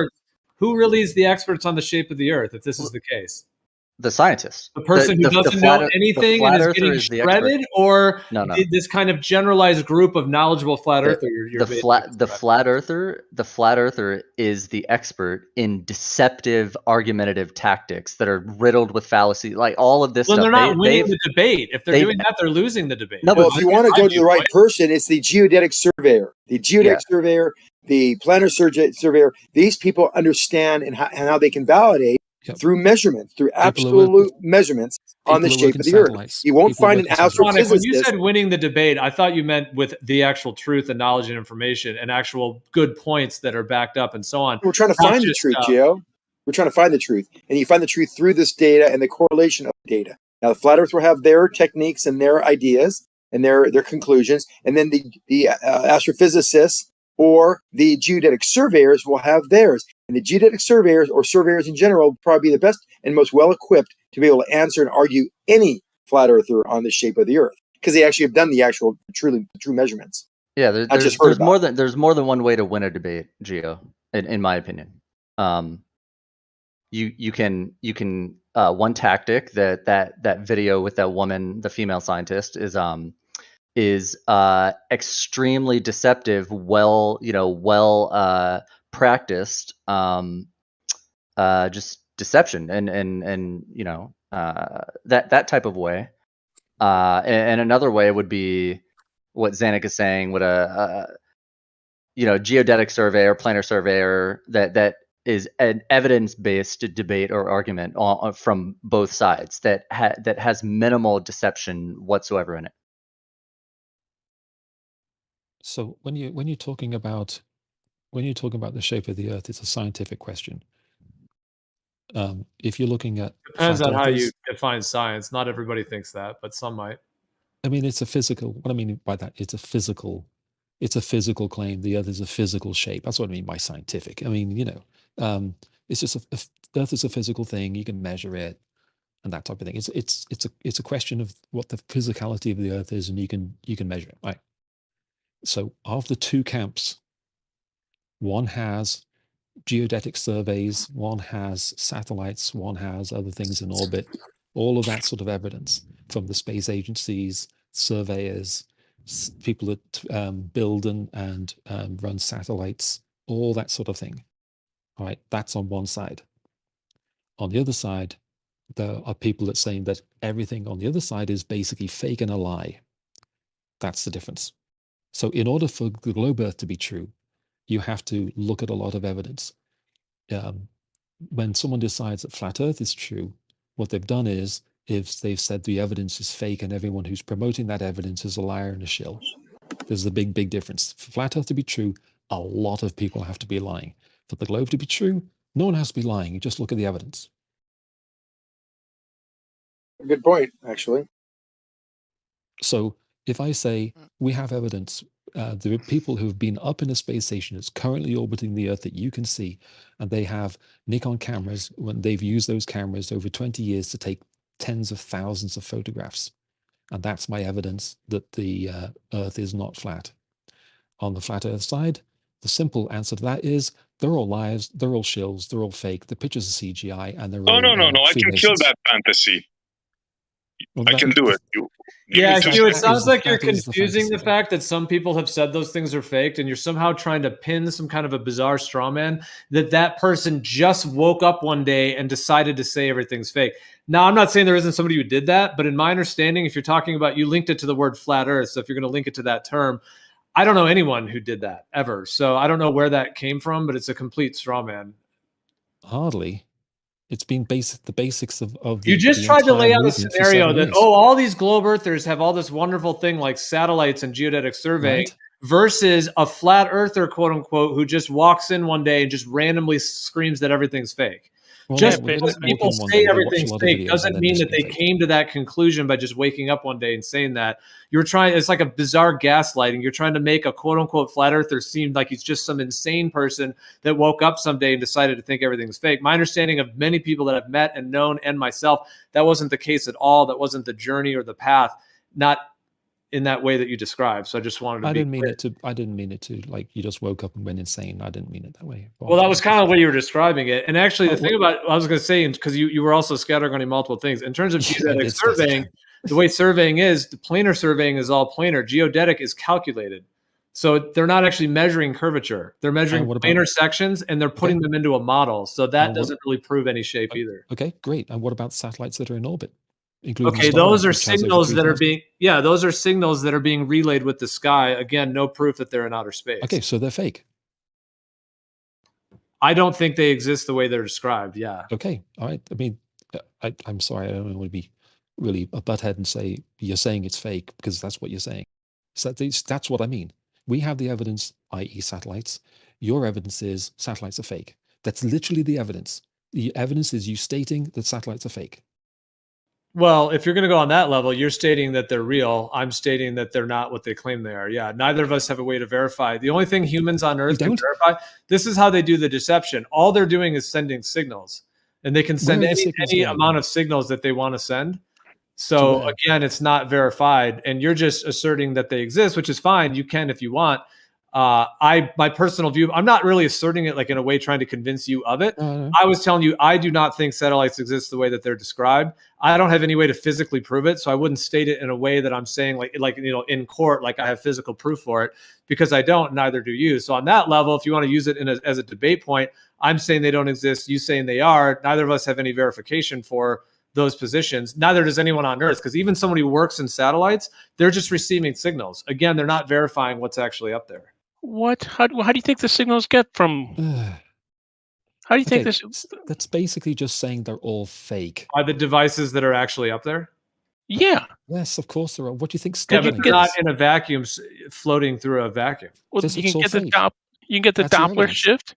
You get the Doppler What do you shift. mean The they're orbit. not in a vacuum, floating in a vacuum? What does that mean, Gio? They're not floating. They're moving quite quickly in order to stay in orbit. Orbit. It's Yeah, orbit. they have to Come go on, real someone fast, please. like 17,000 miles an hour, Gio. So stay in orbit. Right. So what we have verification of is the signals and the little lights that we can see in the sky. And their speed. And their And height. so if you want to believe that they're in a vacuum surrounding a globe, all you would be able to do is believe in that with faith. No, you have to. You cannot go that fast. Absurd levels of You cannot go that fast. We know enough about aerodynamics. But we cannot go that fast without things burning up. I mean, literally getting incinerated. So And we what know about- how fast they're going. That's easy to calculate by basic parallax and triangulation. How about the space station with people aboard the space station taking photographs on digital cameras and before digital with film, and we have the negatives and all that. So what's the answer to that? I think SE was trying to get in before. I might have interrupted you, SE, if you wanted to. Go for it, SE. No, actually, no, I wasn't. I don't think I did say anything in this topic here. Does anyone not believe that the ISS is about 100? I debunk satellites for myself. Yes, I was going to say yes. I can kill your fantasy with the ISS. You know how? All right. Here we How? go. Satellites are Thanks for letting me not even finish my sentence again. Does anyone not believe Listen that up, the 2 ISS words. is again, you're doing it again. Does Hesper. anyone not Coppola? believe that again, you're doing it again. Does anyone not believe that the ISS is 250 miles high, 225 miles? Yes, me. Hands up, me. Why, Yes. and why is that? Me. What evidence do you have that it is not? Well, that high? Zanuck, he was just saying it and you interrupted him. Dude. I was trying. Yeah, he was just saying it. Well, So this is. Are you listening, Zanuck? I'm listening. this is what kills your ISS fantasy, Oh, right? boy, here we go. The cupola and the O-rings. Why is that? Why is that? Dude, Why you is gotta that the laugh. deal You gotta breaker? laugh on a paid NASA shill. I think that's a that's a rare that one was right the, there. Was that was a paid? Oh my God, was we're in fucking- trouble now. That was fucking stupidest stuff I've heard in a while, but okay, that was funny. Okay, let me cover that. Oh, the other Why is that funny? Why don't you actually Tell me ask why what he the means O-rings by it? are a Why don't you problem. actually ask him what he means? Yeah, what do you mean? I know what he means. Let me cover it. Okay, here's what he You means. can't know what he means. He's telling us. Okay. Oh, sure. Go ahead, Leslie. Please go ahead. Please, I want to hear this. Go ahead. Hey, I haven't been part of this. I don't know. I mean, Please I've explain to said it me. hundreds of times, so Tell me about what Go the ahead. O-rings. Go ahead, Just pick one of them. Why the O-rings? How does that I blow up? wanted to hear Hugh's things, Zanuck. Go All right, ahead. then let him go. I don't care. As long as we can talk about it. Go on, Please, let me Hugh, see go if I'm ahead. wrong. Let me see if I'm wrong. Go ahead, Leslie. Or you want me to go ahead? Go ahead, guys. Doesn't matter. All right, you have 7 holes in the ISS. Those are rods going from inside, there's a knob, to the exterior space vacuum. And it's going right through the hull of the ship. And the only thing between outside and the inside are 2 little O-rings. I'm sure you guys seen the guy on TV holding them up against his eyes. Yeah. 2 little So O-rings. what? So what? Yep, 7 years ago. So what? So, You see? okay. Now, Tell us. does anybody know what rubber does over time? It degrades. Oxidation. It degrades, it outgases. Yeah. Sure. It oxidizes, breaks down. Yeah. Yeah, I've got O-rings over my house and my car. I got O-rings that last for 20, 30 years. Exactly. I have a radiator with more pressure differential than the ISS, and those seals have never gone in 20 years. And it's a race car. You And have it's a a race radio car too, by the differential way. that it's in negative, what is it? 18 Oh, here we torque? go. Oh, okay. Now you're showing your confusion. Now, let me There we please go. don't interrupt me for a second. Listen, don't play Yeah, games. So now we have a 14 psi differential in I pressure. was right. That is not that big. That's a freaking toy. Toys you can keep have 14 no psi. clue of what you speak. 14 psi is it? I do. Done this Negative. professionally. I understand it. You do not. So let me just speak for 5 more seconds, and I'll Well, shut we up. also haven't really heard the no. Yeah, but I mean, so 5 SE, more seconds, so Gio, and I'll shut up. The pressure 5 more difference, seconds, and I'll SE? shut up. This 14 psi is the total differential. Don't start throwing your 10 to the minus 17 torque thing at us, because it just means you're dumb. There's a total differential pressure of 14 psi. If it's 13 point or 14.666666 or it's 14.7, it doesn't matter. It's still 14.7. We'll call it sub 15. That's it. There's nothing more to that than that at all. Okay? So that's nothing. Not a big deal. Let me add a perspective to that, if I may. Imagine you construct a space station in space, or you construct a capsule in space. You put the 2 halves together and you close it. Outside and inside is the same pressure. No pressure. Then what you do is you pressurize the capsule to sea level, 14.7 psi, and then you can go and live inside it. Tall, whatever, it means nothing. You've pressurized a capsule to 14.7 psi. You could literally put your pinky over a hole in the hull and keep the air in. Simple as that. Do you know what a dynamic? Are you finished with your fantasies? Because stories, that's guys? a 14.7 psi differential. Educating you. I am finished All right, educating now, you, yes. do you know what a dynamic O-ring means? A dynamic system. Do you know what that means on the cupola? You were going to talk about the O-rings. Are you done with the O-rings now? You conceded on the O-rings. That's not a big deal to hold out 14.7 psi. I can see that. I'm asking you a question. Before we jump ahead, He just said dynamic O-rings. Zanuck, did you hear what he said? Dynamic. Yes. Now he's O-rings. going to the cupola. All right. Do you know what that is, though? That's what he's asking. You don't know, right, Zanuck? You don't know what that means? Well, of course I do. It's Dynamic okay. O-rings. I could tell All you. right. Tell us. Go ahead. I'm not going to be able to say anything. All right. That means that the bar that's going out from inside the cupola, right? There's a shutter. Those are to protect from the micrometeors. Solar rays and stuff. Yeah, got it. Yeah. So that's a mechanical process. What they do is they turn the thing, and there's a shaft goes right through the body, and those dynamic O-rings are moving around, scraping. Ooh. Yeah. On the shaft. They've been up there. Not a Let me big finish. deal. They've been up there for like 20 PSI, years, all they have to worry 22. about. You have to interrupt me, right? Just when I was getting to the crescendo. That remind you. Let him finish, Anik. So that's what a dynamic O-ring system is. They're rubbing against. They've been up there for 22 years. I challenge any one of you to show me a maintenance record for those things. You can find boats with packing that keeps water out of hulls with greater pressure.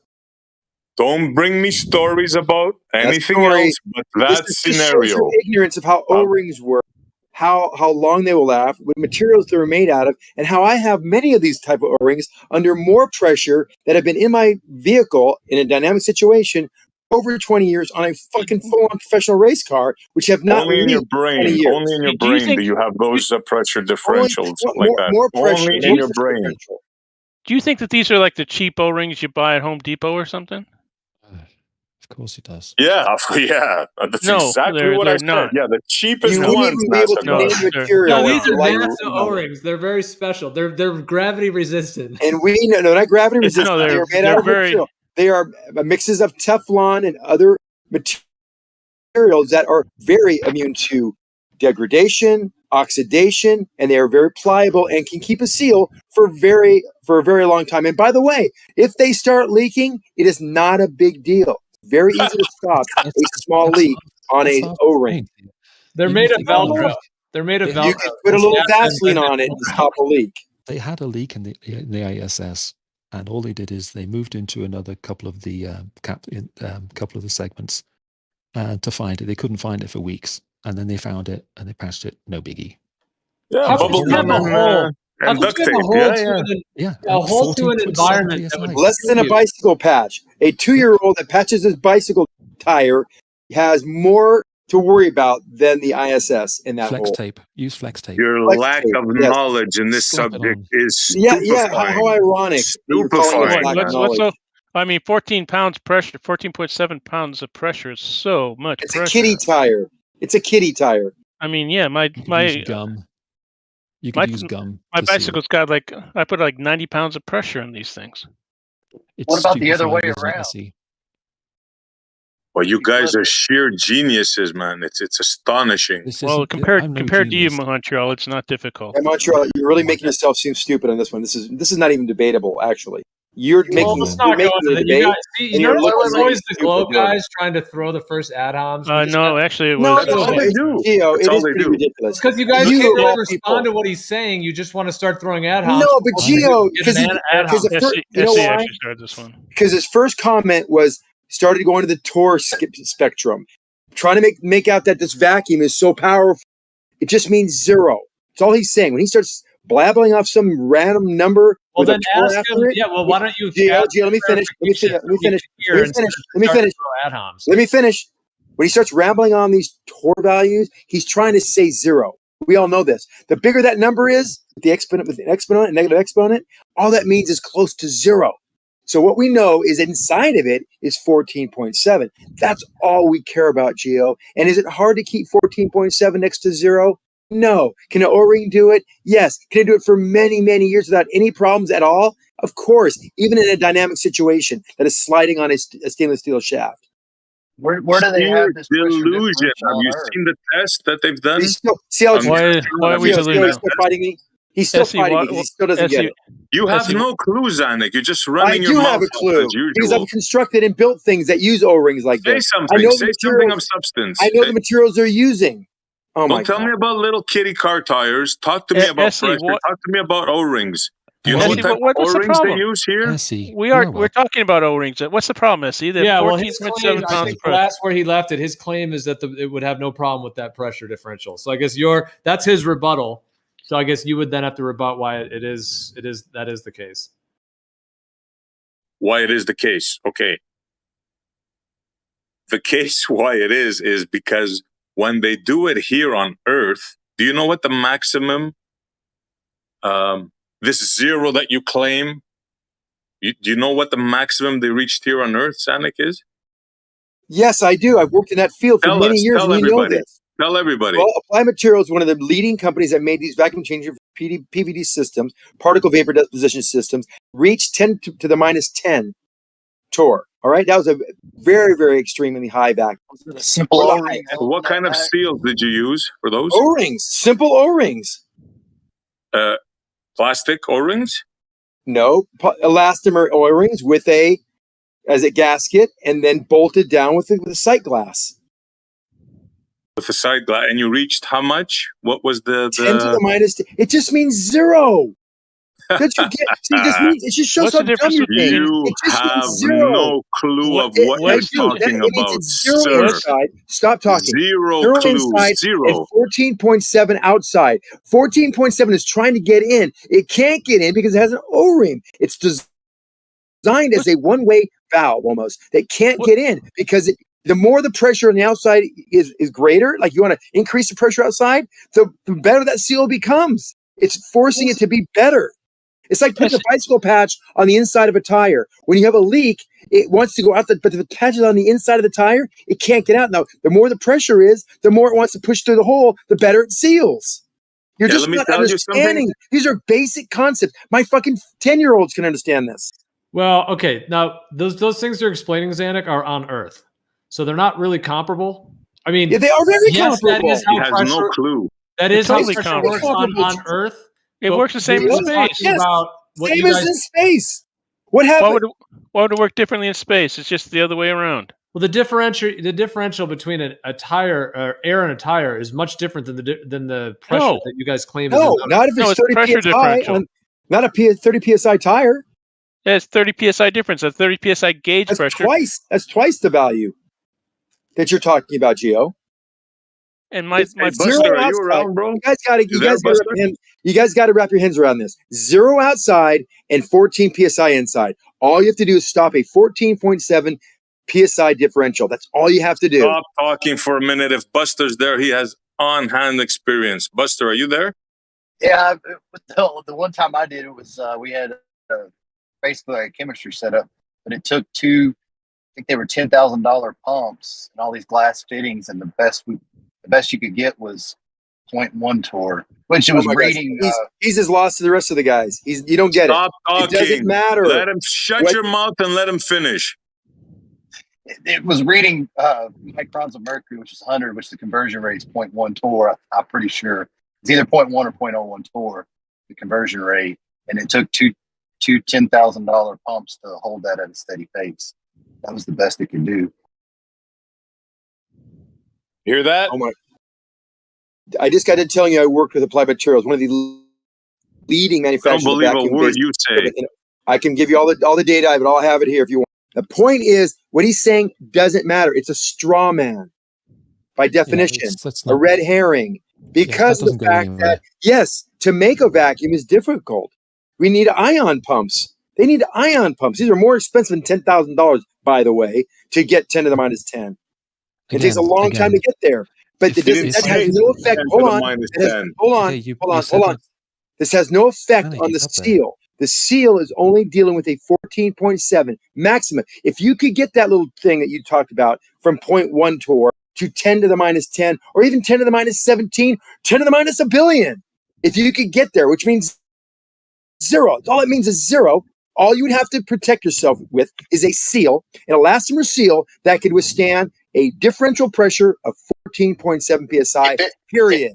If it had been that simple, they would have bought cheaper equipment because they were using glass with beveled edges. You're just not greased them. You basically what it means is that you could go into space and you could basically make a capsule, and all the only amount of all the strength it would need is basically like an inner tube of a tire or whatever to take 14.7 psi. That's it.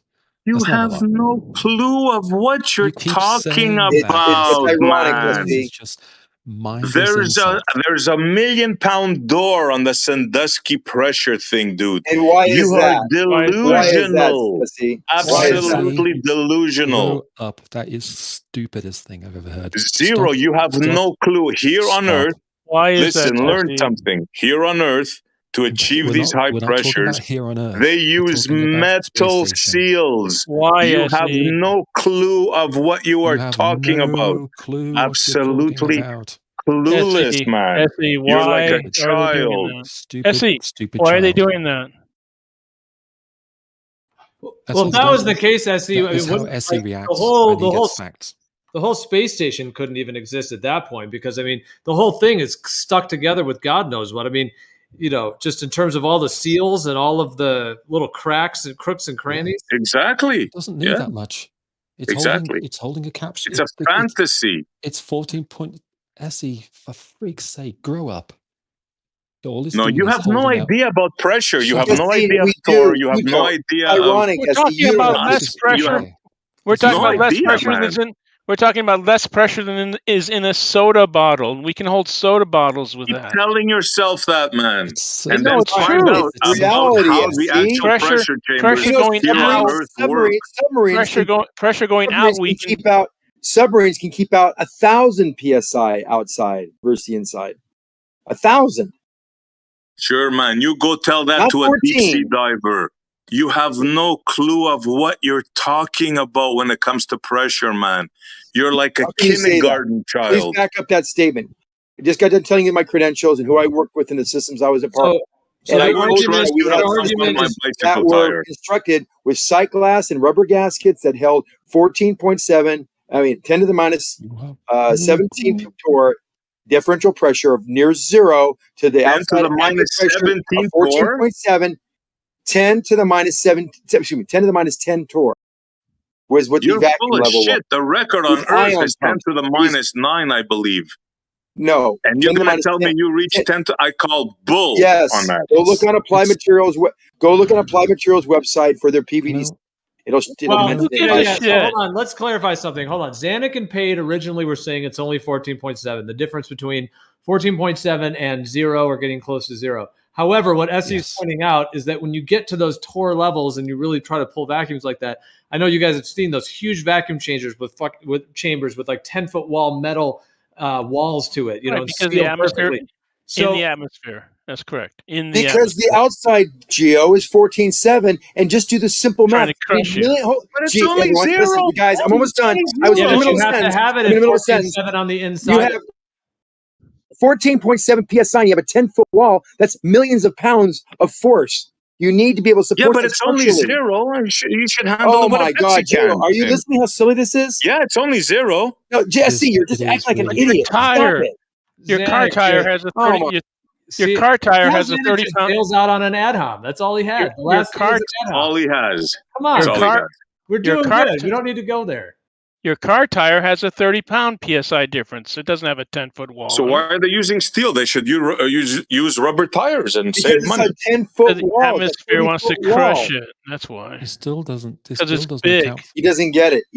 Montreal, you're not getting it. You just aren't. I don't know what to do. Danik, what is the pressure on the inside of the space station, in your understanding? 14.7 psi. Right. So to have that in comparison to the claimed vacuum is not just, it's not the same as having a tire pumped up. Yes, it is. Or to It's 30. exactly that. It's actually half of that, but that's okay. Yeah, it's half. Because most tires are 30 psi. Let me just reiterate to Geo just for a second. My God, you have a capsule in a vacuum, and then you put the two halves together and pump some air in. You only need to pump 14.7 psi of air into that capsule for it to be habitable. What is the problem with that? I don't care about vacuum chambers on Earth. I'm talking about a capsule. But that's not, well, first of all, where are you getting the air from? All you want. A capsule is in a vacuum. What do you mean, forget about the vacuum? SE, not talking to you. Geo. Yeah, of course you're not. Shut up, Geo. Don't tell me to shut up. You shut up. Shut up. Well, dude, but what I you shut up. You can't. Yeah. First of all, if you're going to take something and pump it up to 14.7 psi, first of all, you're going to need an infinite source of air. So that's a whole in and of itself. However, you just have to claim the that, volume that you what have. SE is saying is true. That is in comparison to what you guys are claiming, your belief in space. It's not a belief in space. What do you mean belief in space? That's all. That's what you have. I don't have a belief in space. What the fuck do you think space is? What do you think that is? What do you think it is? You believe in a government. You think it's a vacuum? Story, No. yeah. You can go up 125,000 feet and have 0.015 psi, which is basically a vacuum, just a basically absolute vacuum. You're only What do you think is up 0.015 psi.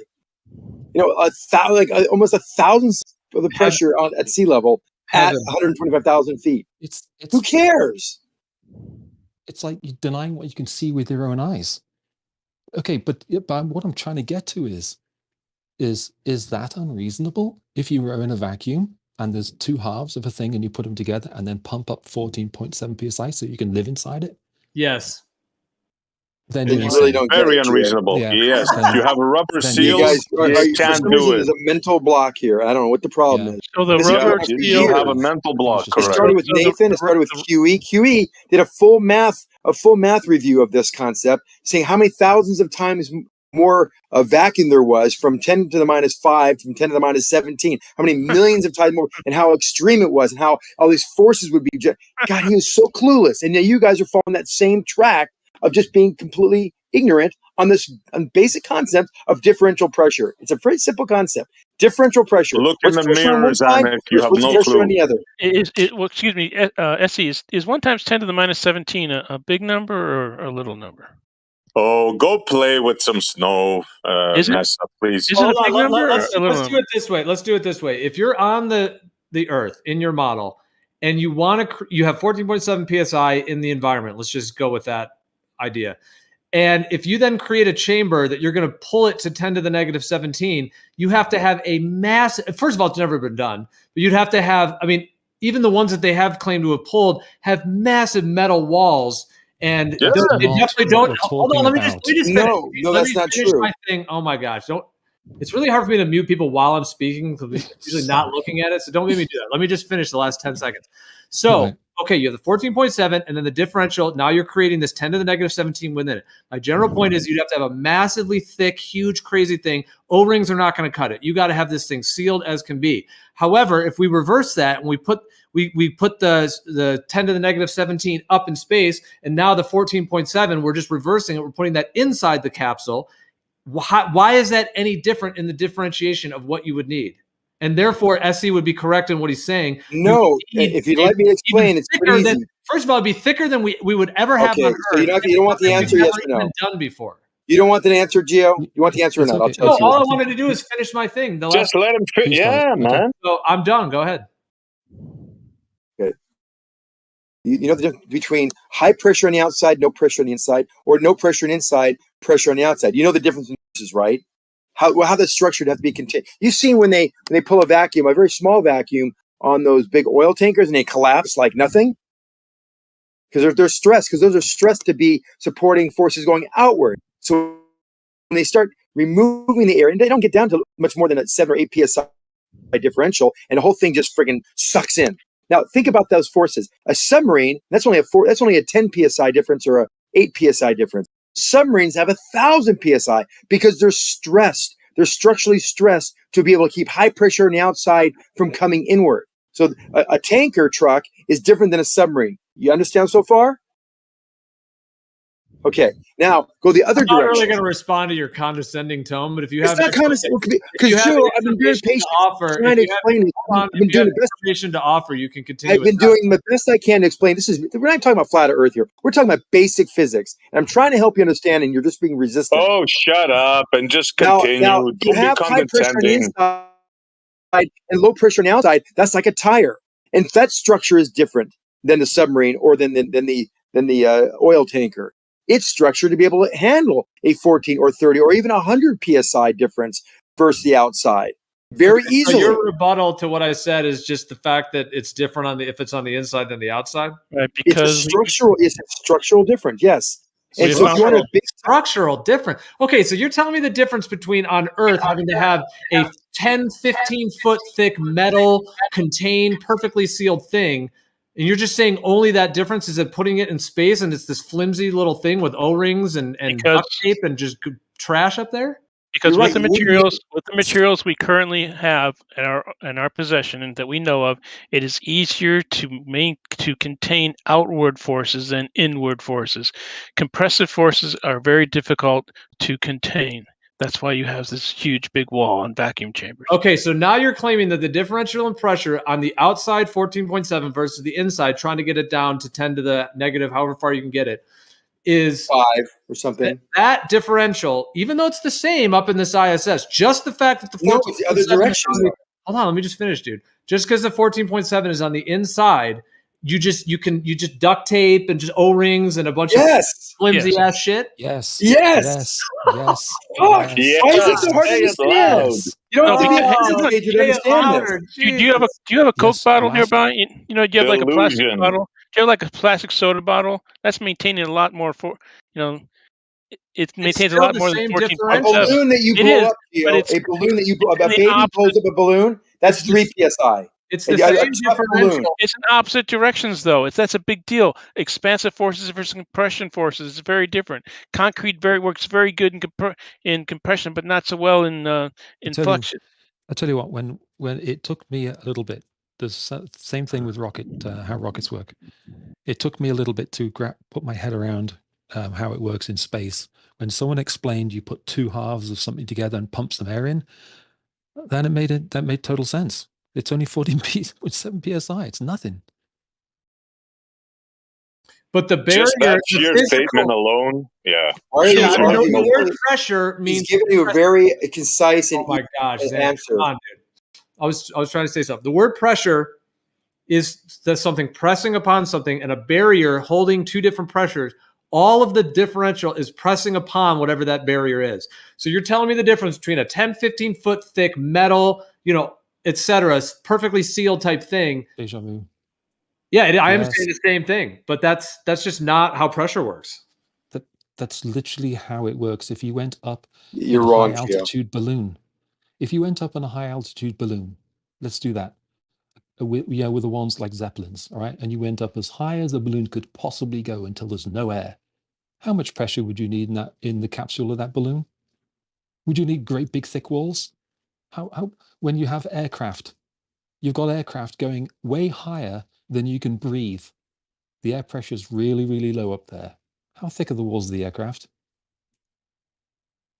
Right? Does that make sense? Thick enough to maintain the differential at that altitude. And what is that differential, Gio? If you're at 100,000 feet in a U-2 spy craft, what do you think that differential is? About 14 psi.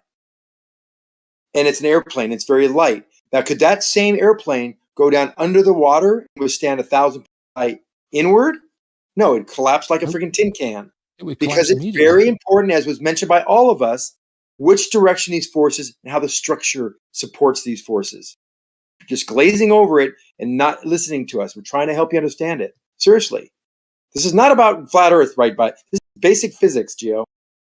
Yeah, the other problem I have. All right. Well, if you're asserting yourself as a teacher, I'm asserting myself that I'm not your student. That's fine. You know I'm trying to help you, and you're just being resistant. We're getting a little frustrated. We're doing it because it's kind of a fun, sporting little back and forth thing. But this is the concept. So now you're going to mode, right? Yeah, this is no argument. There's really no argument here, Gio. This is only you not understanding what we're. Well, this is you being delusional, not knowing about pressure. Yeah, 10 to the negative 7. You have no idea. You are the 10 to the 17. 10 to the minus 17 Gio is just 0. Getting down to 10 to the negative 17 torr is different than just going between 14.7 to what you might refer to as 0. Because 10 to the negative. No, it's why is it different? It's an exponential. No, it's not, Gio. No. It's getting close to 0. It's just closer to 0. They can't even pull one on Earth. Oh, wait a second. No, it's just getting closer to 0. Gio, 10 to the minus 17 is that a big number? They can't pull one on Earth, but you're claiming the entire Earth is enveloped in one. Hold on a second. It's the definition of pseudophysics. Give me a headache. No, it's no. You've got at least 3 things conflated there. It's pseudophysics based on a belief that other men are doing it. Those men being you've got at least 3 things. You've got 3 things that you're conflating here, and We've tried to unwrap at least one of them, and you just refuse to accept it because why don't you just respond to the points instead of worrying about what I think? Like the outcome of what I think at the end of this is irrelevant. Why don't you actually say your points for those? Well, we've tried to get to the point, and you don't see it. Again, no, we're saying different points, and all you're doing is just saying that I don't see it your way. Why don't you actually say something that we can actually? Is 1 times 10 to the minus 17 a really big number or a really small number?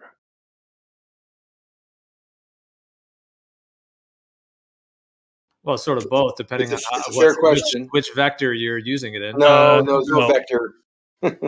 Pressure is scalar. There's no vector. No, he just asked about the number. It just has a number. He did, and it's a scalar number. What is 1 times 10 to the minus 17. Is that a big number or a little number? Which is it? Tell us. Gio? Do not do this, Gio. Just tell us. Is 10 to the minus 20 a smaller number than 10 to the minus 17? Say something of actual content. This is something of actual content. This is basic math. Is 10 to the minus 20 a smaller number than 10 to the minus 17? Well, it sounds like you guys again are asserting or assuming that you're a teacher and I'm a student. I'm not here to answer your quiz. If you have information, you asked questions. This is basic math. It isn't basic math. 1 + 1 is basic math. Tell us what the answer is. Is it big or small? Tell us.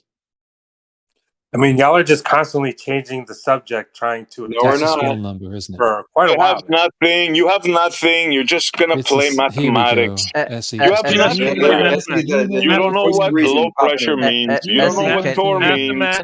Mathematics is a. You don't know what a pressure seal is. You don't know what a dynamic ORIC system is. A language. Explain we do. And you're going to go into mathematics now. You don't even know what. You don't know what outgassing is. I was trying to explain to you what outgassing is. You don't know what outgassing is. Can we what metal O-rings are? O-rings out of. My I God, give you all the information you need, SE. Should we allow SE to answer for Gio, or does SE? Yeah. Let's let SE answer. You guys have no clue. You have no clue. I told you. Help us and then much prove yourself. You have to understand something. If you pose some kind of question that you're trying to, that doesn't mean that the person is assuming that they're your student and they're being quizzed by you. Gio, if you have information to offer, you're not a student. Offer the information. Gio, nothing has been offered. Hayden asked went into some mode about a quiz, and I'm not interested in responding to his quiz. 10 to the minus 17. Yes, I know exactly what that number is. Gio, I'm not obligated to answer your condescending question. I'm not going to ask him. If you have an actual information to offer, go ahead. Okay, so 10 to the minus 17 is a very, very small. Easy answer. Of course, that's why when you pull pressure, you're getting very close to zero. It's very close to zero. Yes. It's very close to zero. So why don't you just say that and go forward with your point? I've known that for many, many years. Okay, so if I have a pressure inside of a capsule of 7 and outside is 0, or 10 to the minus 17, or 10 to the minus 5, or 10 to the minus 1, what I would be saying to myself and to you is that the pressure differential is either 14.7, 14.699999. Either way, it's very close to 14.7 psi, no matter what that value is.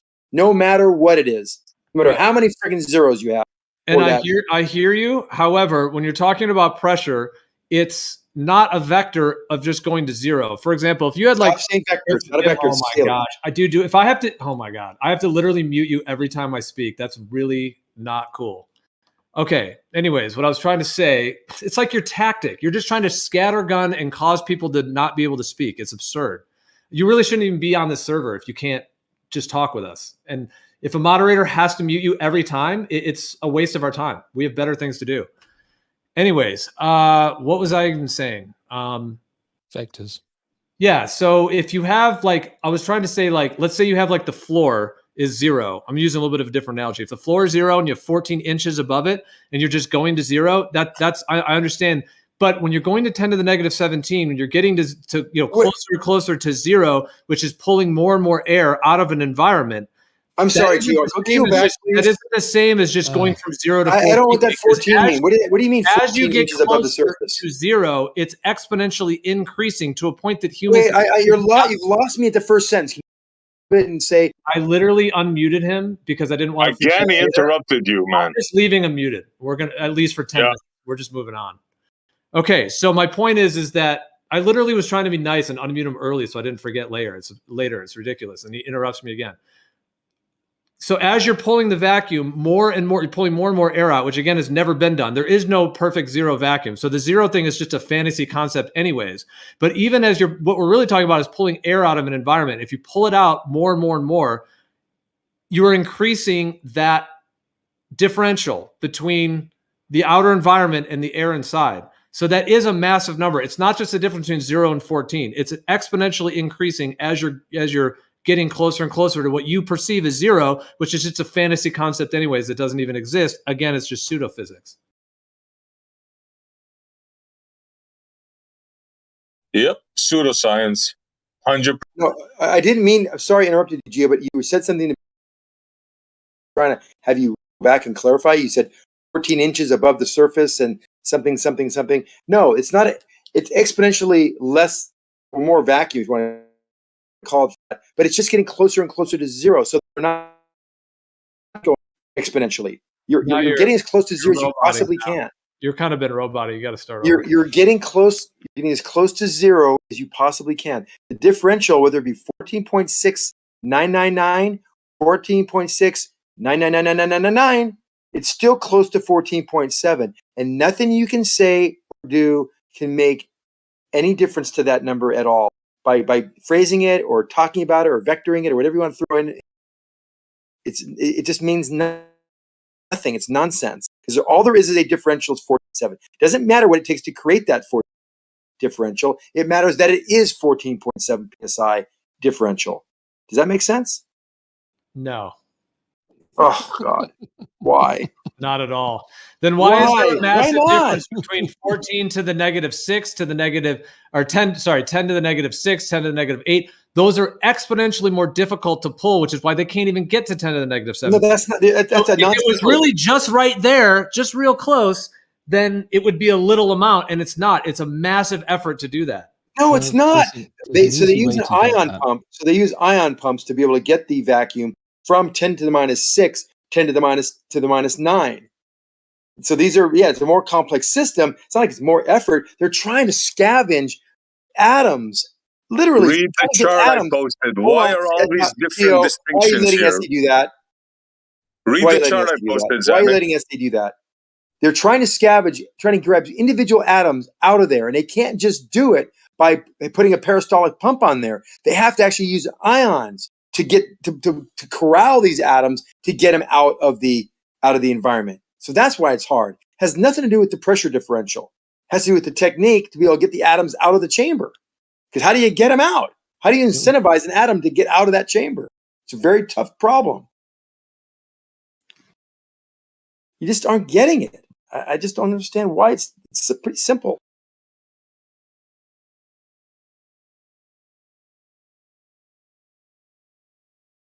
I see Branch coming in and out. That should help the situation. I mean, I don't. This is. I think you're just using a number like barometric pressure 14.7. That has to do with how something's acting on mercury. We can get into all that, but that's just a number based upon the way something else works, the way other materials work, and then using that.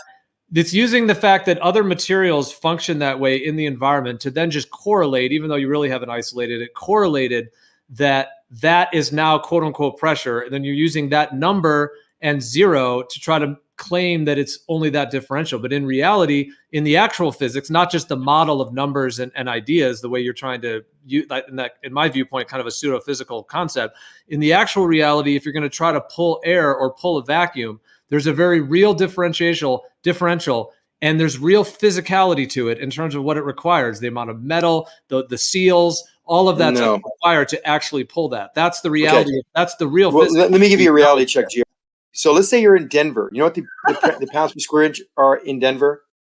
I'll be listening, but I got to step away for a bit. I've been talking. Just real quick. You should hear this real quick. I'll be listening. I've been talking a lot. I'm going to step back. Okay, it's 11 Let's say it's about 11 psi at or 12 psi. About 11 psi in Denver. We have that same pump in Denver, and we want to pull 10 to the -17. Is it easier or harder? Stop asking questions.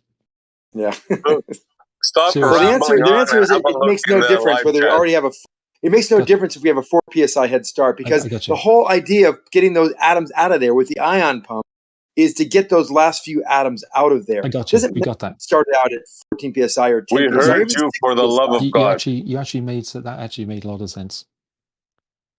Now look at what I just posted, gentlemen. 32 past the hour. Don't ask questions. You see those O-rings, you? I forgot what the second thing is. See those O-rings? They're made out of elastomers, and they outgas and flexible. There's 14 of those on the cupola. Yeah, and they of course turn there is. them every day to open the shutters Sure. for 25 years. Yes. Did you miss the part about the race car? With these kind of O-rings all over my engine, never of beating the snot out of it. That was O-rings last a long time. Is your race car in a vacuum, I didn't want to have you mock me for being wrong when I assumed that you would talk about O-rings on the cupola. But as soon as you said cupola, there are certain things that flat earthers know, and there's only those things. So flat earthers only know about fisheye lenses. They don't know anything about the other lenses. They don't know a blasted thing about them. They just know about fisheye lens because they use that term all the time. When did I say about a lens? Look at them. It's not a lens. Those are O-rings, dude. We're talking about your logic, Jesse. Those are plastic O-rings. It's like your brains are just not wired to receive any. Not from you, dude. There's nothing. Of course, that you not from can me. say. I know that. God, obvious. You just talk gibberish. What I've noticed, Zanuck, what I've noticed is that people ask a lot of questions. There are two things that happens in conversations like this. The first thing that happens is that's both annoying. The first thing is when someone says, "Can we agree that blah blah blah blah blah?" That's just annoying. Stop it. The second thing is I'll ask you a question and then you're supposed to stop it. Just speak the information. I don't say, "What do you think will happen when blah blah blah?" Just speak the information. It's not necessary to have a question answer thing. That's just my take. True. Oh, I know. Hey, bro. Otherwise, you're trying to navigate these waters. No one likes to think that someone is trying to teach them things. All I'm doing is I'm just saying, here's how I learned this thing. I learned it by putting two halves of a capsule together, pumping it full of air, and I had a NASA scientist explain that to me.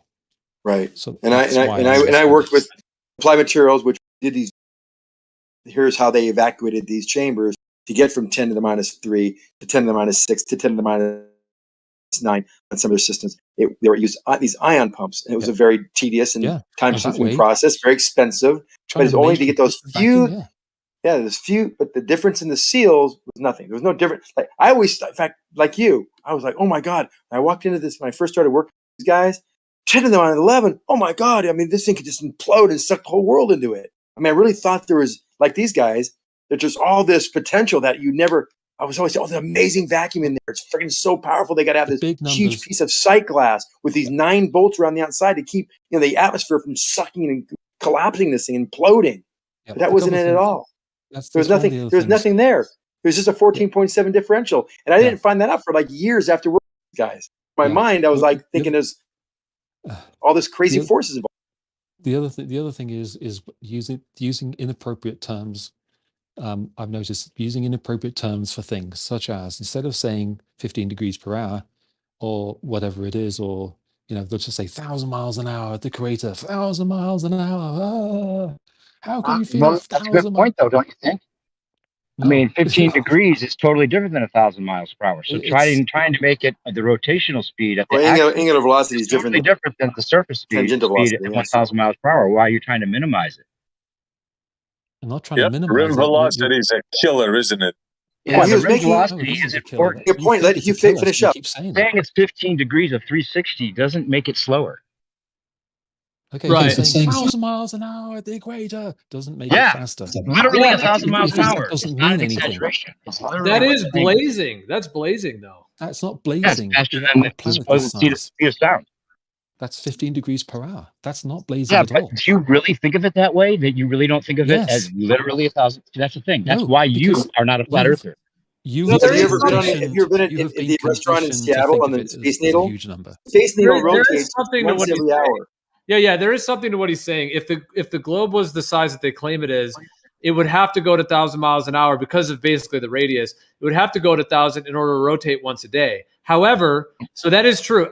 From the Earth's perspective, it's not that fast. Like it's spinning kind of slow, right? However, when you're when you're on it and you're chilling at the equator, you're a human being. That still is 1,000 miles an hour of movement. Absolutely. It's literally the speed, and it's a relativity trick, just like everything else is. Just right, they say, oh, if it was the size of a clock, then it would be twice as slow as the hour hand. Well, if that clock were as big as the Earth, that hour hand would still be going 1,000 miles an hour. Yeah, and you still wouldn't feel it.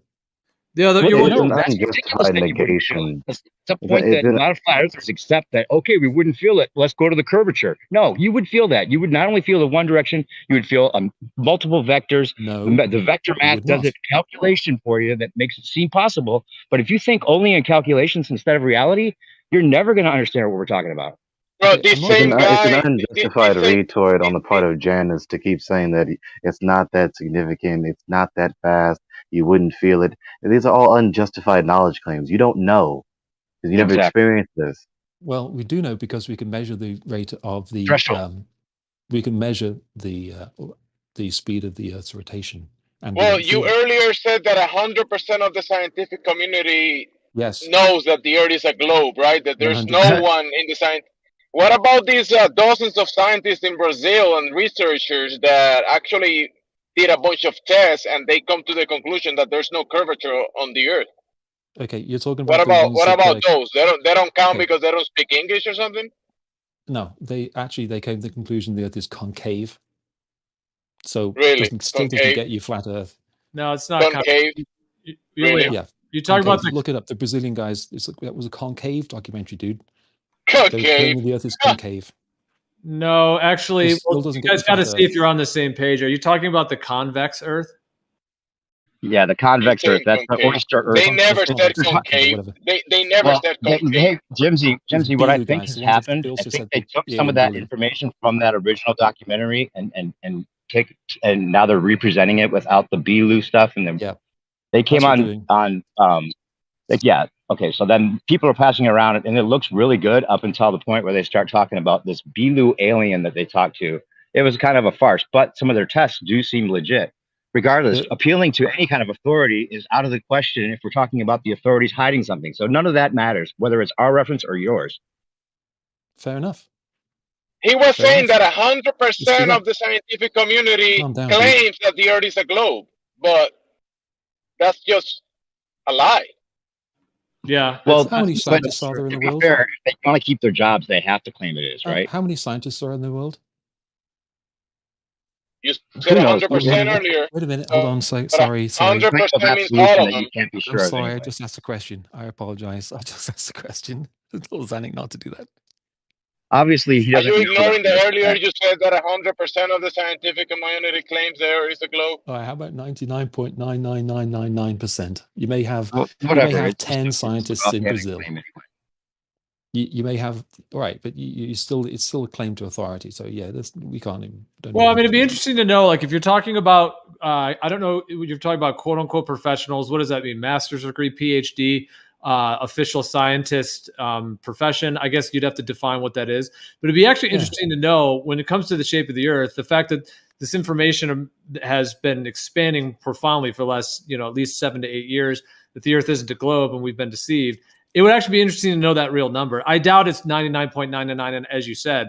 It'd be interesting to know the real numbers, because how many of them either have already looked into this, they've already done their own measurements and tests. Of course, there's many that have come out that are pilots or have PhDs, masters, et cetera, and have various science degrees in and of itself. And then there's all the ones who haven't come out or are not saying anything because they might lose their job or they might have, whatever it may be, and especially if their livelihood depends on it. So it'd be interesting to know the actual number. I would bet it's even under 90 at this point. I would bet it's actually over 50, because the ones that know whether if they're smart enough, they have common sense and they've looked into it. And I'm saying it's way over 50 that know it's not a globe and they know better. Oh no, I don't think so. No, if they've looked into the information. Hey, can I comment something about the Bilu thing? I remember watching the scientific people speaking, and I understand the Portuguese.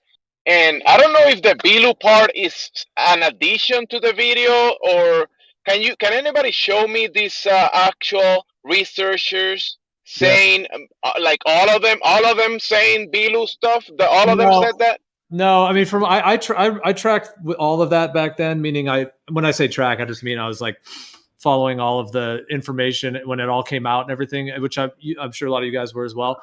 My understanding of it is there was one guy who was involved in the documentary. He is the Bilu guy, but the documentary guy. There's just one guy who is involved. So these people discredit all of these researchers that included people from many nations, including the Brazilians, and they discard all what they said because of the Bilu guy.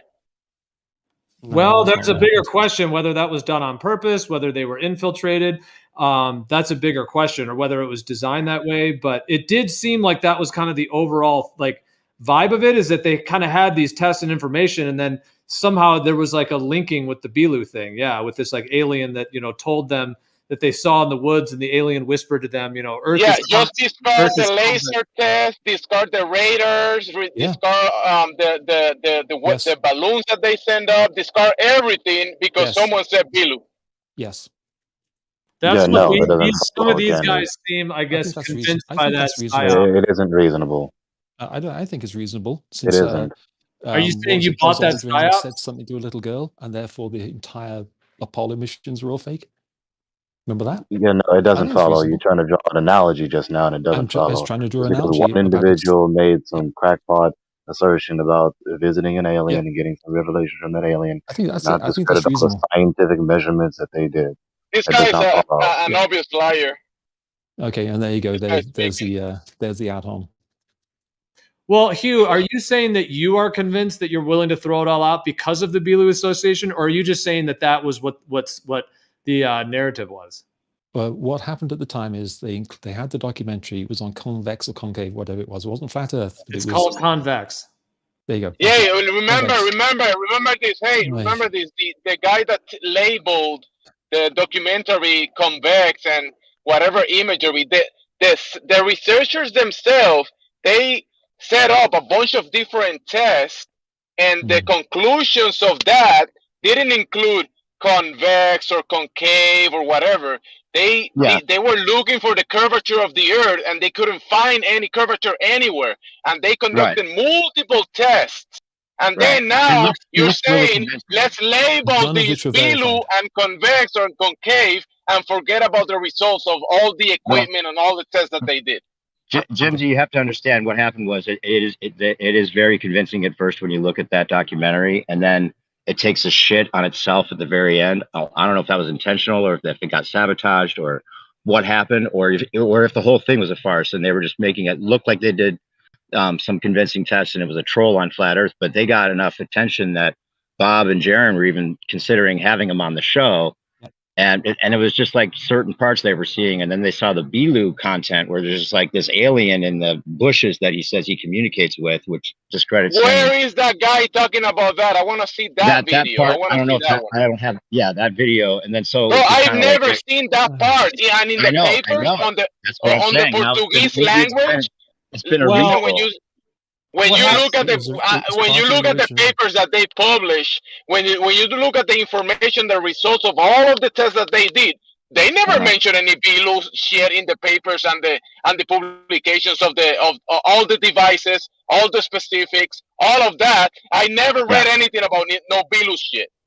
Well, think about it. It's similar to what happened with behind the curve stuff. Like Jaron and Bob and Mark Sargent may have done a lot of great legitimate work, but just the one comment that got highlighted in that, and the one test that they misrepresented, became what they were tagged with and lost a lot of credibility even amongst flat earthers for that reason. And even though it was misrepresentation and misquoting or unfair tactics, it's almost like they allow flat earth to be a thing and have real stuff out there, but then in some way they need to like knock it back a few steps so that people don't jump on board, or so that it continues the debate or the conversation and it becomes a piece that you can laugh at flat earthers about, or like you're doing, saying no, but there was some legitimate research, and that's why it seems like a game being played. I hear you on some of those correlations, although I do think those are different scenarios, but I know what you mean. There is similarities. First of all, the thing with convex is they don't claim that the Earth has curvature. The way they use convex is they're saying that the Earth is coming up out of the water. So that's kind of where they're getting the convex, sort of like a contact lens or something. It's like, you got the water and then the Earth, the land is coming up out of the water and the land is kind of convex, quote unquote. So that's kind of what they mean by that. Essentially they're more, quote unquote, more or less flat earthers, as it were, with the kind of convex land coming up out of the flat water. Well, wait a minute. I think there was actually I think in that documentary, if I remember correctly, I think I do, because I made a couple memes I just posted in the live stream about it. They were actually claiming it was like an oyster type shaped Earth floating in space.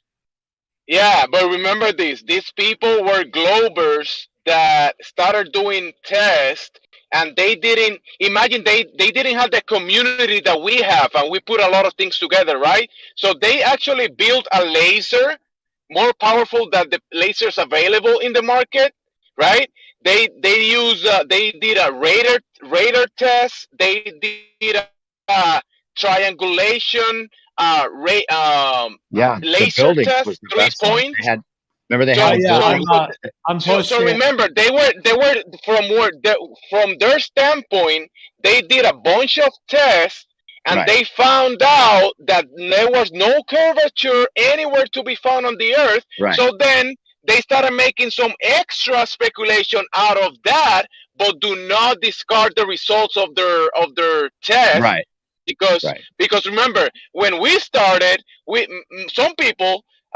We realized there was no curvature, and then some people started doing some speculations and making some ideas and some models. Same case with these guys, but don't discard the results of their research. I'm not. No, I don't. I think that they might have done some good research, but let me just say real quick. I think that you could hold on, before it goes past in the chat, I just want to say I just posted. Just before it goes past, it's like the whole documentary. I just found it. I just Googled it, but if anyone wants to watch it, but no, I was just gonna say real quick, the Bilu thing is not in the documentary. It's like one of the guys who was involved in the documentary had Bilu stuff on his YouTube channel. So it was sort of connected because that guy is part of the documentary crew, he's in the documentary.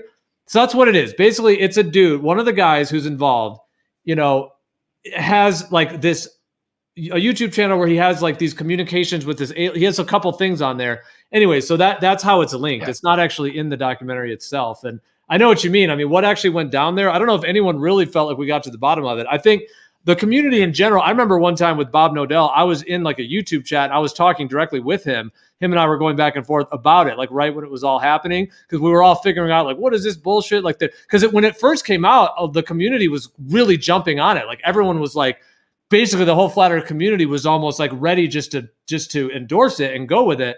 And then there was this whole thing of like, wait a minute, there's this Bilu thing. So that's like a question in and of itself. Like, what actually is that about? Like, was that like a plant? Was that all purposefully meant to discredit, or were those guys like co-opted by another guy who came in, with like money and kind of brought the Bilu thing? So yeah, there's a lot of kind of, I don't know if anyone really. These people had decades of experience on many fields. Yeah, the problem, Genji, though, is that the association now, it's not going to be a strong point, especially to bring up the ballers that are going to be super critical of anybody's reputation, and they'll try to find something, even if there isn't something as blatant as a Bilu. So yeah, just bring up, maybe repeat the test, or just somehow extract that segment and talk about the information rather than those dudes. I don't know if you want to use it as like a proof, but see what they did, maybe, or encourage people to repeat those kind of methods. Because that one from the building, they were doing a parallel site from one building to the next, and if they said if we get line of sight from one building to the next, from the top and the bottom, then it has to be, it can't be curved because But yeah, and then they did the radar from one side to the other side, a radar, right? And then they did the tres minas. They did a triangulation test to see if there was any curvature from any side. They couldn't find any curvature. They did the observations they did a bunch of tests. So why discard the whole thing? Was there information, was there data, was there a white paper to look up or anything? Because it could just be claims they were making on the video too. I mean, I'm just saying, if it was a spoof, I don't know. There is the weird thing documented. about it.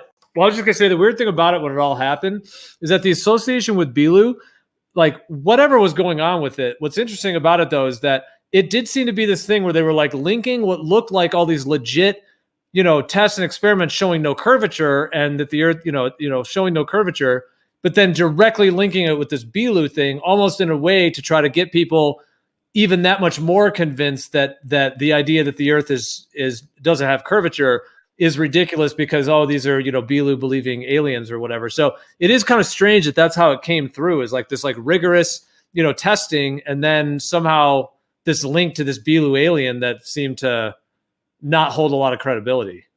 I mean, let me say this: like by this logic, like Hugh Janis is trying to push. Oh, look at this one person that gave this crackpot theory, and so that justifies disregarding all the rigorous testing and measurements that these other professionals did. By that logic, we could just disregard NASA with that one ridiculous woman talking about she thinks herself as a complicated rock. So I don't want to hear it. So to defend myself, I was being funny. Really, I was being facetious. I was just illustrating. If you can dismiss You were NASA, just being funny, huh? I was just being stupid. But what I meant was not funny, haha. But what I meant was that if you can, the way that NASA's information and NASA's evidence is dismissed, sort of warrants that reaction to anyone else's, because if that's how you're going to dismiss NASA's evidence by not actually looking at the evidence, just saying haha stupid woman, haha hairspray, haha whatever you want to say, instead of actually doing some science and actually testing whether these things are possible or what NASA's doing is true, then there's no reason for anyone else to look at what the flat Earth side is producing and assess it with any more seriousness. That's basically what I was kind of saying. No, I think you're projecting, because I don't think anyone in here gave that kind of argument. And secondly, and yet again, yeah, I know that's like, I mean, I've been looking at flat Earth since 2016, and every time I mention something that basically everyone in flat Earth says, you say, no, I'm not saying that. Even to the point where it started to get to a point where if you said the word dome before flat earthers said the word dome in a chat, the flat earther would say, and I'm talking about 100% of the time, the flat earther would say, I never mentioned a dome. But then they would say dome, or they'd say container, or the gas pressure next to a container. But if Hold you on, said you're dome, kind of they said, I scattered never on. mentioned You're a dome. scattergunning a bunch of different topics now. I was one One second. If anybody finds the guy talking about Bilo, please send it to me, because I remember because I just want to say, I just want to see that and kind of, because I remember flat earthers mentioning this to me, and I'm like, I never heard anybody talking about this during the head researchers doing the actual work. They were talking about the tests and all that kind of stuff, and some extra stuff. But if you have the Bilu guy, I want to see his face and whatever he said. Please, Yeah, if so if you know it. Yeah, I'm posting right now in the chat. That's a little news article. It shows his face. So he's the producer. So basically, he's the producer of it. And here's what it says. 3 years ago, UFO Magazine has been regularly reporting the inexhaustible capacity to manufacture ufological facts under the self-titled, has his name. So he's been part of like the Brazilian UFO Society. Anyways, you can read about him, but I mean, basically, he's the producer of the actual documentary, and he's the Bilu guy, and so he did a different documentary on Bilu, I think, as well. So it is interesting, he's not the researchers. He's the producer so could it of be, the videos. That's right. just stupid. Well, he's the producer. So did he come in with money? Like, here's what's interesting. Is this actually what happened? These guys could have been actual, like a lot of the guys were real actual researchers and doing those things. He came in maybe with the money, the film crew, and produced a documentary and called it Convex Earth, and then linked the whole Bilu thing with it. What someone needs to do is find the original video. It may be posted. Someone may have mirrored it online. He's maybe, probably a CIA asset. Look on this Hugh Janis character right here, he's projected as though someone in here made that kind of argument in here. But That's what a I just said is that by your logic, now you try to escape the critique by saying I was just joking. But you were sitting here saying that given that this person was talking about Bilu, therefore that justifies disregarding the scientific research that these other professionals were doing. I then said by that logic, I wasn't arguing from that. I was reducing that your logic to absurdity. By that logic, we can disregard NASA when that one scientist, I forget her name, talks about she thinks of herself as a convocated rock. That's a ridiculous crackpot theory. So we can just toss out NASA, right? By that logic. So I don't want to Well, hear it. you do. No, we don't. That's what you do. You sitting Because here the videos acting show like you sitting here acting yes, like right? you've ever heard someone in the flat Earth community give an argument like that, and you haven't. I I have. strongly disbelieve that you have. I have. So I have. So all you have to do now is just simply call me a liar. But I Okay, have, and I so if you have, for then that's 6 not the years. best argument that the flat earthers are given. Like, are you going to be honest and acknowledge the best arguments that you heard from flat earthers, or are you going to stick with one of the worst arguments that you've heard so that Well, you can basically, justify your all critique? I'm Flat Earth? with respect, all I'm really saying is when flat earthers post videos like Nathan Noakley did, showing, clown paint on astronauts and diapers and, all this sort of thing, and just mock everyone. And then Jaron does the same thing and Bob does the same thing. And you have all of these channels all posting and reposting all these videos, mocking NASA, calling them all liars, calling them all shills, calling them all deceivers, all satanic. And you do that for 5 or 6 or 7 or 8 years. You sort of have to accept the fact that when people look at what you are producing, they're going to sort of look at it in that light as well. That's all I'm saying. If you've got That's beside the science point. behind Like, that's something, not for the best example, argument that have been produced by flat earthers. So for you to fixate your attention I'm not on the fixating them. humor and mockery that flat earthers or globalists are doing, that's a waste of time. Look at the best arguments and judge that. Okay. I mean, I have. Yeah, it If is you kind of like really trying to it's kind of critique. it is like more. I'm not trying to go at you, but Hugh, but That's fine. Go at me. you kind well, no, it's just that you kind of make these straw mans. You say, "Oh, you flat earthers say this, this, and that," but like if no one in here said that, then it's not really a relevant point.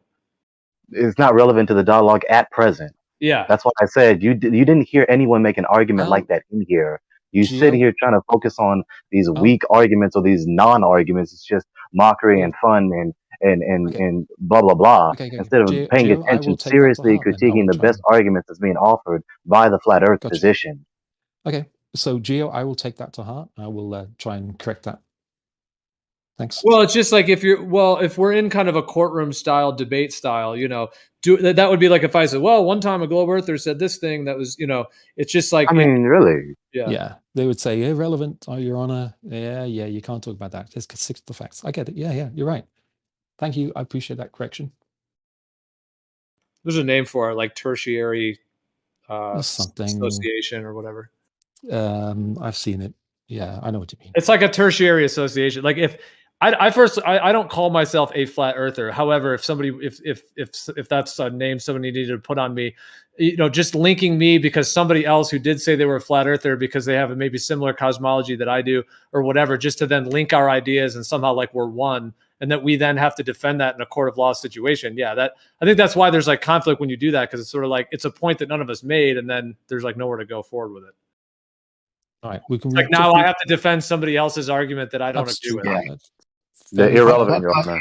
I'll say one more thing about the convex Earth that I just put a picture of what they posted. That's their model, whatever. It's like an oyster Earth, and this has nothing to do with the producer with Bilu, but that concept is that then the elite have their own little pool at the top, right? And then they can turn on the waters like faucets to flood us out when they want to. Was one of the things that they proposed as their idea of this model, and that it's floating in space and reinforcing some of the satellite information and stuff that like is like saying that, okay, we got these readings from, we know this from the satellites, and kind of like it's like everything is it almost seemed like a way of dealing with flat Earth. Like if we can convince them it's this, then we can still keep them without any more land, and we can keep them afraid that we're going to flood them out with these special water faucets from our elite pool that we hang out in. And that whole concept kind of seemed like, wait a minute, what are you trying to sell here?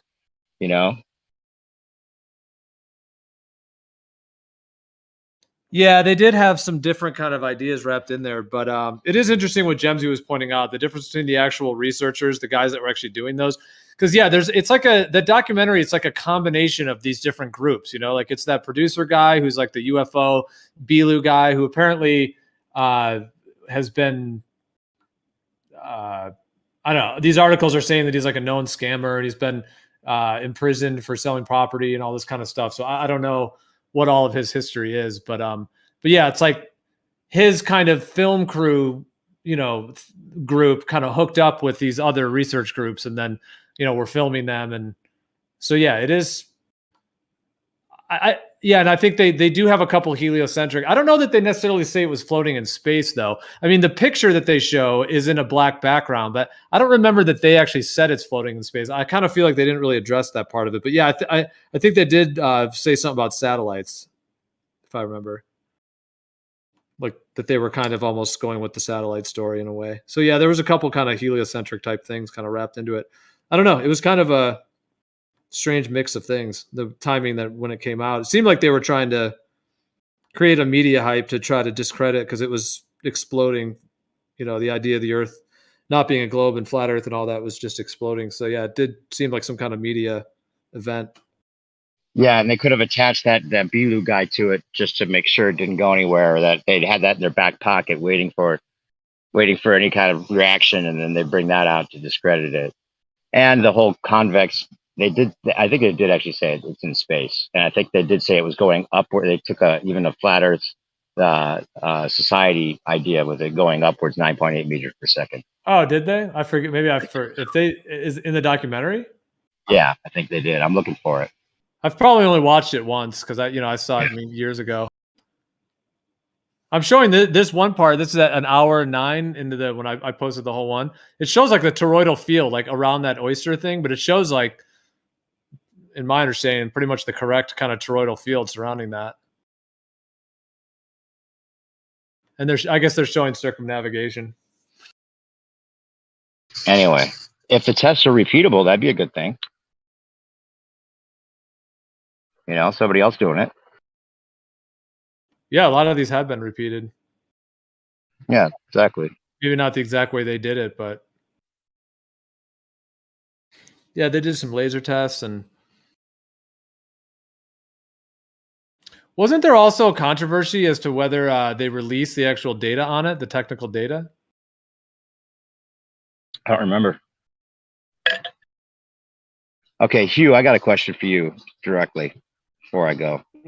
I posted these already once, but I'll repost them again. These are just a couple of things that you've probably heard before. But okay, so first one is, how many times did the Apollo circle the moon, right? So you know the story that the guys got dropped off in their lunar lander, and then the guy that stayed in the Apollo ship circled the moon until they were ready to come back up, right? 10 times, right? So and also they're supposedly doing this all pretty much on analog, right? Because they only had at the bottom, it shows that there was only 72K of memory for this computer system, and somehow he's able to finagle this ship around 10 times orbiting the moon with analog controls. Like it really does take a leap of faith just on those two facts alone. Why you can think that anybody's ridiculous to doubt it is ridiculous, in my opinion. Why I think that's ridiculous to doubt it? Yeah, the story of them orbiting the moon 10 times without with not even not even 1 megabyte of computer memory, the calculations to do that and then do the rendezvous and get them back safe to Earth is it's the biggest story. It's like Jim Carrey says in that Tonight Show, what a whopper, what a fish story. It is that incredibly unbelievable. And the fact that there's never been anybody that's died in space ever on any of these moon missions. No one's ever died. By the way, just real quick, we can definitely move on from Convex Earth, but I was just skimming through the documentary, and look at that screenshot. So yeah, you're right. They do have an outer space thing going on. Look at that bendy, an oyster and a bendy, warpy space-time with a big sun. Yeah. Yeah. Exactly. It's just like, okay, we're going to let you have your flat Earth, but we're going to make it ridiculous. But we're going to get some really good tests to make it like seem legit. And then it's going to be like, here's your convex Earth floating in space, and we've got our little elite pool at the top that we're going to, we're going to flood you out if you're bad. So you better be good little peons, or we're going to turn the faucets on and we're going to fill up the pool and watch you drown. Or how about this for a metaphor? An intellectual gumbo of truth and fallacy.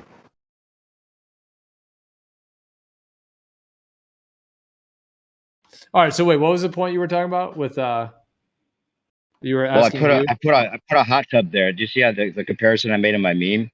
It's like the hot tub pool that they're in, and then the big pool for everyone else. Right, right. Did you see that they actually made one, like an actual pool? Yeah, they made like a paper mache type thing of it or something, or they had a big, kind of mosaic type thing going on. Here, I'll post it. I'm doing getting a screenshot.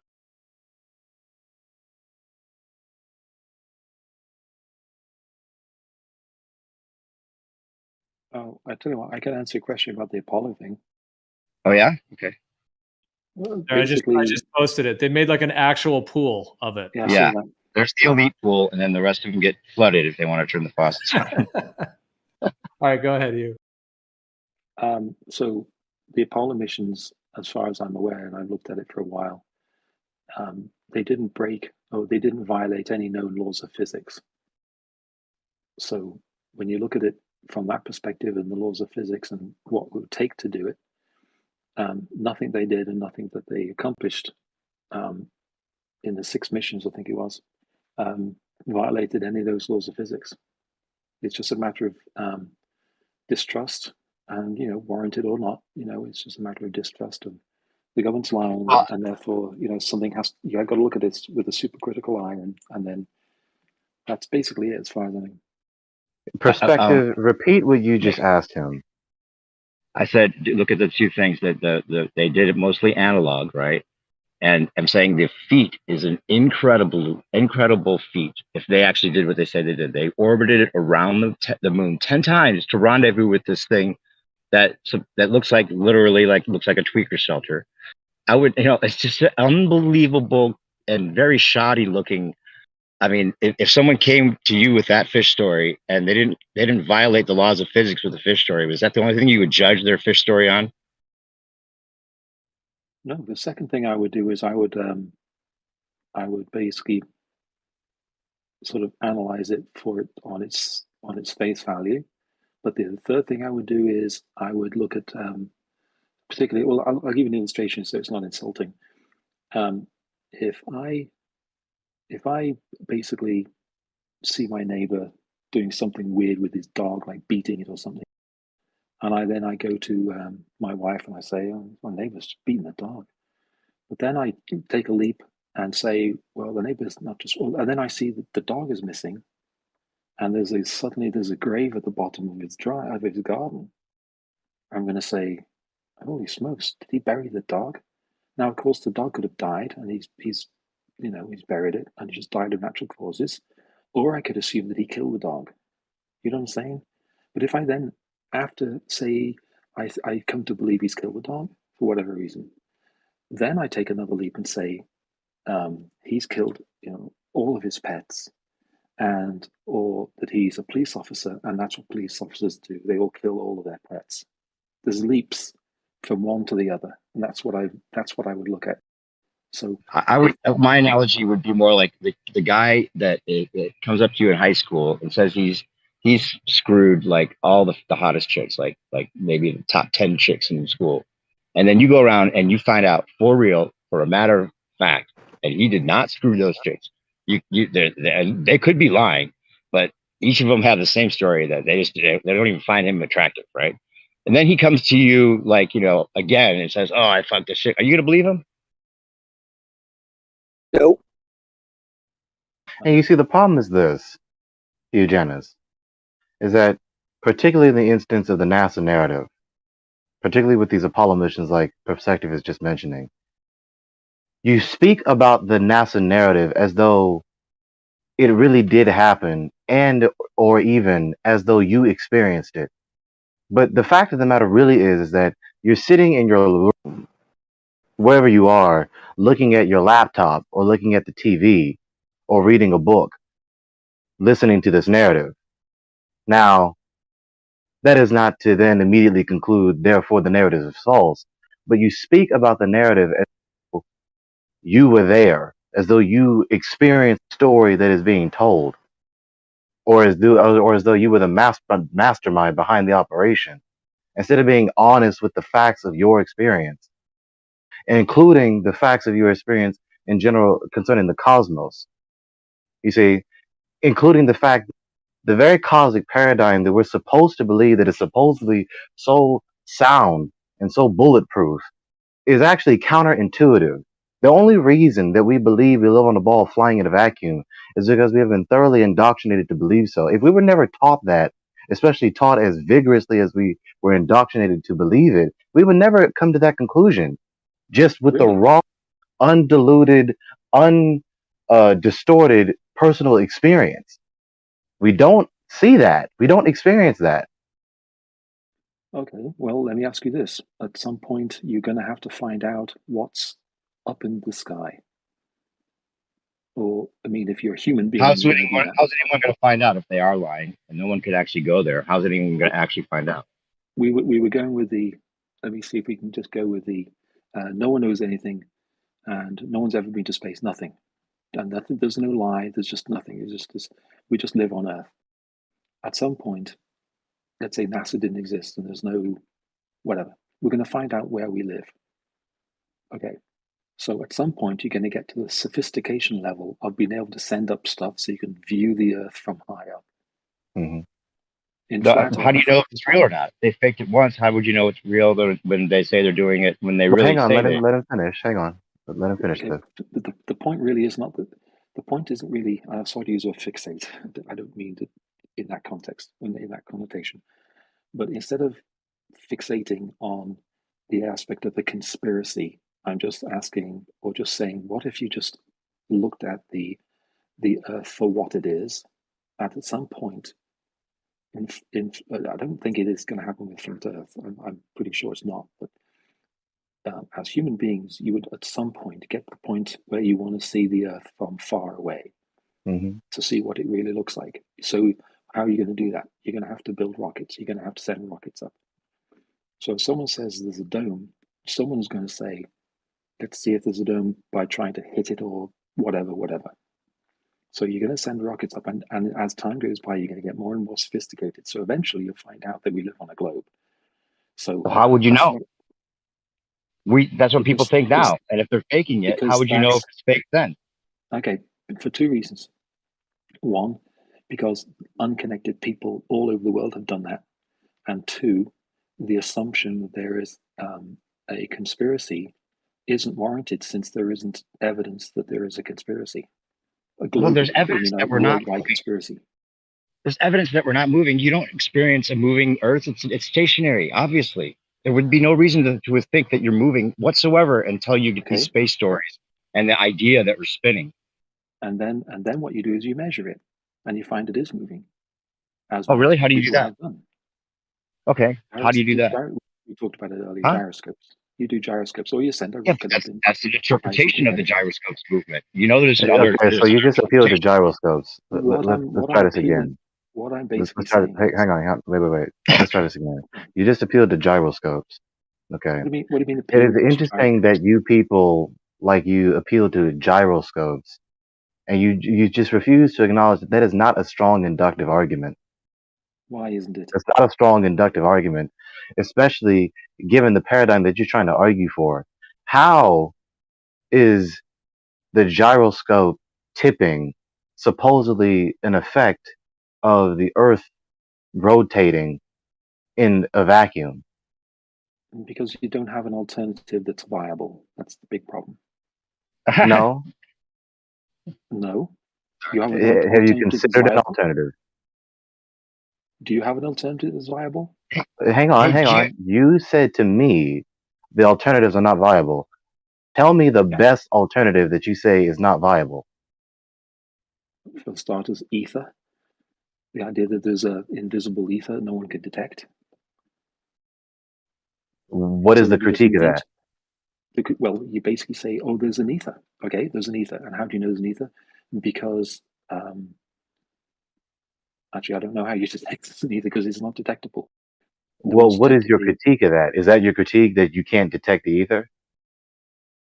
The appeal to the ether is, let me try to understand. Is your critique that when someone appeals to the ether, that is an unjustified appeal because they can't detect it? Is that your critique? Yeah. What my critique is that when you say ether, you don't do it as a result of anyone's experiments or evidence. You do it on the basis of you need something to replace the rotation of the Earth. It's the same thing with the explanations for gravity. You've got to come up with something to explain why things fall. So there is all sorts of different explanations why things fall, and I haven't seen anyone that I would say are viable. And this is Well, it's interesting you say that because really, again, I believe that's projection. Because the things that the critiques you just said are true about your position, the ACP globalist position. The reason gravity was conceived, the reason mass ejecting mass gravity was conceived, was to patch up a very glaring error, a very glaring issue with the issue of water sticking to the surface of a ball in a vacuum. That's why gravity was made. It wasn't because that it was just so obvious. You just had to discover this. It was not obvious. So you really don't want to toss out these critiques talking about, oh, you just had to come up with something post hoc so as to save the theory. Now, that's just projection. The flat earther and the etherist is going from non-counterintuitive empirical experience in addition to logical deduction when it comes to the ether. What do you understand the ether to be? What do you understand? I have no idea what it is. What do you think it is? You critique the ether, but if you don't know what you're critiquing, you can't know that your critique follows. It's a simple question. What is the ether? Hang on, don't whistle past my question. You just gave your critique of the ether, but then you tell me you don't even know what the ether is. So you're critiquing something you have no understanding of, like you just said. What is the ether? So are you going to whistle past my critique of your critique? Yes. So you want to critique something as being the best alternative, but still not viable, but then don't even know what it is. So you can possibly have a valid critique of the thing when you don't even know what the thing is. Here's the point. You can't tell me what ether is. Okay, you think I can't tell you what ether is, but ether is basically, in very few amount of words, the omnipresent substratum in which all things exist in. We don't exist in no thing. We exist in something. And how can you detect this ether? Well, if in the nature of the case, in principle, if the ether is real, you can't not detect it. Especially when you are comprised of it. Your very being and everything else in reality exists within it. And it is the necessary antecedent for a multitude of of all physical phenomena, including especially the electric field and light. Okay, so basically, not to be rude, but that was very, very vague. I asked, how can you detect it? And there is no way to in the detect nature of it wasn't vague, you just don't understand it. And the nature of the case with the ether, it's an omnipresent substratum in which all things, all concreta, have being in. So you can't not detect it. Okay, it's everywhere. Ether's in the sky. Ether's in the sky, ether's in the air. How can you detect that it is there? And you can say that this is ether. And here is a cup of ether. You're still misunderstanding. You're still stuck in this concept that it's a particular thing that has particular characteristics that you can use a machine to detect. It's not that kind of thing. That's scientific. Yes, that is scientific. No, that's a false criterion. So you need to rework your concepts here. You need to consider something new. Well, you like need to rework your concepts. Yeah, because you need to get outside. You need to be able to get outside of something to isolate it. If you want to say, "Hey, here this is," you have to be able to separate that. Just like when we're separate humans, I could say, "I am me, you are you." So you have to have some. So I mean, in the idea, like let's say a fish has never been out of water; it's always been in water its whole life, meaning it's never flopped out onto land or whatever. It's never been caught by a fisherman. If that's the case, and the fish has always been in water, how could the fish know it's in water? Because it can't get out of water to be like, oh, look, that's water and this is something else. It's always in it. So in that same type of analogy, if ether is the base element of this entire realm, then we can't, maybe when we die, we could get into that idea, like as a soul, we go outside of this realm or something. But I mean, in terms of like being within it, how could it be isolated if we're within it and we're made of it? And everything that you use, including yourself and all the instruments and the whole cosmos that you can visibly see, both things visible and invisible, are comprised of it. No matter what you do, and no matter what thing you see, and no matter what, everything is within this ether. So you can't isolate it. Whatever you use to attempt to isolate it, it is also a part of that same ether. You still don't understand what is being explained to you. You think the ether is a particular. It's just a claim. You think the ether is a particular. You don't understand the ontology of the thing in question. Hugh, I just posted a couple videos for you, Hugh, real quick. I gotta go, but there's the rigidity in space. I mean, gyroscopes are actually a flat Earth proof, or a non-rotating Earth proof that you could look at, and there's something that I posted there for you, as well as a little copy text.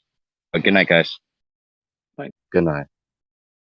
Okay, so please, if you want to discuss this seriously, understand the concept. Like, understand what it is you are so vehement on trying to critique.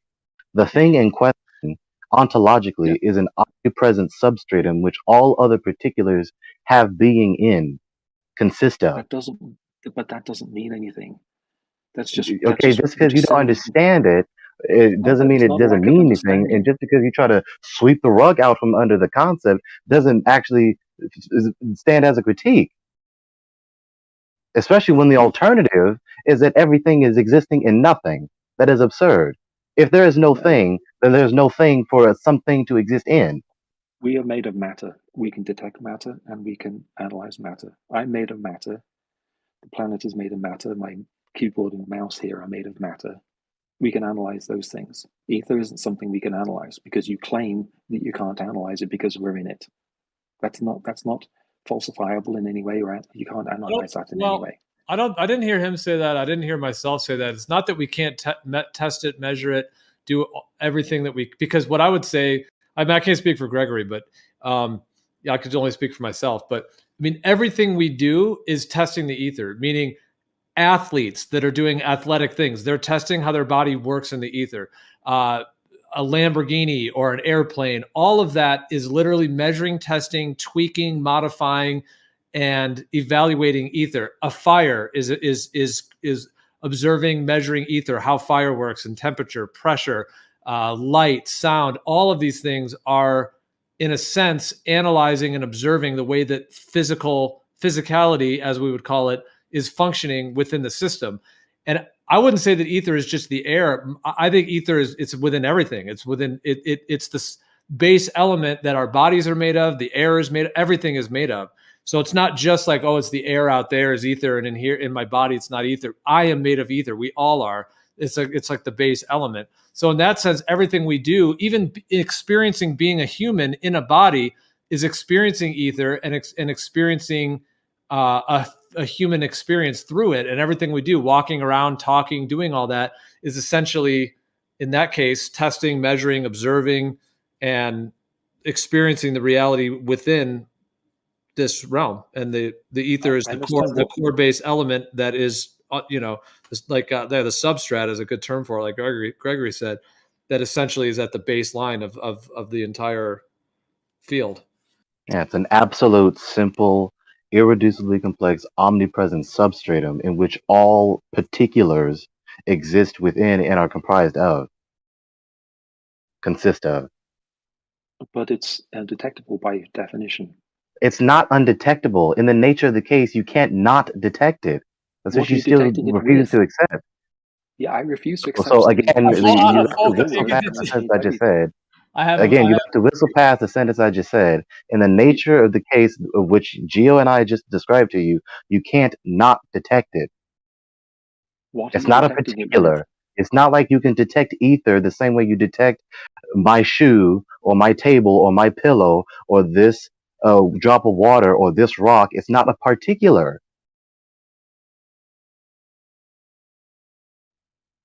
Okay. Well, it's I have a kind of a funny it's joke to one way to deal tag with onto the that, because you were saying how can Earth we measure rotating. it? I was gonna jokingly say full cult pendulum. There you go. Well, right. It's just basically you've got ether, and now you can use that word and apply it to literally anything that proves the Earth isn't flat. Yeah, but I'm not Essentially. interested in proving something to someone. I'm interested in the truth.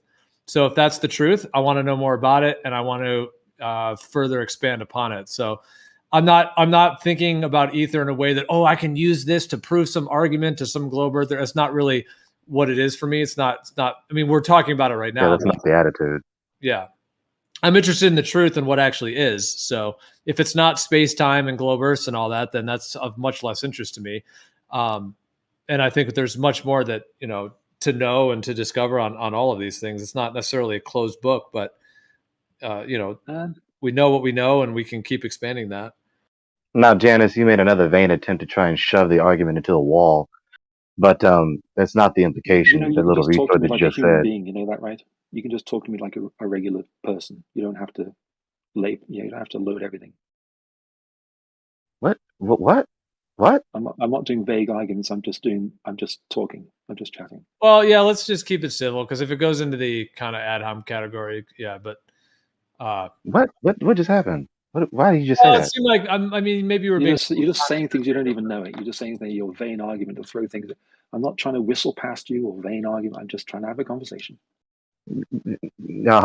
Anyway, that to try and shove the argument to a wall, as though that's the implication of the position that you could just evoke ether and you can and then you can flat Earth in 1,001 different ways. No, that's not the implication. Further, ether is the alternative reduces to absurdity. Do you know what I mean? Okay, so what happens is when we come up with explanations for the world around us, okay, we can detect things, and we can use those. We can use things like barometers to detect barometric pressure and that sort of thing. But would you say that's ether? Just a barometer is measuring ether? We still need to confirm. Why are you taking me down this line of questioning? Well, I'll answer that. In my understanding of it, ether, as confirm these things. It was originally in ancient understandings known as quintessence, but ether, in my understanding, it's an element essentially. It's a core base, like that word Gregory used, substrata. It could be seen in multiple different ways, or use different words to describe it.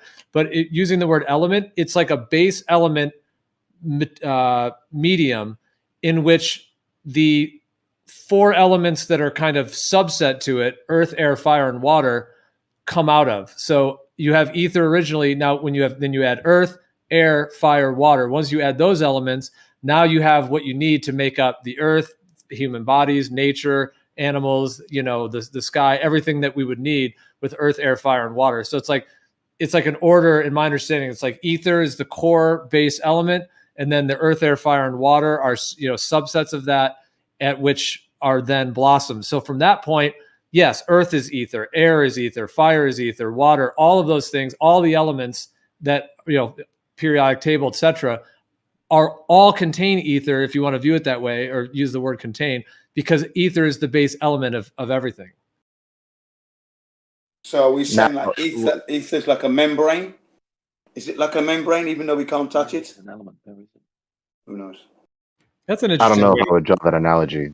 Perhaps that is correct, Jen. That analogy. I don't know. Thank you.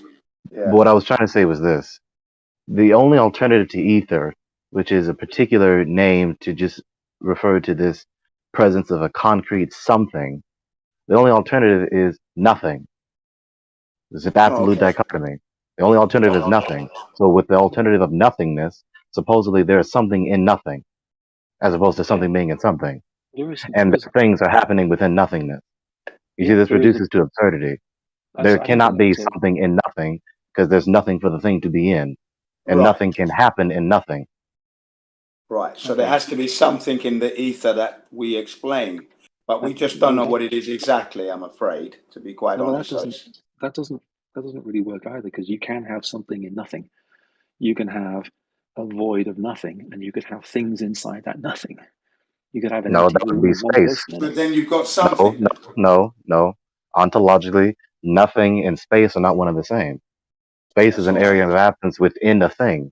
But if there is no thing, then there is no thing in which an area of absence can be available to be occupied. There is no Exactly. thing. Well, you get into details, basically philosophy, the nature of the universe and all the rest of it. But basically, the universe's nature is simple. There's a lot of stellar dust and radiation and other crap and schmutz that flies around. And then you have the bigger clumps of whatever that is, and those are sometimes planets or moons or whatever they happen to be. That's what And then you we've been have told, but we haven't actually stars, confirmed. and orbiting stars, you have planets, and orbiting the planets, you have moons. And that's what we observe. So Okay, one's you just don't simply observe that. looking up and And observing secondly, those you things. suppose that these things are happening in nothing. That's the only alternative. You deny the ether, so you deny somethingness. You suppose nothingness. You think these things are happening in nothing. That is ontologically absurd. And before you I don't think it disregard is. It's philosophy, absurd just to say ether and then just use that as a. it's not absurd. We just explained to you the Casual. consistency and coherency of the notion. And Well, I just explained to you the argument that reduces the nothingness supposition to absurdity. Now, either you're going to into actually philosophy. consider what is actually being said to you, or you won't. You're getting into Like vague it really is not that. It really is not that hard to consider what's being said to you. When you look at the You're just natural negating world, what is said to you. when you look at You the gotta let him natural respond, world, dude. okay, here's the thing: is when you look at the natural world, you have to sort of analyze what it is on the face of it. You can't just, and this sounds insulting, I don't mean it to be, you can't just invent something like an ether and say, oh, that's responsible for everything. But I'm not inventing something. That's not a valid didn't critique. mean it to be insulting.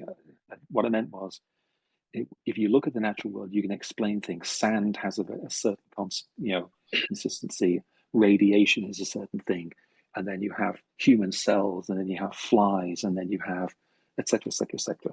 All of those things. The thing about the natural world is that you think that the natural world is that thing that came out of nothingness, and it's not what it is. But no, the ether will be part of that structure that is. It was first, and then the things that you experience and the build and the design of everything was put in place. But the ether is the necessary antecedent for everything to be. It's like the design, because there is an input into this system. So there is a top center piece, and there is a field where everything is in, and that should be the ether. It's the top of the design. Belief, I get it. It's okay. I mean, I'm not trying to decry it. I'm just saying It's not that natural stuff that you think about that came out of nothing. That's into right. something. That's right. We can't confirm that. We can't confirm that the Big Bang has produced everything that we are now. And hang on a second. Hang on a second. Can I not just finish? And that the universe is indeed expanding and still expanding. You know, these things are not confirmed. I mean, the logic sequence that you just tried to lay forth for us, Hugh Janus, is that you want to stay empirical. Okay, great. You want to stay empirical. Where in your empirical experience have you experienced nothingness? What else do you want to do? You stay empirical or what? You have to create things like ether to explain things. Hello, did you hear what I just asked you? You're free to do anything you want. Did you hear what I just asked you? Well, why are you making the assumption that somebody just made up ether? I mean, ether is a very, very ancient concept that goes back eons of time, way before any globes or space times or any of that was even a part of humanity. Yeah, he's just conveniently trying to hand wave the ether because it contradicts his paradigm instead of actually honestly considering it. I watched the Flat Earth develop from basically from 2016 on. The ether was never mentioned. No, but the Flat Earth was around before that. So what? It's mentioned now. Deal with it.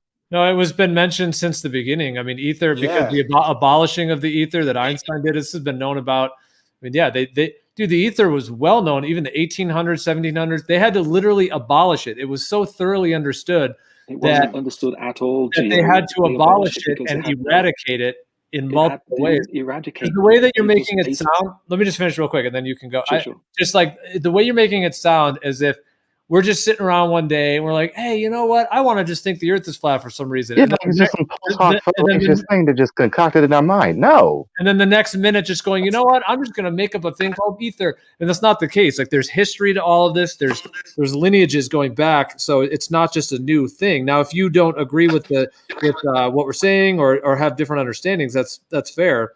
But just to claim as if it's just something that someone made up to debate a globe earther, that's definitely not the case. Ether existed fundamentally way before the globe was even an idea in humanity. It goes back to the roots of humanity. And even before the term flat earth, because flat earth is two words describing something. So the description that we speak of and we write in paper is the ether is necessary for even that to happen. So flat earth is just a description. So. As far as I understand the history, people didn't. Sorry, go ahead. Go after me, Jen. As far as I understand the history, the Michelson Morley experiment is what globalists nowadays appeal to try and refute the ether. It was the ether that had the dominant position in the world until the late 1800s. Right. Like you got it backwards. That's what they used to determine that Earth wasn't moving, but the sky was moving. They couldn't detect any ether. They abandoned it because it couldn't be scientifically identified in any way. They had it as an idea, and it was discarded because they couldn't find any evidence for it. The misunderstanding of the ether itself, like you misunderstand it. You are devout to your misunderstanding of it, and the concluding premise from the experiment doesn't follow. Yeah, what it was that the ether was used. Hang on a second. The ether was used to prove that the Earth wasn't moving. That was the end result from all the experiments, Sagnac and Michelson Morley that was just mentioned. And let's remember this: the globe is the Johnny-come-lately. It's from the official teachings. Jim, that's false. Can I not finish? So I can't finish. Because that's false. So I can't finish. Well, I'm going to carry on. Yeah, let him finish. It's from the official. Even if you disagree with someone, it's not valid to interrupt them. Right. Yeah. Because then we can all get our chance to speak. Yeah, go ahead, Jen. Yeah. From the official teachings and becoming compulsory 479 years ago. Although the globe was supposedly mentioned 2,000 years ago, according to what's his name, Aristophanes. Pronunciation. Right. Okay. So but for an official teaching for schools compulsory education, 479 years. If we take it from Copernicus, so it's the Johnny-come-lately. The flat Earth has been around for thousands, well beyond that. Ancient. And even if the globe was around since the classical antiquity area of the Greeks, flat Earth predates that. They lived in ignorance, as it were. They didn't know. That's well, flat Earth. The thing is that we're describing the Earth that we're standing on, but the ether includes everything: the ground we're standing on, the heavens above, the mechanisms that govern all of that, the design, the mantle, the fabric. That everything is in, because there is a design, a mechanism that is antecedent to this whole ecosystem that we're in. So it's not the ether is not flat Earth. The flat Earth is in that place. Yeah. That embodies everything. So at this point, Hugh Janice, the only retorts that you've given so far is to just negate the meaningfulness of what has been said to you, and to just hand wave it. You don't actually have a critique, in addition to the fact that you conceded that you didn't even know what it was. So you're sitting here trying to critique something in the first place that you didn't even know what it was. So you can't critique it, so you can't know it to not be real if you don't even know what it is. You don't even know what it is you're negating. You don't know what it is. You just say it's everything. Again, you're just negating. You're just unjustified negation retorts. Again, these are not critiques. These are not arguments. Saying ether isn't an argument. You can just use ether to explain. You're a child, and that's what you're doing. I'm done. Okay, it's ridiculous. That is exactly what you're doing. You have to present one argument. No. We detect Earth. It's silly, right? Ether. We detect Earth rotation. Ether. Try to have an honest debate with you. Try to have an honest debate with you under the truth, and everything you have to offer is just unjustified negation retorts. We're supposed to be. We're the ones that are dumb, and you're so smart. I don't know if I'm smart or not. I don't know if you're dumb or not, or smart. I don't know.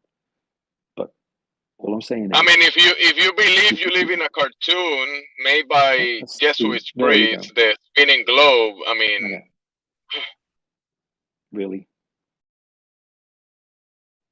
I mean, you're projecting yourself into a cartoon and continue with this guy any longer.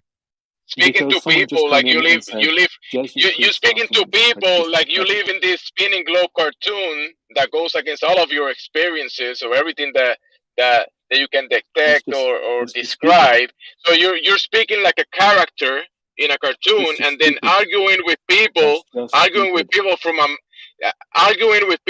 making another concept out of your imaginary place. You say flat earth, you flat earthers. So you make other characters and speak to people like you arguing between you and your own imaginary things, flat earth, globe earth, and all these concepts that you have in your imagination, and you completely obfuscate from reality.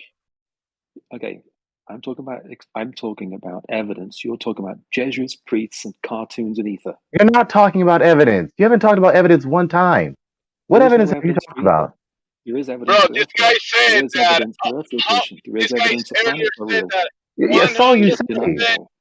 100% of every scientific group in the world knows that the earth is spinning globe. So imagine this guy. Like actually, like give an actual argument, appeal to some actual data, appeal to some actual experiments, appeal to some actual arguments, or shut up. You've been given all of those. You've been given all of those repeatedly. You ignore them. You have given me none of this tonight. None. Liars and Satanists and whatever else. You've given me none of that tonight. That's what I hear. You've given me none of that tonight. There is not. It isn't necessary. You're saying there's the ether explains everything, and that's fine. You can believe that if you want to. Is it necessary for you to justify your knowledge claims? You're making a knowledge claim about ether. So given my so let's say I don't know what I'm talking about. Given my ignorance and lack of justification for my knowledge claims, therefore that justifies your refusal to justify your knowledge claims? Let me ask you a question. What is the moon? Let me ask you a question. Does me having no justification for my knowledge claims justify your refusal to justify your knowledge claims? This philosophical road is a dead end. What is the moon? Of course it's a dead end because you're not logical. You sitting here, you just refuse to carry the burden of proof. You just sat up here and tried to arbitrarily declare that you don't need to justify your knowledge claims because I don't have justification for my knowledge claims. That don't follow. You still need to justify your knowledge claims even if I don't have justification for mine. Let me ask what the hell? The moon, listen, the moon is something that you look at and people like you make cartoons and drawings about a place that you try to explain what the moon the moon is something that everybody can look at, right? From the ground. We can look at it. And then there is people like you that make cartoons and stories about what it actually is without even knowing. Jim, see, stop wasting your breath with him. He's not actually dialoguing with you. Can I ask him? He's just babbling. No, you're just babbling. Jim, see, stop wasting your breath. Hold on. What is this discussion right now? Is it like a courtroom style debate where evidence is being brought, or are you guys like? Is it more of a like a podcast style discussion? It seems like it's kind of in between. I mean, Hugh seems to be asking for proof of things, even though he's also asking questions about, like, you know, I guess where is this conversation right now? Like, what? Because Hugh, I mean, if you're asking for proof of ether, give some arguments initially. Like we were initially talking about ether, and I was trying to get some arguments about that. And his retorts to my arguments was just that's meaningless, or you have no evidence. It's just unjustified negation retorts. That's all he's given. I'm just just going back to what is the moon, because we got to get back to the tangible, and you're just going off on these ether things, and you're not really explaining anything. So when the conversation is done, that's been said to him about ether, including what you said to him, Gio, all his response is just meaningless. When the conversation is done, I will still get no explanation from you of what air is or the moon is. You can stick to this eschatological faith that no matter what you ask us, we'll never answer, we'll never give some evidence. You can devote yourself to that notion of the future, but how about you unsubscribe from that eschatology and just say the question and consider the answer given to you? and honestly critique it and give an actual argument to justify the critique. How about that? How about you say something tangible, something that could be tested, something that could be analyzed, rather than just saying vagary like ether? Are you serious? Are you serious? You demand from me something tangible when the alternative to ether is nothingness. It's the very antithesis of substance and tangibility. But that's supposed to be tangible and substantial and evidential? Okay, I don't want to hear it. What are planets and what are moons and what are stars? Ridiculous. Yeah, so I mean, well, that's what I'm saying. Planets, there's a difference between, right? So there's a difference between like what we can verify and validate, and philosophies or ideas. There are obviously mysteries in the universe. And if you're asking to kind of, in some kind of strict way, prove ether, I guess if you want to flip it the other way in terms of the heliocentric model, prove space-time, you're going to have nothing as well. Really? Yeah. So, I mean, if you want to kind of do some kind of courtroom, like as if you're putting it up against space-time or big bangs or any of that shit that's unprovable. So at the end of the day, those are all philosophies about reality. When it comes to the ether, yeah, that's a big question. I mean, when you're asking for isolation of it, like what exactly are you looking for? You want a bottle of it? I mean, what, so yeah, I think we just need to clarify, like, are we talking about, ideas of what reality is made up of, or are you trying to have some kind of more courtroom and are you trying to have it be, because you keep saying that it's an alternative to what? Unproven space-time? Like where are you going with that? As materialistic atomism and nothingness? Like is that what you're saying that is somehow valid, and then you're trying to put off ether as if it's some kind of just weak sidestep of a way to explain a bunch of things that you already don't have proof for in the first place? When Flat Earth first hit the scene, nobody mentioned ether, and I watched it doesn't matter until now, the point where basically you're in an ether cult. So then you weren't around at the beginning, because I've talked about ether since day one, from my understanding of all of this. So I guess from my experience. If we started talking about ether today, it don't matter. I mean, Globebusters have been talking about it since the beginning of their show. So I don't know what you're referring to. They dug the idea up because someone posted a few videos about ether. No, I mean, the entire globe. Hold on, the entire globe model comes. Okay, what came before the globe? Ether and a stationary planar Earth. That's what came before the globe. Ether was the foundational. Hold on, ether was the foundational. Ether is the foundational understanding of how light travels. And even getting into the psychic and spiritual, metaphysical, how we're all connected through ether. There's even that part of it. But that has been humanity's understanding of the medium. And then the globe came with space-time. And now it seems like you're reversing it, being like, as if you have something that's so solid as an understanding of reality. And then you're trying to now, pin it as though ether is some Johnny-to-come-lately unproven thing. It just seems like that's kind of a backwards way of viewing it. Yeah, you're being dishonest and disingenuous because you're not holding to the truth of historical facts that the Earth it was created as a stationary plane. Experiments were conducted to prove that the ether is used to prove that the Earth isn't moving. Okay, the experiments failed. And nothingness is the better alternative. Yes, Hugh Janus. And nothingness is the better alternative. Stop putting words in my mouth. I've posted my sources, by the way. I've posted my sources. That's the only alternative.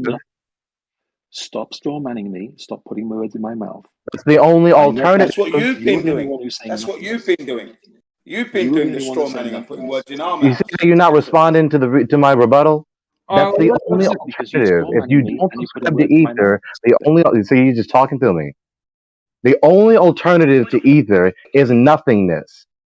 Ether is simply the specific pronoun with which we identify the omnipresent substratum, the somethingness. But if the only alternative to ether is nothingness the better alternative? Justify it. Well, I don't know that he said that, but he would have to say that. I just want to say real quick, one thing that's interesting about the word ether, it's actually an anagram for Earth. So EARTH, those letters are all in ether, and there's an extra E. So I just was thinking, it's interesting how it's like ether is the baseline. Ether is the baseline, and then the anagram of Earth comes out of the ether. It's an anagram if the letters are the same. Well, it's an anagram with one extra E. That's right. I'll give you that. Okay, Janice, ether is ridiculous has been disproven. Justify nothingness. You keep saying nothingness. Remember that the Earth is longer. If you want to include the word nothingness, alternative is nothingness.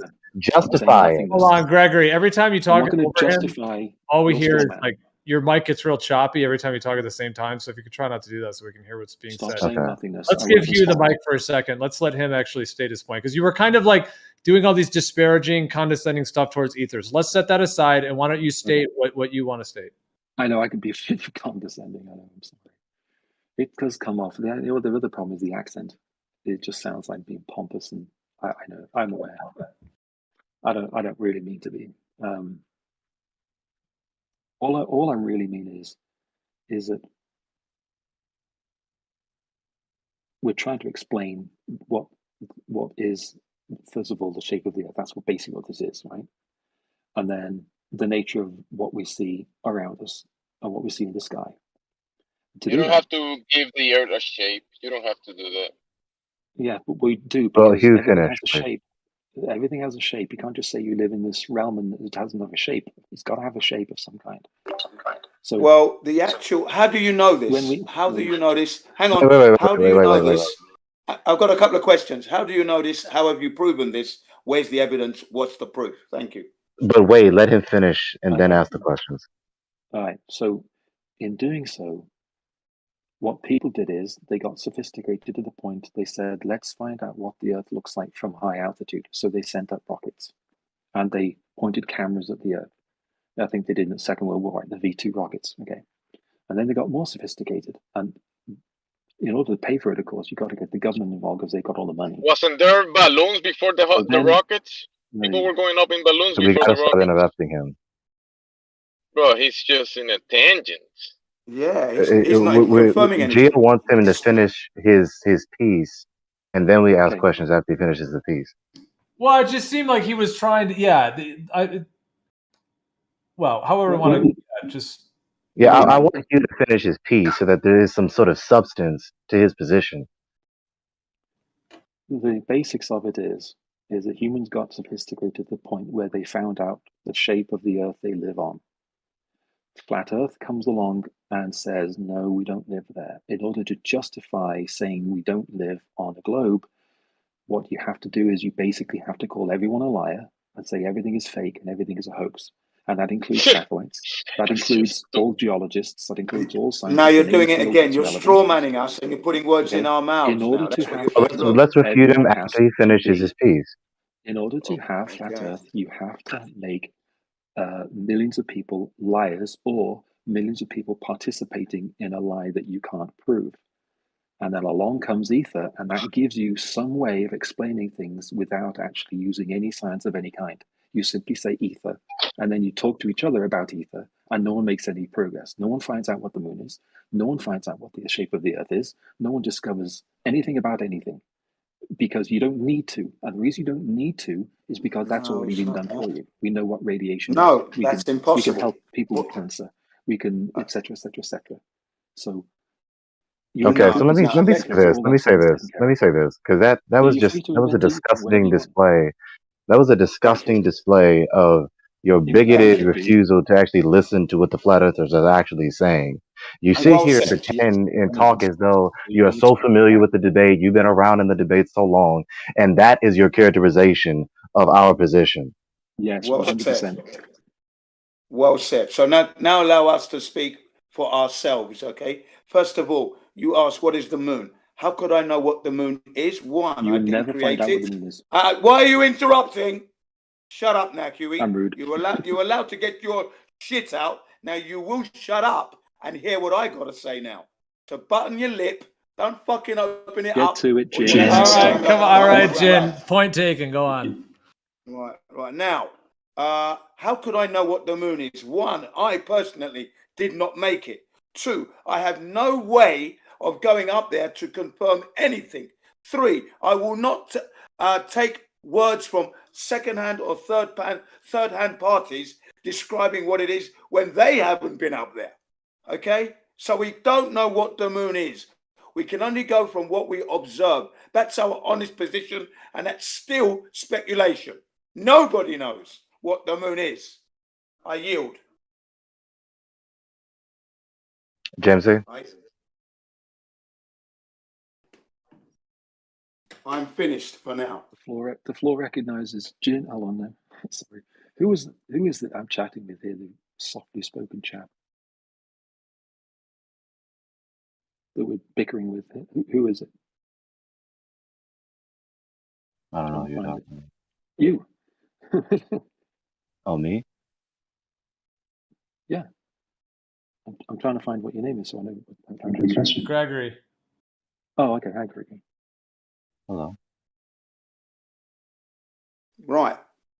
So the honest position is nobody knows what the moon is. We can only speculate about it. Nothing is tangible. You keep mentioning rockets. And as Jemsy said, what about balloons before rockets? We have no right to believe in rockets going to the space. The technology cannot get us there. The environment is not conducive to having rockets going to the moon or to Mars. That requires a belief. And the only way I'm going to believe that or know that we can do that is to be on that rocket. That is my standard. Has to be. Has to be. So you believe, Hugh Janus, that humans have been to the moon, even though not only NASA, but most prominently NASA, tells us in no uncertain terms that they have no evidence to substantiate that narrative, that they destroyed it and they destroyed the technology and don't have the means to build it back again. In addition to that, in this century, in this decade, or the previous decade, they tell us that there is the so-called Van Allen radiation belt, which they cannot find a way to get through so as to return to the moon, let alone going further away from the moon. So in one breath, the NASA tells us that they went. Okay. So in one breath, they tell us this supposed narrative of them going to the moon, but then in the next breath tell us that they don't have any evidence to substantiate it. And then also tell us, according to their cosmic paradigm, they can't go to the moon, let alone anywhere else further. So that's called a dialectical tension in the worldview, or at least in this particular paradigm. Okay. It's an irreconcilable, disparate disconnect in the paradigm, in the narrative. So reconcile that first. Sure. That's incorrect. Every word you just said.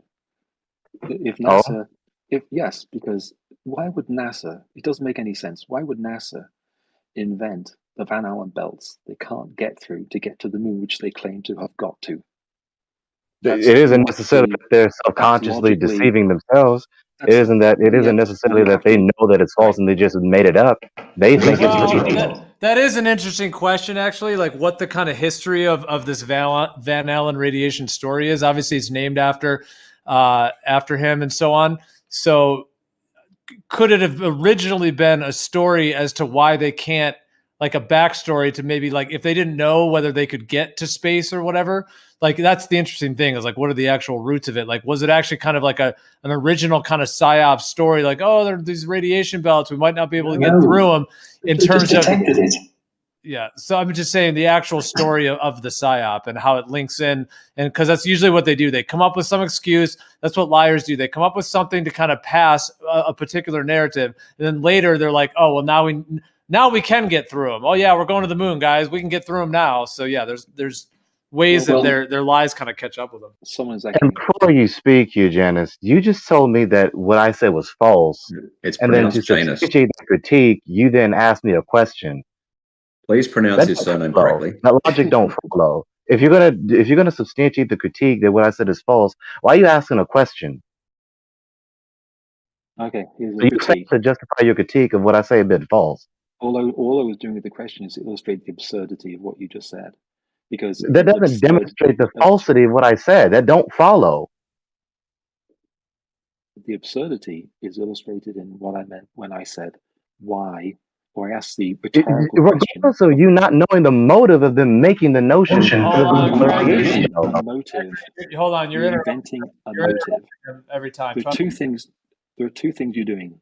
One is you're just inventing a conspiracy, and then you're just labeling everyone in this. You're just basically just accusing everyone of being a conspiracy. I didn't do that. Like that's so disgusting. That's such a disgusting If I did misrepresentation. that to It's you, I'd be ridiculous. muted in about 10 seconds. And earlier, Geo muted me because I did exactly what the claims are on your side that you do. So let's get to specifics. What you said about NASA. Okay. First of all, dude, what are you talking about? You got muted for slandering someone. Why are you now bringing that in? Listen, he just asked you. This is so weird, dude. You just said that you just put on him that he said everything is a conspiracy. Gregory never said that once. Thank you. Let me get to the specifics. Let me get to the specifics then. NASA didn't say they couldn't get to the moon. NASA said they went to the moon. NASA didn't lose all the data. They didn't lose the technology. You're quoting from a video. That's Don Pettit, a video that you watched probably about 7 or 8 years ago. You're just simply quoting that video, and you've incorporated it into your mind as if it's true. Sitting on the pad right now is a rocket that's going back to the moon. So how could they have lost the technology if there's a rocket called Artemis sitting on the pad? Good God, the fallacy of presumption. Enough with this man. My God. You're like when I appeal to the words of NASA, when I quote NASA, therefore it's false. You quote NASA, what you say is true. When I quote NASA, it's false. Bro. You're quoting a video that you saw about 6 years ago, dude. Get over yourself. You're quoting a video you saw probably several decades ago. So what? If NASA lost the technology, so what? What's the point? Is sitting on the pad right now? What is sitting on the pad at Kennedy right now? If they Who knows? What? What's sitting on the pad? Tell me, Hugh. It's a rocket to go to the moon. Oh. Calm down, dude. Calm down. Oh, really? There's a rocket on the pad, huh? Did they? So the misquote you pulled from Don Pettit like 9 years ago, by the way, that you saw in a video probably about 6 or 7 years ago, it doesn't somebody really played a clip. Somebody played a clip. There's a rocket on the pad right now that proves that they didn't lose the technology. What else you got? Ridiculous. You're this fanboy. You haven't given one argument yet. You just repeat the narrative that you subscribe to without giving any premises to critique what I'm saying. You have yet to give an argument to justify your critique once. Not once. You're parroting. All you did was just negate. You just deny the veracity of what I said when I'm quoting NASA. Okay? I quote NASA, it's false. You quote NASA, it's true. You're misquoting. This is arbitrary just negation of the veracity of what I said with no justification. You're a clown. Okay, you're a fool. Listen to me, fool. If NASA lost the technology, what is sitting on the pad ready to go back to the moon? That's a good question. I wonder why they said that. One guy said that. You take the quote out of context and then you apply it just basically. So how many people must say it for it to be true? So an astronaut, an astronaut, that one astronaut, his word isn't sufficient. So how many people got to say it for it to be acceptable to you, Hugh Janus? Janus, for fuck's sake. More than one, and more than one. It has to be more than one. How many? Well, for example, again, you said earlier that they lost the technology. They didn't. You said earlier that they destroyed. How many? You dodged in the question. How many people would it take to tell you it's a globe for you to believe it? You just simply deny it. You pull a video. How many persons got to say what Don Pettit said in order for that to be true? What is sitting on the pad? If you see, you're dodging the question, man. Get out of here. I'm not dodging the question. I already asked the question. You answer it again. Ask it again. Because you said more than one. How many? More than one. So if two people said it, that would be fine, right? Just move on. Move on. If two people said it, that would be fine, right? What's sitting hell arbitrary is proof that what you just said about arbitrary technology is bullshit. Hella arbitrary. So an official member of NASA, the spokesman of NASA, at least at that time, an astronaut says that, and you just negate it because it's just one person that said it supposedly. As though it wasn't told by other persons to say that, as though there wasn't a notion that was held by the other members in NASA.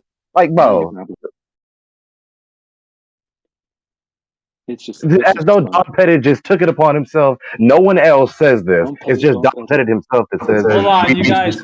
technology. Gregory, hold on, Greg. You got to back up a little bit because it's hard to hear. Like every time he responds, you talk over him. Like just try to go back and forth because it's really hard to make. It's hard to make out what's being said. We're just trolling each other. It's all right. Amazing. It's amazing how you let these people in, bro. It's like so one person. Don Pettit, just one person. Like, do you really believe that's the case? Do you really think it's just Don Pettit himself, just one man out of all those thousands of members of NASA, is the only person that said that and holds that to be true? Find someone else. Yeah, we have the guy. You're just going to abandon rational inference to save your globe. Someone else that you didn't see in the YouTube video. Yeah, we do have someone else. Huey, we do have someone else. I don't know what his title is, but he would be the one that wore the shirt, black tie, and he's in control. He had the waistcoat on, okay? We saw in a video. He actually said that we don't have the machine to run the videos that were lost. Yeah, that's still part of the data that got lost. He also agrees with that. Okay? Somebody in here is a mean master. They've destroyed the machine that can play it back. Right, Jen. Can I not finish? No, can I not finish? So I can't even finish. But you're talking about data. We're just conflating So he all would different actually- things and piling them in one pile. So Q, you're not gonna let me finish. But why don't you look at the post that I posted 1 minute past the hour? Mr. Porogovsky, okay, who is he's a manager of all the science projects dealing with the actual rocket itself. Yeah, he said that the rocket didn't have the payload, that's the Saturn V, to get them to the moon. Right? He's actually part of the propulsion expert. Read it. It's only very short. Well, that's lovely, except the only problem is there's a follow-up to the abstract. There's two of them. Well, that's in the past. Let's talk about the present. There's a rocket. Well, you said you just negated. You just said, this is a clown. You're a fool. Yeah. So. I mean, are you keeping him here to get the views? I mean, if that's the deal, then that's cool. I mean, it's your channel and shit. But like if we're trying to have an honest dialogue in here, that's not an honest dialogue. That's not an honest retort that Hugh just gave to Jen. Dude, all you can do is call people clowns and say that everything they say to you is dishonest or in some way unsafe. Jen just gave you a quote from a professional, and you responded saying, you just negated the meaningfulness again. You just negated it. That's bullshit. That's what you said. That's your critique. That's your rebuttal to what Jen said. Yes, 100%. 100%. Because if they lost the technology, do you hear that, Gio? 100%. Me saying that's bullshit is a valid rebuttal to what Jen just quoted from a NASA professional. From how long ago? Really? You're going to quote? Because it was so long ago, supposedly. Are you going to bring because it was in the past, therefore. So by that logic, Hugh, we can just disregard the Apollo landings, right? Because it was that was way longer than the quote that Jen just said. We can do that. That still won't be flat. Yeah, so by that logic, so yeah, the Apollo didn't happen. Bullshit. NASA's a liar. There you go. Yeah, you can say whatever you want.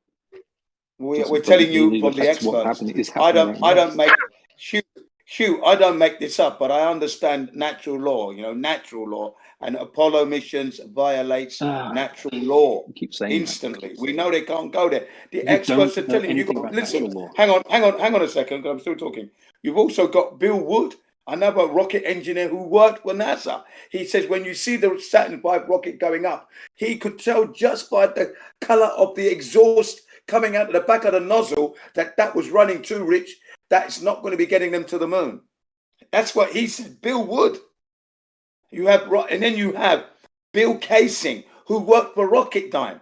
He had a grey pass, which allowed him every facet of NASA. There was no way he couldn't go. And he said he saw a myriad of explosions and failures. He knew that it was a big undertaking, and he came to the conclusion that there was no way he was looking at a moon landing. No way. Especially as the LEM, as it came to land, there was no exhaust plume coming out. It would have blown the dust everywhere, 6 ways from Sundays, to quote him. Right. And my last point here, 5 more seconds. Then you have the lunar Ascent module. That's the one that supposedly took them back to the lunar command module. Yeah, there should have been an exhaust plume there as it took off. All you get is sparks, and then this thing's just moving up. No exhaust plume. So Bill Casing says that would be impossible, and he worked for Rocketdyne, where they make the rockets. Okay, you carry on believing. Yeah, you carry on believing. I'll carry on living reality. You can pull all this whatever out of thin air if you want to. Yeah, it's not thin air. It's not thin air. You can do all that, Jin, but condescending hand wave garbage. Yeah, that is a condescending hand wave, dude. That's not even.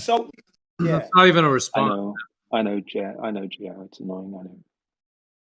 Yeah, you should be muted for that. That's a bannable offense. That's it. Ban the man. Yeah, that's right. Dude, you're crazy. Well, sometimes these discussions go into like a kind of courtroom style debate, you know? So if it's in that, then, you know, that's when it's like, yeah, I mean, if we were going to, you know, to moderate it that way is different than just an open discussion. Yeah. You know? Gio, I prefer the courtroom standard. Gio, I prefer the courtroom standard. That's what I prefer. Much better. I mean, what is the point? Like, why keep this kind of man in here? I mean, the point of this room is to dialogue unto the truth, right? To have some sort of edifying dialogue. But he's demonstrated every time he opens his mouth, he's just going to give this unjustified, arbitrary hand wave. He's just going to wave his hand, and your position is just done for, just because he gave an arbitrary wave of the hand with his condescending British accent.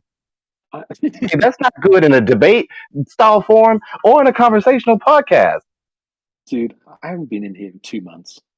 I'm in here one day.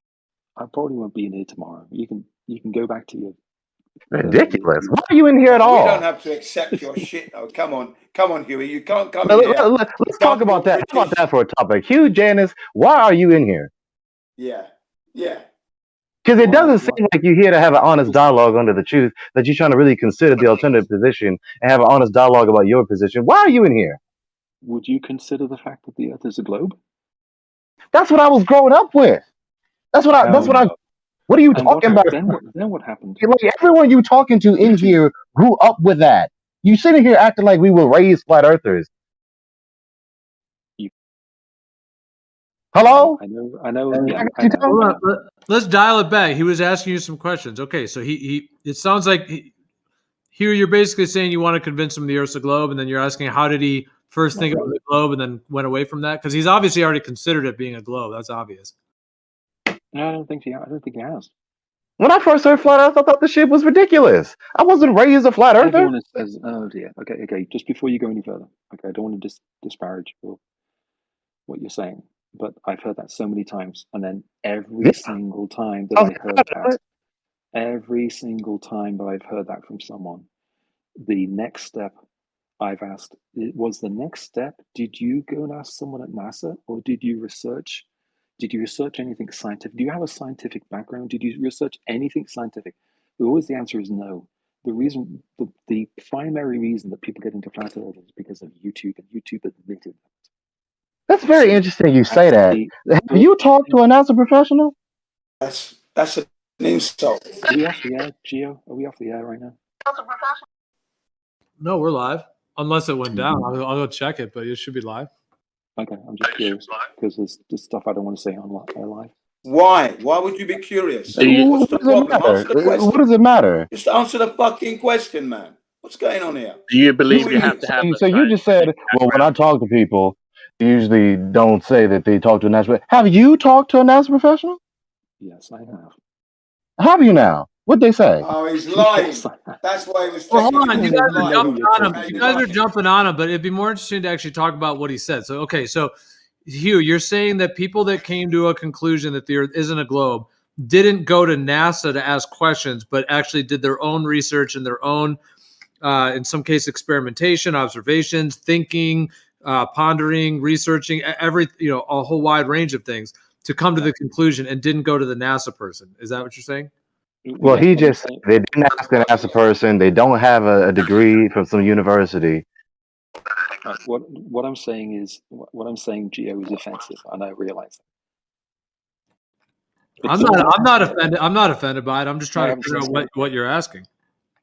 I haven't said it yet. Oh, you have another offense? Okay, you have a... I don't mean to be offensive, guys. Yeah, I'm offended to the core. I'm offended to the core, and I will not contain my anger. I am offended to the core, and I will not contain. I will unleash, and you will have to bear it. Okay, well, it's like a level of bigotry. It's almost like saying to somebody who, like, let's just say they were in like a religion and then they got out of it. It'd be like going to them and being like, well, did you go to the pastor first and ask him? You know what I mean? Like it's just sort of just like that. Isn't it? Is it not fair? Why would you go to the priest of the religion that you're breaking out of to ask him if you should break out of it? If you're thinking for yourself and breaking out of it, why would you go to the leader? I mean, is that how much you trust authority? Like, is that you just go to your authority and then they tell you, nope, sorry, we're right, and then you don't think for yourself and you just bow to the authority? Well, no, because what you're doing is you're doing with the extremely condescending and insulting accusation that when people analyze flat Earth, they don't and conclude that it's BS, that they're not thinking for themselves. That's the conclusion that or is it? Shall I ask you? Is that the conclusion you drew? Because I didn't say anything about that. No, I didn't. Okay, but you're saying that when you find flat Earth, it's because you're thinking for yourself. Then the alternative to that is that if you conclude that it's not true, then you're not thinking for yourself and you're sheep and go along with the mainstream. Okay, can you hear me out? The vast majority of people. Can you hear me out? The vast majority of people who believe NASA hasn't talked to NASA, and they don't have a degree from a university either. Yeah. Like your criterion, can you hear me out yourself. Can you hear me out now? I mean, Hughes, some may say that, but I'm not particularly saying that right now. I'm not calling everybody sheeple or whatever. I'm just saying in general, if you're in a world where, okay, it's a globe, it's a globe, it's a globe. All I'm saying is that if someone's in a process of thinking outside the box, for lack of a better term, thinking in, yes, independent from the globe system, independent from the globe rhetoric, the globe information, to start the paradigm. Yeah, in a different way. It doesn't mean that people in it are just totally sheep. I didn't necessarily. I mean, some people might say that, but I'm not necessarily saying that. I'm just saying that if you're in a process of breaking away or questioning the globe or skepticism, whatever it may be, yes, you might. I'm sure everybody's seen stuff from NASA and has heard professionals from NASA. So of course that would be considered. But you were making it sound like that you can't break out of it unless you go and talk to NASA and be convinced by NASA of the thing that you're already questioning. Yeah, you have no justification to believe the dominant cosmic paradigm unless you spoke to NASA and got yourself a degree in physics. Right. Can you now hear me out now, Hugh? Can you hear me out now, Hugh? Well, basically, I went to school. Can you hear me out now, Hugh, please? You're going to tell your story. I went to school. I went to 1960, went to school in the 1960s. We learned about the globe, okay? NASA goes to the moon. Now, they show us pictures of Earth, etc., etc. Now, I took it as a gospel that the Earth is a globe from the teachers. I carry that through my life because it's being reinforced. Now, I'm not thinking for myself really there. I'm deciding to trust the authorities who are, as far as I'm concerned, know more than me on the subject matter. So I'm believing what they've told me is true. 53 years later, it is brought to my attention. Now, bearing in mind, my experience for the 53 years has never been globe, never seen the curvature of the Earth, never experienced curved trajectory at all when I've flown in planes. So, but I'm not realizing that. My eyes are wide shut, so to speak. Then it's brought to my attention that what about the lack of curvature? What about the lack of spin? And then I wake up and think, yeah, that's right. Oh, and then the moon landings were a hoax. Let me have a look at that properly. Oh, yeah, they were. Fuck. Do you know what I mean? And then I start to look. So hang on a second. I'm nearly there. Then I'm now beginning to think for myself because, right, let me check everything now. Now I double check everything and now I find anomalies, holes, lies, and deception. I have the right now to think for myself and question what NASA says. And not forget, NASA, some of my information comes from NASA, comes from the astronomers, the astrophysicists, and the experts, theoretical physicists, okay? They tell us it's impossible to go there. So we know that the Earth is indeed not a spinning ball, and I know they can't go to space. I know this. There's a problem with that, Jin. The problem is that you're lying. I mean, listen to that. Now you're being The man, Hugh, can discern the thoughts and intents of the man's heart. Yeah, come on, dude. Your total answer to that is Jin's lying? Come on, dude. He just told the story. That was his experience. That's his story. Why would you just disparage that and just calling him why are you not calling him a liar? What's the validity of that? He's projecting. What you said is false, Jin, and you're a liar because I said so. Because you disagree with my beloved NASA. He is projecting as a liar, so he's calling someone else a liar. Let me ask him a question. Do you think that you have to have a scientific background to know if the Earth is round or flat, or got to be some kind of expert? No, you have to have some. Well, you have to have basic common sense. Basic common sense is not a science or a science expert. Common sense. Hey, common sense. So which of your senses do you utilize to come to the conclusion that the Earth is spinning? Really, common sense, bro. Are you done?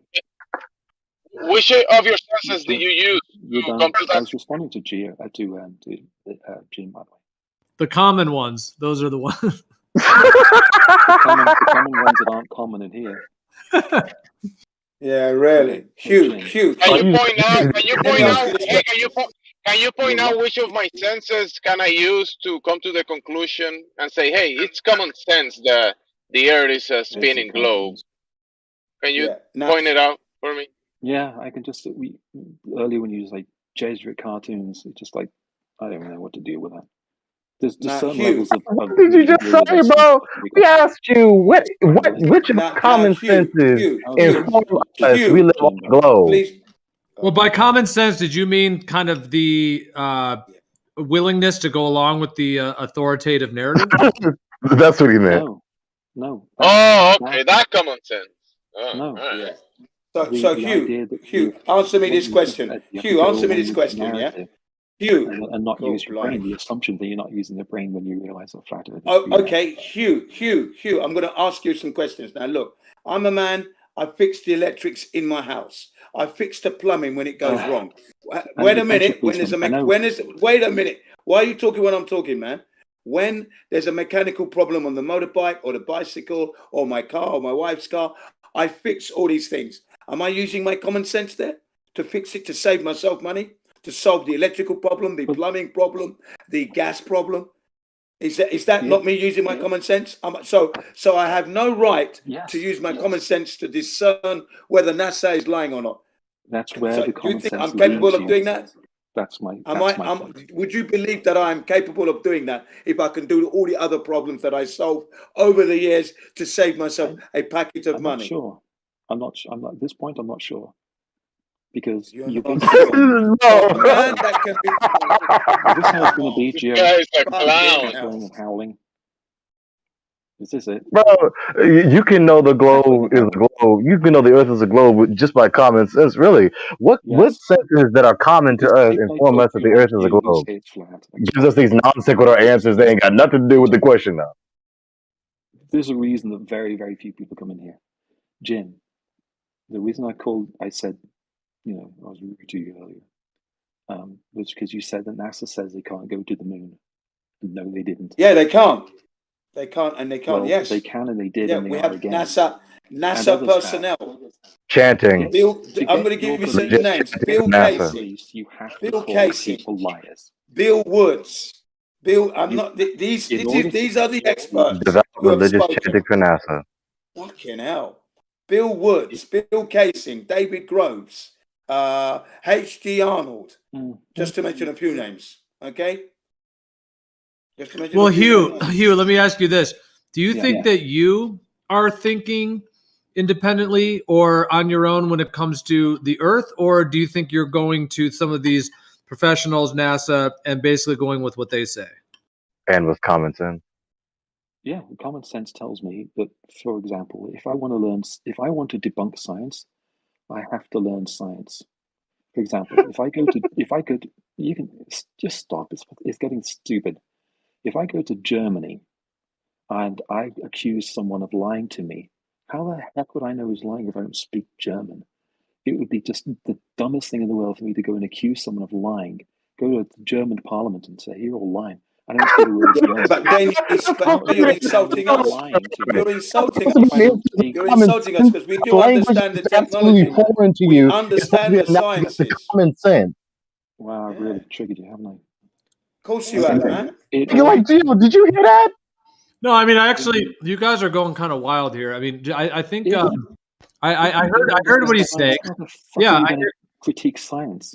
Well, he's kind of trying to use an analogy. It's a problem. Well, like when I take my car to the dealership to have it worked on, I'm definitely trusting, that those guys are going to do it correctly, because I'm not.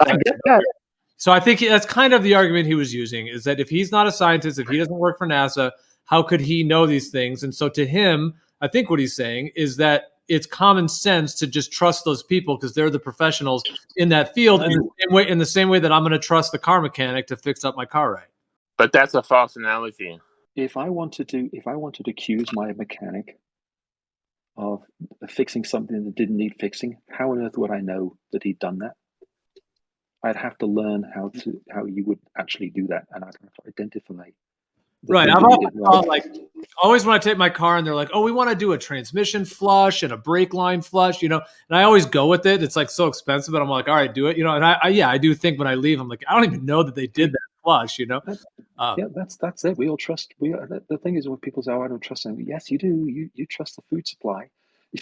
Yeah, and in that case, I'm willing to admit that I'm not necessarily thinking for myself. Now, in a way, I am, because I'm choosing to think that I'm choosing to trust him. So in a way, of course, I'm making my own choices in my life, who I give my money to, where I take my car, etc. So in that way, I am thinking for myself. But in another way, I can also admit that I'm kind of just going along with, okay, it's a dealership, it's a reputable dealership, it's with this, car brand, and they're professionals and so on. So I'm also willing to admit that I'm kind of just, in a way, I'm treating them like an authority on cars, and I'm trusting them. And part of me is giving away my independent thinking because, like you said, if I was really independent thinking, then once I get the car back, I would maybe, try to figure out that they actually did, I would test the fluids or whatever to make sure they did it. So in a way, I'm just going with the flow. And it's not really reasonable to have to learn. I get that analogy. I mean, how could you possibly learn cars and then you go to the dentist and you have to learn dentistry to make sure he's doing your fillings? That's what I do. That's what I do, though. Hugh, that's what I am.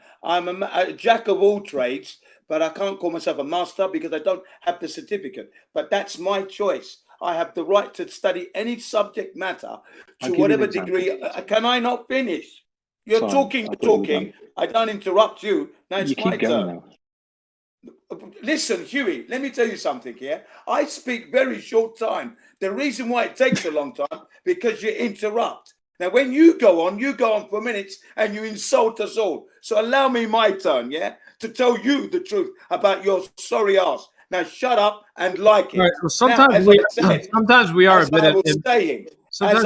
bit impatient. Yeah, go ahead. As I was saying, look, I have the right to study any subject matter that I deem fit to whatever level I deem, okay? So when it comes to NASA, number one, believe this, I understand natural law. And I understand the rocket science and how rockets work and how they cannot. I haven't finished.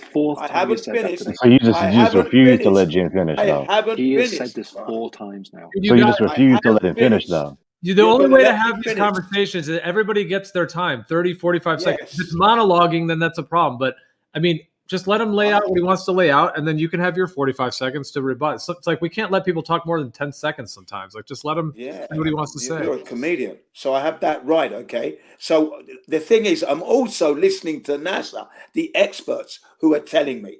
So I understand that rockets cannot work in space. I know this.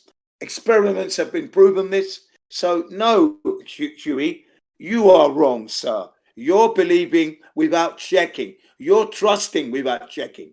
I do my own maintenance on my car, so I don't have any problem. My car's 26 years old now. No problems, okay?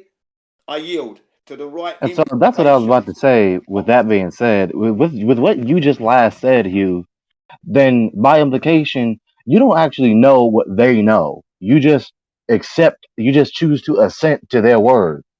Yeah. right. As an adult.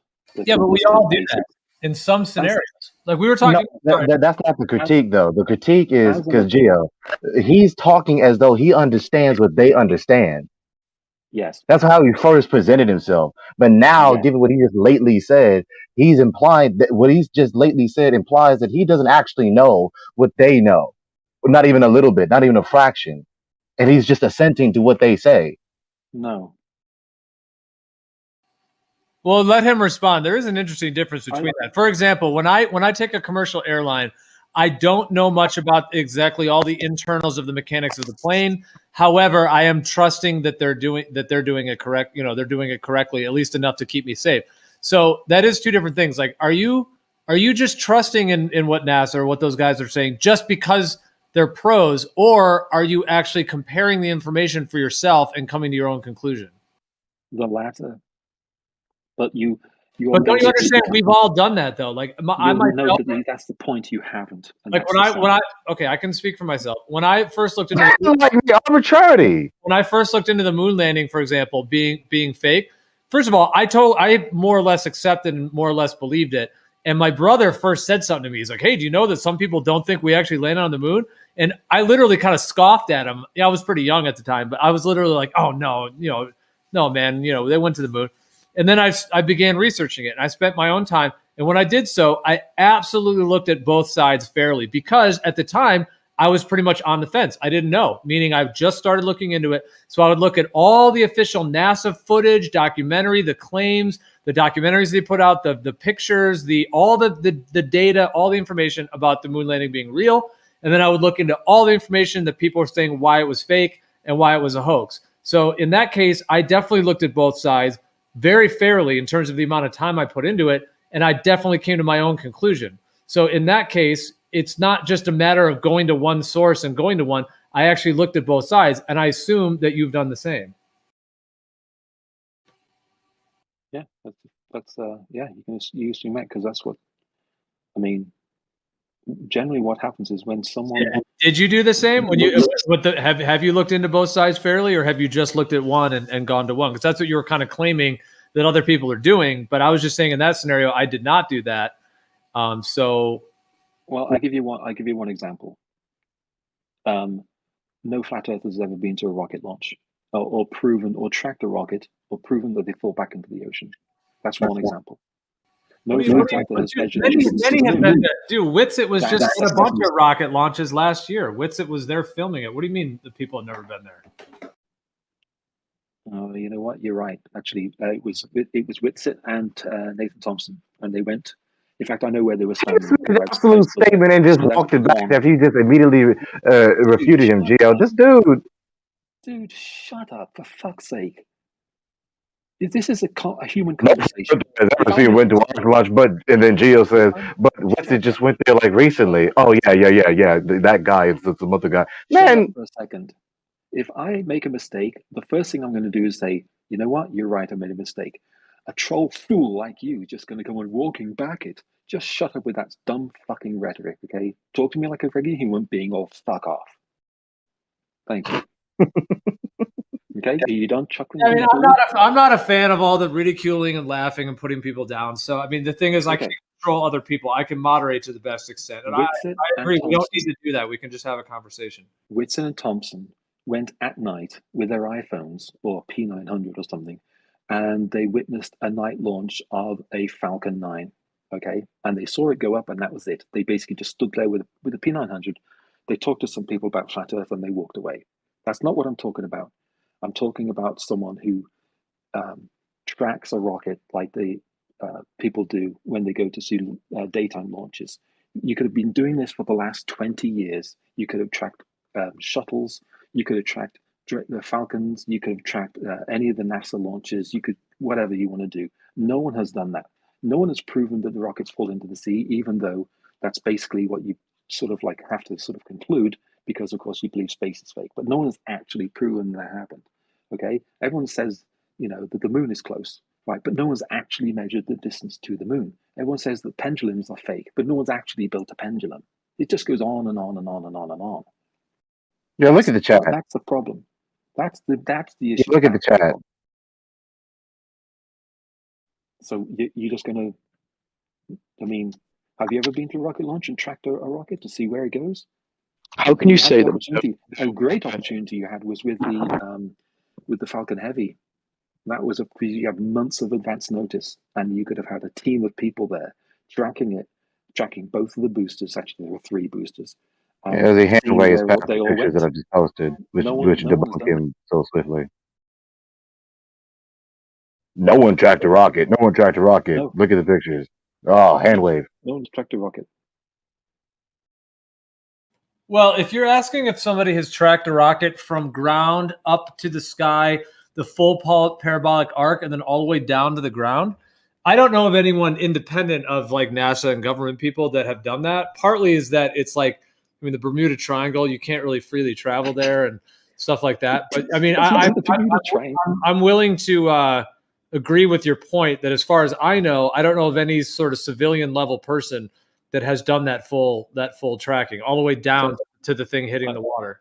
I just got to be honest to you. If I believed that NASA was lying to me, and the things that I could check that within my capability of checking, I'd have a team of people, and I would make sure that the rockets actually do go where they say they go, and they are capable of going where they say they go.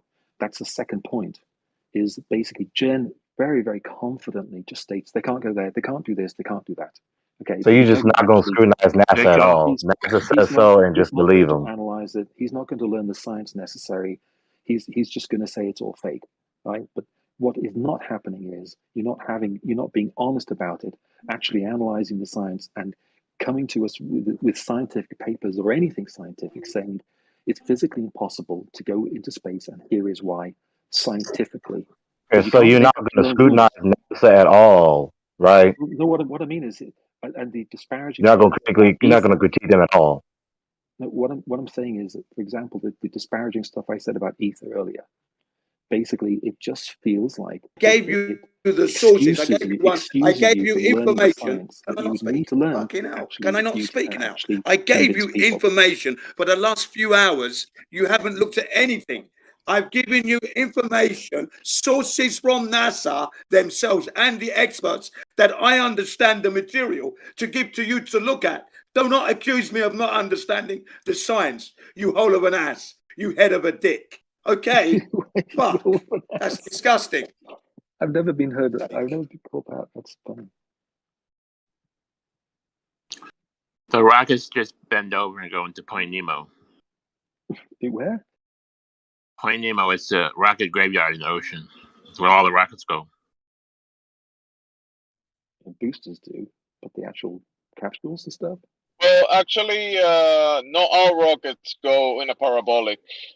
I witness. I mean, like, this room is an opportunity for him to scrutinize NASA, and every time a critique has been levied against the ACP, the academic cosmic paradigm, including NASA, he just hands wave it all. He just repeats what NASA says. And then thinks that's the refutation to the critique of NASA. Right. Like, are you going to scrutinize NASA at all? Are you going to critique NASA at all? Yeah, and the one way I did it is I learned how NASA does what they do, and I talked to NASA people. I went to Kennedy Space Center, and I spoke to NASA scientists specifically. What'd you learn? I learned that there is no reason to assume that travel into space or into orbit is impossible. There is no physical law that you're not breaking any known laws of physics going into orbit. For example, the speed of the rocket. The rockets are fully, and if you just run the numbers on any of the rockets, Falcon 9, SLS, STS, any of the rockets, and just analyze what they're capable of, you will never in a million years conclude that they're incapable of reaching orbit. Okay? What was their argument? Now, here's the thing is, in all the time that you're going to believe in flat Earth, or whatever you think about NASA, you are never at any point going to do that work to find out if really it is possible to send a rocket into space. And what was the argument? Because you have an a priori commitment to the idea that space is fake. So you're never going to do the work. It's like, I'm trying to ask you about what you're talking about. You just whistled past my question. What was their argument? What do you mean? What was their argument? Again, you believe that NASA can't fly a rocket to space. What was their argument? No, I think it was kind of another. It was another strawman thing. You're trying to say that somebody just has a priori wants to think NASA's fake, therefore X, Y, Z. Who are you pinning that? Who are you pinning that on? Did anyone say that about themselves? I mean, that's not what it was for me. I didn't just wake up one day and say, "Oh, I'm going to decide NASA's lying." It was a long journey of all kinds of research and all kinds of factors. Right, but there's stuff missing. There's stuff missing from this alleged research. That's the problem. The stuff missing. So can you give us some information here instead of being devout in your critique and ridicule of our position? What was their argument to justify their assertion that it is ridiculous to say they are not capable of flying a rocket to space? What's the argument? I just explained what the argument is. If you look at the rocket and run the numbers, you look at the weight of the rocket, the power of the rocket, the number of rockets attached to it, etc. You know, when you look at all the data, look at all the information, there is nothing in there that anyone familiar with any type of scientific principles of flight, okay, are going to look at and say, no, that thing will never reach space. You can't say that about the Falcon 9. You can't say that about any of the rockets that currently go into orbit or have supply missions to the International Space Station, or any of the stuff that they do. You're not analyzing any of it. You're not looking at any of it to really actually find out if it's possible or not. You're just saying it's all fake. But the more significant factors of that supposed event being possible, let alone occurring, depends on the natural law, right? The laws of physics, correct? What about the laws of physics? What specific laws of physics did they specify to elucidate their argument to make it clear that it is possible for them to send a rocket to space? What laws? Laws of motion. I mean, the fact that if you have a rocket of a certain size, a certain weight with a certain payload, okay, and you've got a certain power from the rocket that enables it to, it's the same as a car, right? If you've got a 10cc engine in your car and it's a Corvette, right? You can't get up a 10-degree curve, you know what I mean, or whatever. You know, you can't get up a steep curve. The engine's not powerful enough. Anyone that knows anything about engines, and I'm saying 10cc because I know that's not powerful to get a Corvette up a hill. All right, so if you apply the same principles to rockets, and I did this like 4 or 5 years ago, so it's not even something I've got in my head anymore. I'd have to look it back up again. But when you look at the power to weight ratio of the rocket, you look at the payload it has, you look at where it's going, the speed it has to go. The Apollo rocket, for example, quite capable of traveling the speed necessary to go into orbit. The STS, right, was quite capable of going into orbit. The Falcon 9, quite capable of going into orbit, and its booster comes back down, etc., etc., etc. Right. I looked at requires all the belief. None of them break any laws of physics. Belief on that. It requires but then belief. You just say it's all belief. It requires belief for yourself. Because I've posted from the experts, Hugh. I've posted the experts. Yeah, that's fine, from NASA, Jim, but you're not telling you that the Saturn V rocket could never have made it there. It was a lie. Bill Casey, Bill Woods. It's not a fact I'm not accepting. They are the experts that I have to listen to and then look at the technology myself. And together with that, my knowledge and what they explained to me, I know that they're correct and that the Saturn V rocket didn't go to the moon. It didn't get anyone anywhere near. It was a glorified fireworks. That's what it is. They say a missile and a rocket are 99% the same. Okay? They don't go to space. That's false. Okay. When you say stuff like that, it just proves that you don't know anything about how you could get into space.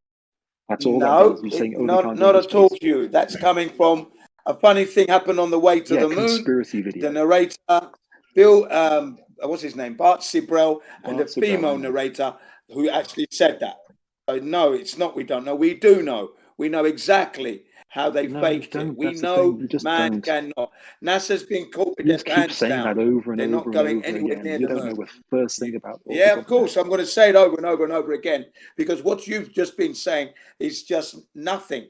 You offer no evidence. For example, let me finish off.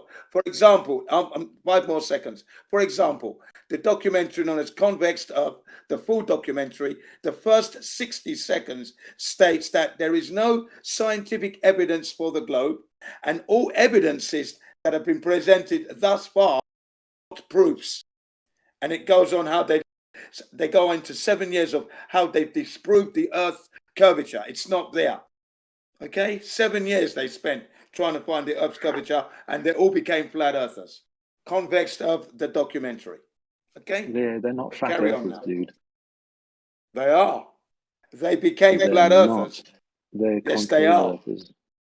I mean, I kind of feel like what you're doing. No, they're not concavers, dude. It's called convex. I explained that earlier. Those guys. I keep missing that. I'm sorry. But anyways, it doesn't matter. But I don't want to go back into talk about that documentary unless you. I know. Really want to. I feel like we gave that more time than. Yeah, we did. But anyways, that is warranted. But no, it is kind of an interesting thing, though. Actually, there's some good things in it. But anyways, I feel like what you're doing. Like, let's just say, I'm not trying to link heliocentrism to a cult when I say this, but I'm going to make a sort of link to that. If there was a cult and it had its teachings and its ideas and all that stuff, now, and let's say its teachings were wrong, they were deceptive or whatever. If a person was on a path of truth and was going to break out of that cult, they would have to question it. Maybe they're ridiculed. Maybe they're going against the grain, whatever it takes. And yeah, they may choose to go and ask the leaders of the cult, like, well, what about this and what about that, and try to get more of the cult teachings. But if they're really breaking out of it, then they're going to have to go against the grain, and they're going to, at some point, come to their own conclusions, whatever that journey of truth is for them, whether it's research or their heart, their intuition, whatever, all the different things that we put into everything we do in our lives, and how everyone functions differently within those categories. And they're going to come to a conclusion, or if they're breaking out of the cult, then they have to go through a whole process of breaking out of that. And it kind of sounds like in that analogy, I guess I am linking that to heliocentrism in a way, although I'm not doing it in like a critical way. I'm just, that it's a belief system and that it's a system of thought. And then you're kind of saying that because the person didn't go to the cult leaders and just get indoctrinated or kind of imprinted into the cult, that somehow they are lesser than. That's where the bigoted thing is in your position. Like, they're lesser than you. They're not intelligent. They're not smart enough, just because they're not doing it in the way that you think they should do it. I don't think the way that you're proposing that you did it or claiming to have done it is an honest way to do it. And the same goes for Jin, just saying, you can't go into space. No, it's impossible because this guy said so or whatever. I mean, no. Because the simple fact is, and I'm going back to this because it's basic.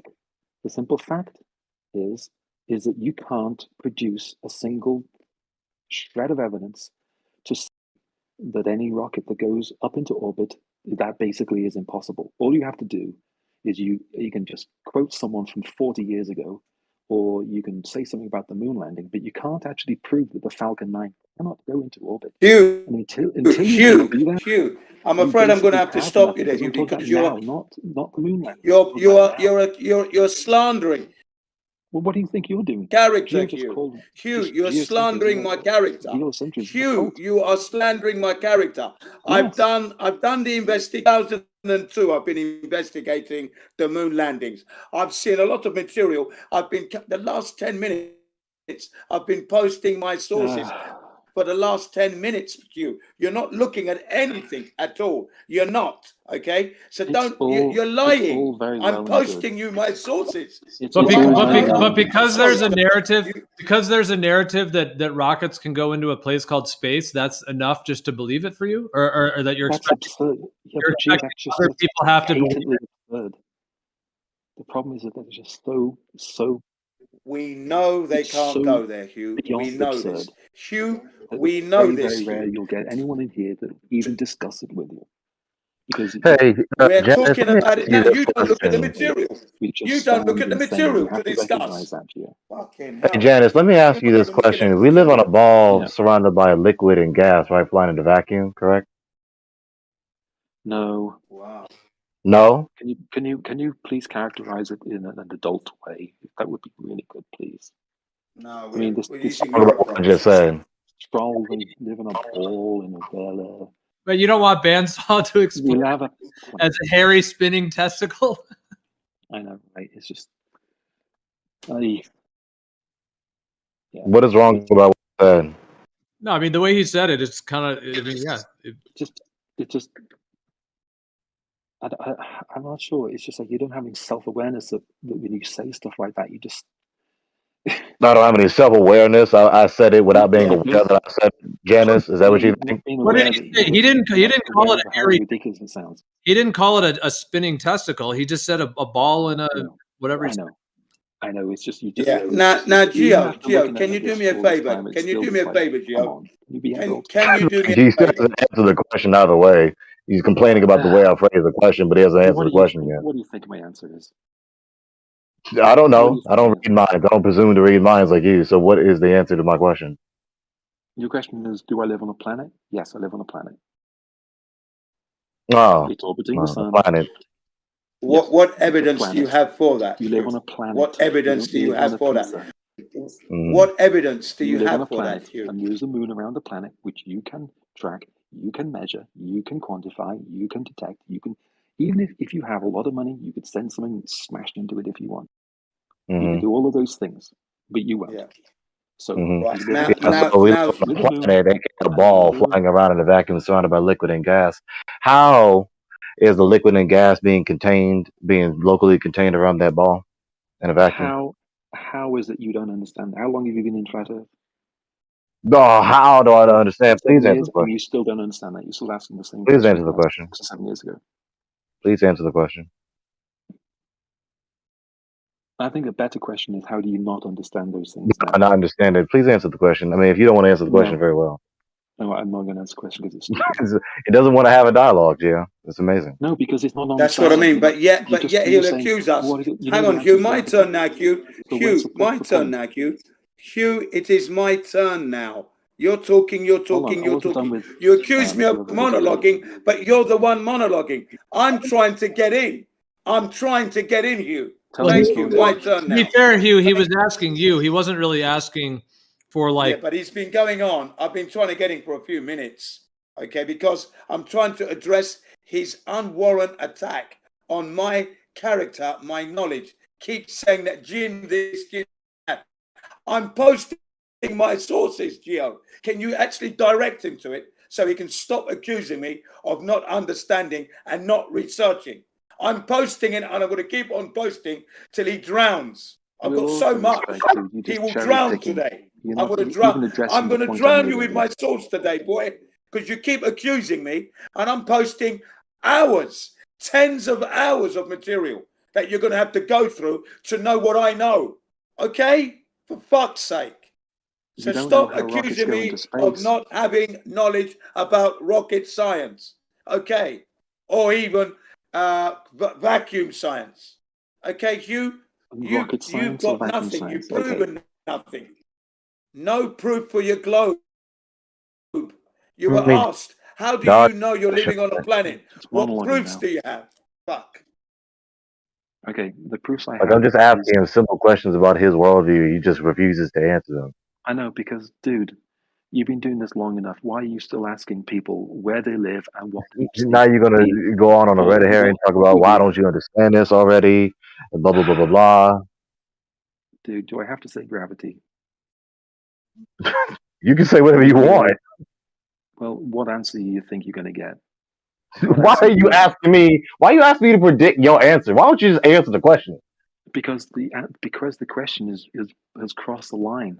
The question's just crossed the line. Yes, from sensible into stupid. So asking you how the liquid and gas around the ball is flying around a vacuum, that's a stupid question. Wait, Hugh, let me ask you this. Hold on. You've never asked that question before, and no one's ever told you. Are you assuming? Hang on. Are you assuming that he has to assume that you just believe everything that's the mainstream story? Is that what you're doing now? No. It's like you're ridiculing him for not assuming that you. That rhetoric is pathetic. He's asking you what you think.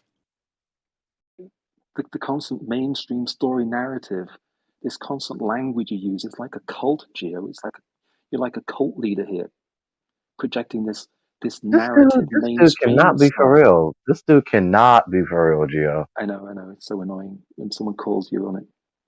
I know. Jen does this constantly in Jen's channel. I don't know if you understood what I was saying. What I was saying is that I know. You didn't want to answer his things because you were assuming that he had to assume that you were just going to say whatever the mainstream thing is. No. But actually what he was doing was asking you what you thought. No, what he's doing is he's asking a question he's probably asked a lot of other people before. He already knows the answer. So what's the point? We live on a planet. How do you know what I already know? Like, how do you know this stuff, though? It's not my first rodeo. How do you know what I know already? And how I just met you tonight. Because it isn't my first rodeo. And I know what I basically it's like predictable. Like Gio, he is sitting here claiming to be a reader of minds, my dude. I can just predict flat earthers what they say.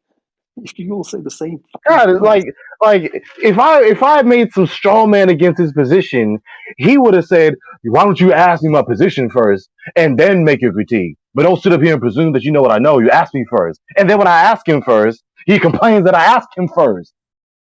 Like, bro. Okay, we live on a planet. Every planet, everything has gravity. Even small things have a tiny bit of gravity. The cause of gravity is the same as the cause of magnetism. It's not really understood. So they make stuff up. And when they look out in the deep universe, oh, wait a minute, that doesn't really match up with our gravity. Let's call it dark matter. And so they made up dark matter to account for the fact that what they see in the universe doesn't make any sense. Okay, fine. But what is gravity? Gravity works. I just said the cause of gravity isn't known, but the effects of gravity is very, very, very, very predictable. Okay, what is gravity itself? I just said the cause. You didn't. You told me what the cause of gravity is. The cause of gravity is the apparent attraction of mass to mass. Mass apparently attracts mass. How? No clue. How do magnets work? We have no idea. Science is in its infancy, really. The real science that we know now, the Einsteinian type of analytical stuff, is really, really young. So we're clueless on a bunch of things.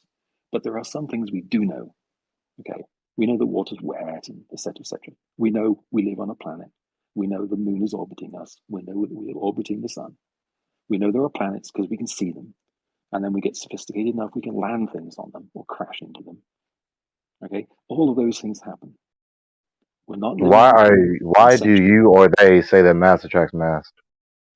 Because, well, they don't have any other really. They don't have a good explanation.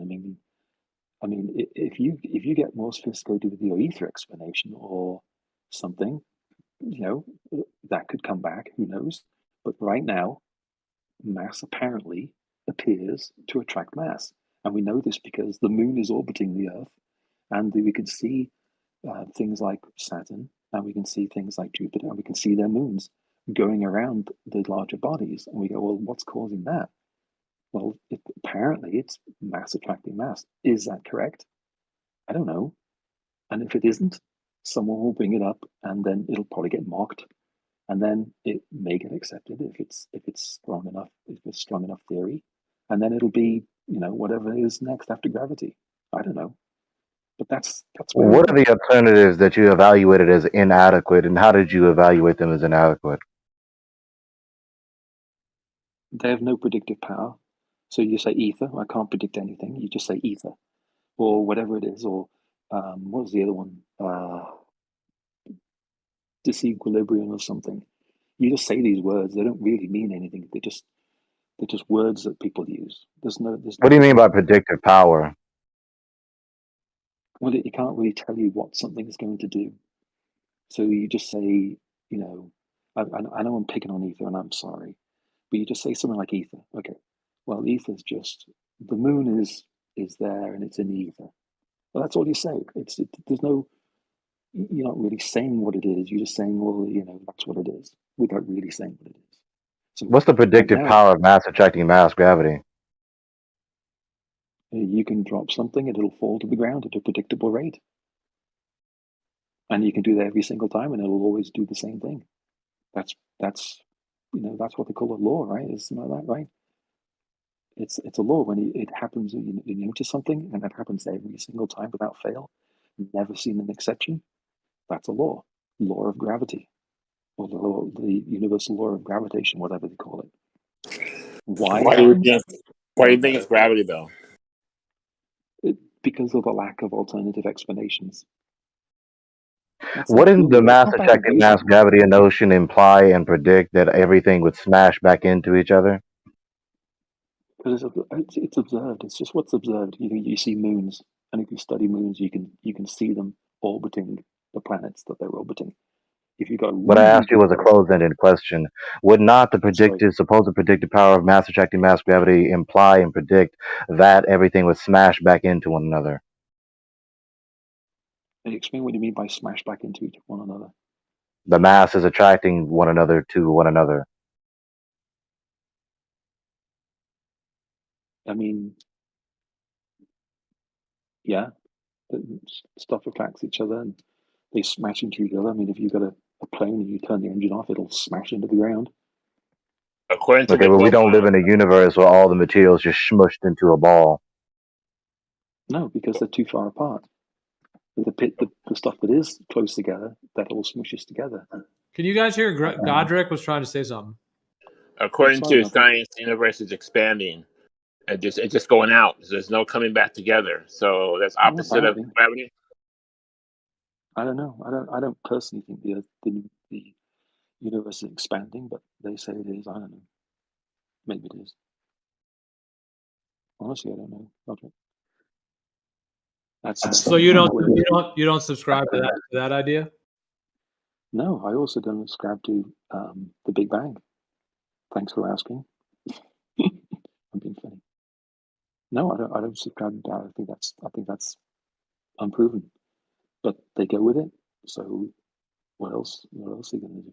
They gotta stick to it. So no Big Bang, huh? Nope. I mean, I don't know. How do you know they're too far away? Well, if you've got a body that has a certain size, it's going to have a predictable pull, like the sun, and so you can be really far away and still be pulled in by it.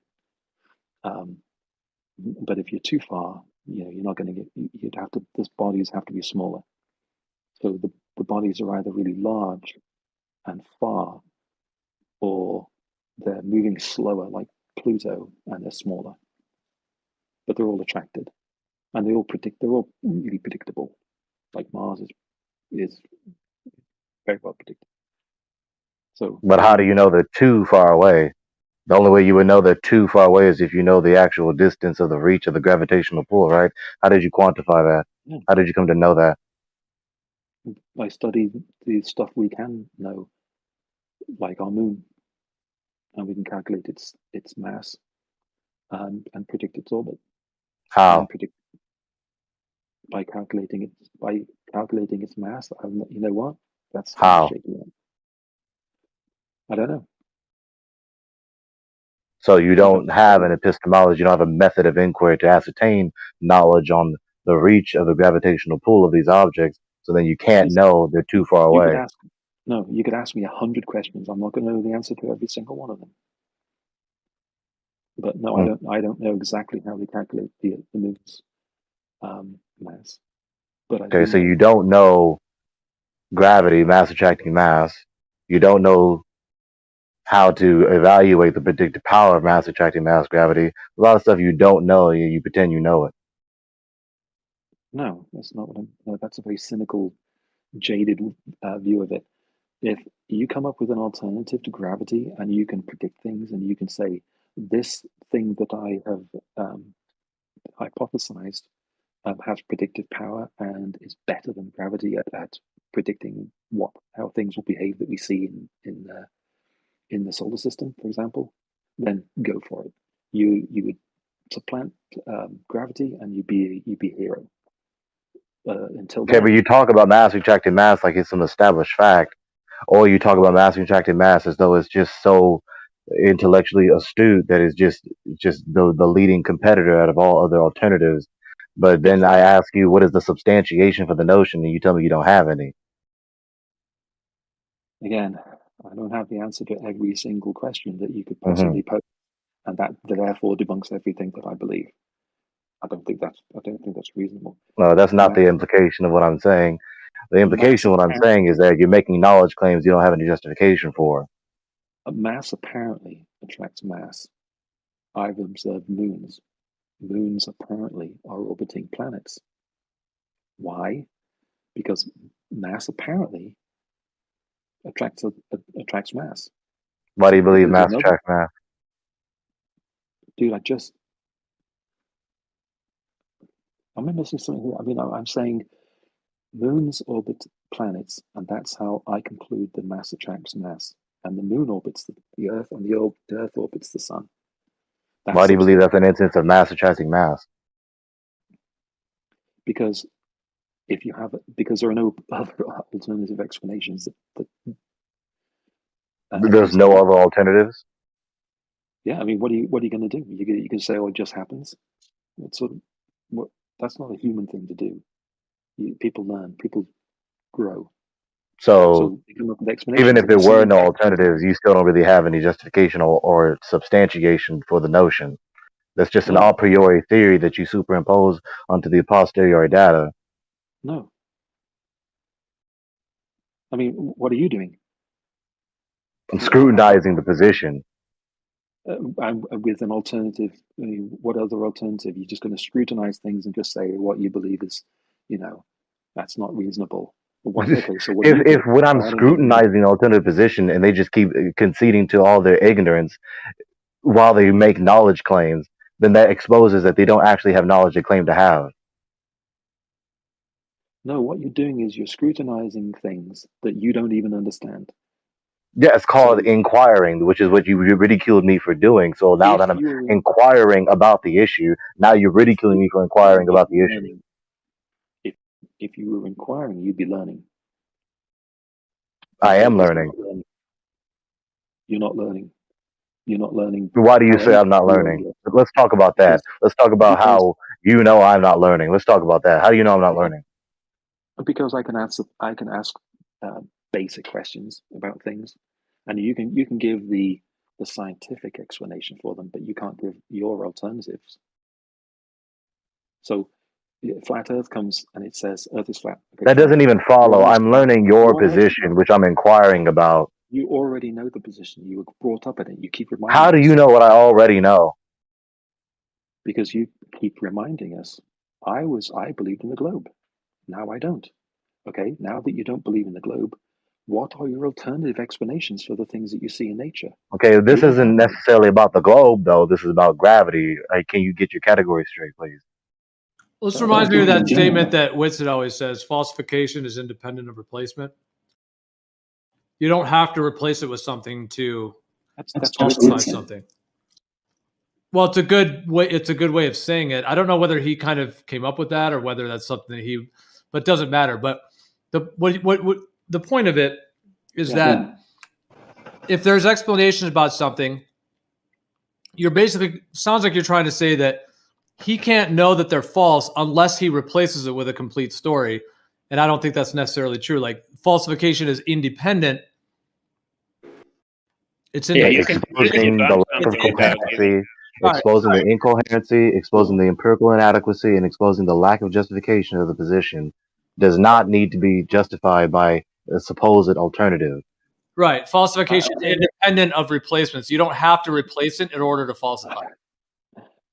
I would just call that naysaying.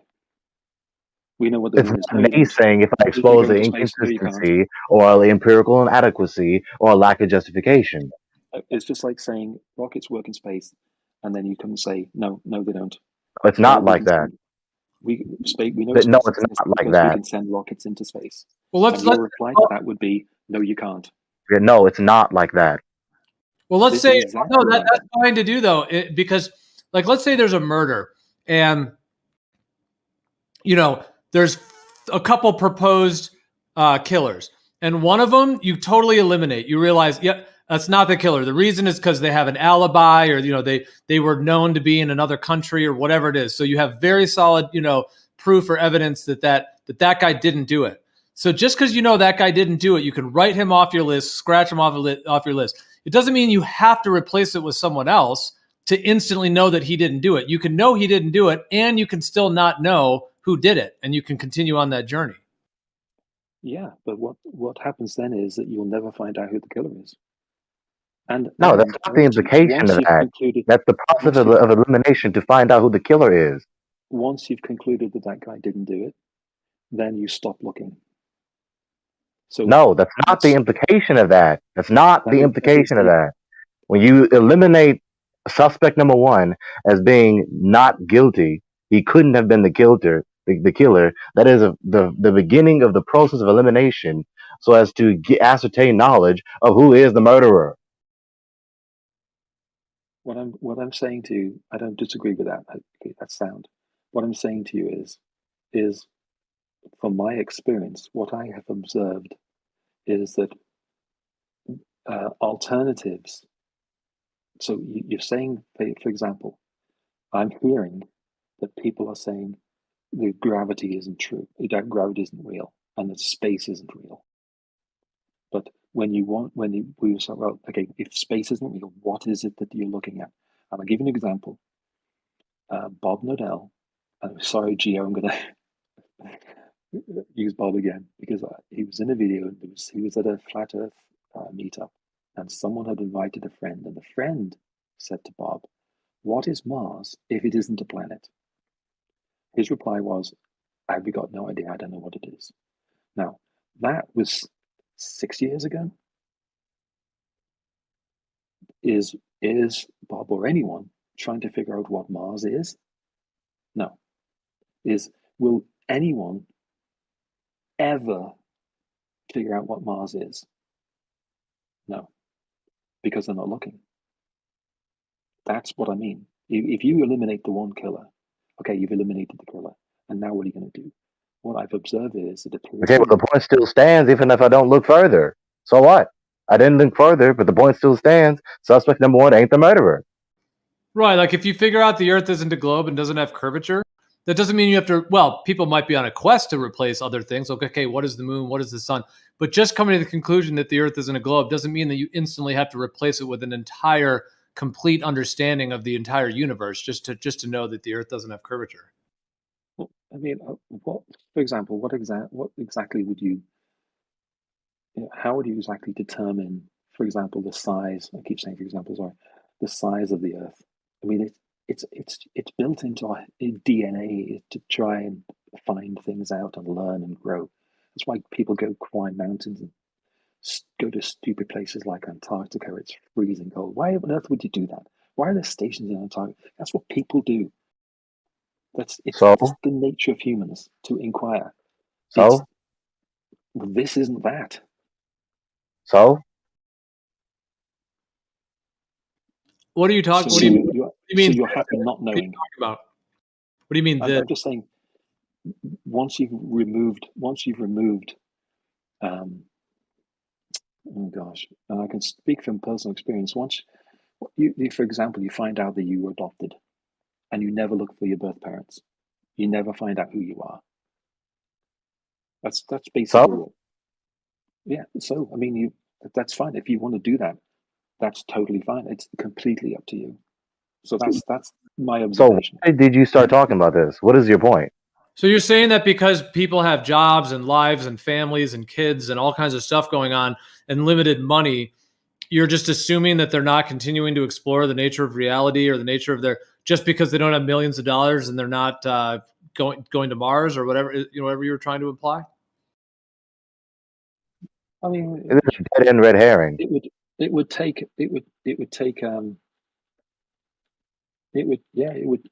to me to replace. Yeah, I mean, you're right. You don't have to replace it with anything. You can just say Earth is not a sphere, and then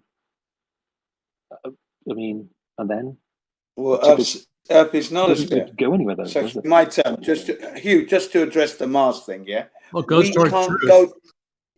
Hugh, right. Can you hear me? I know you can hear me, Hugh. Yeah, go ahead, Jim. When I'm trying to get in, you've got to keep room. You've got to share the mic, Hugh. Right, you're eating the mic. Now tidy up. Now listen up. Go ahead. Right, basically, with the Mars thing, Hugh, we can't go to Mars to know what it is. We need to go there to confirm these things. We can't do that from here in our armchair or in any lab. We can't. It's not possible. We don't even know what the moon is. That's true. We don't even know what the moon is. You know why? Because the environment space, we can't go there, according to the experts. That's not true. It's impossible, right? It's impossible. We haven't gone to the moon. No man has left Earth in a machine and landed. Don't interrupt when I'm talking. You talk, now it's my turn. Shut up now. You will like it. No man has left the Earth in any machine and landed on the moon. It's impossible. One, because God, the creator of the Earth, didn't give us the permission. Two, the experts have told us how it's impossible to go through there. How did they manage to overcome the obstacles, the radiations, the cosmic radiations, cosmic ray particles, the vacuum of space? These things have to be overcome, and they had nothing. The experts within NASA has let us all know that it's not possible. They didn't do it. It was faked. Stanley Kubrick told us it was faked. Okay? I yield. Now, the reason I asked you those questions, Janice, is because your subscription to the NASA narrative presupposes that cosmic paradigm. So I scrutinized the cosmic paradigm to see if you can withstand scrutiny. That's the justification test, which is testing for the empirical adequacy and coherency of the paradigm. When you answer those questions, the vast majority of the answers that the answer that you gave me to the vast majority of my questions was there is no alternative. But then when I asked you how did you verify the one that you subscribe to, you say I don't know. So you conceded to ignorance. You conceded to nescience, to ignorance, in order to justify the notion that you subscribe to and to justify your critique of the supposed alternatives. So you don't have any justification of the paradigm you subscribe to, including the narrative in which NASA says the cosmic paradigm actually is a thing in which the narrative occurred. Okay, well, that's all lovely rhetoric. The problem with that is it's not rhetoric, it's the honest position. When I originally studied things like gravity, it was like a decade, 15 years ago, when I first started, I first discovered people believe in flat Earth. There's stuff from there that I've forgotten. So no, I can't just like, boom, give you an explanation for everything, but just to say that's based on ignorance. I mean, what have you got to as an alternative to what I've got? You got even worse. I don't need an alternative to justify my falsification of yours. No, you do, because your falsification. I don't. No, we don't. No, we don't. In the chat. It simply doesn't follow. I don't need to substitute your falsehood that has been demonstrated to be false in order for my falsification to be justified. Except it hasn't been demonstrated to be false. You're just naysaying. It has. You're just saying, been proven. No, you can't do this. It's naysaying. I just itemized a number of premises. Everyone heard you, and you're on record conceding to ignorance to answer my questions to justify your paradigm. Now you're just projecting and negating with no justification. Exactly. That's not even true. It's true. That's your position. That's what you've been doing all the time, and you admitted it. We've heard you. How that exactly happens? Newton didn't agree with mass attracting mass, by the way. No one knows why mass attracts mass. So then you have no justification for the notion. No one knows how mass attracts mass, therefore you have no justification for the notion. That's false. I mean, that's lovely rhetoric, but it's completely have no right to perpetuate it as a truth or a belief. It's not bullshit. You're bullshit. It's eloquent bullshit, but it is bullshit. Hold on, haven't they you're moved on from Newtonian? Aren't we on Einsteinian gravity and not Newtonian? That's right. It doesn't matter. Right. It doesn't matter, because when I ask Hugh about his position, he's going to give his answers, and the answers that he's given is demonstrated. He himself conceded to ignorance. We don't know. So then you have no justification for your knowledge claim. But let him answer. Is it Einsteinian or is it Newtonian gravity? Let him answer. Yeah, you could repeat that, but basically, if you talk to any scientist, mass apparently attracts mass. It's as simple as that. Yeah, it's an a priori theory which they have no justification for. No, that's false. That's a lie. We have unjustified negation retort. It's an appeal to authority. So what's the justification? Authority? What's the justification in your understanding, Cavendish? That's one, and the observed universe. The fact that I can observe planets and moons. Well, that's all just begging. Orbiting those planets. That's just begging. Just begging the question. That's not making the question. It's the definition of it. You're just asserting. Your alternative explanation is don't look at the sky and there are lights in the sky. If gravity is true, If gravity was true, wouldn't all the planets stick together like grapes? What? Right. What's the justification for your a priori theory? Or just look at the physical phenomenon. Stick Okay, I together brought like up some grapes. Latin. Oh, sorry, I brought up Latin. Now it's Latin, everything. What's that, Godric? If gravity was true, wouldn't planets all stick together like grapes? I asked that question earlier, Godric. What did you say? No. I said Does that, it mass no, of course they won't. Why? Yes, How mass would that attracts not matter. happen? How does it push? How does it? Oh, dark matter? Is that what you're evoking? Dark matter pushes it away. Gravity pulls it towards it, and pushes it away. Is that what happened? Godric. Just fill me in. You're right. Okay. I said I don't think dark matter is a thing. I think what scientists have done is that they have the gravitational constant of the universe, which is measurable locally. But when you observe things in the distant universe, it doesn't work. So they have to come up with an alternate. They have to come up with an explanation for it. So they invented dark matter. Wait a minute. I'm beginning So the to like a priori notion of mass attracting mass gravity does not work in their own paradigm. Let me clarify. No dark matter, no Big Bang. Yeah. I'm beginning to like you more and more. There's Thanks, hope for you. Godric. I like that. I really like this. You're not 100% narrative. You're kind of have your own ideas. Yeah, dude just told us that they coined dark matter and dark energy because the a priori notion of mass attracting mass gravity does not adequately account for the posteriori data. That's what we So say. therefore, it's incoherent within their own paradigm. We have you don't have to even say playing ground. That's exactly what we say. Just because I said it. Like you just conceded that their paradigm lacks justification, lacks substantiation, and is not even coherent. I'm not conceding anything. What I'm saying to you is that if you have an honest conversation with someone in the sciences and you talk about gravity or you talk about magnetism, you'll get two admissions if they're honest.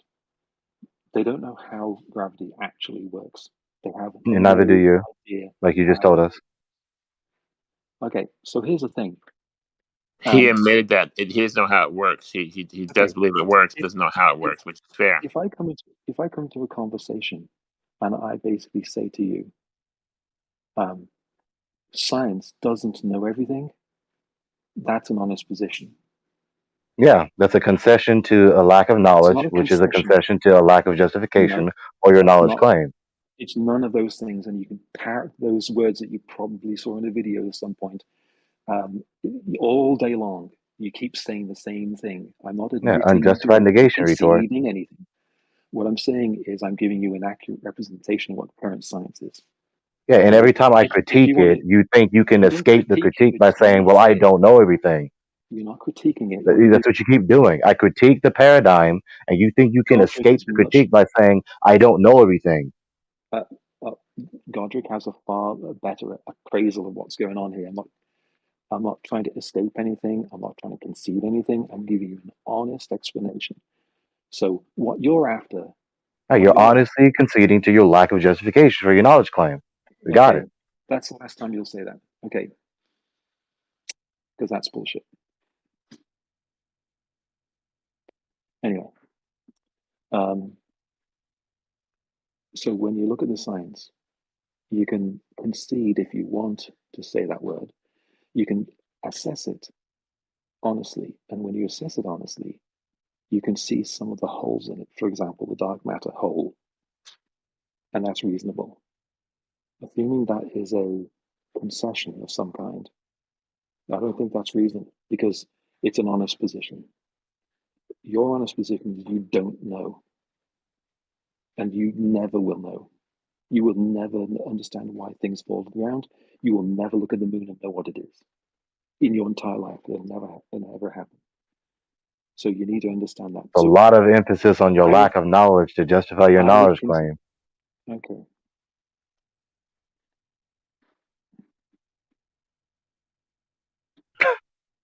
Yeah, you're just a fool. All right. Can I ask you if you believe in divine creator? You know what I do is I don't take a position either, because it usually goes down. that road, and then it's just all about, well, what is God and who is God and who created God. And blah, blah, Would blah. that be agnostic then? No. I said I'd state a position so that it doesn't go down. So no position. Okay, that's fair. I'm just asking. I'm just wondering. I don't remember if you do. I think you do. I don't want to know, but you do take a position. I've seen debates with you, Godric. I think you're a smart guy. But Thank you. Flattery. I know it'll get me nowhere. All right, hold on. Well, I appreciate that you say that dark matter not really, and don't really know why gravity's happening, and Big Bang not really. I mean, if you ask them, and here's the thing is, when we were talking earlier, and I talking about NASA and asking NASA people, that's where I got that from. Okay, and did you ask them any questions to test the veracity of what they said to you? Assuming they're all liars, you treat them like human beings. Did you ask them any questions to test the veracity of what they said to you? Really understand gravity. Let me say it a different way. Can you confirm anything that NASA's doing from where you are on Earth? Seeing that, I'm assuming you don't go into space or into the ISS or into rockets. Well, the key thing I said earlier is you can learn the science, right? You can learn how rockets work, which I've done my best to. I'm not, it's stuff that still, a lot of it still baffles me. But I can learn the basics, and it doesn't not add up. You don't ever get Okay, well, let me ask you. Okay, so I went to see Chris Angel, and that motherfucker walked on water. They're right in front of me. Okay, I seen a similar thing with David Copperfield. He made the Statue of Liberty disappear. Okay. So I'm gonna ask you this: is it possible that it's a smoke and mirror show, that they're doing a trick on us? Even though the science works and the math works, I'll give you that. But is it possible, since we can't confirm it ourselves, that we're trusting NASA to tell us what these things are in space because we can't go there ourselves and we can't confirm them? Is it possible they're tricking us? Is it possible, even if it's a small percentage? Well, I mean, I'm going to be honest and say, oh yeah, of course it's possible. Yes, it's possible. Okay. But okay.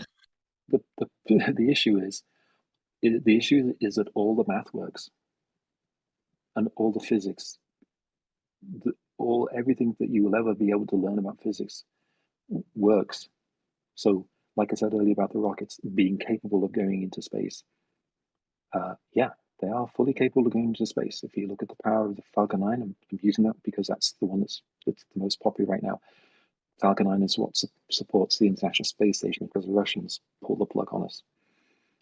So, number one, the math working, supposedly, quote unquote, does not substantiate the notion that the rocket left the Earth into a sky vacuum.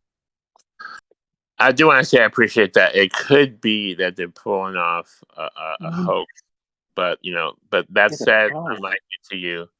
Understood, but it's not 100%. I mean, since we can't go there, it's not 100%.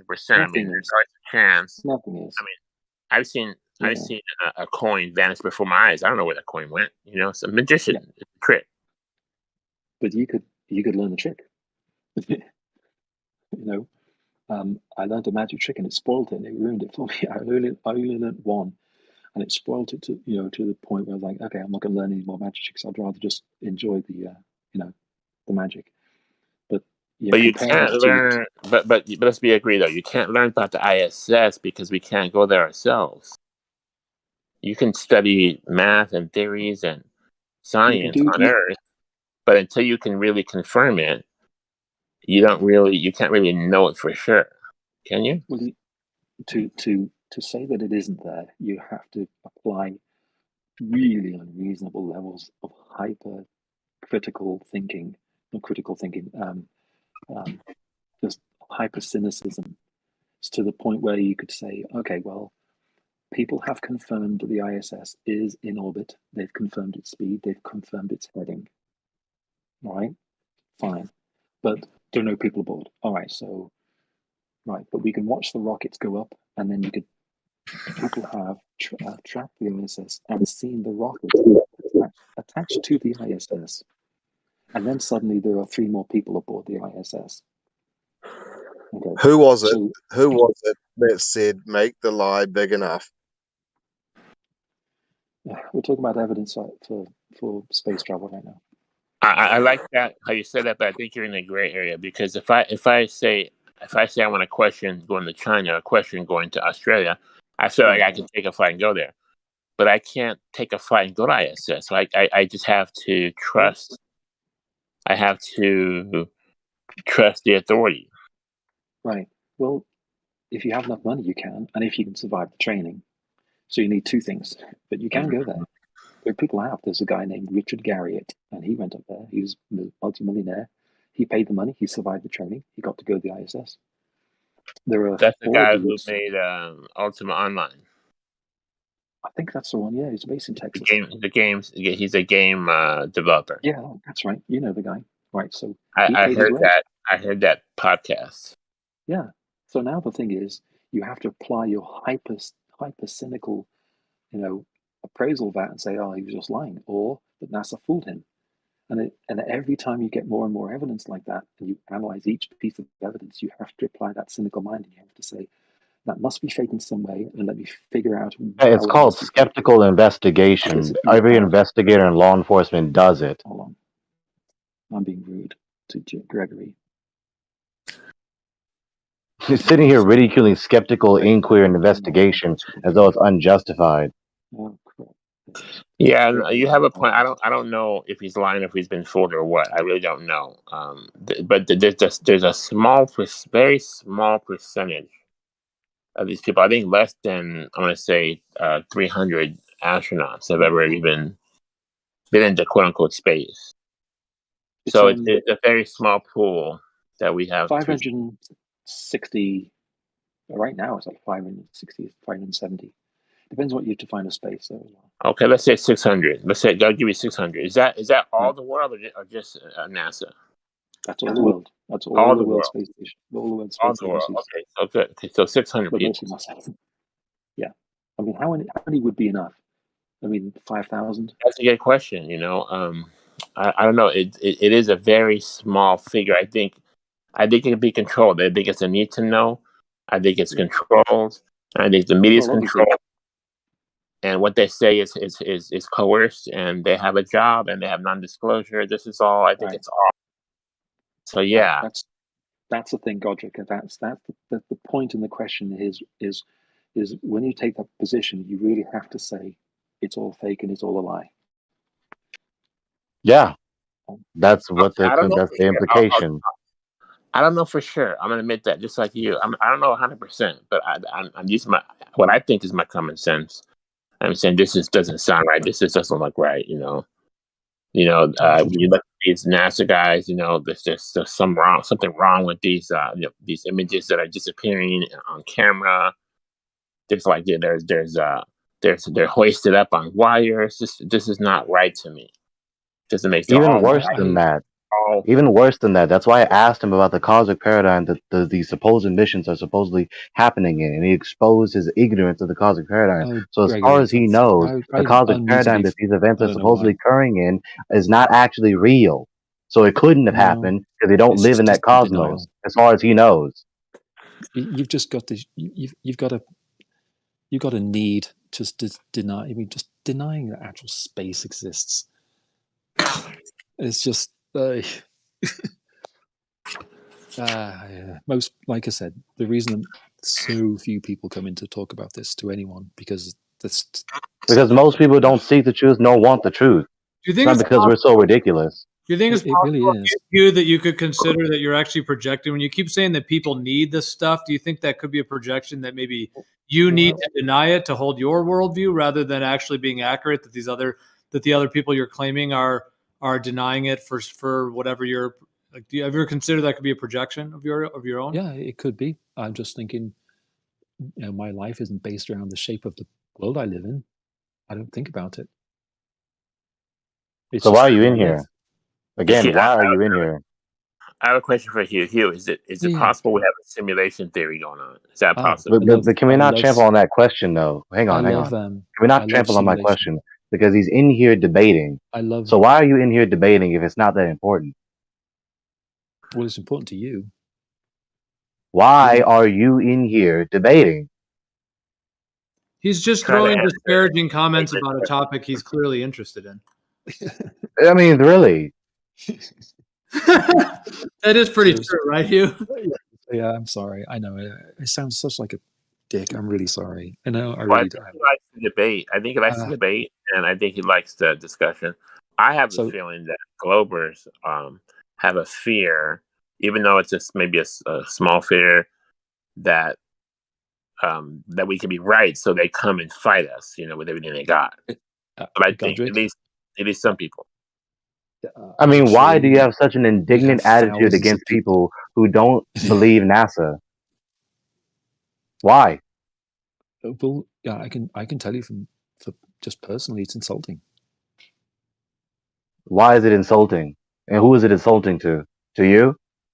Yeah, it's insulting to me personally, and it's insulting to people that I know personally. Why?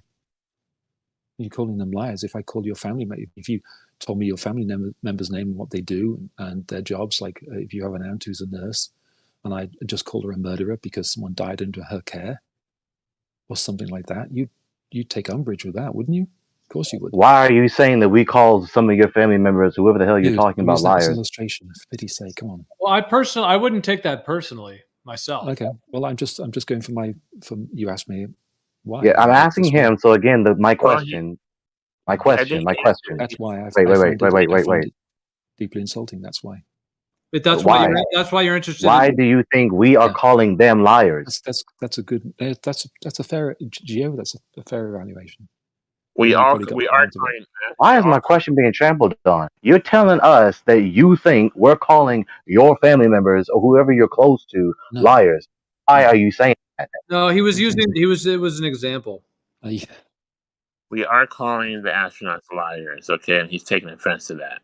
Am I correct? He said he took it like what he said is clear. He said that he's offended at us not believing NASA because we're calling them liars. Because he's close to some people who I guess work for NASA, and so then that would mean that we're calling them liars. Why do you think we're calling the people you're close to liars? That's a very good question, and I don't think I should answer. All right, well, hold on, Hugh. What was the original thing? Was okay? You were saying that you're offended that people have these other views. So, and was that the reason as to why you're interested in the discussion, or was that separate from that? I don't know. I'm sort of self-analyzing, right? I mean, I'll be honest, Gio. I've chatted with Bob Nadell. I've chatted with all sorts of different people. I've chatted with Jaren. I've chatted with Dave Wise. All sorts on either side, and there really isn't a good forum. I've said this before when I come in. I don't sound like I'm buttering your bread, even though I'm so antagonistic. But there isn't a really good forum where you could really discuss things in detail like this and get to the nitty gritty of it and motivations and stuff like that. We get emotional, and I get emotional, and I call names, and I'm kind of an emotional person. I can't help myself. But there isn't another forum where you can really sort of analyze it. And when I've come to analyze it, like right now, this moment, I'm like, yeah, I think I'm probably doing this probably because I find it offensive. And that's why Professor Dave, why do you think he's made those videos? Because Globebusters just crapped on him hard. And he was like, it's he's trying to do some payback. That's why I can understand. I don't agree. I think he's a jackass, but I can understand why he's doing it. So that could be my motivation too. I don't know. Okay, so my questions again, without obfuscating. Okay, you're offended because you're offended that we are not subscribing to NASA because that includes us having the accusation that they're liars. Okay. Why does that offend you? I'll ask you again. I already answered that question. Because some people close to you work for NASA? He's talked to them. He's close to some of them, and he feels like those are his brothers, and you're calling them liars, and he's offended. He said that already. Yeah, that's basically it. Well, you brought up that David Weiss, Professor Dave. Yeah. There was one part in that. Well, there was one part in it that maybe you were somewhat referring to. I forget exactly how it kind of went down, but there was a part where it was like Professor Dave was saying, to David Weiss, something like, you are, disgracing all of science, by having this different viewpoint. It's something to that extent, as if like, it was such an interesting level of projection. Like just because David Weiss has his viewpoints. Now, maybe he was talking about the fact that David Weiss calls people liars, or, calls astronauts liars or something. I don't know. But basically the vibe of what he was saying is that, just because David Weiss has the viewpoints that the Earth's not a globe and so on and so forth, just because of that, he's just doing this horrible disgracing and this, shitting on all of humanity kind of thing. I just thought that was quite a projection. I mean, it might show where Professor Dave's coming from, like, and it maybe taps into that same thing. Like he feels offended that his, science or reputable people or whatever are being called either not in the know or deceived. You hit the nail right on the head. Yeah, in other words, we're heretics guilty of blasphemy. Well, it's more the personal thing. It's where I think Professor Dave feels personally affronted because he knows a lot of scientists, and I know people who work in NASA and other space agencies, and I've worked with them. And then I mean, I'm just being honest. That's probably the motivation. Yeah, so the question still stands regardless of how displeasant the alternative position may be to you. The question still stands and the position still stands. Just because you don't like the fact that we don't subscribe and that our unsubscription from the ACP implies a lot of lying and duplicity and dubiousness and deceit and evil on the part of the people who are the dominant party promulgating the ACP, the point still stands. That's the problem with this generation. We just do everything according to our pleasure. We think our pleasure and our desires is the ultimate authority. If something displeases me, therefore it's evil. It don't follow. And if it pleases me, it's good. It don't follow. There are good things that displease you. There are good things that please you. There are bad things that displease you. There are bad things that do please you. Just because it's pleasant doesn't mean it's good. Just because it's displeasant doesn't mean it's bad. So the question still stands when scrutinizing the ACP, and the arguments still stand regardless of you not liking them.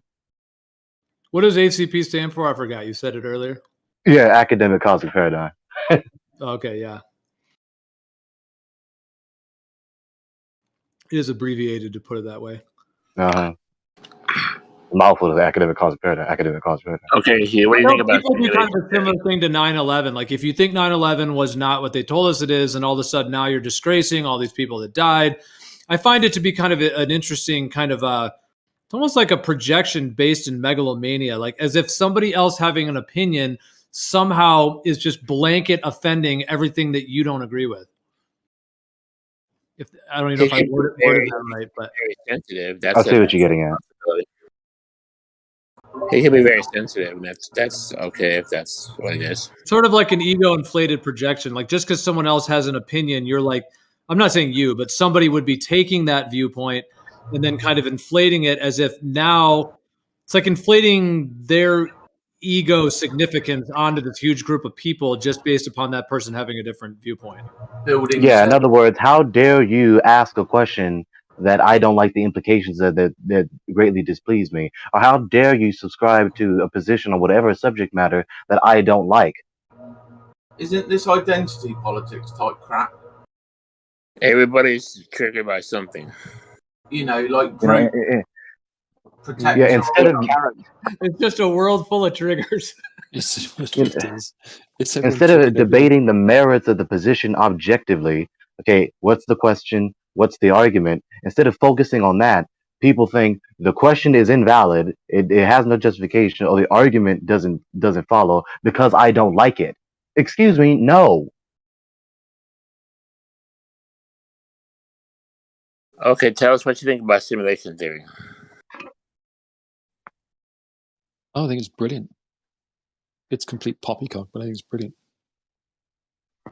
We can agree on that. Is it a narrative? Is it a hoax? Is it possibly happening? And we're in a computer simulation? It's just people with vivid imaginations. They watch video games, they've seen movies, and they think, could alternative universes and blah blah blah all that exist? Yeah, why not? That's it. But isn't Elon Musk a champion of science? I mean, half the things you've got to understand something. Half the things that dude says, he's trolling.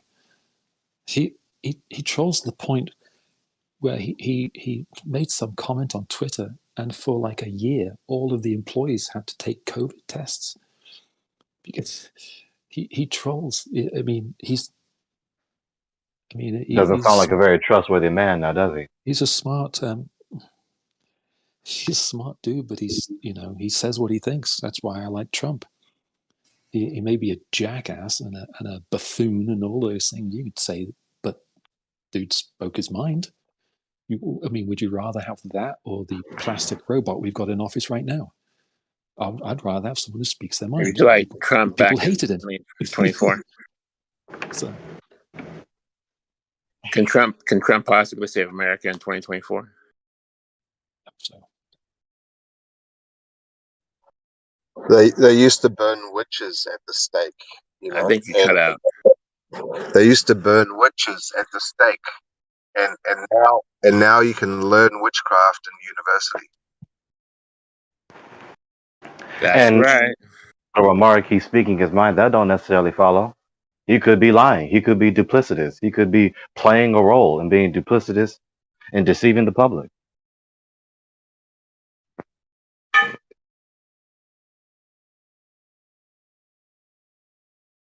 Yeah, we don't know for sure, right? Elon Musk does hold kind of a strange level of oh wow, it's like a guru based kind of celebrity thing where people just hang on his every word. It's pretty bizarre. It's sort of like, I guess he's like the poster child. Maybe that's not the best term, but he's sort of like he's a grand luminary. He's like the core kind of projection screen for all of the people that are into the believe that kind of ACP, as you said, the modern. Mm-hmm. He's the grand wizard. The one that everyone kind of has to put on a pedestal and like he's the first billionaire that's not a left-wing loony. I think like Bill Gates and the reason these guys are followed, Gio, is because the archetype. Jordan Peterson's talked about it before. We kind of, it's ingrained with us that we need a guiding light outside of ourselves. So because they're doing away with the vehicle of control known as religion, they're replacing it with scientism and other things, basically. Hey Gio, right quick, I gotta head. Everyone, thanks for the chat. Everyone I insulted, I apologize. Everyone insulted me. Go for it. I don't care. You guys have a good one. Thank you, Hugh. Good night. Yeah, you too, Hugh. Have a good night. Thanks. God bless. Good morning.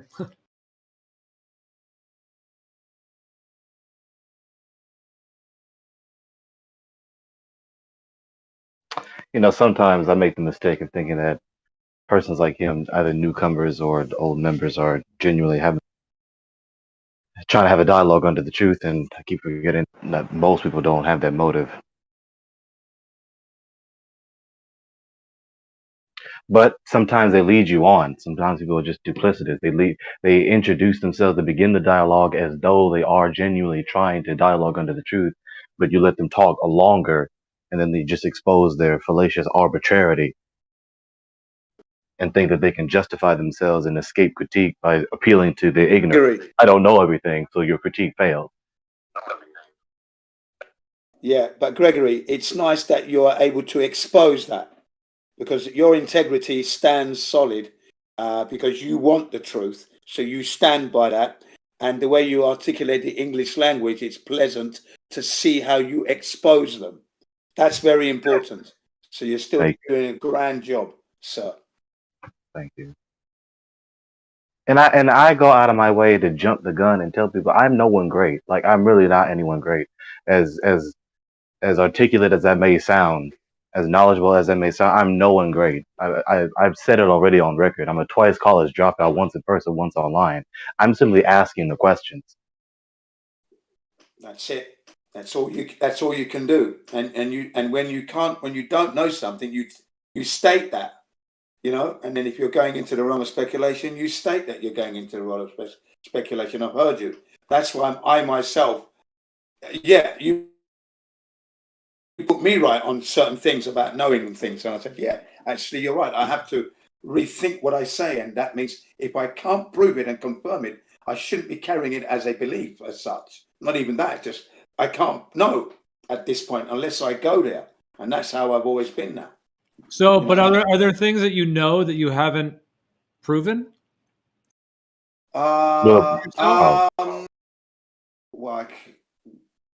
There. I mean, what can I say? Okay. Well, I mean, I know my brain is there. But I haven't seen it with my own eyes. You know what I mean? You know? But I'm functioning. So there you have it.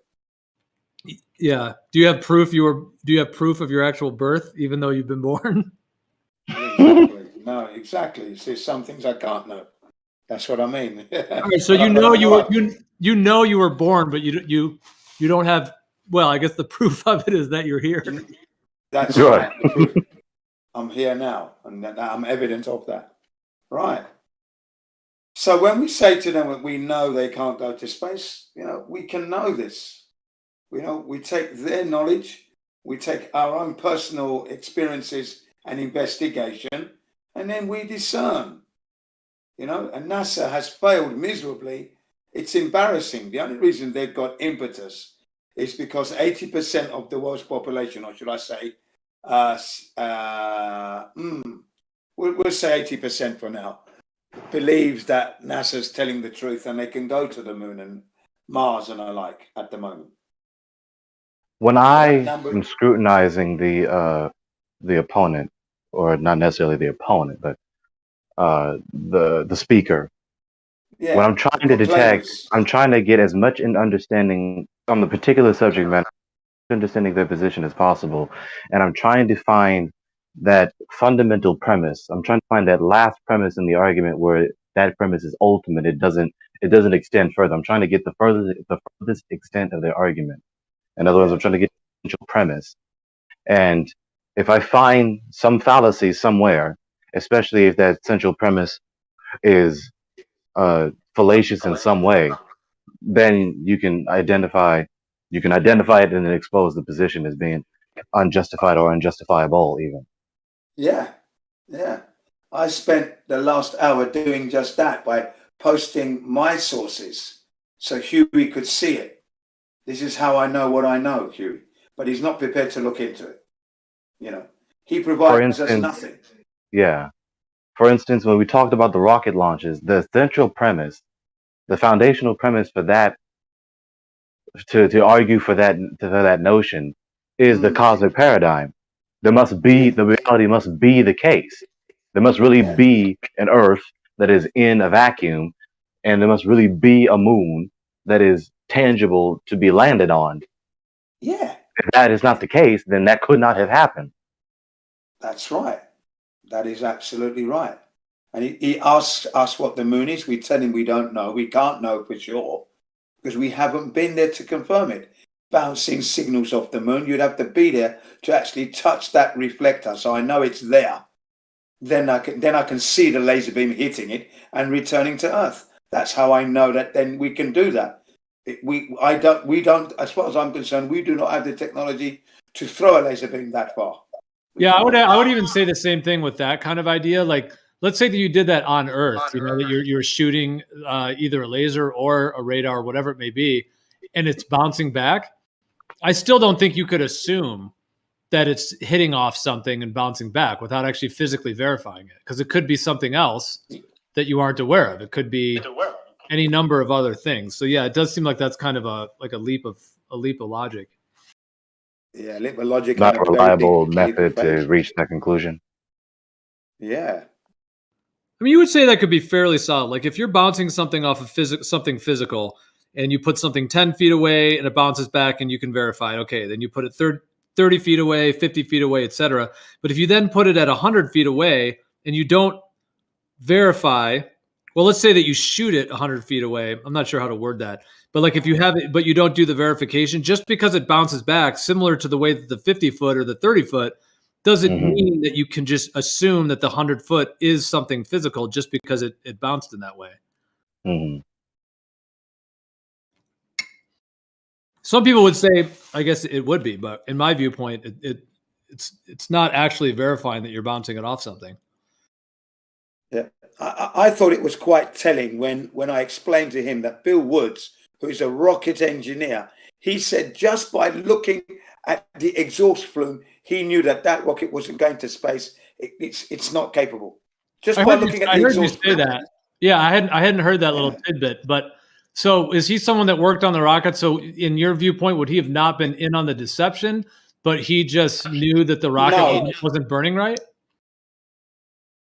Wasn't burning right. If you see him, to hear him speak and to look at him, his demeanor is that he's telling you the truth from his knowledge. He was interviewed, sitting down, hands in he's got his fingers crossed into his hands, sitting there, and he's telling you, no, it's not possible. And then he also explains how easy it is to have rocks on Earth radiated in a machine to radiate them to make them seem like they've come from the moon. He explained all that in the interview. And that's coming from that documentary, What Happened on the Moon, part 2 and 3 combined, which talks about the radiation and the rockets. And that's an hour and a half. I like the long, in-depth, because they go through everything, fine-tooth comb, methodically, like an investigation is conducted here. So, you can have a 5 minutes, but you're not going to learn much in 5 minutes. But an hour and a half, you're going on a journey. The emotional feeling and understanding you get from that just makes you solid on the ground. These are the experts telling you now. And then I've cross-referenced it with others who are saying the same thing. You got Bill Casing. He worked for Rocketdyne. Okay, so he worked for the company that makes the rockets. He had the grey pass that allowed him to go anywhere in NASA facility, and he saw the accidents, the blow-ups, the failures, right? And he knew that they didn't go to the moon. He just knew. If it has yet to be put into words, with someone like Hugh, what was his name? Hugh Janus. Yeah. With someone like him, the reason I indignantly pressed against him, and the reason I indignantly press against people like that, is when they enter the dialogue, presenting themselves as though they honestly want to seek the truth and dialogue under the truth, but with that condescending, indignant, derisive attitude, and making knowledge claims as though they really do have knowledge claims, and then after a little bit of scrutiny, just questions, not even necessarily positive counter arguments, but just questions. And after he answers those questions, the entirety of his answers boil down to I don't know, or even I can't know, or even no one can know. So that's a concession to your ignorance in defense of your position, which you claim to know. Yeah. And then in the next breath, he's accusing us because when we say we don't know, we've given up, kind of thing. We're not looking at Mars, and we can't. We can only look through these telescopes, and whatever we see that NASA gives us as an image is an artist's rendition. It's CGI. It's photoshopped. So it's the Earth all over again. Well, I don't want to speak on the implication of falsifying the paradigm. Like when we falsify the paradigm, the implication, not seeking the truth furthermore after falsifying the ACP, is not the implication of falsifying the ACP. In addition, even if we weren't, the falsification still stands. Yeah, I mean, I'm not shitting on Hugh, and I'm not speaking out of term. I'm actually dealing with his situation and how he performed the last 4 hours or so. Do you know what I mean? Yeah. And the question was, why are you here? He didn't say he was here to find the truth, because he didn't say that. Yeah, he was here just to resist the people who he's assaulted by, because they dare displease him and cut him to the heart for not subscribing to NASA. That's right. I mean, that's an insult. Look, he insulted us more. He insulted him. The only reason he got any insults from us because he was insulted, and even Gregory was asking Gio, you let him in here like this? And this carry on? I mean, Gio runs this server the way he wants to. I'm just wondering, why is he allowed to continue? Yeah. Well, in general, this is an open platform, so it's not a cult that basically says you have to think this way or you're banned. It's an open platform. There is the moderation. So yeah, I mean, no, if we did that, we could just go through and ban every Glober, I guess. You're banned. I mean, I know there's servers that do that. So, but it's not. Yeah. I mean, it's more of this is designed to be more of an open platform where everyone can have their viewpoints and be able to. Yeah, you're very good at that. You're very good. You exercise extreme patience, and you do pull them up when they need to be pulled up, I guess. I think you can pull them up a bit more. And in addition, when you do that, Gio, it does allow whomever is in the VC room, if they are not arguing soundly, it gives the opportunity for them to expose themselves by hanging themselves by their own words. Yeah. So it is good. Eventually, let them talk long enough. So yeah, you're doing a good job there. You're definitely one of the best servers out there. So that is a benefit. Go ahead. So here's this globalist. He or she is not sound. The position is not sound. Even if the position was true and could be defended, they're just not doing a very good job of it. So go ahead. Hang yourself by your own words. Yeah. Can be pulled up once or twice when they're actually obfuscating direct questions. I mean, if they choose not to answer, then just clearly state, no comment, I'm not answering that question, and okay, you reveal yourself some more. But it was enjoyable. I'll give it that. That was I thoroughly enjoyed the 4 hours. I listened for a couple. That was quite interesting, and then I posted some of my sources or so, still listening and adding. Yeah, it was good. Definitely a good experience. I felt that we clearly destroyed the heliocentric model and the moon landings. Well exposed, well destroyed. The best in anything is rare, and so when it comes to trying to argue against the best defender of the globe, of the ACP, you're going to be hard pressed to find that person. Nah, they were taking it. Yeah, we took it to pieces, exposed it thoroughly. There's just too many experts and too many anomalies in NASA's story. It's impossible. I mean, according to my knowledge, I believe the best, at least in principle, the best opponent would be, some sort of prestigious PhD physicist. Would I be right in saying that? That's correct. That's the one you want. You want someone better than you, more knowledge than you as a challenge. Absolutely correct. Yeah, but we were talking earlier about how even Chronic, who has a PhD in astrophysics, he was even admitting that even if you took, he was almost saying, I think, I don't want to speak for him, but he was saying kind of if you took any PhD in any field, top level of their field, and brought them into a discussion with, I think in his terms, he was kind of saying like, a flat earther that's been in the, that's knowledgeable and has been in the discussion for many, many years. Mm-hmm. He was more or less, it seemed like he was saying that like that PhD would just get destroyed essentially. Now, I think he was also trying to name certain people and say, oh, they'd use tactics or whatever. But I mean, originally what he was kind of saying is like, yeah, like most of these PhDs, they wouldn't even know what the curvature is, let alone most of these things. Like some of them might have a basic understanding of Coriolis or something, but like intellectually, if they were really brought into these discussions, like in that case, it's like, those of us in this are actually the experts and those guys are actually beginners. A lot of them. Which, with that being said, I've said this point before, but I'll say it again. That exposes this romantic false conception of academia. This romantic false conception, which y'all know what I'm referring to, right? It's just it's just the council of the wise men and women, egalitarianism, the wise people. Even Carrie Mullis, I think y'all seen the clip. maybe I can find it later. But Gary Mullins himself said there are no wise people at the top making sure there's no garbage that comes through. Nobel Prize winning Gary Mullins. That's not necessarily physics or geology. That's more about, you know, medicine and you know, biology and whatever. But still, academia. That's right. I mean, even today, you've got Scientism, the documentary one, Scientism 2, and The Principle. And the main thing I take away from that is there's an argument now going on between themselves now. You know, that, you know, they've got it wrong.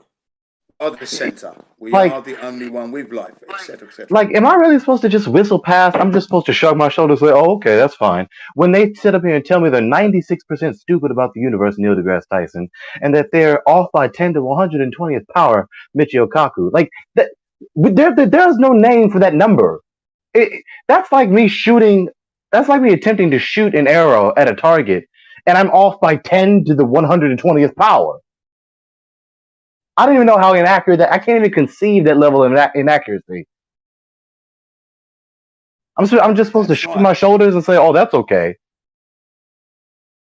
I'm glad. It's weird that they even admit. It's weird that they even admit that, but it's almost like they have to because their model just doesn't fit. Yeah, that's what I was going to say, Gio. Thanks. That's what I was going to say. So you said it anyway. Well done.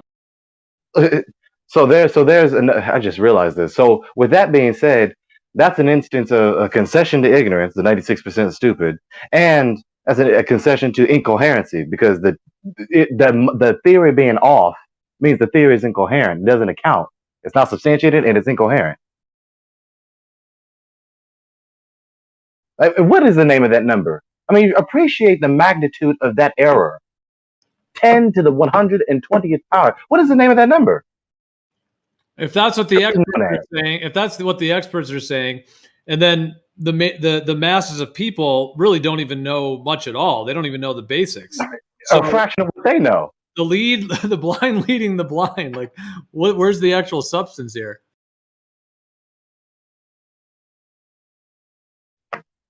And there's so much dramatically off, leading the people who don't even know the basics. And the myriad of consequences that manifest with this institution in play. Like, it's serious. It's very much serious. It's not just the fact that they are just so off in principle and that people are just deceived, but there's a socio-political and socioeconomic dynamic to all this in the world order, where the institutions teach not just false doctrine, but stupid ass, ridiculous false doctrine by their own concession. And this has some kind of lock on the world order, not just the minds of what people do. And to think the amount of revenue that's generated from this fuck up, basically, it's disgusting.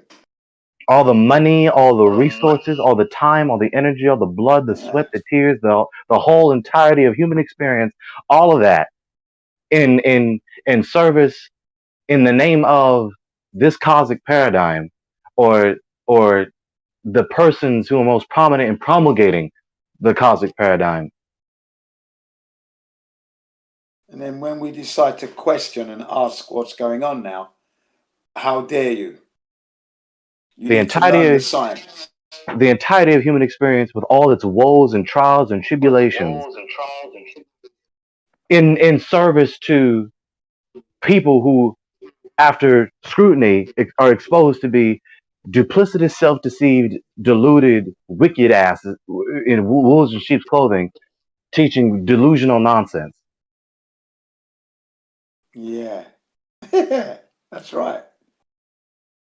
So no wonder so many people are stuck in the second cause fallacy. All the things that I experienced in my life, and these people who I looked up to and have done all these things in my life, they're really just wolves in sheep's clothes. That's right. It's hard to let go. Cognitive dissonance sets in, for sure. No doubt about that. And that's Hugh's position. That's walking on eggshells position as well. It's all called this. They're in denial.